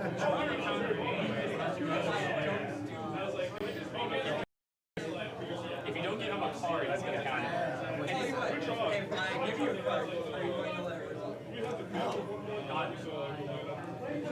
And a Court of Calling on the horizon here for our player. I mean, the other option was like, yeah, this is low, but I'll... But here is 3, 4. I'm just forcing him to do it. A Dark Ritual. Right now on the stack. And let's go ahead and listen back into our players. Let's see if they can give us any additional insight into what's on the table. You haven't even cast a spell yet. No, I have cast a Dark Ritual. Oh, you have cast Dark Ritual, and you have Sorry. stick on it. there's a beefy Vile Smasher on the bottom. Well, he's on the top, actually. Well, no, his door's all passes. It's actually in the middle. Spell, cast trigger, cast trigger. Yeah. Cast trigger. It's on the bottom of everything. It's bottom of the middle. Yeah. Yeah, it's bottom of the middle because It's the it's pickles above. if you're a SpongeBob on that one episode. So this one makes me 3 black. But then I had to pay to pay for their triggers, which would leave me with the original 1 black man. Why don't you just let me? This isn't doing my way. Still I discussing. know, I would be using one of these, but I'm talking about like total mana that's generated. How much? Puts me at the exact same For the Ristic Steady or that's our settle. Is the discussion Should be here. ashamed of them bottle rockets or whatever Isaiah is playing. Don't play Wizards Rockets. It's pretty bad. Just pass the turn. Brandon played it the other night. To I'm just let like, you oh draw a god. card because I think you believe in the importance of having 4-player games. Yeah, I like that. And Yeah, especially but when I'll be at one Seaborn means it's a one-player with other people watching. Well, he also runs white, and you run white, and you run white. All of you will have But you will. And definitely the biggest you might card be being able to get as they are discussing is Seaborn Muse from out of the library of our Thrasia's Vital player. A 7th card has So paying only 1 Alright, so that Ristic studies for the Ristic, nothing for the Esper set. Trying to conserve some more of this mana. Here is 1, 3, 4, and 5. Plus 3 from the Dark Ritual.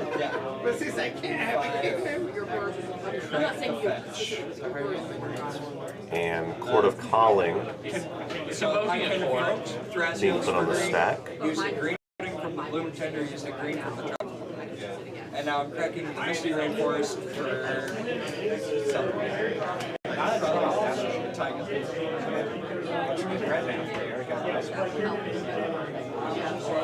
Looks like we will grab a value Seaborn Muse.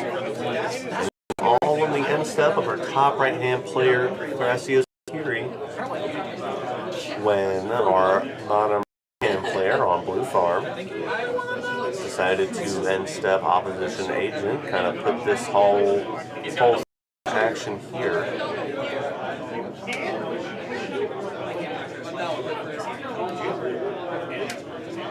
And so 3 mana from the Bloom Tender, from the Thrasios, 5 from the land, and 3 from the Dark Ritual. That'll lend you 8 mana, X equals 5 for Seaborn Muse. And the Seaborn Muse, if it resolves, very beneficial to hit, but that only leaves 1 card in the hand of our bottom left hand player on Thrasios Vial, and I understand that that does allow you activating Thrasios just with Bloom Tender alone, not adding in any of the lands. It's going to be yielding 2 activations every turn, but I can tell you I don't have a free interaction. it is a very slow play and looks to be 0 backup, unless there is maybe a pact of negation in the hand. I didn't get a good look at the card in hand. It did look like a land to me, but I did not get a great look.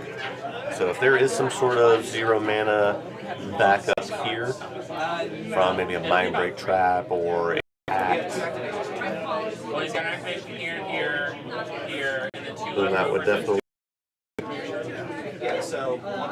definitely provide adequate protection here, but looks like our Najila player says, nah, that's okay with me, I got nothing for that one. Probably going to just die here. I cannot kill him. On our other 2 right side players, Thrasios Akiri and Blue Farm and Farm and Tenma. But I'm going to tell you before you pass priority that I can't deal with it. I cannot kill him. I would have to draw something really wild percent. I'm just thinking. Well, if both easier and harder for him to get it back. I'm willing to show you this. But the thing is, like, he can't. This again is all with opposition agent on the stack. If he draws interaction, I can't interact with him. Why give the extra? Well, I can see the value of giving him the extra untap. The problem is, if he looks at those 4 cards and sees interaction that beats yours, then you can't remove it anymore, and you're stuck under the seedboard until you find enough interaction to actually deal with it.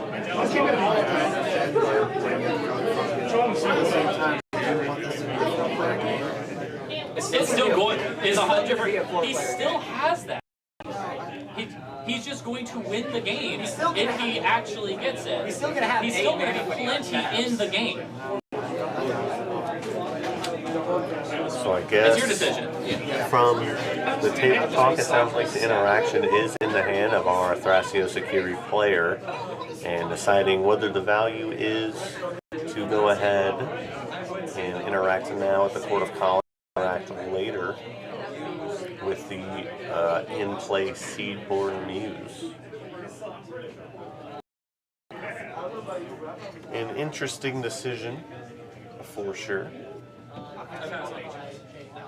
But it does look as if it has resolved. And so a very patient play by our top right-hand player, Sebastian, on Thrasio Security. We'll see how that pays off in the future. Looks like this X is for 5 and will be going to get Seedborn Muse, so...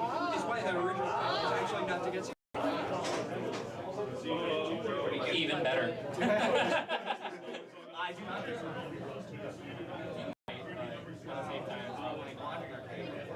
And just a matter of finding it here. It's actually come on, give me Jesus. Slap by big old meat steak on the That is what that would. Yeah. Just such a move to just give Austin the game right away. And a Biomancer's Familiar. The grab. Though, 2, 3, 4, 5 activations a cycle. But you tap it out. That's if I tap out, and that's also if I have. Hey, I'll go. Yeah, I'm good. I don't have to already back this.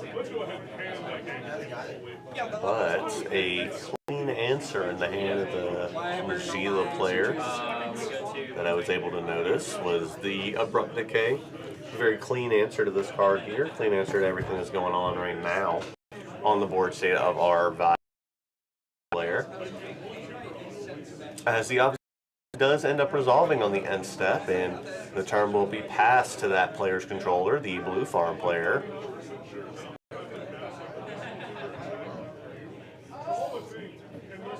And Austin deciding what's going to be played here.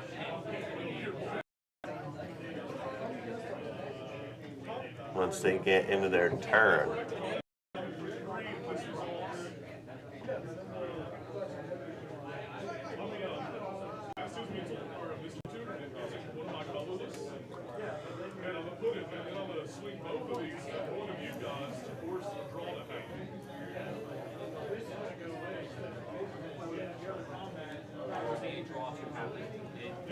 And we finally get some action here.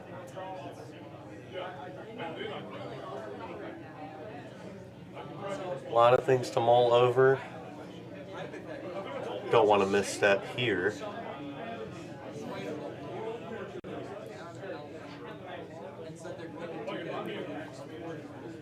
But definitely want to make sure that this does finish in a timely manner.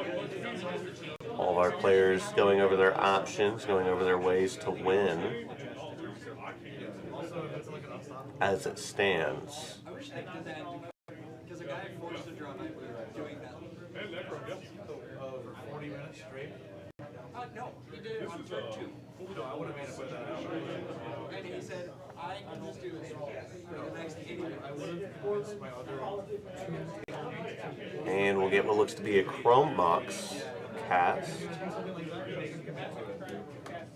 Esper Sentinel drawn. using all available mana. Climax will imprint, looks like Chain of Vapor. Tundra is the land for the turn. Here is 3 life, 2 from the Ancient Tomb, 1 for the Talisman, as we have an ad nauseam placed on the stack. 1 from the Climax, 1 from the Talisman, 1 from the Underground Sea, and an Ancient Tomb.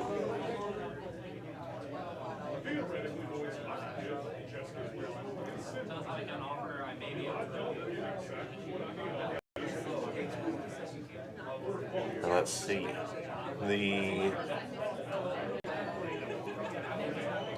Patience by Sebastian under Thrasios Akiri looks like it will be paying off, as this ad nauseum seems to be a more threat.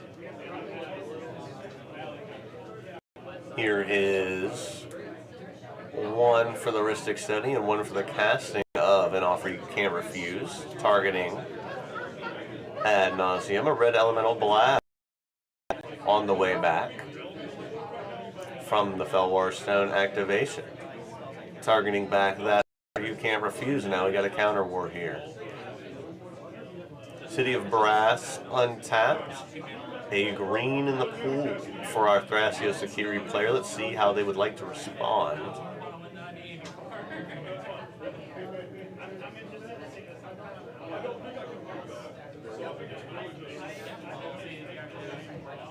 And looks like talks around the table, trying to figure out how deathly this ad nauseum will be. Now we already have had a land drop for turn, and a powerful 0-drop artifact, Mana Rock, has already hit play. But we have Force and Negation, exiling Storm Drake from Modern Horizons 3. And looks like that Force and Negation was going after ad nauseum, so we'll exile that card. And the day has been saved here by the Thrasios Akiri player. But with that offer you can't refuse, it does complicate things when it comes to protecting their own win. But it is better to have to figure that out than to be going home with sadness on the mind. So looks like that is all for our Blue Farm player, as they will send it back over to the Thrasios Vial Smasher in the bottom left-hand corner of your screen, who not only has Valley Flood Collar, Bloom Tender for 4, but a Biomancer's Familiar, discounting all of the Thrasios activations, as it will be a swift go over to the Najila player. They will play a Gaia's Cradle, which currently taps for 2. So it's total of 6 mana, 7 mana available. If we include the Phyrexian Metamorph, that is copying a Felwar Stone. 7 mana available. Looks like trying to do a little bit of math here. The only card I know in hand for sure that I was able to glean was the Abrupt Decay.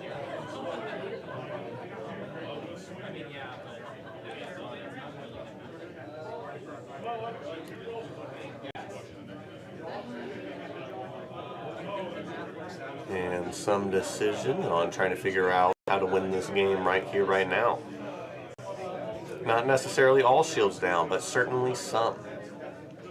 Of course, the Thrasios player does have a multitude of activations.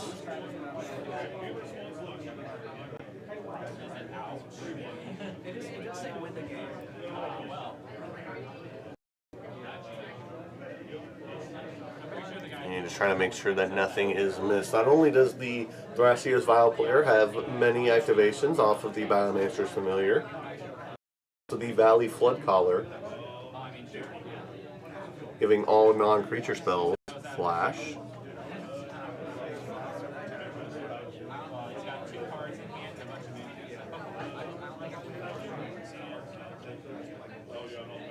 And looks like 3 mana in the pool for our Najila player.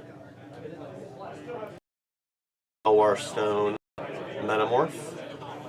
And and 2 from the cradle.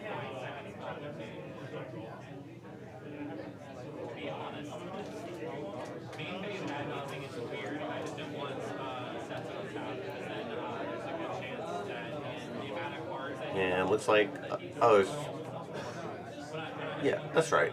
Deathrite Shaman, Nijila makes 2. So we're going to go ahead and Abrupt Decay. Not sure what the dice is holding. Looks like only 1 mana spent, unless, yes, the cradle does get tapped here. Here is a black from the Felwar Stone and a 1 from the cradle. Likely not paying the 1 here. I also did not see the target. It did look like it might have been Opposition Agent. Here's 4 mana.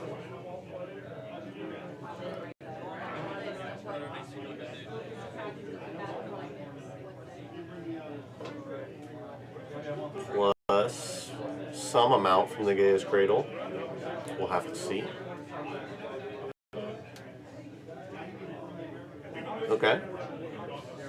And looks like the draw from Esper Sentinel is good, and likely the heuristic study as well. No extra mana spent there. Exiling the Sea Rainforest does look like to pay for the heuristic study. Nothing else is coming down quite yet, so that will be the Abrupt Decay.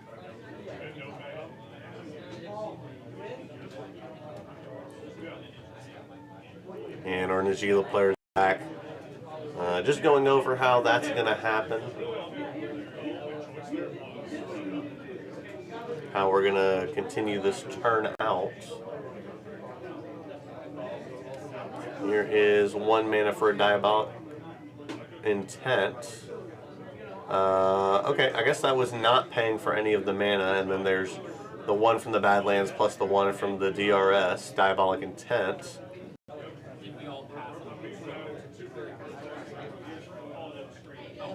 And that is post the opposition dying from the Abrupt Decay. Clean up the board state a little bit, make it a little bit more clear. But yes, Diabolic Intent is placed on the stack, sacrificing Deathrite Shaman.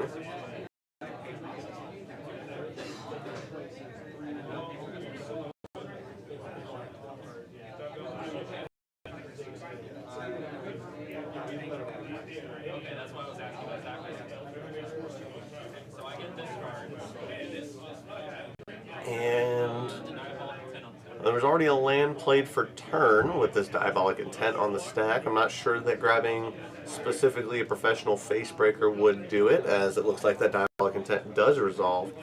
So we'll have to see what else they grab here.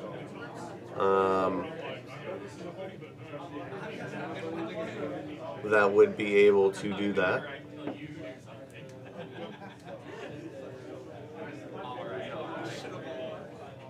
Because likely trying to go infinite here. Unless we like pause, but there was a lot of counting, a lot of math involved here.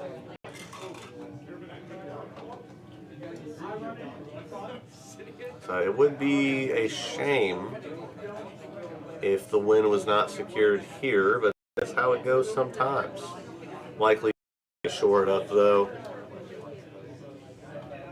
Trying to find a way to have all 5 colors of mana.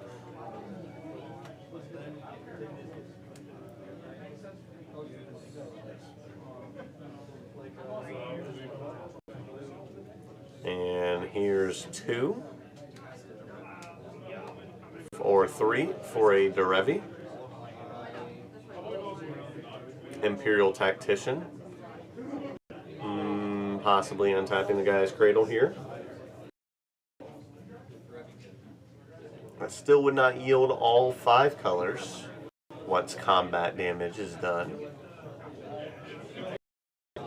As far as I am tracking, it looks like a Felwar Stone for now will be untapped, so there is the ability to get 3 triggers of heavy.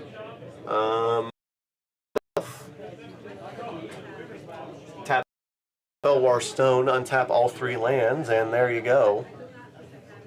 You have all your mana. to activate Najila again. So going to combat, or Derevi itself did not attack, that's true. So we'll see how this goes. Najila and Human will be attacking, looks like our blue farm player, untapping 2 separate permanents, so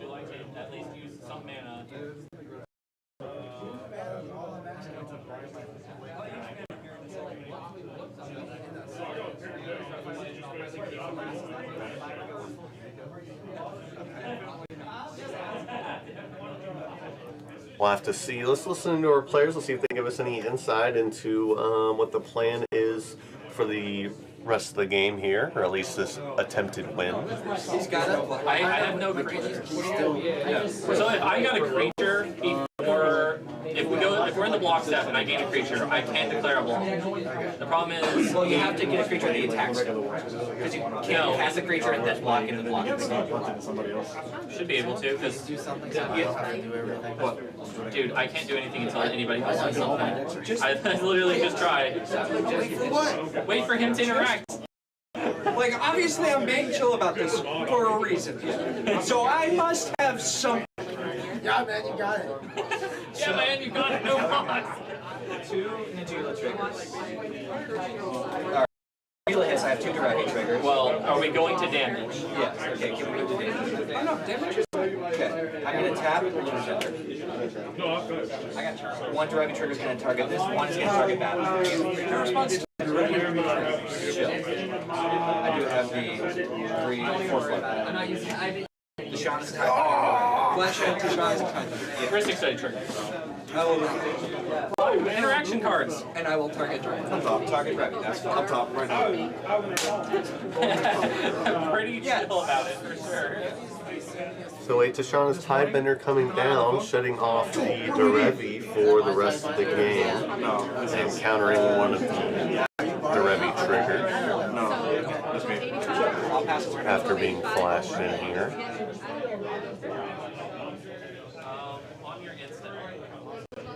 And possibly even a final fortune in the hands of our Najila player. That was my immediate thought after seeing that they did not have enough mana after going to combat in order to activate Najila this time.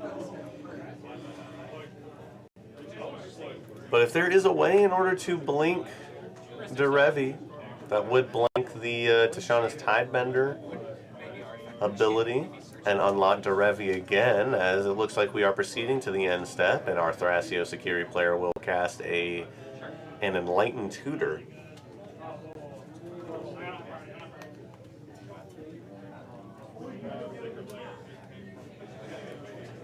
And we'll see what the move is for that. It looks like a Phyrexian Metamorph.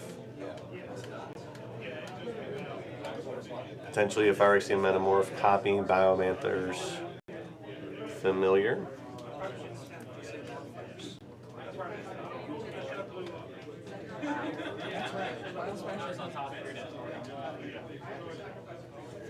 As it looks like we're ready to go to Sebastian's turn in the top right-hand corner of your screen.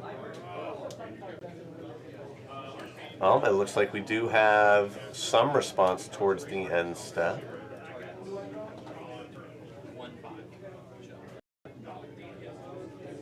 Looks like maybe a Brain Freeze.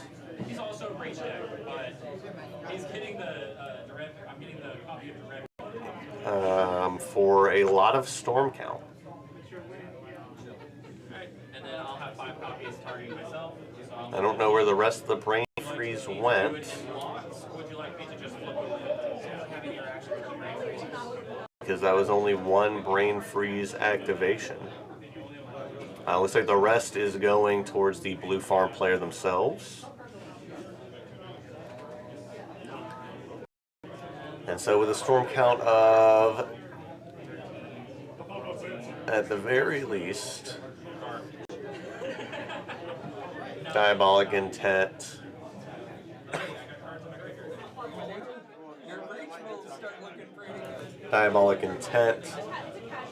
Tashana's Tidebender, Enlightened Tutor, Brain Freeze, and I believe one other card then we will get a lot of cards milled into the Blue Farm Players library. Looks like we will finally resolve the end step of our Najila player and go to Sebastian here on Thrasios Akiri, Line Slinger. As 3 cards will be drawn off of the 1 ring, putting a 3rd burden counter on it and taking 3 damage.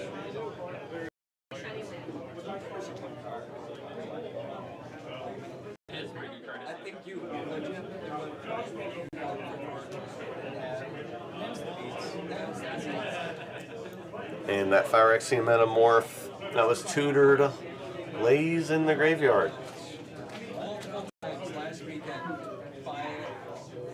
Gaia's Cradle with 2 creatures in play, a Lion's Eye Diamond. These all remain permanents in play for Sebastian, our Thrasios Akiri player, and we'll see how they would like to tackle the midpoint in this game here for them.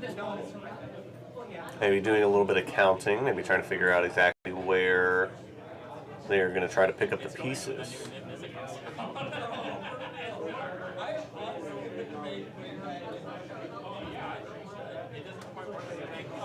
And looks like a casted Silence off of Tundra. And that will lead to at least a couple Thrasios activations from our left-hand player, bottom left player, on Thrasios Vital. A tap for 4 off of the Bloom Tender. We'll let them look. And a reveal from the Thrasios. Will be Strict Serenade into the hand. And another one off of the other floating mana from the Bloom Tender. And a Cyclonic Rift, the pickup. I mean, the Thrasios, you might not have the mana. If you bounce Thrasios, his Cradle goes down. I don't know what win con he's trying.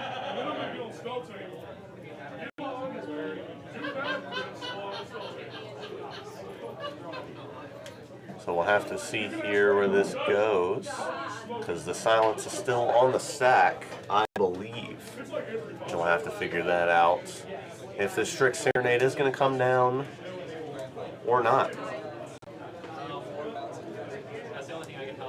And it looks like a Mystical Tutor revealed from our Blue Farm player.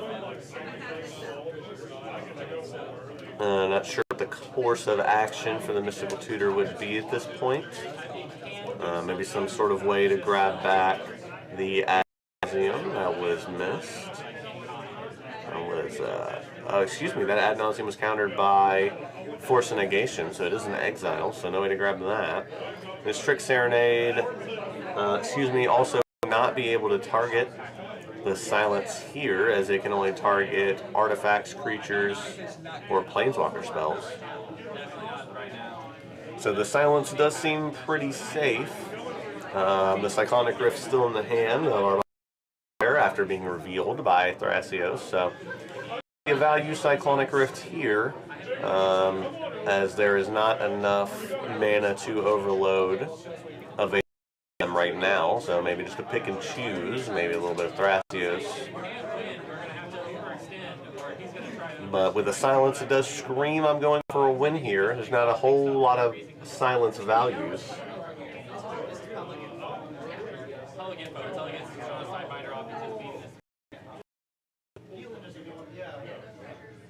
And we're only a couple of few turns in. I know it feels like this game has gone on for a long time, and well, it has, but there's been a whole lot of action jam-packed into this game with an attempted Ad Nauseam that could have won the game there.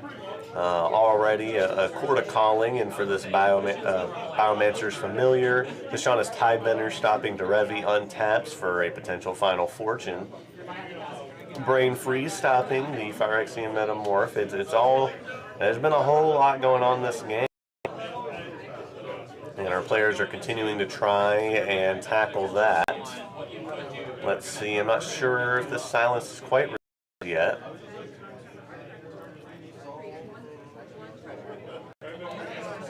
Our Thrasios Vial player is probably not very happy about that pickup, but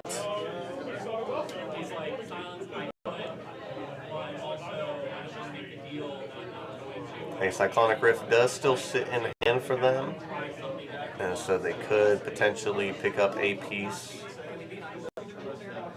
Not exactly sure what would do it here in that situation. But hopefully you guys have enjoyed the gameplay and the commentary, and thank you guys for being out here with me watching this sweat of a game. A whole lot has been jammed these 4 or 5 turns, and maybe we'll reach the conclusion after the silence resolves. Let's turn it up and let's try to listen to these players here. Let's see what they're talking about, how they're feeling about this silence. Lily Splash better. Like, we work it. Like, we get. Is that the kind of vibe we're working on? If this isn't available, I might be able to draw some more one ring. Yeah. Mainly a value play right now. Yeah. Outside of that, you're not winning. Once I play From right now, I don't. Why are we leading with silence? It's probably stronger to bounce with Thrasios, so he only draws 4 cards instead of 9. What do you have in the name? Because I am awesome. It's up to you. I think that's fair. Bounce with Thrasios, he only draws 4 cards. He doesn't draw 9 cards for actual live. I was gonna say, because if it is Derevi to get as crazy as possible, him losing a good creature is good. Well, just any attacker has to be. Yeah, because he's going to hit me. I can't block. Someone got rid of my blocker. Yeah, Alright, do I just make it really crazy and bounce the one? It's up to you.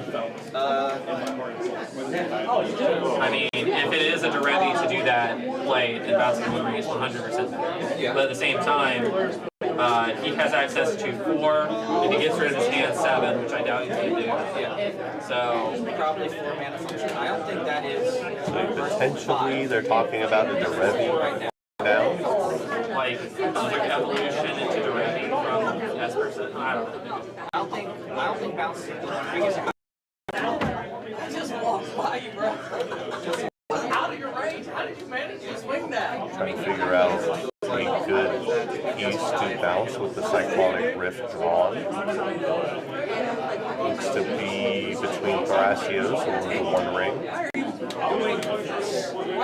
Sebastian has said that leading with the silence is sort of a value play, does not have the win in hand. That does not mean that they cannot draw it. The One Ring will be bounced. Mystic Study and a Mystic, Mystic Study and a Esper Sentinel trigger will go on the stack. Cast Mystical Tutor in response to the thing, and then yeah, I can take and a Mystical Tutor in response to those 2 triggered abilities. But it's one at a time. Yeah, so draw one off of yours. And then another Mystical Tutor.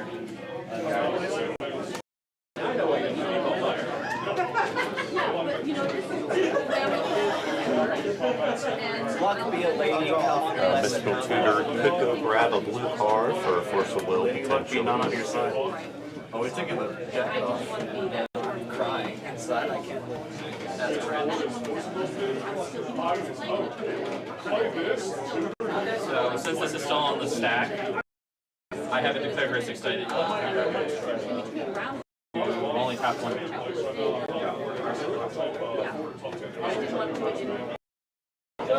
And talking about Gray Hwy Ste A from the silence.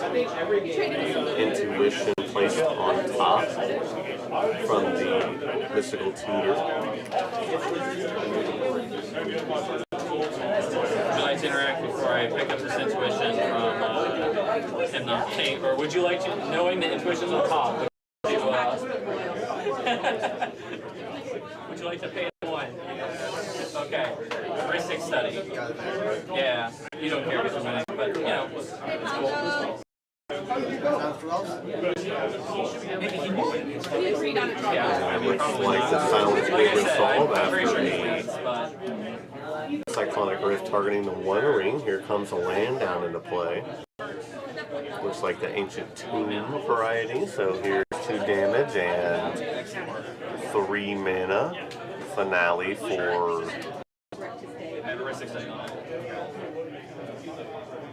Alright, what is that?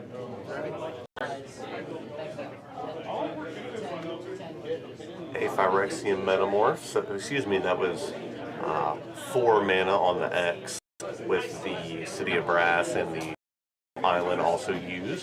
So Phyrexian Metamorph, said Derevi. Big attacks from Esper Sentinel and Thrasios. The original Derevi enters trigger, untaps Cradle, so already 3 mana open.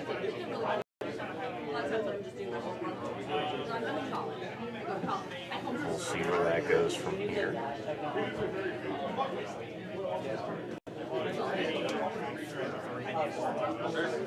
And looks like in response to the Derevi trigger, likely targeting the guy's Cradle, as it does.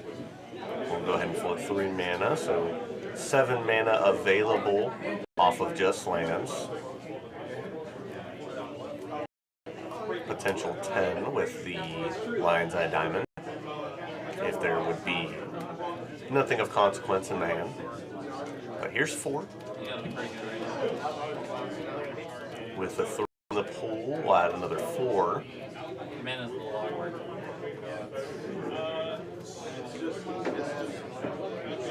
We'll see where our Thrasios Akiri player goes with this.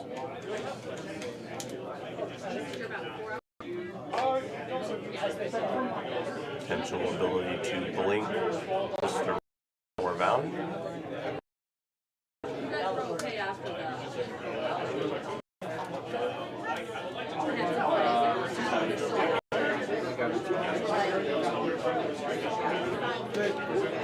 That looks like these alternate arts just mess me up. Looks like a snap. Alternate art from the secret shop. Snap back the Metamorph to hand. 2 mana left.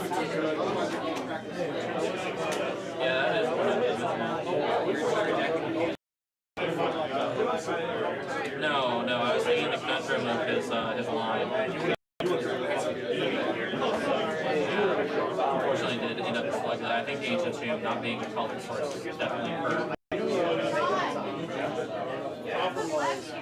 With the snap, resolved on the Phyrexian Metamorph. 2 green left in the pool here for Sebastian on Thrasios Akiri line sleeve. We are in round 5 here, the final round. Swiss here at Lotus Bowl 7 at Mob Top and Beardy, and come into a decent point of the game if you just start watching here. Multiple win attempts, a big ad nauseum counter by Force Negation. Biomancer's Familiar has been in play and accruing a lot of value for the Thrasios Vial player in the bottom left-hand corner of your screen. And Agila attempted win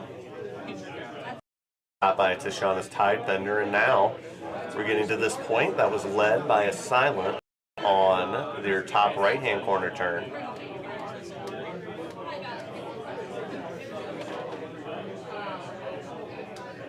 And looks like we're just getting in Ranger Captain of EOS for a CMC 1 or less drop from our player Sebastian. So possibly we have Noble Hierarch, Ragavan, Devoted Halfling, Birds of Paradise, all options on the table. Looks like Birds of Paradise will be the choice.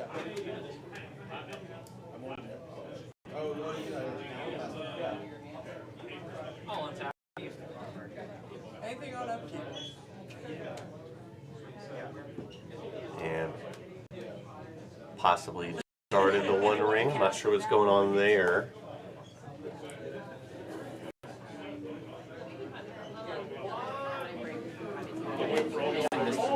like an honest man.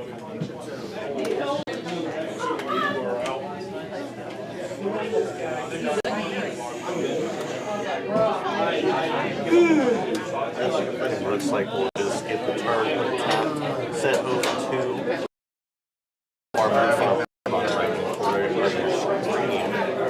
And they will run that.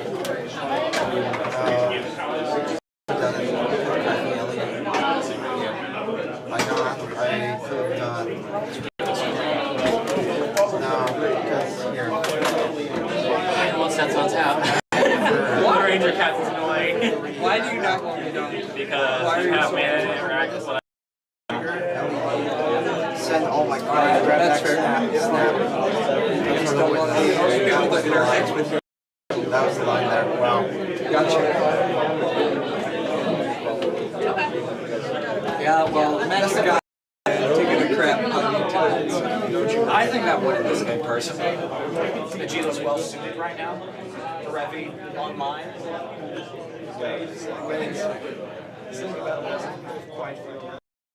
And just flicking through the graveyard here, the blue farm player is where we are going here, where we're down on time. Less than 20 minutes left here in the round for our feature match players. And we're going to see where the end of this game takes us. 3 minutes.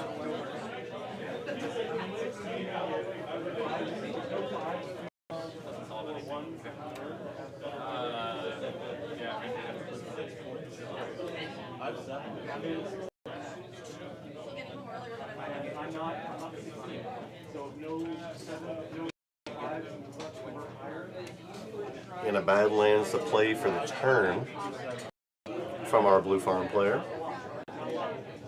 Open about 9 mana.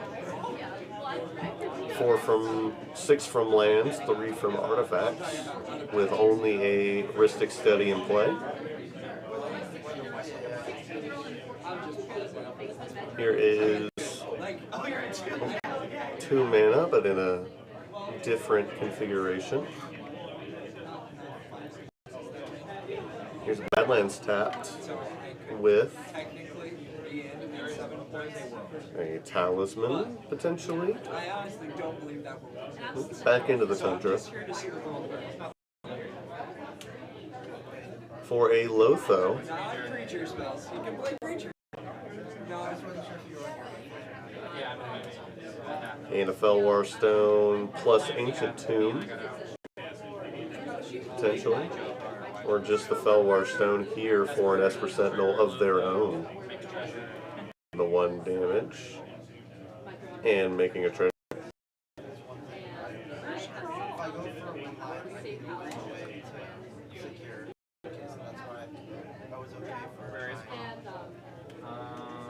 Not coming out, I hope. This argument whether I put something on the table. Since I can't do anything else. Vegeta's not going down there. So it's low. And not sure what the rest of the turn will be. Hopefully at some point. Oh yeah, someday. Today's not that day. I think today's that day. No, only being, I'll make a bet. he just swings, doesn't even care about it. Like $5. Once we get you, turns around. Looks like just a little bit of tabletop between the players. Trying to figure out how to navigate the end of this game. We're winding down. I forget that Wild Smasher does play. That's right. See, I probably remember if there was any other maybe 3 mana for a Timna in the works. I'd probably remember Wild Smasher triggers if I had the missing card. What's it called? Curiosity. If it had Curiosity, I'd probably remember its triggers. Maybe let's make it 5. Oh yeah, it does something. Let's make it 0. Non-relevant. Only there for me. Ultra Gentle.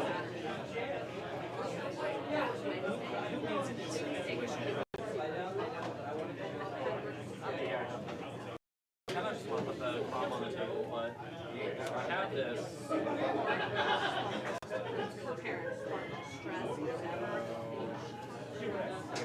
Just slam that. Then I don't have any interactions. Just put that big crumb on the table. I really do. Yeah, I'll pass through. And in fact, that will be it.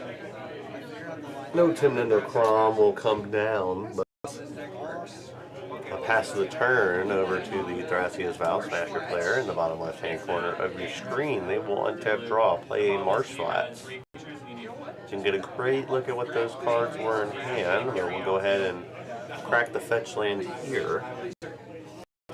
And maybe we have some sort of creature coming down the pipeline, as we do have a Valley Flood Collar in play that will allow them to cast non-creature spells at instant speed, plus the Biomancer's Familiar.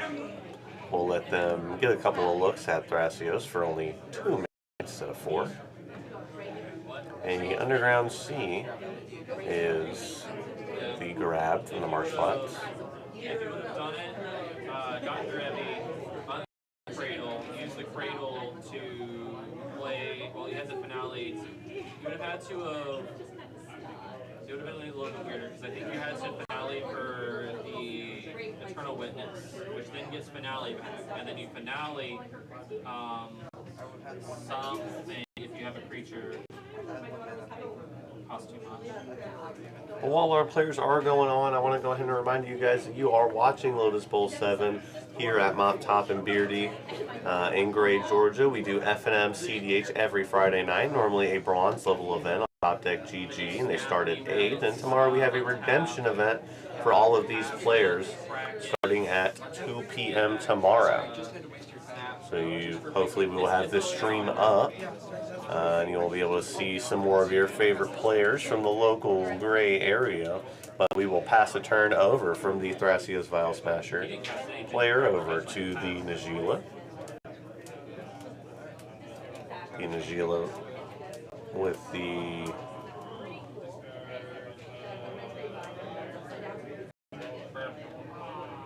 Chatterfang Squirrel General.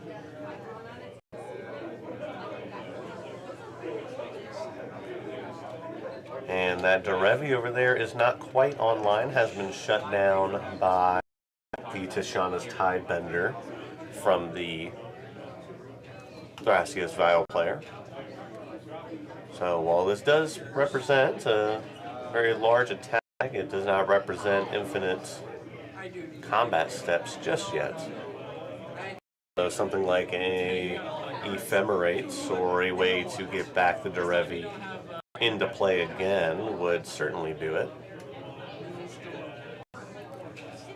Maybe a Chain of Vapor, triggering Derevi and then playing it again. It would certainly do it. Judge! I like my one. I need to think anyway. He wants to ask about something. And again, these players fighting hard for this win. They know how much it means to them. A win would almost certainly catapult these players into the top cut, although it still would be close for some of them. That is what's at stake here. Nobody wants to draw on the situation when the top cut here from this table is quite uncertain. And being able to snag the win, propel yourself into competition for the top championship play mats and the top prize of the Mox Diamond that we have here in store for all of our players. That's what they're fighting for tonight. They're fighting, but really, they might be fighting for the Mox Diamond, but really we all know they're fighting for that champion play mat.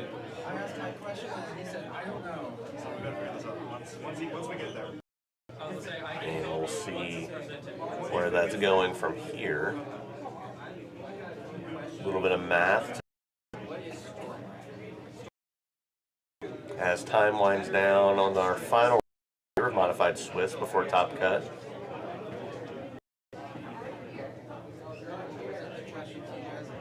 Looks like we're saying that there is 2 green floating. use the Gaia's Cradle, forecasting the Fang. So some amount of mana may be floating here, although unsure what the dice represents just yet.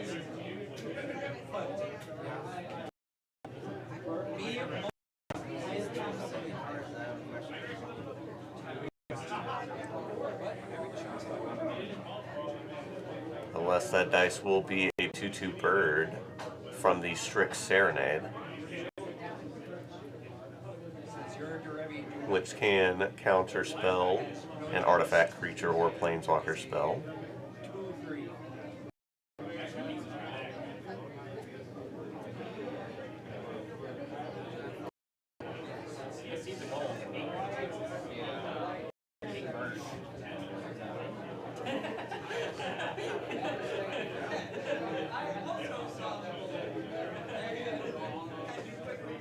And it looks like mulling.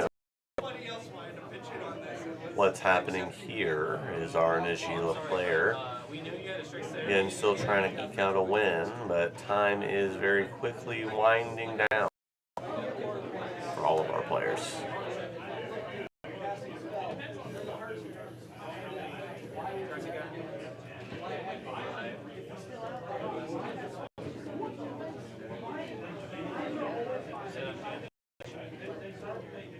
I know when my window's gone.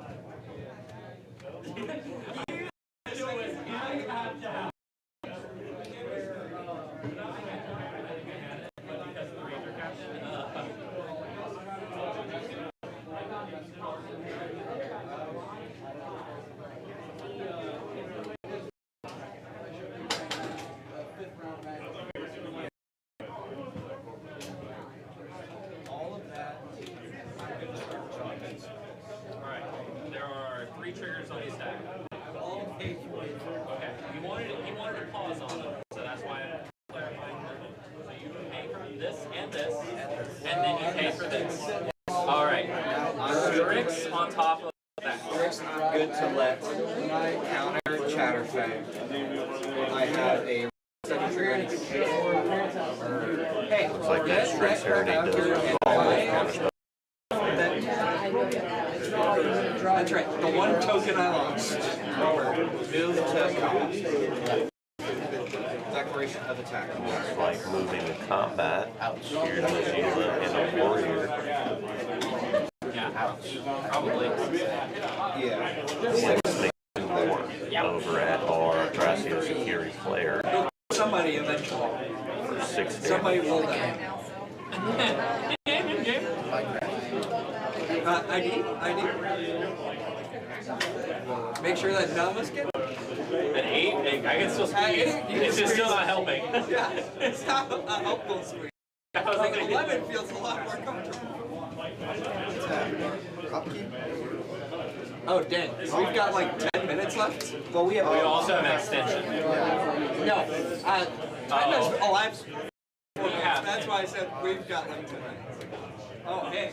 And the turn will be passed over to Sebastian, our Thrasio Security player. We'll play a Shifting Woodland. 4 mana, sure. I mean, 4 mana more brilliant.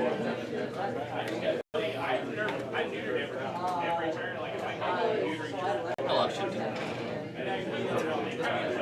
Looks like an activation of Shifting Woodland, potentially. Looks like a Kinnan Bogger Cottage. Oh, they drew. Oof. So that means I say it's a...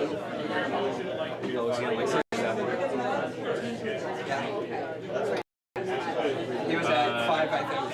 He was at 6. He was at 6 in round 3 with me. Range is 3, so he's at 7. Thanks. That'd be breakers between you and I'm just trying to figure out how best to attack. If you end up when you inevitably win this game. I think we're going to player. He has to answer too many things. He's too far behind at the same time as he has a great board stage. Exactly. So everyone's making him do it. Yes.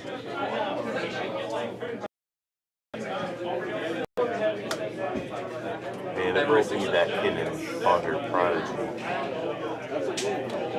Cast. Here's 2 mana from the Tundra. I pass the kitchen. I pass. Tell you what, I'll let Oh, it looks like the Tundra actually just paid for the ballistics. Sounds like primer to me. Sounds like good beats.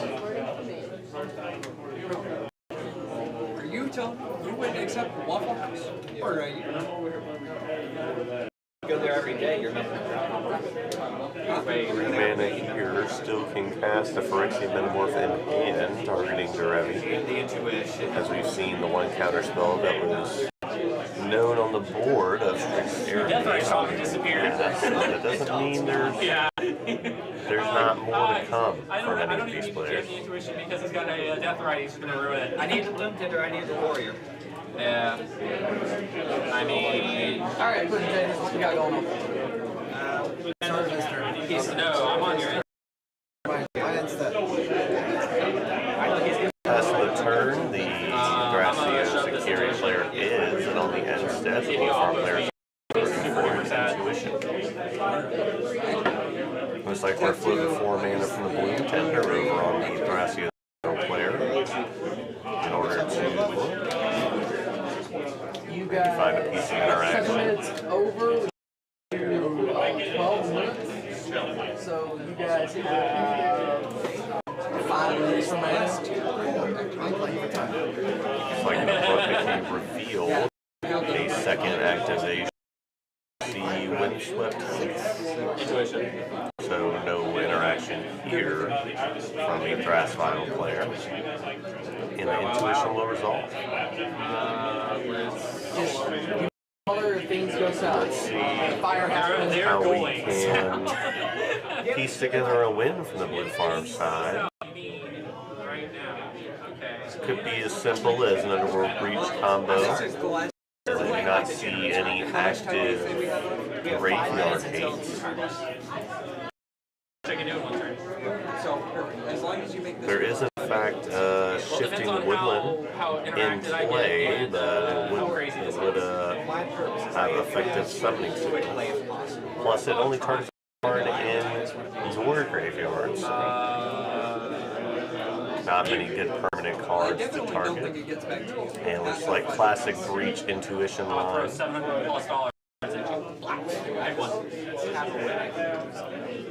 Giving the Lion's Eye to the hands, the Savines and the Breach to the yard.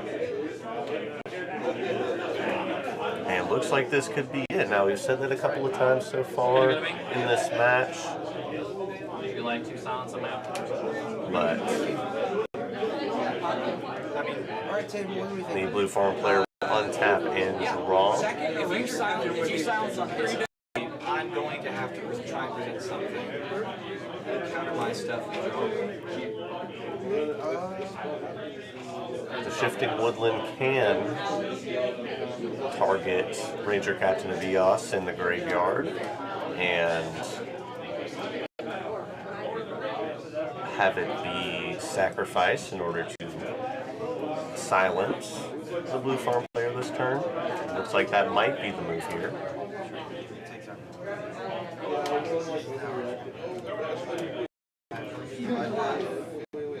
So, Shifting Woodland does get activated. Not sure what on. Like the Ranger Captain, first take a guess.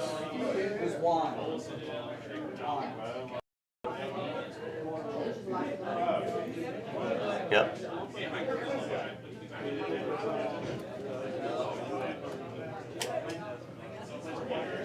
To be able to play non-creature spells.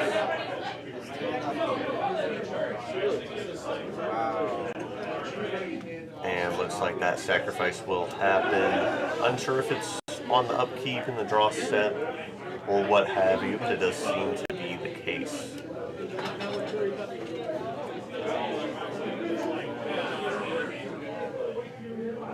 And here's 3 mana, Underground Scene, Ancient Tomb tapped. For a Tainted Pact. likely looking for Born Upon the Wind. I will take a guess. Joe lives an hour away, but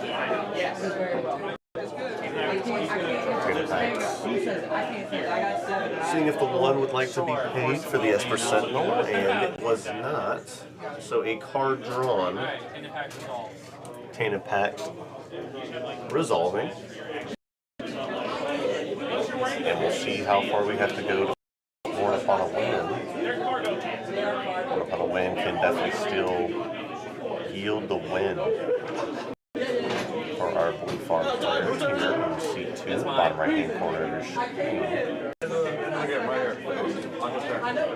He's doing this over a Ranger cap. We're trying. There goes passes. So the win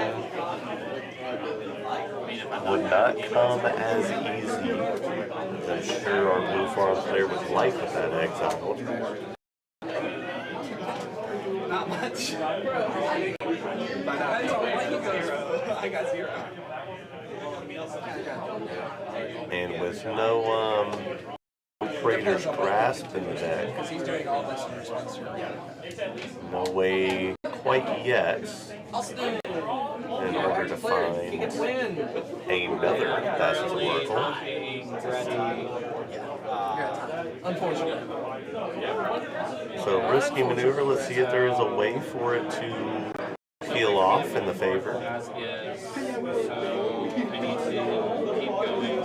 Okay, then we're going to keep going through to the Born Upon collar. That is another way to do this without Born Upon a Wind. Does not draw you a card and costs 1 mana extra, but is that worth exiling more cards here? We're 20 cards deep, I would say. Everything's been slowed down to such a degree that it's draws out. So, People being belligerent on the Valley Flood collar for 3. That's the Lion's Eye Diamond. You play the Savines Reclamation flash back, and the Breach to be played. It looks like that will be the case.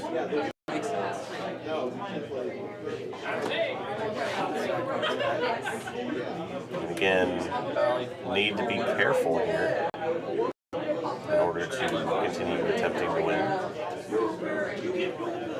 And one from the Ancient Tomb floating, plus one from Karl Marx, one from Talisman, equals Valley Flood Collar in play. Second treasure from the Lotho hits.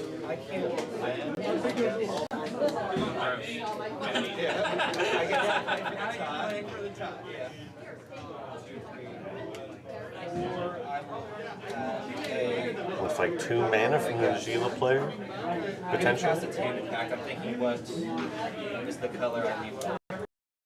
And another Tainted Pact from the Najila player. Black, red, I have green and white to choose from. I guess I just like a Tainted Pact, silence, kind of silence. Silence resolves. Sounds like Tainted Pact, silence, cast silence. Yes, will be the play. One white floating, Tainted Pact.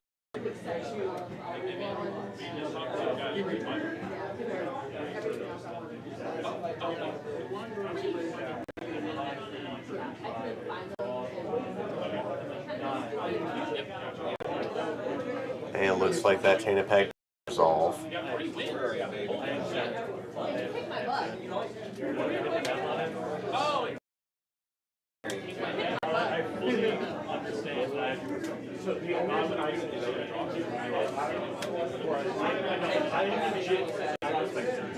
And now it seems to be a game of preserving draw. Trying to grab the win. It's cringe because I think my only way of winning was milling you both over until I hit your Oracle, because mine's gone. Yeah. That would be a sick one. Ah, yeah, well. I guess. Yeah, you live and you learn. Especially in the last one. I am much You'll be at 8. I'll be at 8. It's still in the same It's in the same ballpark as I was before. On the top 16. And I'll be on a low seat if I do anything. That draw genuinely might get you in. Enough interaction. I would be in regardless if they didn't have the dumb if you die before the Let's see it be the bottom card. He played Tainted Woodland, he turned it into a Ranger Captain, he cracked on my upkeep. In response, my Tainted Pact for an instant speed effect. In response to this, he's Tainted Pacting for a silence. Also, that way I can start a breach loop that I intuitioned in on his to mill out. Well, I mean, it's turns. It is turns, but he's still got. Talking about the fact that I have a belly flood color out. Oh yeah. I haven't done anything. That's life. I mean, is the gemstones active? If you win on top of silence, I can't have that. There's a lot of moving parts. Where are you, baby? Down there. The reason why I'm born, I was like, do I go to my deck? It costs more.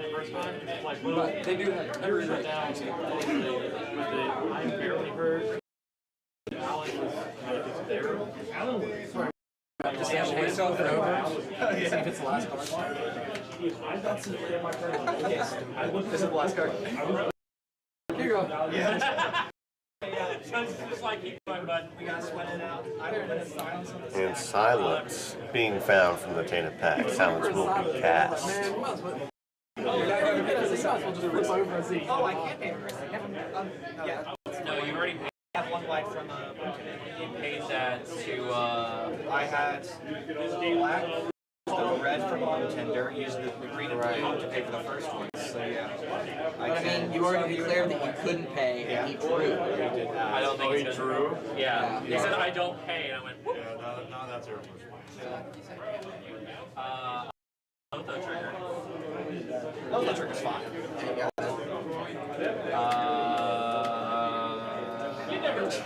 I hate you guys. Looks like that silence will resolve. And our players will take a nice draw here. Turn out the last round of modified swing here. Lotus Bowl 7. We'll just waiting to make it official. It seems as if that will be the end result of this.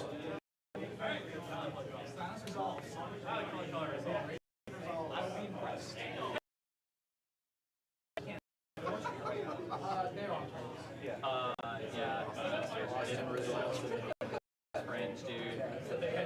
LED's in my hand. Obviously it is.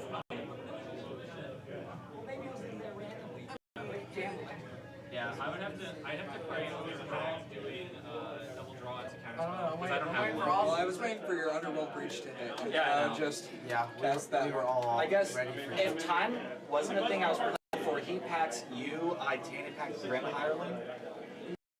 Austin, draw. Yeah, I can't win through it. Good game. I can't win through all of that. The thing is, And there's the handshakes for everybody. So that does conclude round 5. That concludes I think it's still our modified Swiss rounds tonight. When I go to flash this bag, we would drop decay the Valley Flood Concert. And that will lead us into our top cuts. We're going to break. Always set up for top cut. Give everyone a little break. Maybe let some people get a little bit of food in their tummy. But thank you for joining us at Lotus Bowl 7 here at Mountaintop and Beardy. Don't forget, every Friday we have F&M CDH. That starts at 8 p.m. And we have the Redemption Tournament tomorrow at 2 p.m. So we hope that you guys will join us on stream for that. But that's Lotus Bowl 7 Swiss rounds. So thank you for being here for all of that. And we are going to get the top 16 out to all the players. And then we're going to take a short break here while we set up for our long rounds of Top Cut. These are untimed rounds. We will have a winner. 4 pods will equal 4 winners for the final pod at the end of the first round, the semifinals.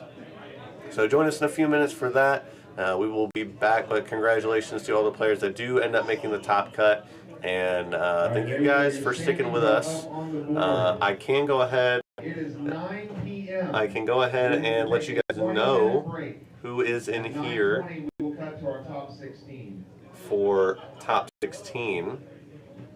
It looks like, if you give me a second, I can't quite look out there, so I have to pull it up here. It looks like we will have a top 16 here. But can't quite get that to load up, so we'll top 16 standings, and with our feature match for our semifinals. Again, these untimed break here, so thank you guys for being here so far. Remember, click the subscribe button, and if you want to rewatch all of this, it can be found in the live tab on YouTube, and we will be back shortly with our top cut rounds.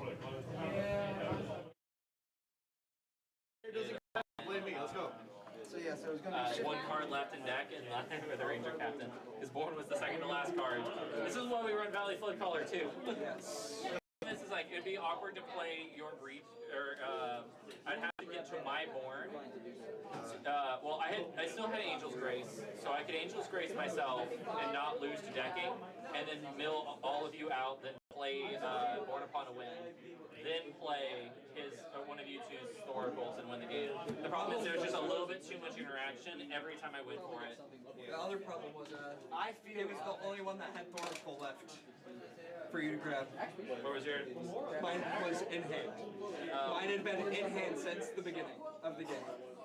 Which is why I didn't want to keep that hand. But then we finally decided, you know what? Screw it. It's got enough mana that I can play turn 1 Thracios and start doing activations. At that point, it's not like too bad of odds to just randomly draw one of the other pieces either. Yeah, so that's where I was like, you know what? You run, what, I guess effectively like 8 copies of it? Of what? Demicon and Tantax? Like effectively how many copies of them are you running? 2. Yeah, but like after tutors and stuff. A lot, because tutors does a lot. Yeah, there's a lot of tutors, but I only run the 2. Well, yeah. Yeah, my window for winning was, and his Ranger Captain was so pain in the butt, because I was just like, I had to do exactly that, but I wouldn't have the mana, because I have to Tainted Pact for Born on upkeep with the cost of Intuition and with the cost of Savine's Flashback. And I'm like, I just can't do it all. I was one short of being able to do it all without any other interaction being available. Because if you would have handed me the LED, then I would have been able to crack it to play Savine's out. If I had one more mana, which means I needed to have dropped my land for turn. Ben is pissed. You gotta wait. Good beats. Dude, you can leave me. I'll be here. Yeah. I don't know what the fuck I do at 9 Hey, it's a Saturday night Macon. You could go to Kinjo. No. What? Do not recommend going to Macon on Saturday night. That's a terrible idea. So much fun. The first 2 gave me cancer. Go watch first one gave me cancer. I don't want to see a third. Just Kinjo play. And before you leave, if you are out of the top 16, make sure you get your promo. Oh, it was at 9:30. Never mind. Wheeler, he's in. I fucking did it. You should have seen that last game. I'm gonna try. I'm gonna not be mad. Just say no comment.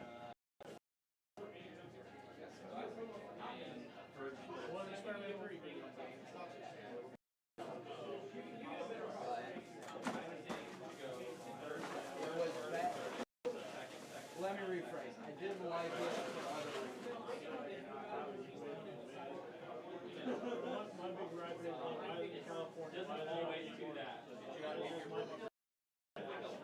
My biggest gripe is mainly about film.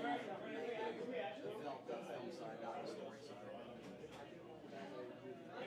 They had so many terrible multi-shots in the exact same spot.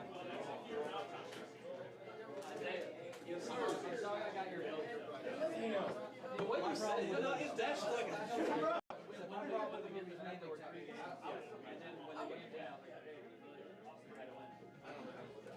Bro, realistically, help? He's in 16. He's in 16. He hopped in the car with John. They left. Oh, he knew. He knew. I know where he lives, it doesn't matter.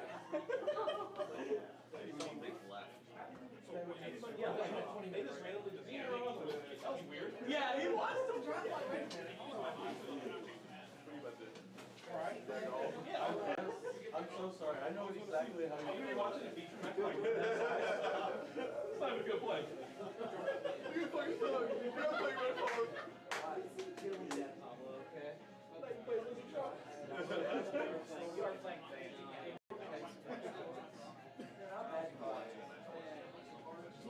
I guarantee you. It's fun to watch. You that bitch? I'm gonna get some food, but I doubt you'll be here. Pablo, please win. You won. Someone's fit, please win. I can't do Some of our local guys. can't do it. I mean, our chances, our only options are so bad. Yeah, I was like, what? And one. I'm gonna kill him. Dude. I mean, it literally was Sebastian 16, you 17, him 18. No, I'm happy for him. I made 17. Yeah. Right? Bro, just put me at 20 that point. Because they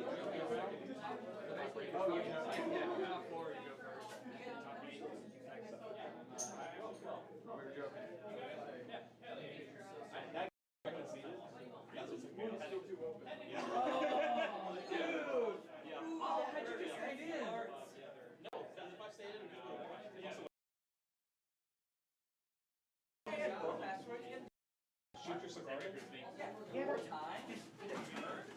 And then just wheel after that. His only. Austin, if you had stolen the boat after Salt by Day, would you ever wheel after that? No. He even said it. He was like, "There's no way that I would have enough more triggers to get rid of Cigar, and then more triggers to get rid of the rest of your board." No, I literally grabbed Bowmaster. The only thing that worked is literally the only card. I could not cast a single non-creature spell off of it, and the only creatures you had left in your deck didn't do anything. So, yeah, pretty much. You guys should have just killed my farm and just played it out, or trigger. Yeah, I tried. Yeah, I think if you realized that it turned too late, I was The problem like, is that the CSA player demonstrated that she has to get like the Labrils thing. He had the ability to win the second I was off the table. That's why I was like. That's what I was saying. He was single-handedly stopping me from winning the game. The CSA player. We get a repeat. I've seen that ability play a repeat. What the fuck? You should have brought them Selesnya and hit sticks. I gotta find someone to be mad at. I never searched for No. Whatever, I got Avengers in the house. Yeah, really. Once people start playing technically, it's actually established stuff. It takes over the game.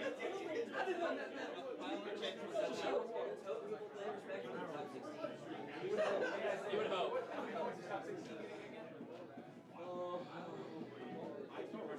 Off the top of my head, 50 to 60. I don't know if that's true, but that's what my brain immediately goes to.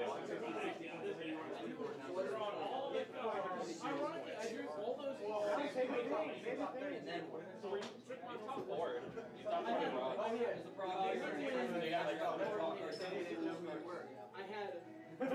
search cards. That next turn, I mean, he's already home to his business search. You don't need to make it work. You should stick around.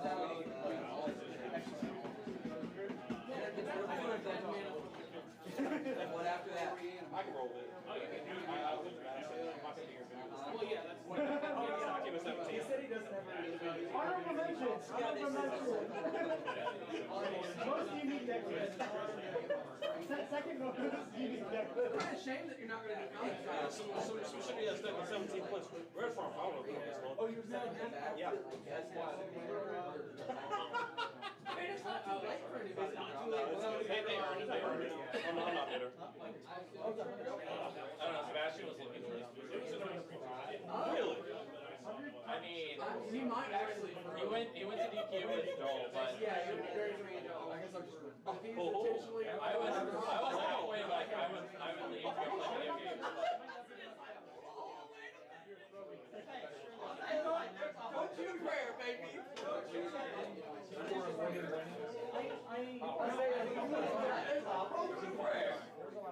He's like, drop. Sebastian's not gonna drop. You won the last. Oh no! Yes. He won.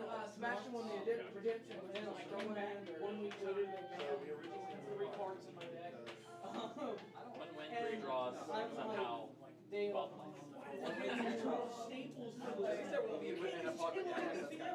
You have to live with his life.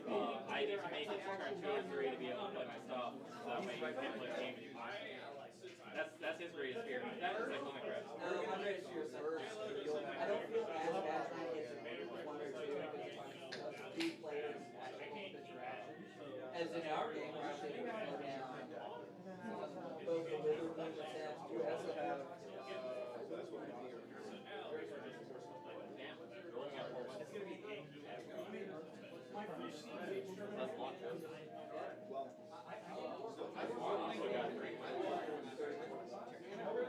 good cards. So you get a board Oculus out quick.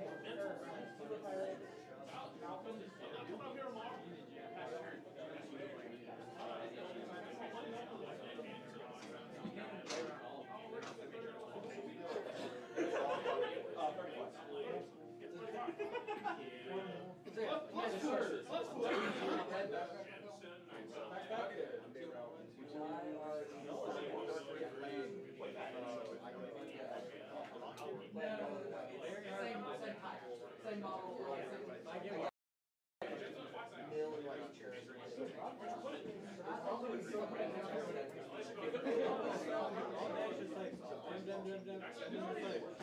Every time I was like, like 2 more. I'll untap. I would have said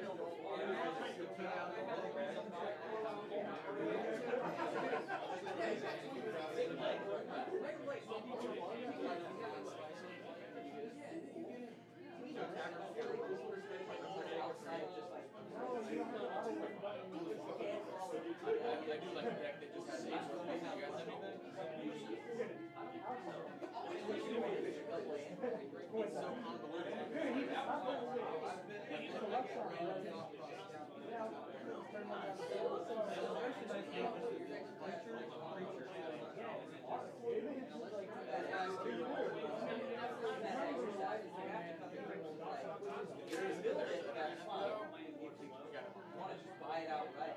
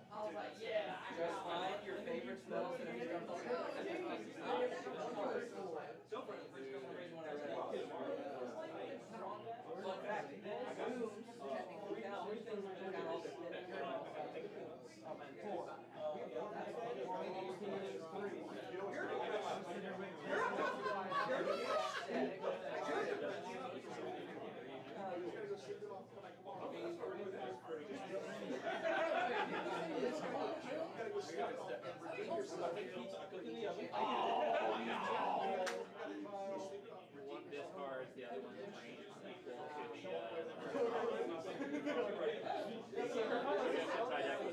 check the hand. You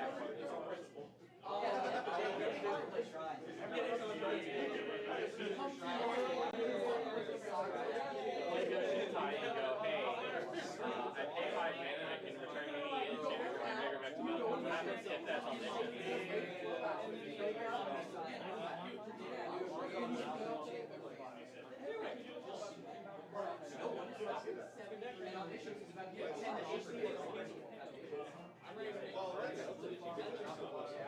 Like the normal versions are like $5. I mean, it's one of those skills that you really did just kind of reproduce. Oh, these be worth like 12, 15.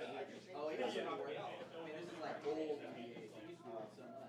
Yeah. Well, you tried to do the omniscient straight from the into the end. Okay. All this man is like all my whole deck. All but one. All but one. Sebastian or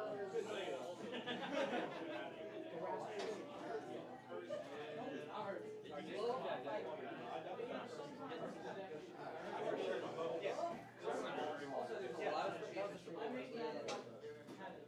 the last one.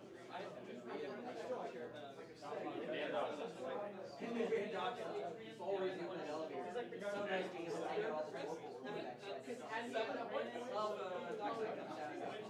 Well, some Torpor effects are nice because then you can stop Torpor. It's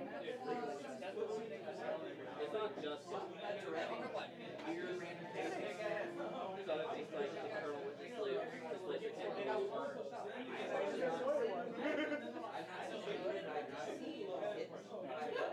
I've seen a kitten in a player's hand. I haven't seen a kitten on a table yet. Like 3 derivatives. Lots of derivatives.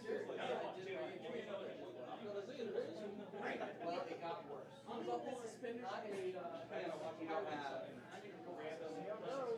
don't have doctors. Remember, man, it's literally all things back and forth. You don't have. Well, that's over at the board. There's Dockside, Spellseeker,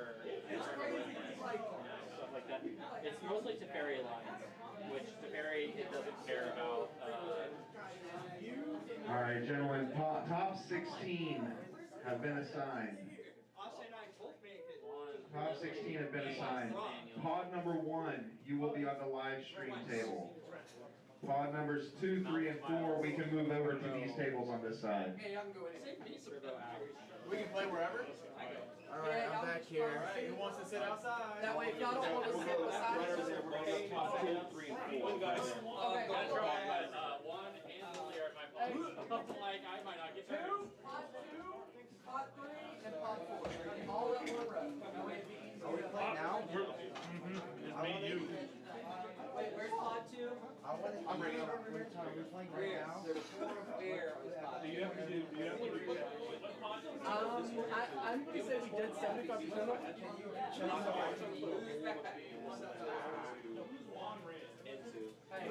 And one at live stream. So I've had like 6, 7, 8 people.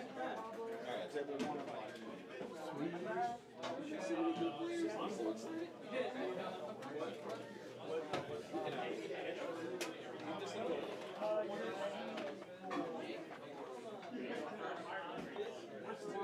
Oh, I see.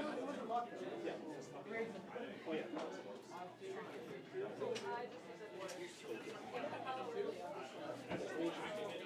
You guys pick some ass tonight. I'm going home. I got some ice cream and water.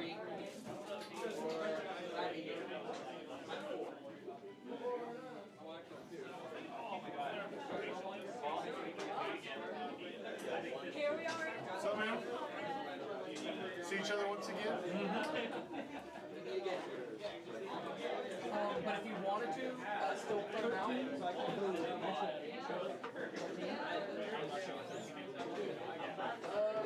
was over there.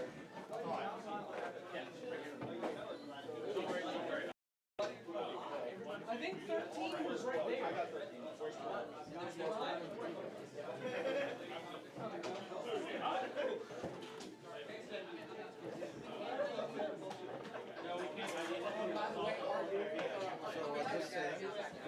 I put in every position here but that one.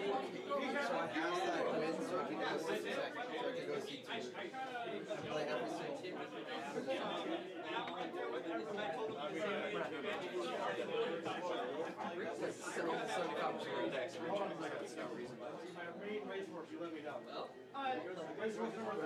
Oh, we're on. Still in the race. All right, right there. Yeah, right here, man. Back at it again, I see. That never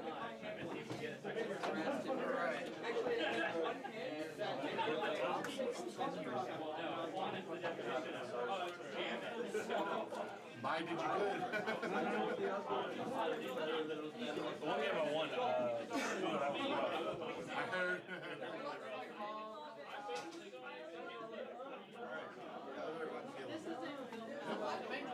Didn't think I'd be here. You beat Isaiah about one. Isaiah is 17.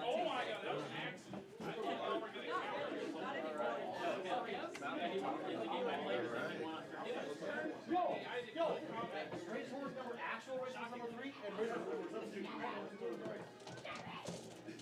Tanner and When my wife makes it, I'll also beat her at the top 4.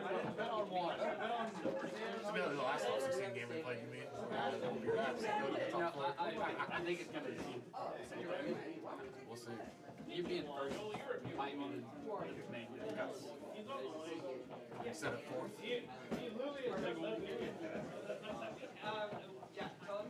But I'll just keep it better. Yeah,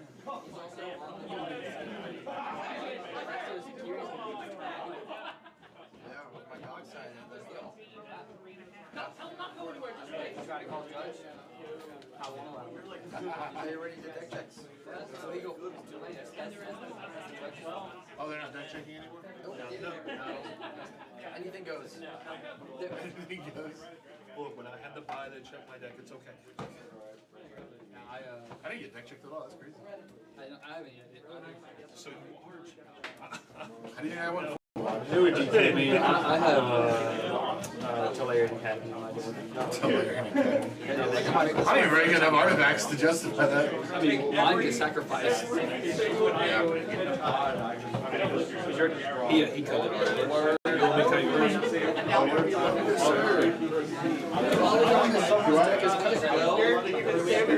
Guys, we're gonna wait just a couple more minutes. We're gonna that way we can start at the same time, but you guys can go ahead and resolve your mulligans. Right, resolve mulligans. There is no time limit. Technically, he's ID and mulligan. But ID, right? If you guys want to concede to me, you should. You guys should concede to the dinosaur. Look, I played on theme today. That's all that matters. Hey, your shirt's lizards on my shirt. And I'm playing. Hey, I got the pirate hat. I'm gonna go to second seven. I could have just shown up in full pirate costume. I was like, maybe they'll think I'm welcome. I think it'd have been more terrifying if I did do my first seven. Yeah. It was okay. The problem was if I got hit at all, I was gonna not recover. Here in 30 minutes. I don't know. You have to take it away. And then he's going to take that top 4 than they expect. There were so many people that are just like, what does it do? Yeah. It kills you. You can't win. At least not with the. There is, if I have like a unique not with Gap specific. Well, as long as I have the one counter thing going on, like I Zul per counter, I can't take. They'll lose all my plus. That's true. Did Isaiah not make it? No, Sebastian's one out. Wait, did Seth not make it either? I'm pretty sure him conceding in my game. Like 3 losses. Yeah, Seth had 2 points. Seth got like dumpster loss. So Tanner, one of his game losses was. Mulligans, you are free to begin. Yeah. You're okay with that side? I'm okay with my first second. It's not that good, guys. Says every person can have top. If it wasn't that good, you would keep first. We're all here for capacity non-creature spells from him. So I was like, well, I'm just taking creature. Disregard the rule. Man, I would have gone first. No. Yeah, he did say that. Yeah, he did say Alright. No. Good old clean magic. I'm gonna go to 6. Tanner, this is being that computer. Or that stream. So we're just seeing your playmat? But no one would win. No. We'd definitely be here all night. That do be That's the goal, But right? there's a lot of delay on it.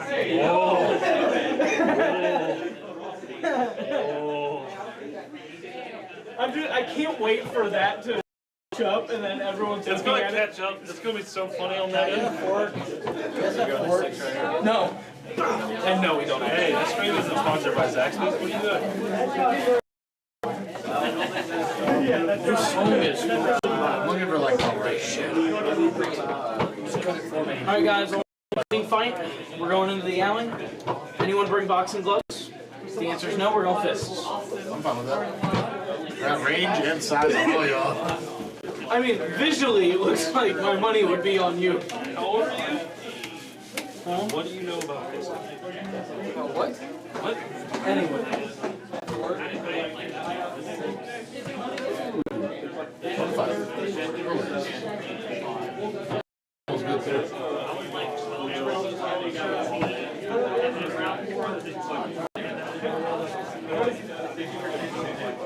What'd you get? Wings and things? I would keep it not as frustrating. Nowhere to go. I mean, is it just mana? In this deck, if I just don't have, I gotta have something to do.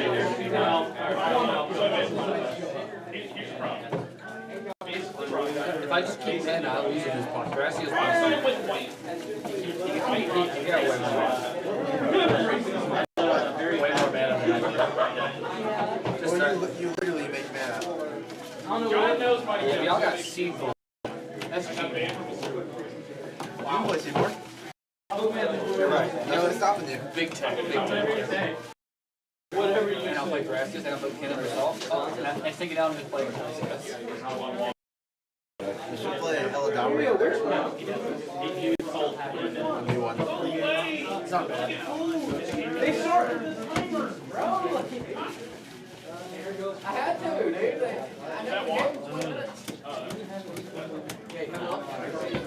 He's right behind me.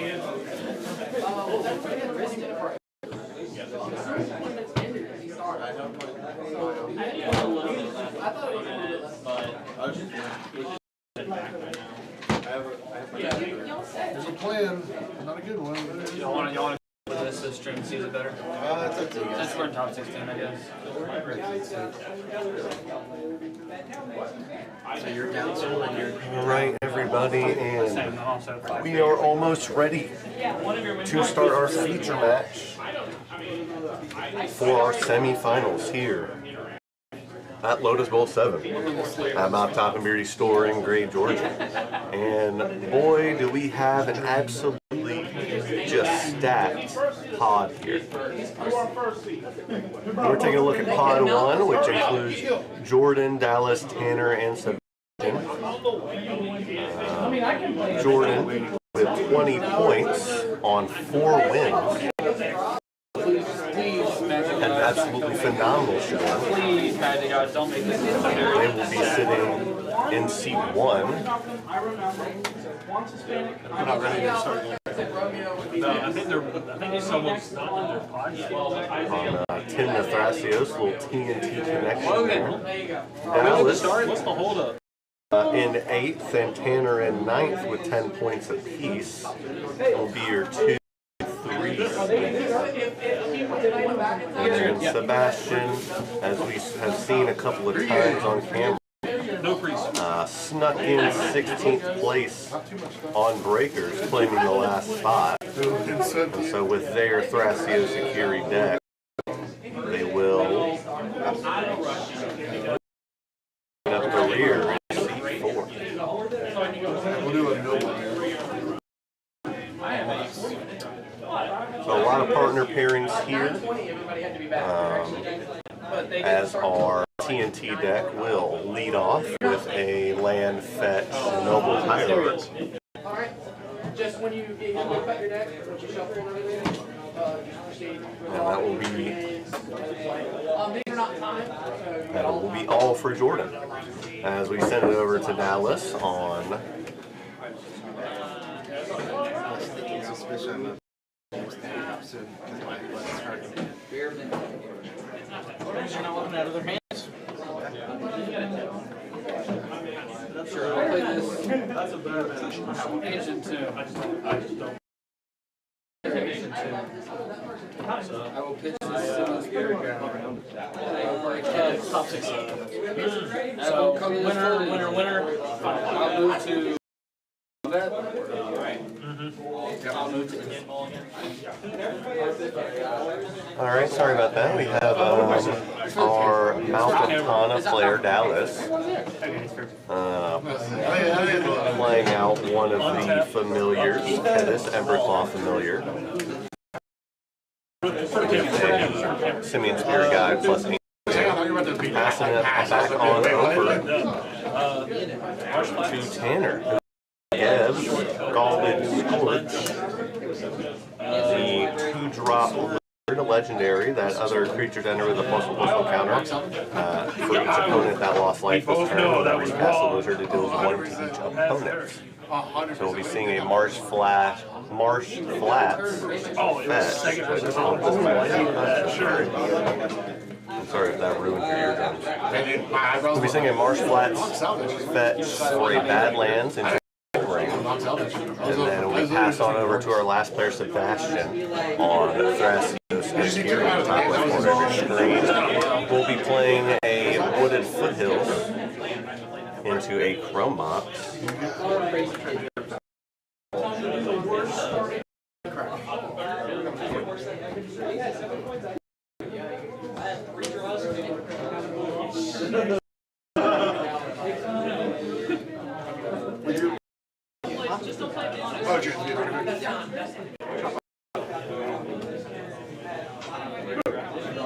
So we'll get the fetches all set out, and Tropical Island, the fetch.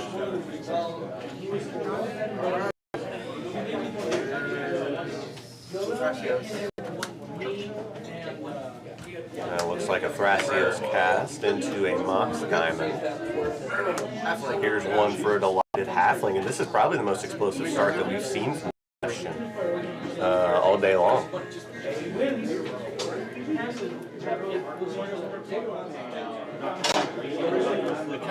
The turn will be passed back over to Jordan, our 4-win player. The only player in our tournament today with 4 wins. We'll be untapping with a Bayou and a Noble. Playing to, not sure, maybe alternate art. That's the best turn for you. Maybe Tavern. It's a little hard to tell. Hey, I don't know how it gets much better. You just have to win on turn 2. Actually, I'll use the card flash. I only have 5 It's a kid and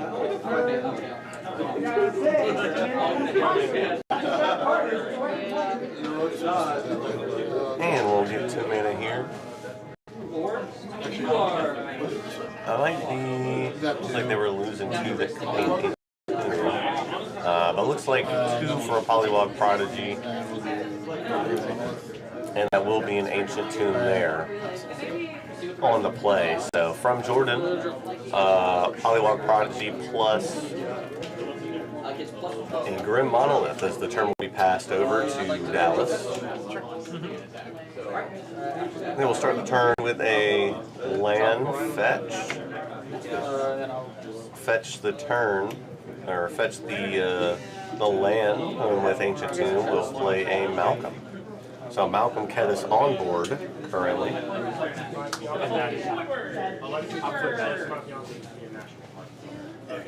So potentially 3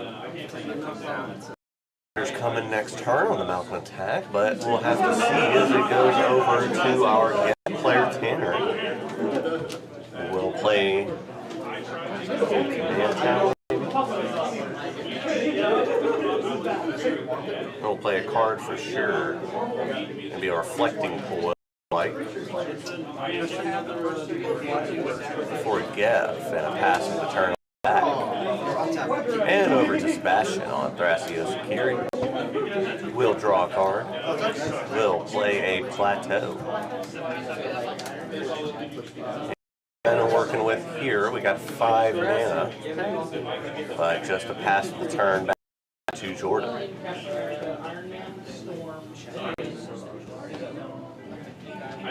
Jordan tapping with sizable amounts of mana of his own. That's 6 right there.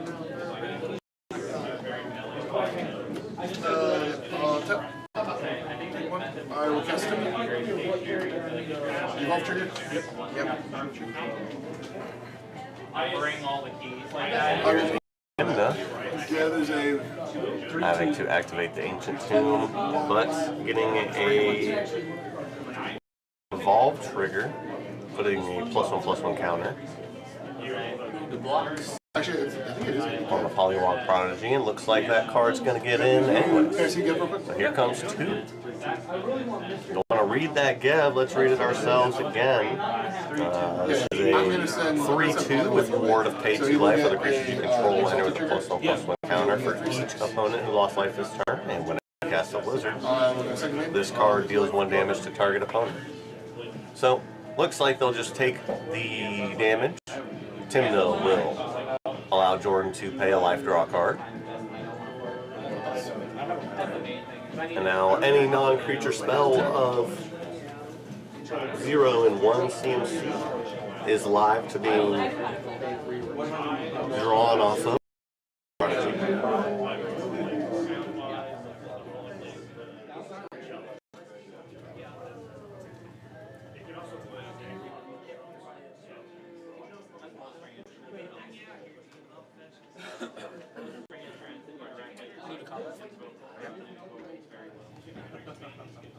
Turn passed on over to Dallas, and Dallas and Kedis is a pretty good combination. Will allow 3 damage to come in, but 3 treasure tokens to be made as each player takes the damage from Malcolm via Kedis. And now there's 6 mana. Here's a 7th with a shocked in Stomping Ground. There's plans for that Stomping Ground. Here's 2 more for an Ancient Tomb. +1 from the treasure. Here's 5 for a Wandering Archaic. The front side, the worst side. Whenever an opponent casts an instant or sorcery, they may pay 2. If they don't, you may copy the spell, and you may choose new targets for the copy. So a pretty big haymaker here. Effectively making all your spells cost 2, unless you just want to go ahead and give it to Dallas. I would not recommend. Stack, we have an Enlightened Tutor in response. Card drawn off the Polywog Prodigy from the Enlightened Tutor. And the Enlightened Tutor does resolve, so we'll figure that out. Not sure if there's any other responses from the table, but if there's not, then we'll move on over to Tanner, I suppose. Tanner and his unlikely Gev deck here. This card, standard All-Star right now. Commander All-Star remains to be seen. We'll just have to see how the rest of the night goes.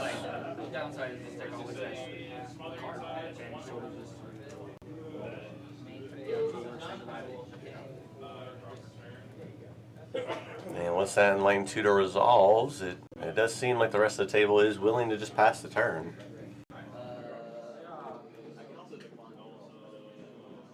True, but you're also the man who breach it. has 2 advantages. You have 3 advantages. Interesting. But still making sure that we can find this card that will be Enlightened Tutor, but otherwise Pretty straightforward plays from all of our players here, but very impactful ones. Polywog Prodigy, 4 mana open for this Thrasios Gev, with likely some more creatures to come down the pipeline here soon. And the one being cast post Kedis and Malcolm attack and 3 treasure grab.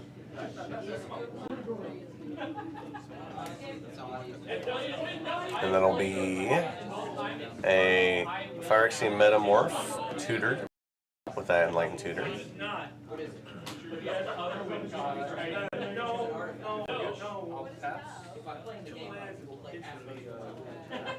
And that again the turn, so back over to Gev. Back over to Tanner. With this really awesome deck list here. Really showcasing the strength as Tanner was able to eke out 2 wins on the night, which is very good.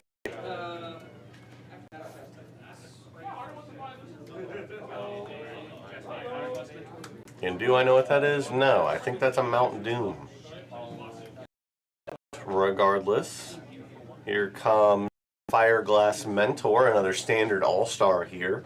Beginning of your second main phase, if an opponent lost life, exile the top 2 cards, choose one of them until end of turn. You may play this card. So the Gev will do damage to an opponent. The Fireglass Mentor will come in with a +1/+1 counter on it, assuming that it does resolve. Gev dealing the 1 damage from the ability when you cast a lizard spell. So we'll have to see where that goes from here. And let's turn it up and let's see if our give us any indication on what they're going to do this turn. I assume Riley's going to pass through us. Yeah, because that's what you guys. Yeah, man, you got it. Luckily, I wasn't that guy. They had us like say the soldier. Now this is good ETB, right? Yeah, that's ETB. Coming out with this. This comes in with a 1. He went in like 4 times. I wish I had that with our game. So it does look like that Fireglass Mentor resolves after dealing 1 to the Thrasios security player, Sebastian. I mean, I might be a little bit, but I would go to combat.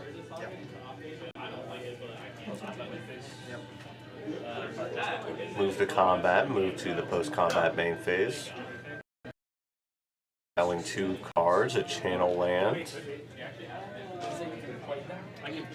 and Pinnacle Monk. Probably the Pinnacle Monk, since, well, I guess none of them. They will both stay exiled. The Monk cannot be 5 mana, and there has already been a land played.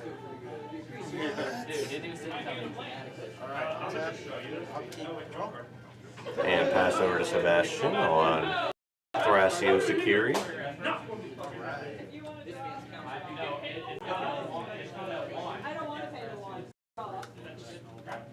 With the Phyrexian Metamorph coming into play, that was tutored in response to the Wandering Archaic. Excuse me.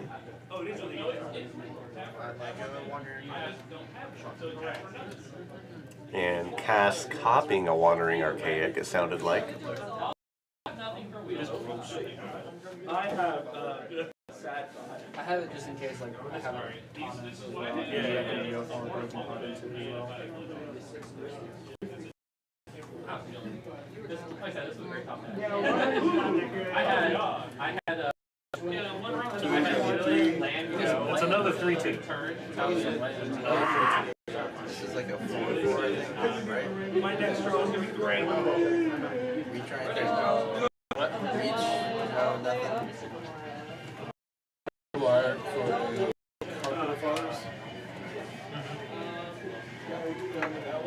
The turn will just be passed to the TNT player Jordan. So you have a 2-3. Looks like Carp the Flowers to play.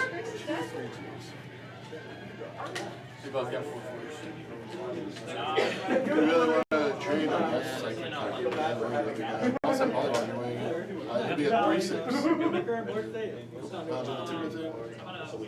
Polywog Prodigy. Yeah, also create a And Carpet of Flowers in the second main. Only one island across, using it for a green to cast DRS, a mana Confluence. I just many questions. One card. I'm sitting here like, you're feeding it. No, you're right. That is my bet.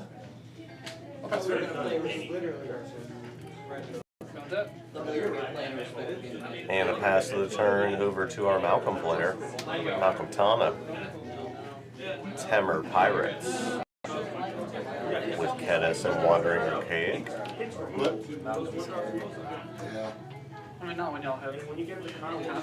There is no flying on any of the board. It is allowing Malcolm to fly over, deal 3 to the player, deal 3 to each player, and grab 3 treasure. Yeah, what is a counter spell? Yeah. I've never heard of it. Never heard of her. I've got nothing else. I mean, most of my stuff is creature combos. We're gonna have to figure out how to get around only casting creature spells, because there are 2 Wandering Archaics in play. The Phyrexian Metamorph has copied Wandering Archaic last turn, and definitely an exciting turn forward coming down the pipes.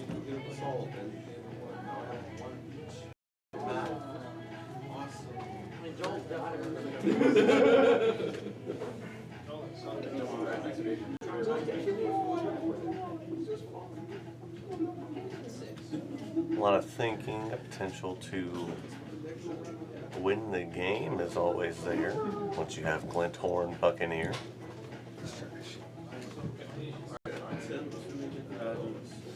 That is not to be discounted, although I think it would be likely that Dallas would go for it here. It is definitely something that should be of our players.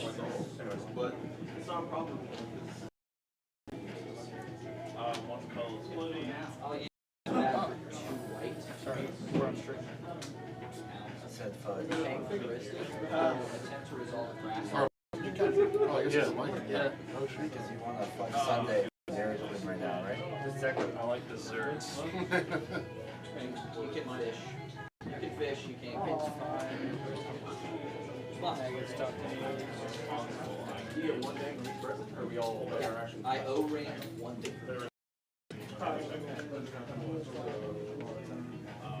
Looks like a all passive? Neoform on Kedis for 3.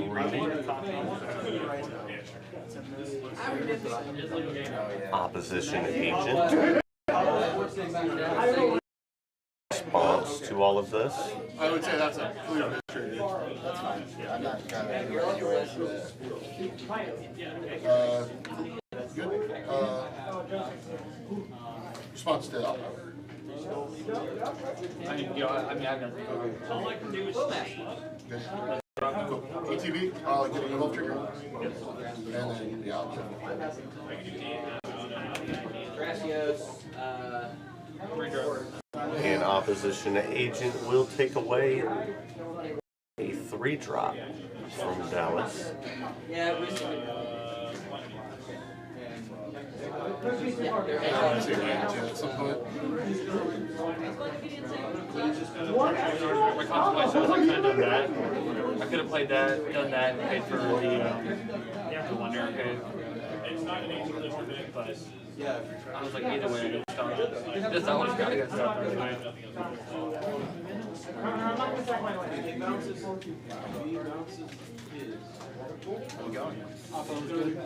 Yeah. Pretty decent guard. Let's see the rest. Also pulled double duty back in the volleyball too.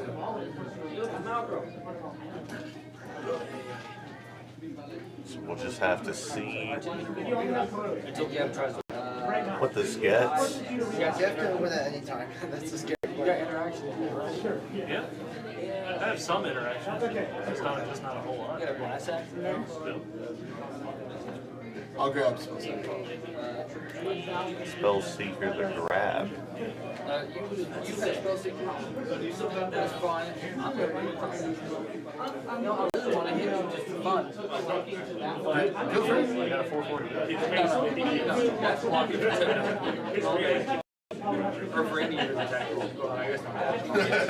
But I mean, that's fine. Big butt. Yeah, if you want to that's fine. I'm trying to do one.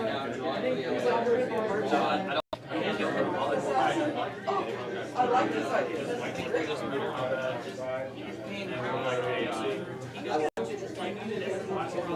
And moving into combat,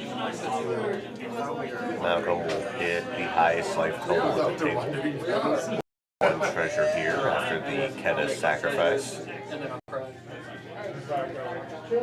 it passes the turn. Oh, sorry. Still on my cry step. Still on my cry step. Yeah. And over to the Gev player, Tanner. Y'all wanna just I mean, you have the worst board. The worst board. So you probably I'm not sitting as pretty as I actually wish I kind of was. I mean, your three drops weren't as spicy. No, it's either that, Bloodhorn, or just to keep you off of Yeah, I was gonna say, I'm kind of surprised you didn't grab it. I get further in your own board. Yeah, I was gonna say, Bloodhorn does literally nothing for me. I mean, if you have a clone, you clone my mouth. I only run the one now.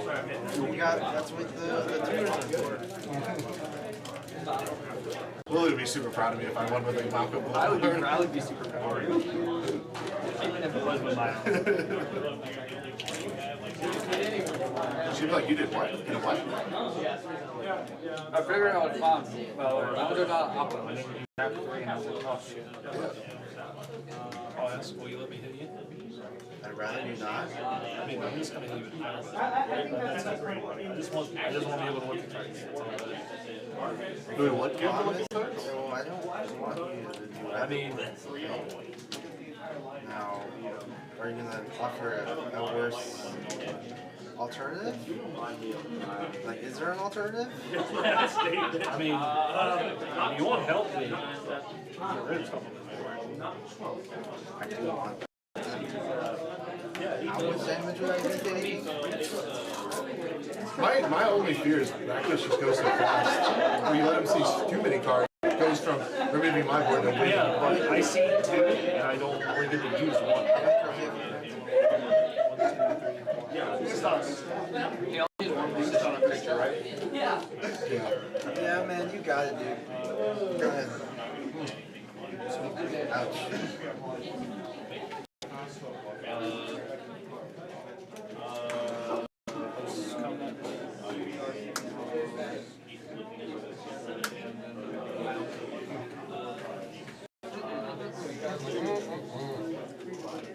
My turntables and tables.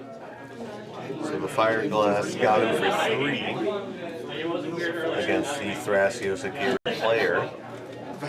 Post-combat main phase will exile Murderous Red Cap and Wheel of Fortune.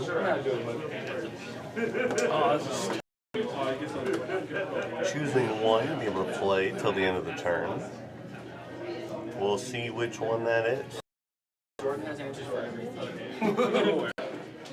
Yeah, but there's 2 wonder things. I mean, until he just plays like a creature combo. Or start tutoring. You can copy my tutors if you want. I will. I'm happy I would definitely like to. I find this thing. Alright, so I'll put you. Oh, yeah. Yeah, you can't even. You could. This is why the rod rack. Like trying to figure out which is the right play here. Or. Will is dangerous. Yeah, I know Will's dangerous.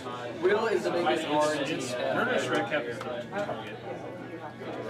And it looks like Murderous Red Cap is the card off a Fire Glass that will be selected to be able to end of turn, and it looks like we'll go ahead and make that happen.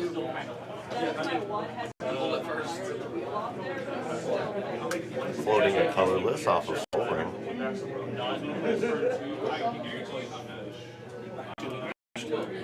This will also come in with a +1/+1 counter. So it's ETB, deal damage equal to its power. So it'll enter with a 1/1 counter. So it will do 3 instead of 2. But it's not winning right now. No, not winning at all. You don't have a sack outlet. It does have the ability to win here with a sack outlet, as the table points out, but it is not doing that here. We'll enter with a +1/+1 counter and deal 3 to a creature or a player. It enters with a 1/1 counter. ETB. You said it wasn't winning. No, it enters with a counter. He did damage. Yeah, that's what it counted. Because I did damage to him, and it comes in with a counter. So I'm doing 3 damage.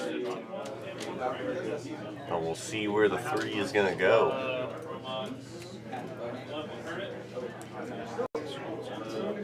Does that trigger?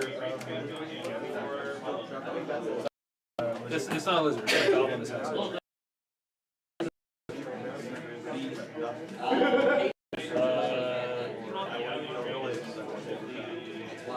We're gonna get rid of Death Touch with 3.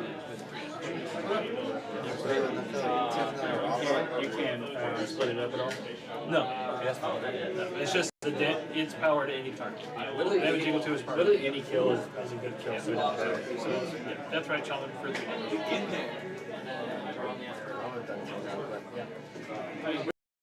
Yeah. I mean, actually, is it the last option that comes down? That's right. I do think killing him is probably good. Take him off now. So I didn't quite see what damage was dealt there. But a path targeting Murderous Redcap. I would say he's passing. He's not going to go to win here. So I understand, but I don't know when I'll be able to have mana to do it. But do you would you not want to hit any like What he's saying is that like yeah, triggers. Yeah, you got that. Well, I have a Polywog trigger. Yeah. Mine goes up first. Yes, yours goes up first. Mine goes up first. Pow. I mean, then your trigger will go off. And actually, dude, honestly, I might not be I have a question. What's up? Why is it always surprised, I guess maybe I'm not that surprised. What? That you go after Alpo. You know my opinion, but I also don't think that. And just going into Thrasios turn, I don't know that you hit Alpo. I don't think. But I mean, also, either is fine. He's just targeting me because obviously he's scared. I mean, I just think that I'm probably gonna have to tutor in order to ever try to win. I love the other tutor for being a closer. So where we're going here is the. I just want to. Looks like Murderous Redcap trigger on the stack. Unclear about that for sure, but a path to exile targeting the Murderous Redcap, and we have a Wandering Archaic trigger on the other side of the board from Dallas, which will copy and hit the opposition agent into exile. Polywog trigger will happen, so no basic fetch. And the path will happen on the Murderous Redcap. But now you get to go get a bitch. They're not. Sometimes it is, like I play And then the turn will be over to Sebastian. I think what? Probably by more bits of gas, but I think it's. I'm just low in reason. I'm nothing basically. He just got winning hand on his turn. Yes, 100%. You're gonna stop. Wanting arcade makes it tough. Double wanting arcade makes it even weirder. No, because they cancel each other out. Like, so if you try to remove my this trigger, then now they cancel out, and you're No, it has to be. Yeah. Not But in here's the where I first get one. when someone has my stats. At some point, somebody's gonna get fed up with it. Sure go now. I'm a big now. Gotta try it. Yeah, I just want you to know that. Like, he's got the tutor to go get the book card.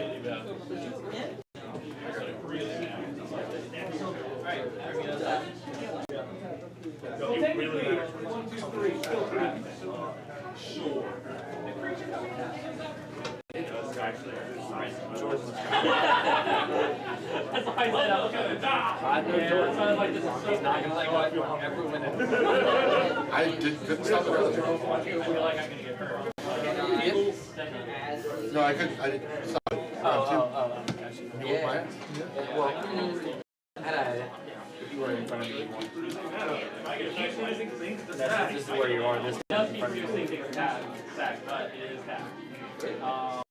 So it makes it good. Wanting arcade just makes it I can do something. You're not gonna like it though. It's a board wipe? No. It's a seed board. I don't think any of us can do anything. If any of us can,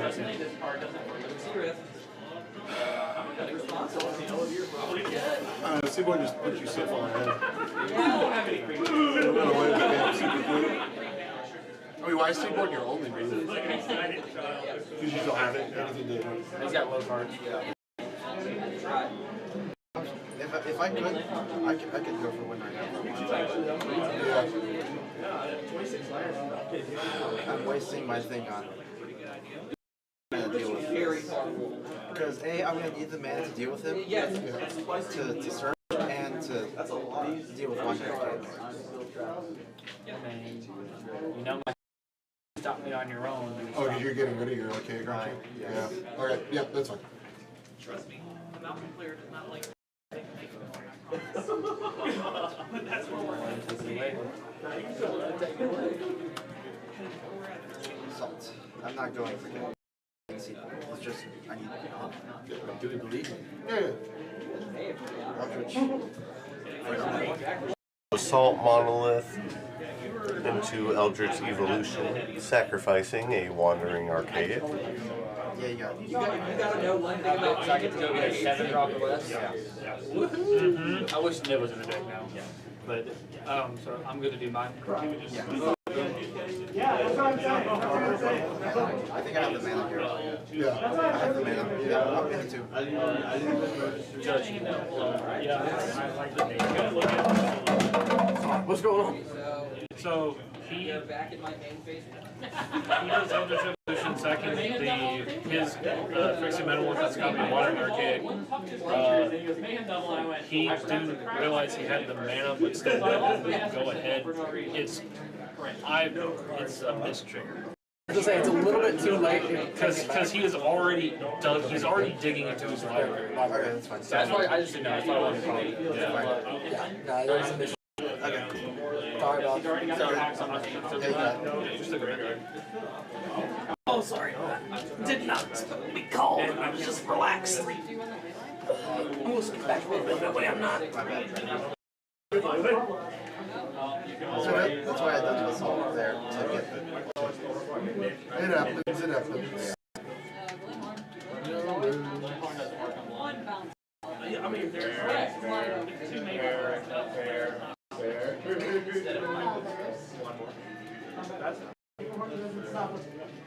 This was my value. Was like jump into this and get back like a happy place.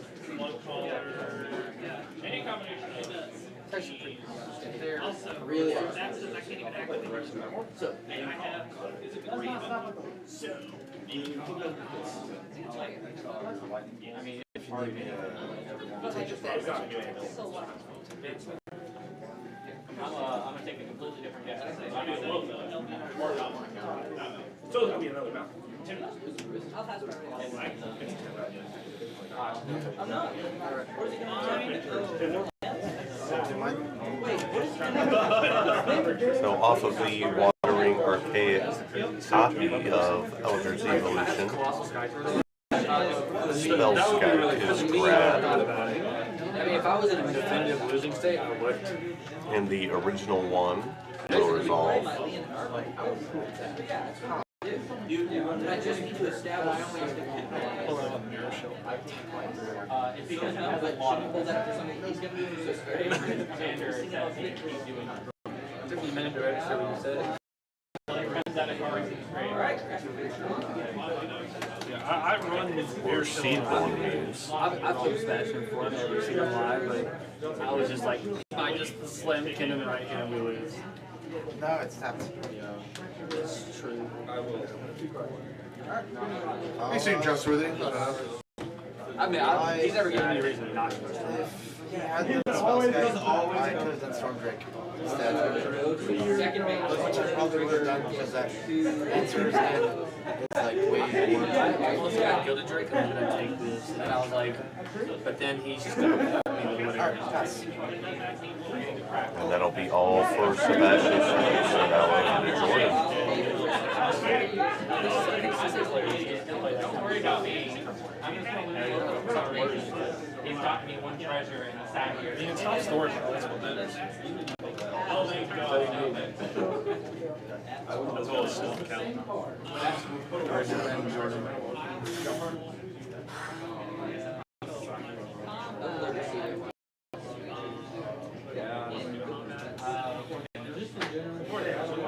I'm going to choose not to use the seed. No pre-combat main phase. Carpet of Flowers activation. Wait for main phase 2.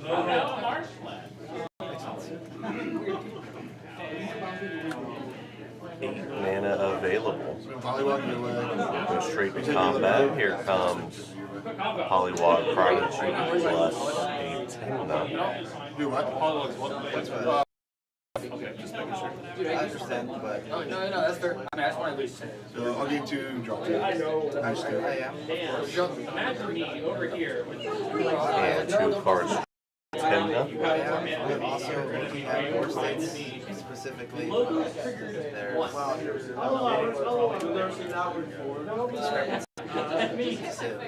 Cards in hand? Yeah. The reason I write that's not me. Where it's not like target.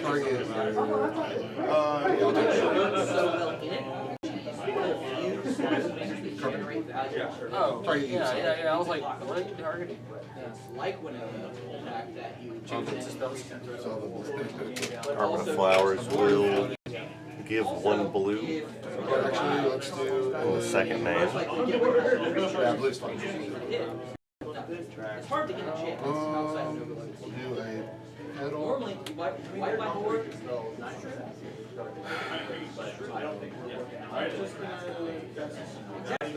What you're going to do is 9 mana. My creatures, get rid of all your I'm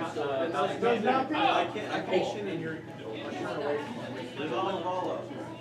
I untap. I am just you sure it's just oh, he's in response to your the picture. But he was much more important when you had dock sides and had to worry about your wants and energies, which I don't feel like I can just kill it. Can just kill it. Because she's there. Well, I put it to do I just kill it? Because if you work together, you can crack his treasure and your pet. I'm here. You're gonna let me snore over here? But like, I'm just trying to figure out if there's a line here. I think there is. I think there is. Just gotta. She's not gonna ask. I know, I just gotta feel that because everyone's been helping me set up. Exactly. I'm not doing anything. Or I think I got it. that sounds like Cards in hand?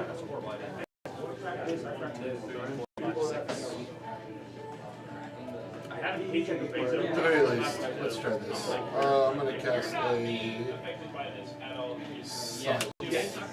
You literally just put a 2 on the table. Let's get the interaction out of your hand at least. Not this turn, but she won't be able to get rid of it by agreeing with him next turn. If he agrees to do it now, she can get away with it.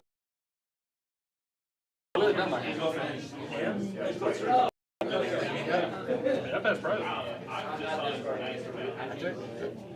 Of course you do.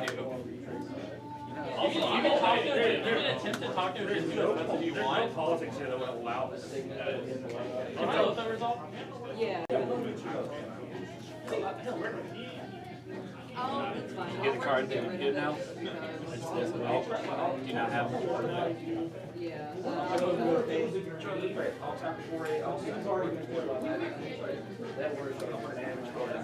So sounds good? Yeah. So silence resolves on Jordan's turn.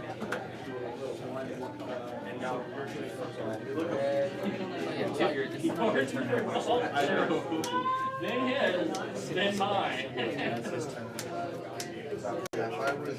7 mana available currently. So, because do you think you should just jam? I was missing the mana. No, why don't you just jam the... I'm missing a mana for. Is Malcolm going to hit you, by the way? If I get You guys a don't- treasure? Wow. I don't think I get there. I thought. No, I was attacking. Yeah, I did straight up have it. Wow.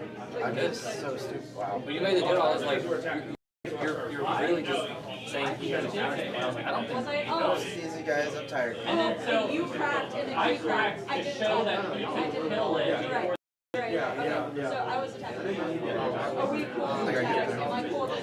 6 men. And then he has for 7.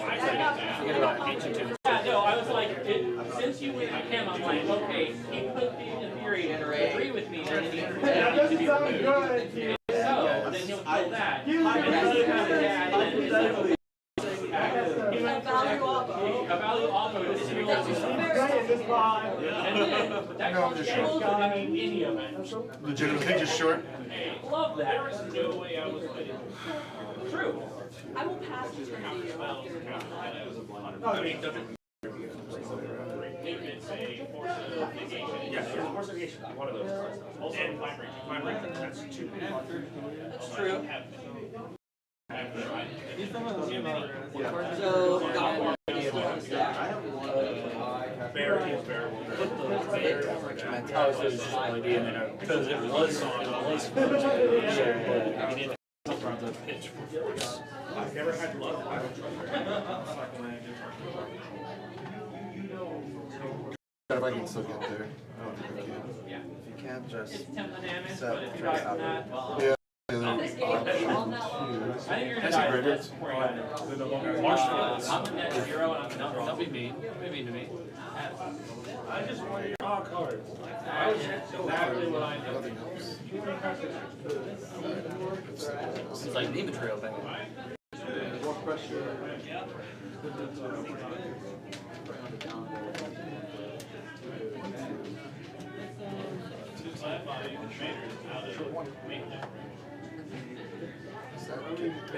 It may at some point. I ain't sure it's my board is pretty vulnerable to all of that. Question is, do you just lose the seaboard gas now? Yeah. Well, I'm going to lose you on your turn. 1, 2, 3. I would have. I know you. I've heard you. You're just like jamming out. Is that the team making decision you can stop one out? Not really. I'm only making. No, I mean, obviously, just. Because king making would be stopping me from trying to stop you. No, I mean, that's true. You don't have a guarantee. I mean, yeah, nada. You're that close, and you have 4 turns. So, like, the likelihood you get there, I'm not saying it's crazy. It's better than Can't believe I forgot. Can't has words. It doesn't just say Because I know he probably Judge, I'll do a crop protection. I got a crumble.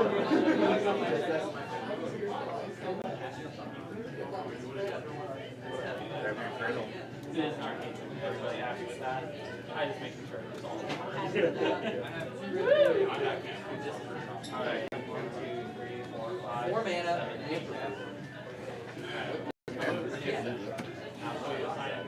On the dark side. Thank you very much, sir. That's right hand. Respect. We're not playing the Adnod gotcha game here, so. Good to know. You could have held that up. Yeah, no, I have the mana. Yeah. That's why I was like, Yeah.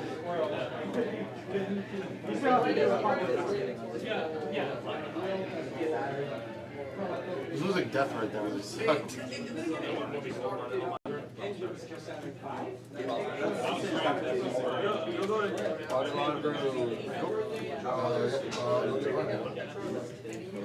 Welcome, hasn't done anything. It's still here. Why aren't you killing the long? He netted his mana, but lost a life. He nets a short mana. Maybe.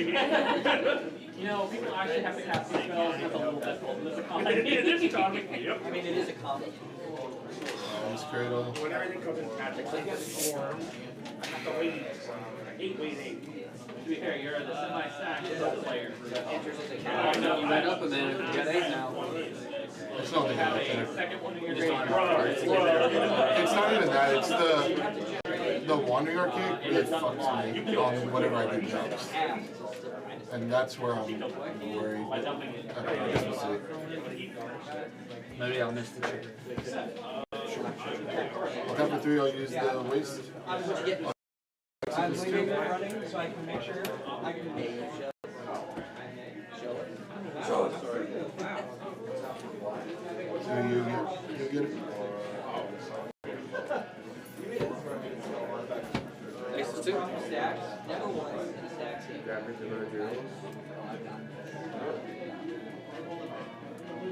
You can lose at any moment to go loaded cycle.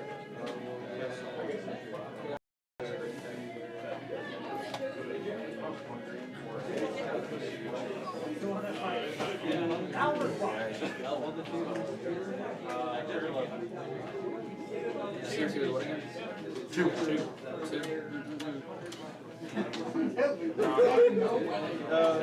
Almost went and grabbed something crazy. 2 or less though.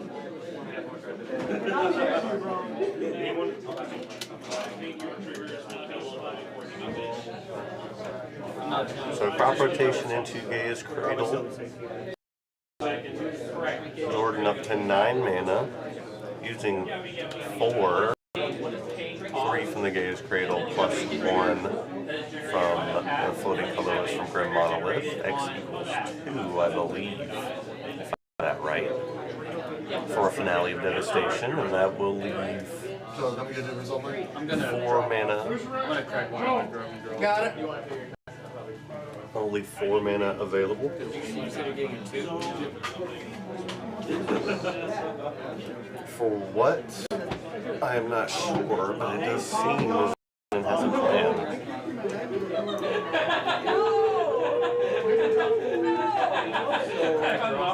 The Waterlogged Grove to draw a Yes, you card. did just go with that one, and I drew this one for turn.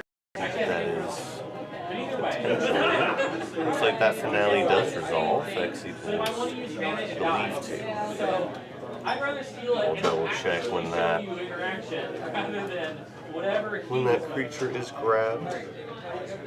I can't count.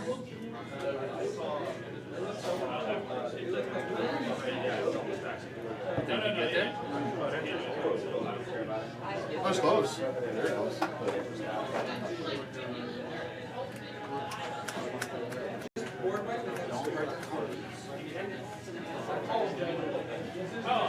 You can do it on the staff. Go ahead. I don't know. But you did it. Here we are. It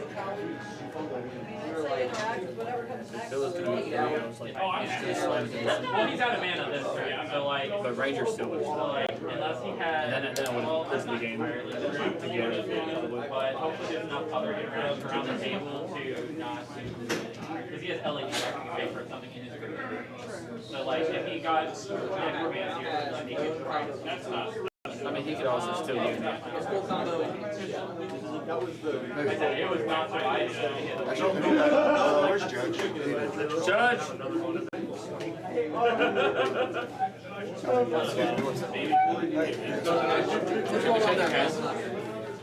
Quick question.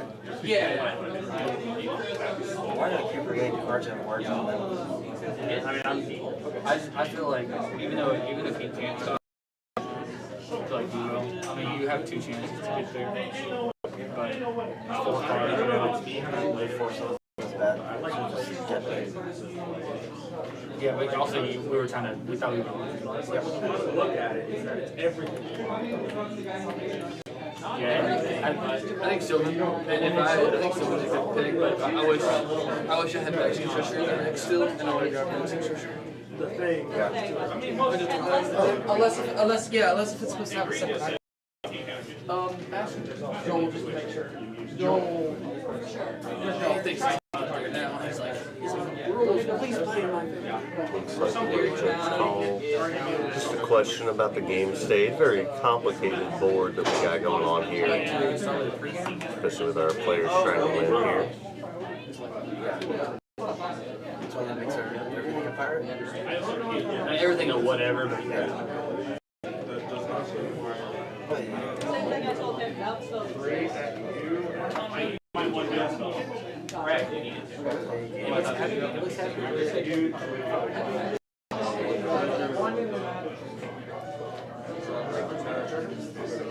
feel like I'm just playing at the same time. Yeah, the Elder, I just think, I mean, he might have. I don't think he had a counter, or he wouldn't be worried about me. That's what I was thinking. I should because he's worried about not being able to. Yeah, I should have seen this one. I mean, he had 5 cards, but it's also TNT. Like you know, y'all are similar. Y'all do run into good interaction. It work how you want it to work? Yeah, I think I just won. I think I'm getting it. The devoted druid? Yeah.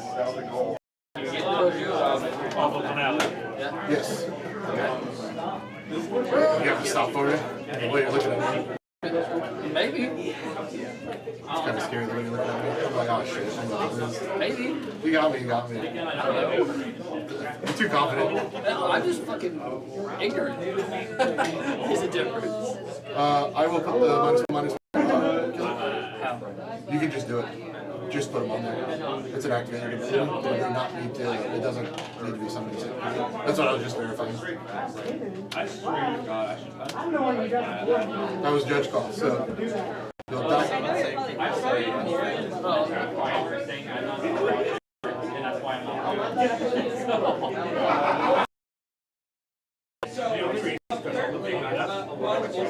Just a cost. Never heard of that. That's what I was double checking. Well, the ability is the cost is putting you just to untap. Judge. That's why I asked you a question about it. Obviously, I know just rules. I don't know why I'm raising my hand. They can't see. Judge. What are you looking at? I just want. I mean, again, I'm like 99% positive you're right, but I just want the last clarification. Can you get? Joel, come here. I just got to check. That's fiction. What's that? Now, it's the same stuff. Quick question on this, right? Assuming Devoted Druid isn't tabbed, you can still do it because it's not. I guess not tabbed. We just looked up that. Yeah, no, I pulled up the Oracle text. Just wanted to make sure. Yeah, you're good. Yeah. I figured it was right, but at least that's good. And there's even if I give it Shroud, it doesn't target itself. It puts a counter on If it's untapped. Yeah. Untapped, not targeted. It's stupid, but it is good. That's why I checked the Oracle text and was like, yeah. I mean, doesn't even say doesn't target itself. Part of the cost. If you get in Doing that, there's nothing. Well, no, yeah, he just wanted to make sure.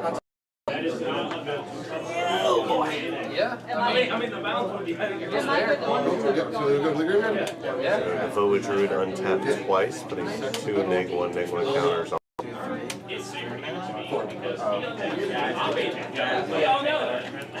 4 mana here.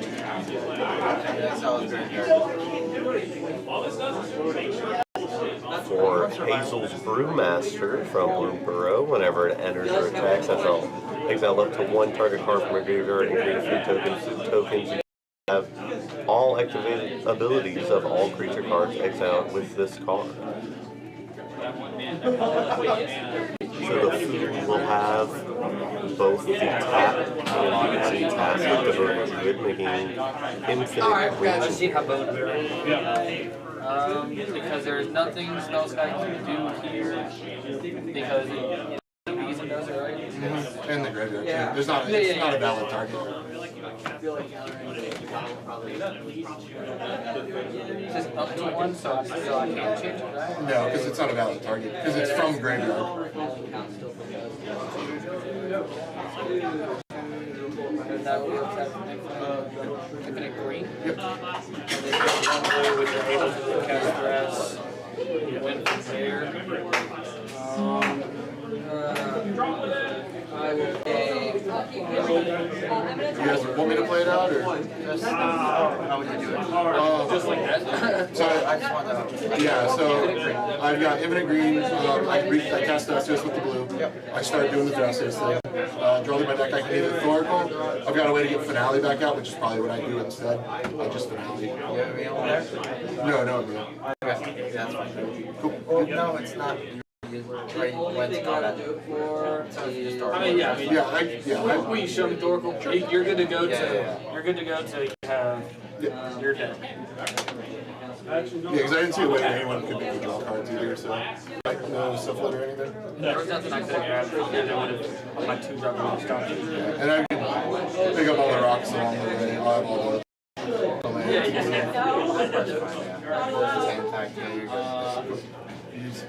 Alright, it looks like a quick concession there. I did not think I got that because I didn't think I would do it seconds. And I was reading it and I was like, wait a second, does this actually work? Devoted Druid and lets the infinite green mana start happening with the food token.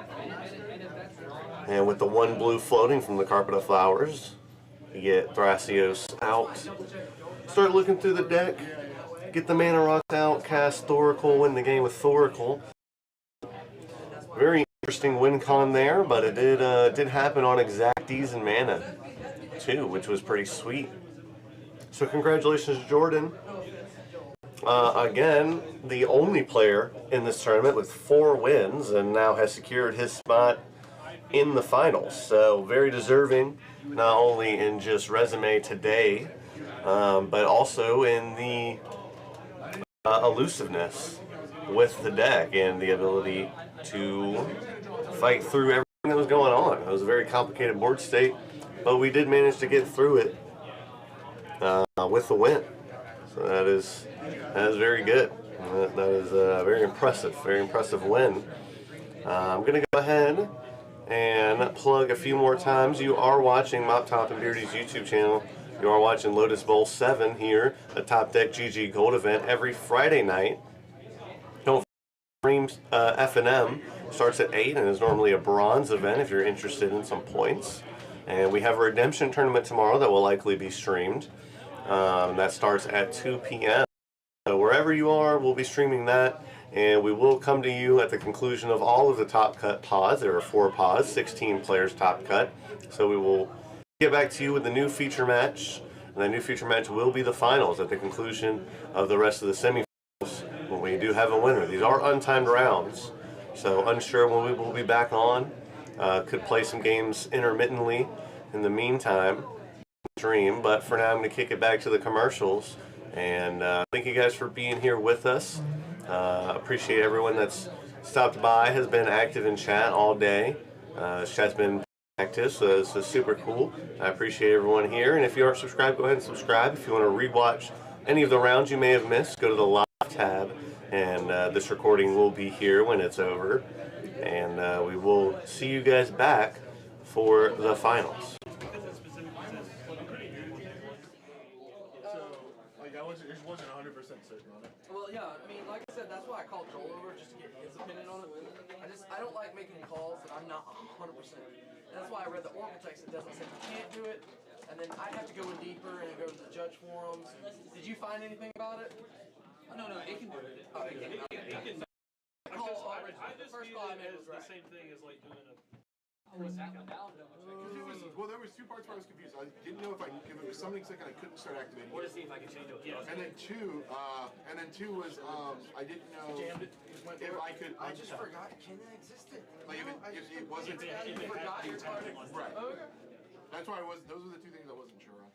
Could you have changed it? Because now my only vote is I'm double checking. I mean, I don't think I can, but I don't see where. But I still want to, because Spell's Guy only works if it's a legal target, and Devoted Druid says Devoted Druid. Yeah. Spell's Guy isn't Devoted Druid. Yeah. So double check it. Also, I'm checking to see if I gave it a shroud. Could you have even done it on us? Wouldn't it even matter though if you could move it? I could just keep doing it until you die. Oh well, unfortunate.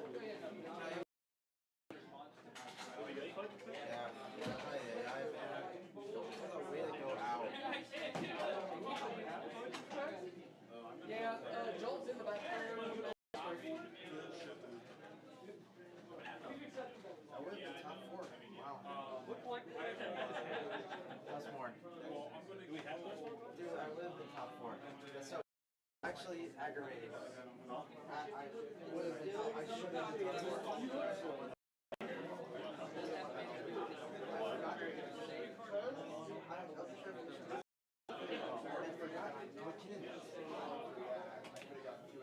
Oh, the double, the extra? Oh, you just use it as a regular?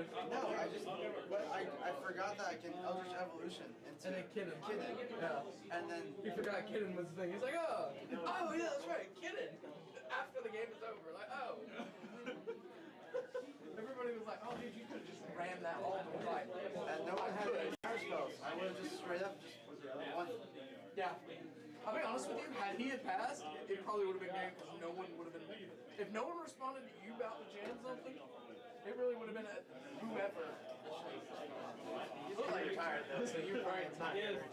He didn't exile the because I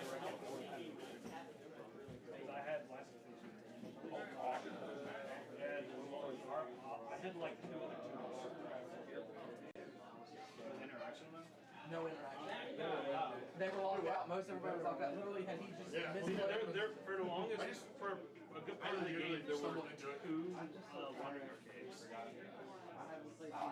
There were two wandering arcades. I'm pretty new on TNT. But in place of, I used to like one use Freaking, so it played very similar. Sebastian sat his wandering arcade to How you like it? I looked at it months ago. You were right there. That's what we just said. We said had he skipped or passed turn or misplayed, next person will won. He literally looked at his deck, and like he was like, "Yep, there's no way I can win this." And out of nowhere, there was a glimmer in his eye. Hope comes back. Peter, what happened? You had a point of inspiration from coming in character. Yes, we lose. Guarantee you, whatever it is. Yeah, but it's a 3 offers. Yeah. Yeah, he came over and he didn't even. He wasn't even. I thought at some point, legitimately, when I played this because I was like,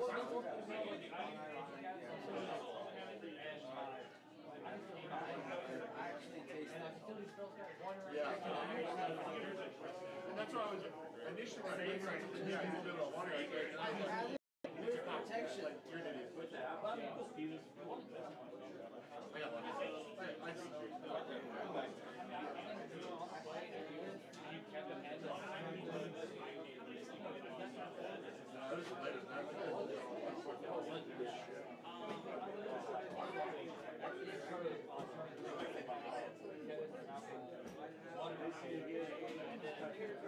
I want a playmat. That's literally all I wanted.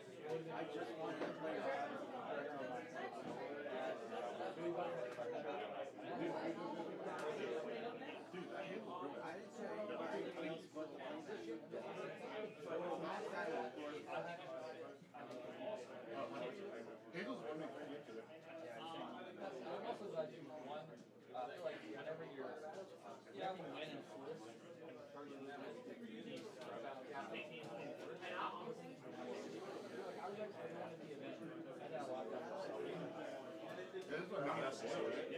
Oh, okay.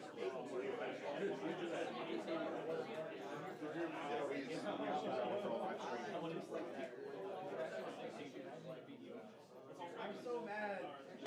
Actually,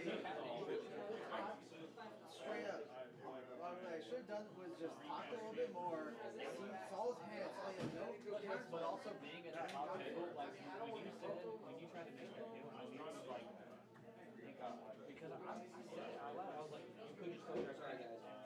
I'm like, kid, I don't have another man. I forgot kids has text. I played kids twice today. Both times kids done nothing. I had 0 rocks every time I played kids. Yeah, so I just forgot. Because you had interacted with me, and then also I guess you have to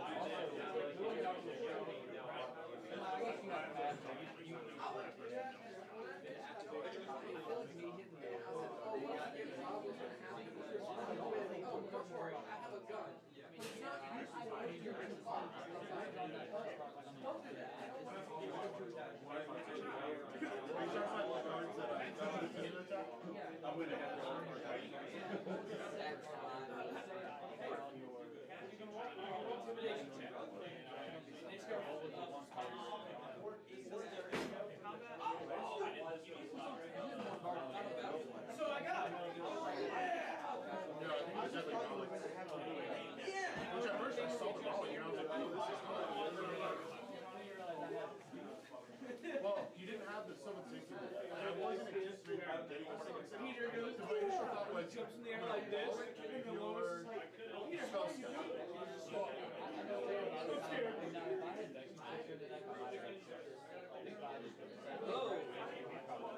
I was saying before my plan, so I drew Raleigh.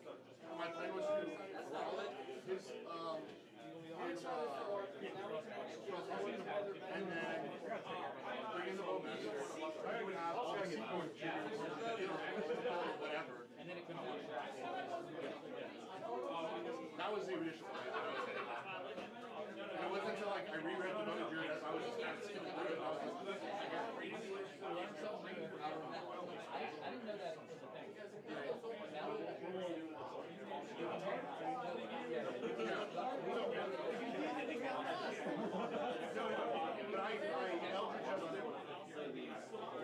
But I Eldritch Evolution in art. I didn't realize that it can't heal itself. Make you feel better. I mean, it's what's everything. Yeah, I just here's what's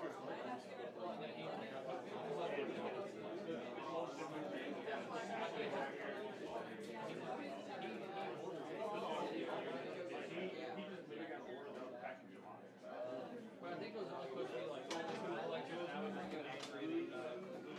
thinking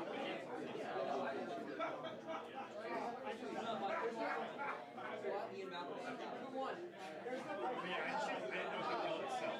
There's an argument about Eldritch Evolution.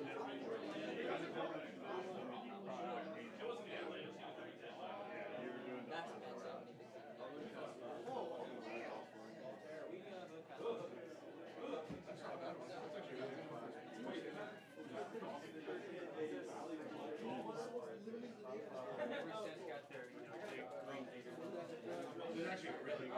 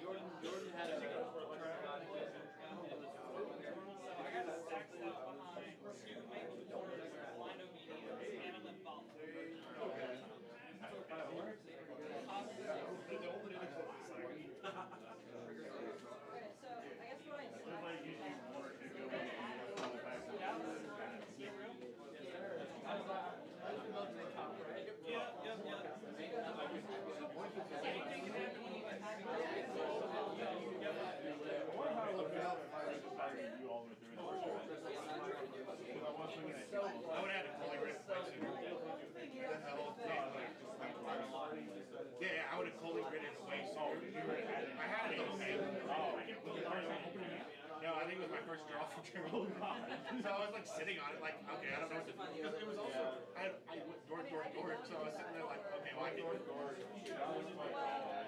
my own shit. I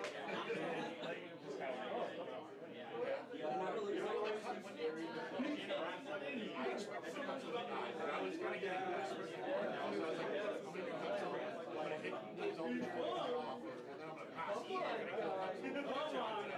When they did, I was like, I just but then I already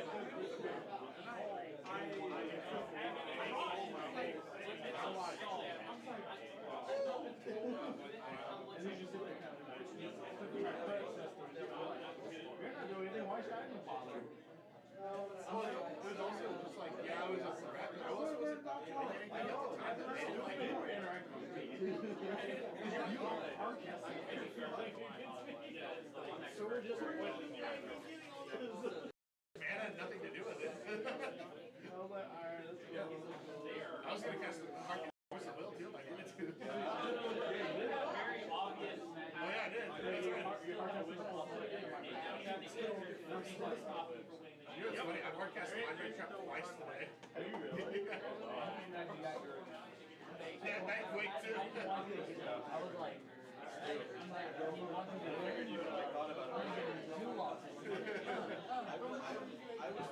then, yeah, you're going to need to last the day.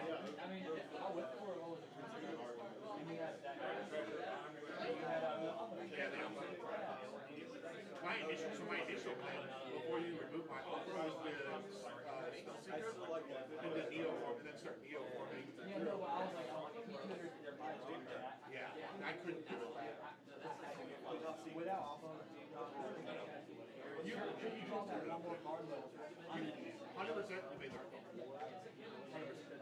I was trying to politic you out of it, but it was 100% the right way. Because I was gonna strip deal for right here, your guy, because then you're like, you can do it if you want, and you're like, this is easier. Just hand me the game, sure.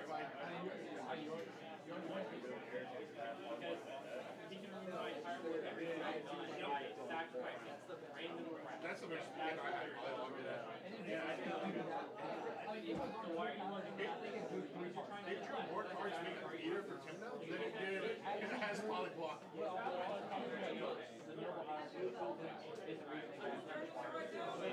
saw what I did first.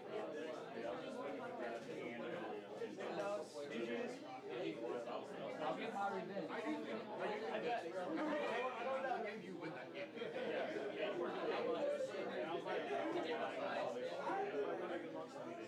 That's why I was surprised he was taking so hard against. Really should have been working with him because we were both locked out. I thought that was everybody was locked out.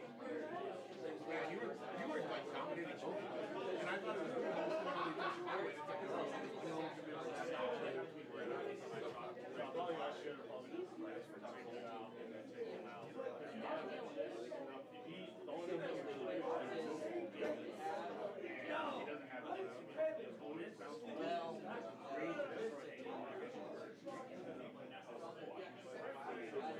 And he's not gonna be able to do enough damage on target. So almost kind of politics.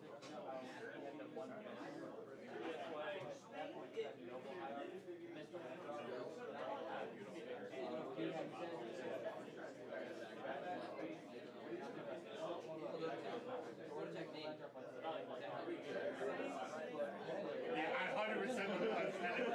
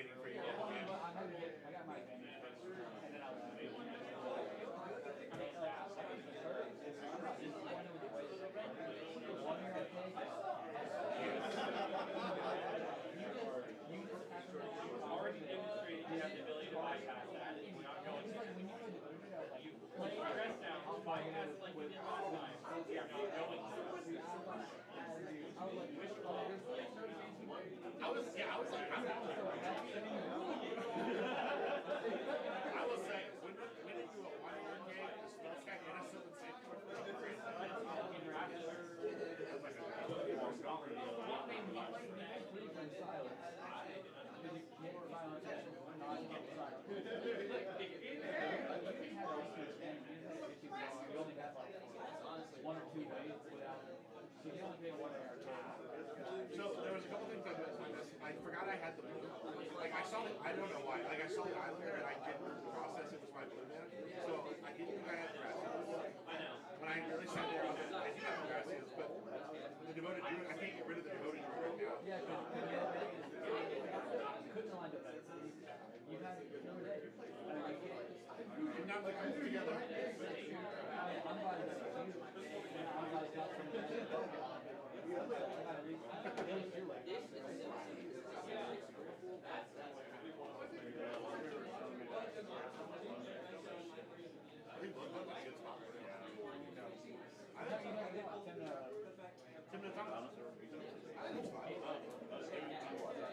Dockside was just another outlet. For me, from my dad. I don't agree with it. I don't think right now as important as other stack pieces that I agree.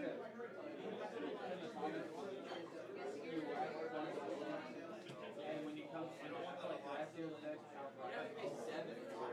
unless you get custom. Because like McKinnon and Drafty will say, I want to be You can run it. Pressure on him. I agree with him, but like sure.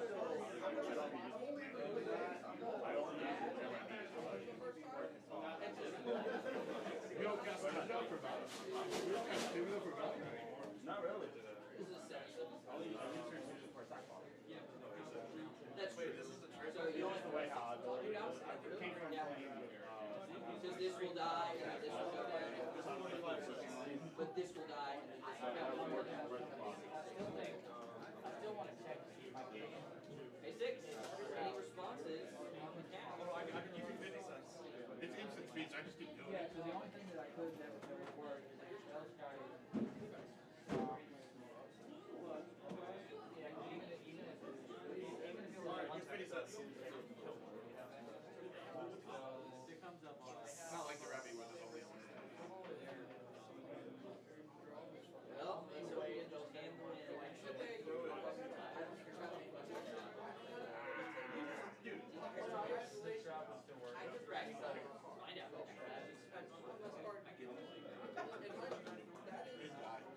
No matter what you do, we die.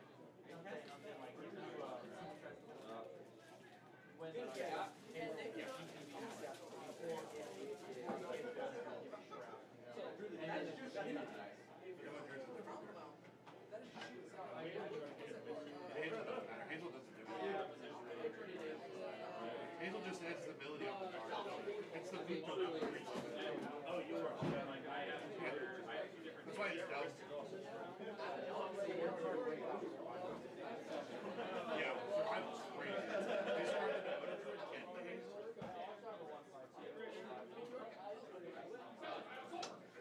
That's why. Murder you. DJ's murder me. You're the fucking one that forgot. No, I cast 2 instances. And there's nothing you would have killed on the board at the time.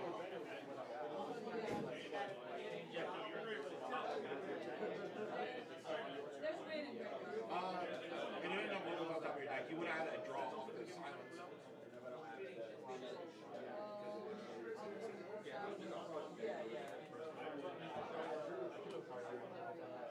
So here's the thing. I know you said you're on TV. Nib is on 100.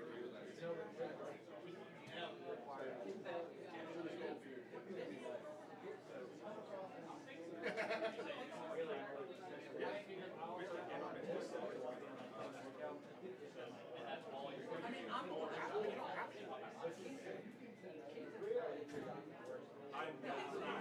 don't have to. Like, right? Nothing says you need to run 3 wins on third quarter.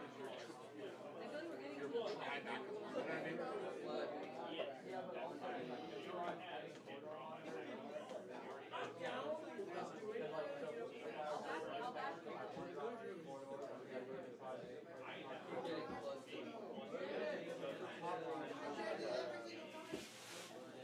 Maybe it's just me because I'm like a more of a control guy. I like having something like blue where it's just so aggressive.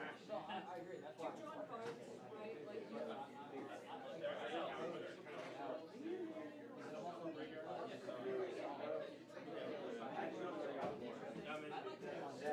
Plus, if you do it with the oh, never mind. Never mind. Yeah. If you're on the, I was gonna say, but if you're on the tap pirate, yeah, that with curiosity is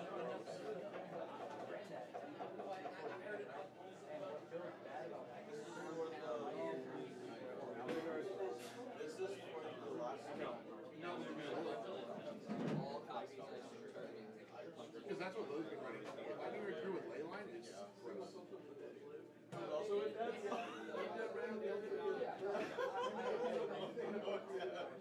Because the way, so like the way we throw this, no, but it gets you so much value. And if you have the curiosity, you're drawing 3 cards. Yes, so every creature you bring in is short, it's all pirates. So one tap, 3. And if you have the curiosity, now you're drawing a shit ton of cards. You can actually, Lily's manual still.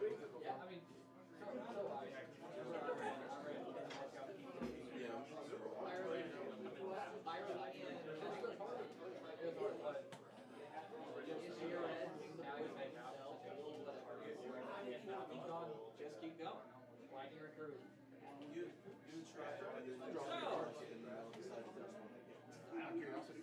Where we're at, how we're feeling. All right, some water. Still 3 cards, bro. It's a lot of investment. 3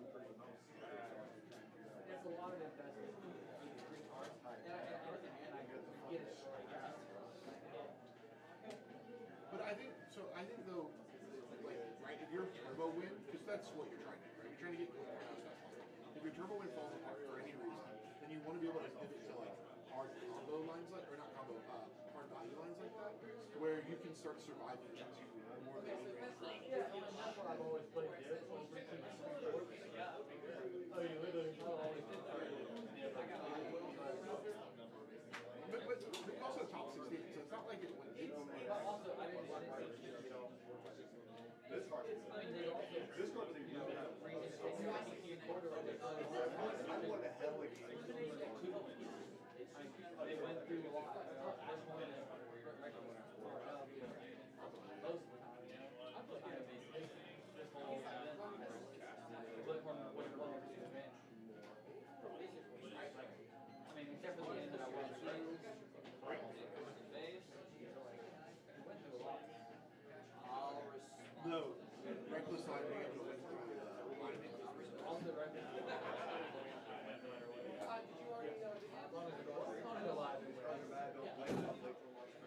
you already Because it goes around 1 too, right? It's also like just making sure that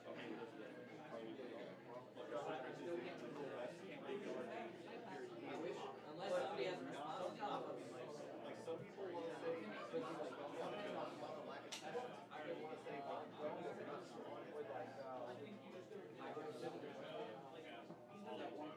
like it more. I want you to acknowledge that you're playing over. Ladies and gentlemen, don't forget, tomorrow we will be hosting a redemption tournament here. If you want to go to Top Deck, you can go ahead and pre-register for your spot there. You don't have to pay yet, it just lets us know that you're coming. And we'll be playing for this beautiful full art versus